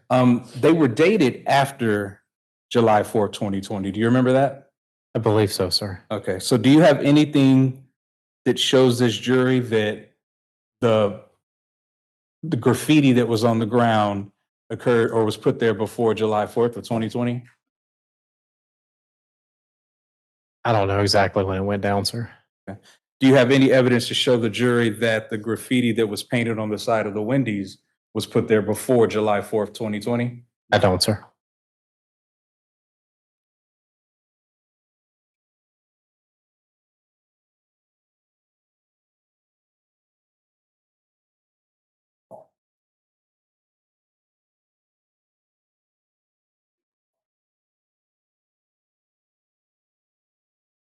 So you testified on direct that that evidence, particularly the graffiti on the ground and on the Wendy's, told you based off your training experience that that's the Pyrus coming in, taking over that territory. But you don't even know when it was actually put there, correct? I don't know the exact date and time that it went there, but common sense says that RIP Ray Shard would not have been spray painted onto the structure prior to his death. True. But you still don't know if it was put on there before or after July 4th, 2020, when you say it was a Pyru takeover. That's correct. Mm-hmm.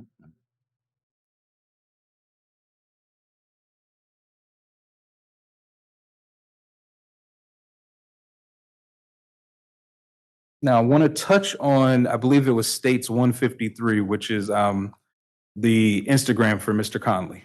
Yes, sir. It's clear Mr. Conley posted a lot when it comes to just his image and his appearance and everything like that, correct? Yes, sir. All right, so let's start. I want to talk about his post before July 4th, 2020, okay? Okay. Do you have any evidence to show this jury that Mr. Conley or any of his friends started making posts on IG talking about how they're about to take over an area? None that I'm aware of, sir. Okay. I know that there was a posting that was made about asking like where the riots were tonight, but I don't recall exactly the date or time that was posted, sir. Okay. So, and let's not jump around. Let's keep this timeline tight. Before July 4th, 2020, do you have any evidence to show the jury that Mr. Conley or anyone else started posting on IG about they're going to take over an area? Not that I'm aware of, sir. Okay. Before July 4th, 2020, do you have any evidence to show this jury from Instagram that Mr. Conley or any of his friends were talking about, we're going to go get some barricades and we're going to start blocking off streets? Not that I'm aware of, sir.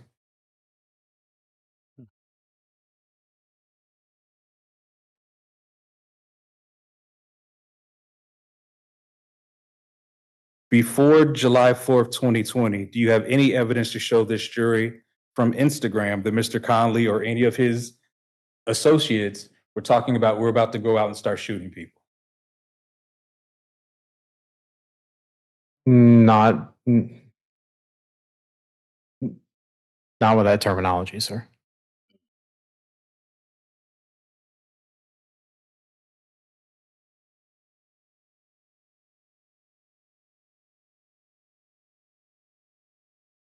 So the morning, let's focus a little bit on the morning of July 4th, 2020. Did you have any evidence to show this jury based off of any type of social media that Mr. Conley was with that morning, any of the people that were at the shooting that evening?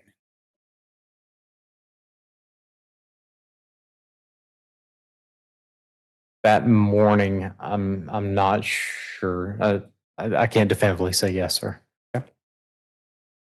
You have your report in front of you, correct? I do, yes, sir. Do you recall anything that you put in your report that says that Mr. Conley and a group of the people that were at the shooting were all together the morning of July 4th, 2020? So not specifically the morning. I recall that there was an image that the sun was clearly up, so it was still light. It wasn't the evening time or anything like that, where Mr. Conley was co-located with Mr. McKinney.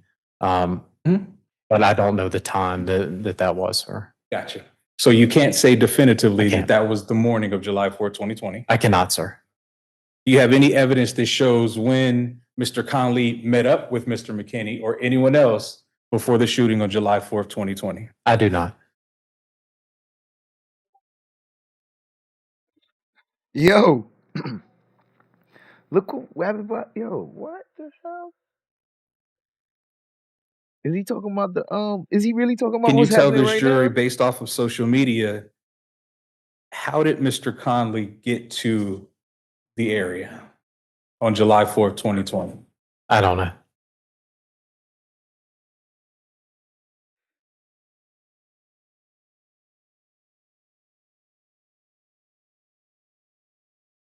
Can you tell this jury, do you have any evidence of a group chat or a messenger where Mr. Conley and other people were talking about, hey, we're going to go down to this area and take it over? None that I'm aware of, sir.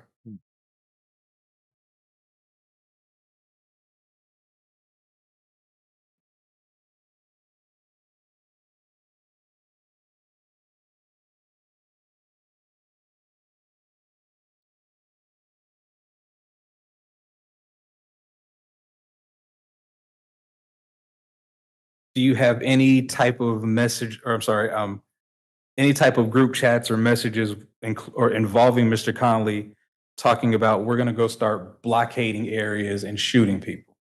None that I'm aware of, sir.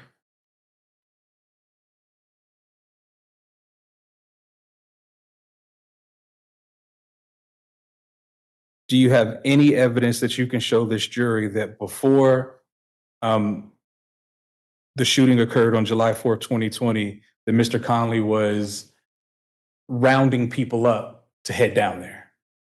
None that I'm aware of, sir. Do you have any evidence to show this jury that before the shooting happened, that Mr. Conley was providing weapons or vehicles to give to people to go down there? None that I'm aware of, sir.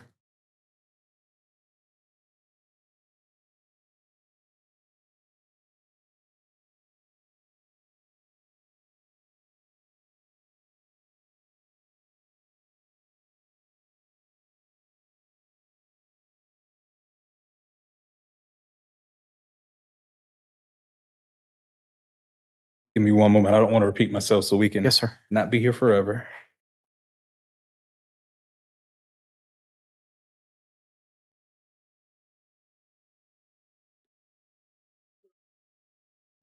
All right. So you said that at some point, Mr. McKinney and Mr. Conley were seen on video together. That's correct, right? Yes, sir. All right. And so that means you also know that there were a ton of people out there the evening of July 4th, 2020, correct? Yes, sir. Did you see the kids then when you were looking at the video? I don't remember any kids that come to mind, sir. Did you see the barbecue that was on or there was lit smoke was coming out of that? I don't remember seeing a barbecue, sir. Did you at least admit that there were a lot of people that were walking around with AR-15 type weapons that night? Oh, there were a lot of guns that night. Yes, sir. Okay. So in these videos, when you see Mr. Conley out there with a bunch of unknown people that we haven't identified, do you ever see Mr. Conley yelling out Pyru or blood or anything like that? Not yelling it out. I don't recall there being any audio to any of the videos, sir. But he was wearing the shirt. And we're going to get to the shirt. Yes, sir. Let's start with the language first. Yes, sir. From the case file you got from APD in Fulton County, did you receive any information that while Mr. Conley was out there, he was throwing around gang slang, gang terminology or slang? No, sir. And there were a number of hand signs that we saw you throw up, and we saw them on Mr. Conley's social media as well. In that video or any of the videos, you never saw him throwing up gang signs, did you? Talking about out at the scene, sir? Yes. No, sir.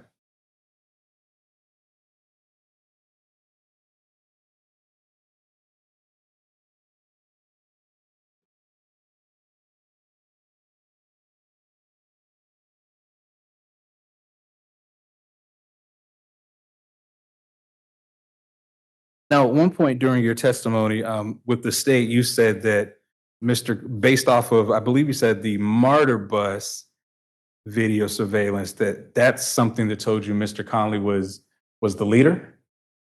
He assumed some type of there was a contact between a gentleman that was wearing all black, and you can kind of see him talking to the bus driver and almost checking back with Mr. Conley in the video.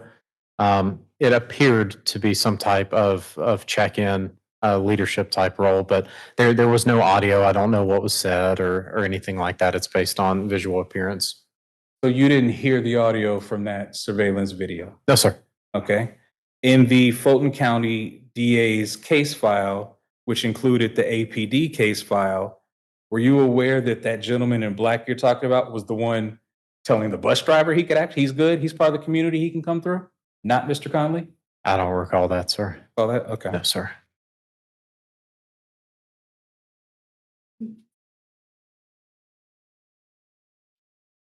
Based off of that surveillance video, do you remember that when that gentleman in all black who told the bus driver he was good, he can come through, turned around, there was a guy in a wheelchair that actually eventually got on that bus? I do remember the gentleman in the wheelchair. Yes, sir.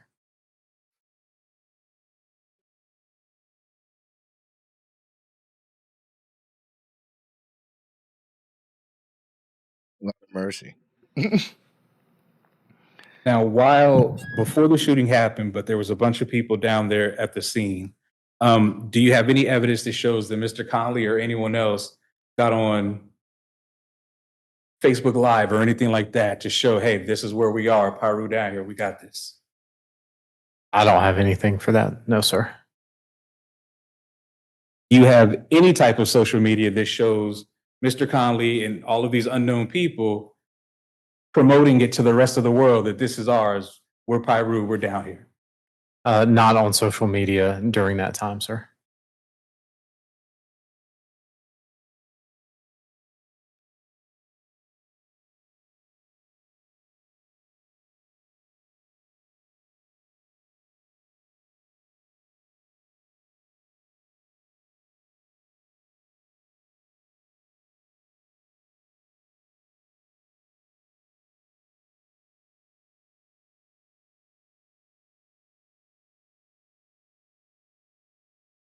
So after the shooting incident occurs, do you have any evidence to show this jury based off of the social media that you picked up that Mr. Conley talked about, hey, we got these barricades and we set everything up?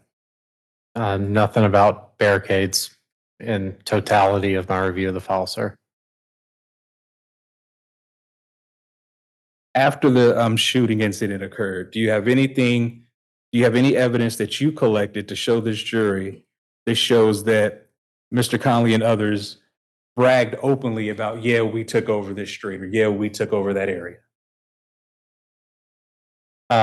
Yes, sir. There was a message about, yeah, we had to send a message or something along those lines in the report. I can take the time to look it up if you'd like me to, Please. sir. Yes, sir. Try to locate as quickly as I can. My apologies on the delay. I mean, it's still proving that he's a gang member. I see what they're trying to do, but it's clear he's a gang member. I think the lawyer's main thing is trying to say that you can't say that it's a Pyru takeover because citizens and stuff was there, so you're mischaracterizing it. I think that's what he's going with. So that you can't really make it seem like, yo, he was out there on some gang stuff.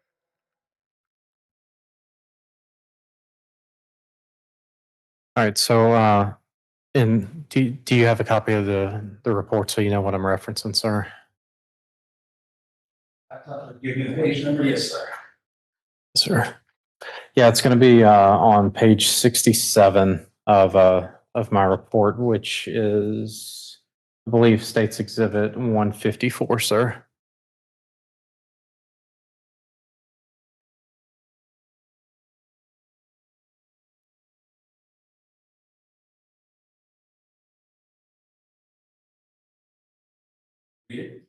Yes, sir. So there's a message that is sent to the screenshot that says, LOL, destroying the building, don't help, none.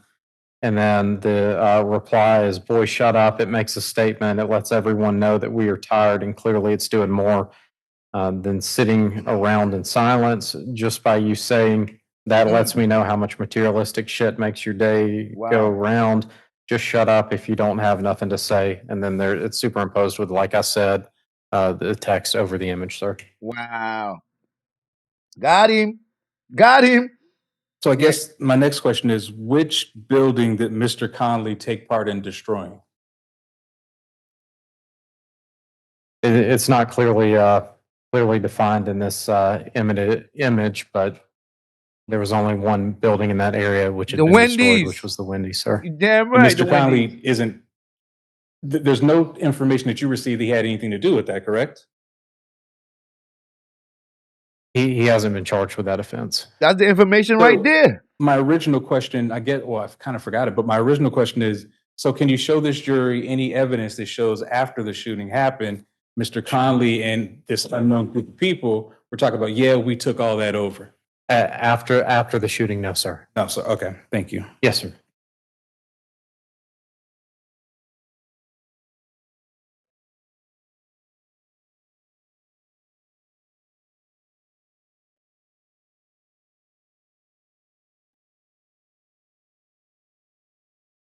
Now, Your Honor, this next part is probably going to take a lot longer than a couple of minutes. Yes. Right, understood. Oh, wow. So I guess they're going to end it now. That's how we doing it? Yep. They ended it. That's the end of that. All right. So we wrapped up for today. Hey, that was pretty interesting.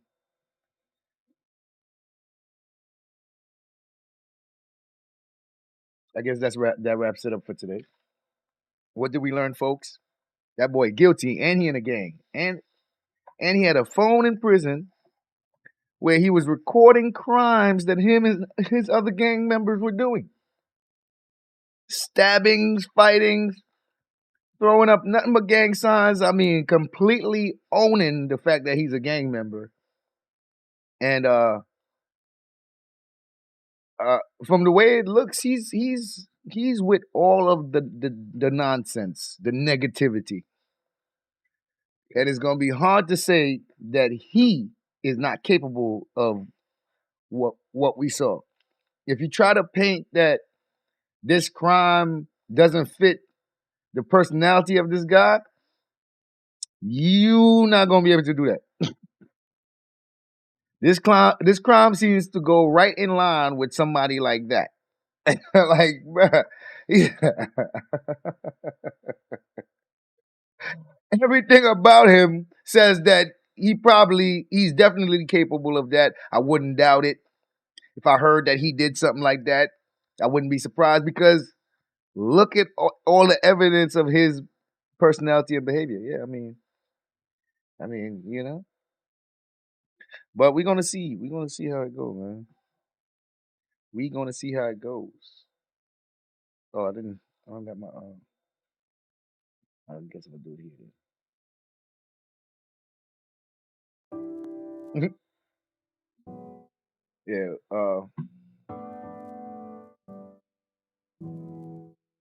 that's it, that's all. That's it, that's all, man. Interesting. I look forward to see what's happening tomorrow. For me personally, this case, yeah, he's not gonna win this case, but it'll be interesting to see if the lawyers can sow some doubt in the jury for real. You know, I wonder if the defendant is gonna take the trial. Take the stand, which I highly doubt it. The fact that they said he made statements of being on the scene and being right there and seeing the shooting himself, you know. Yeah, but Lord of mercy.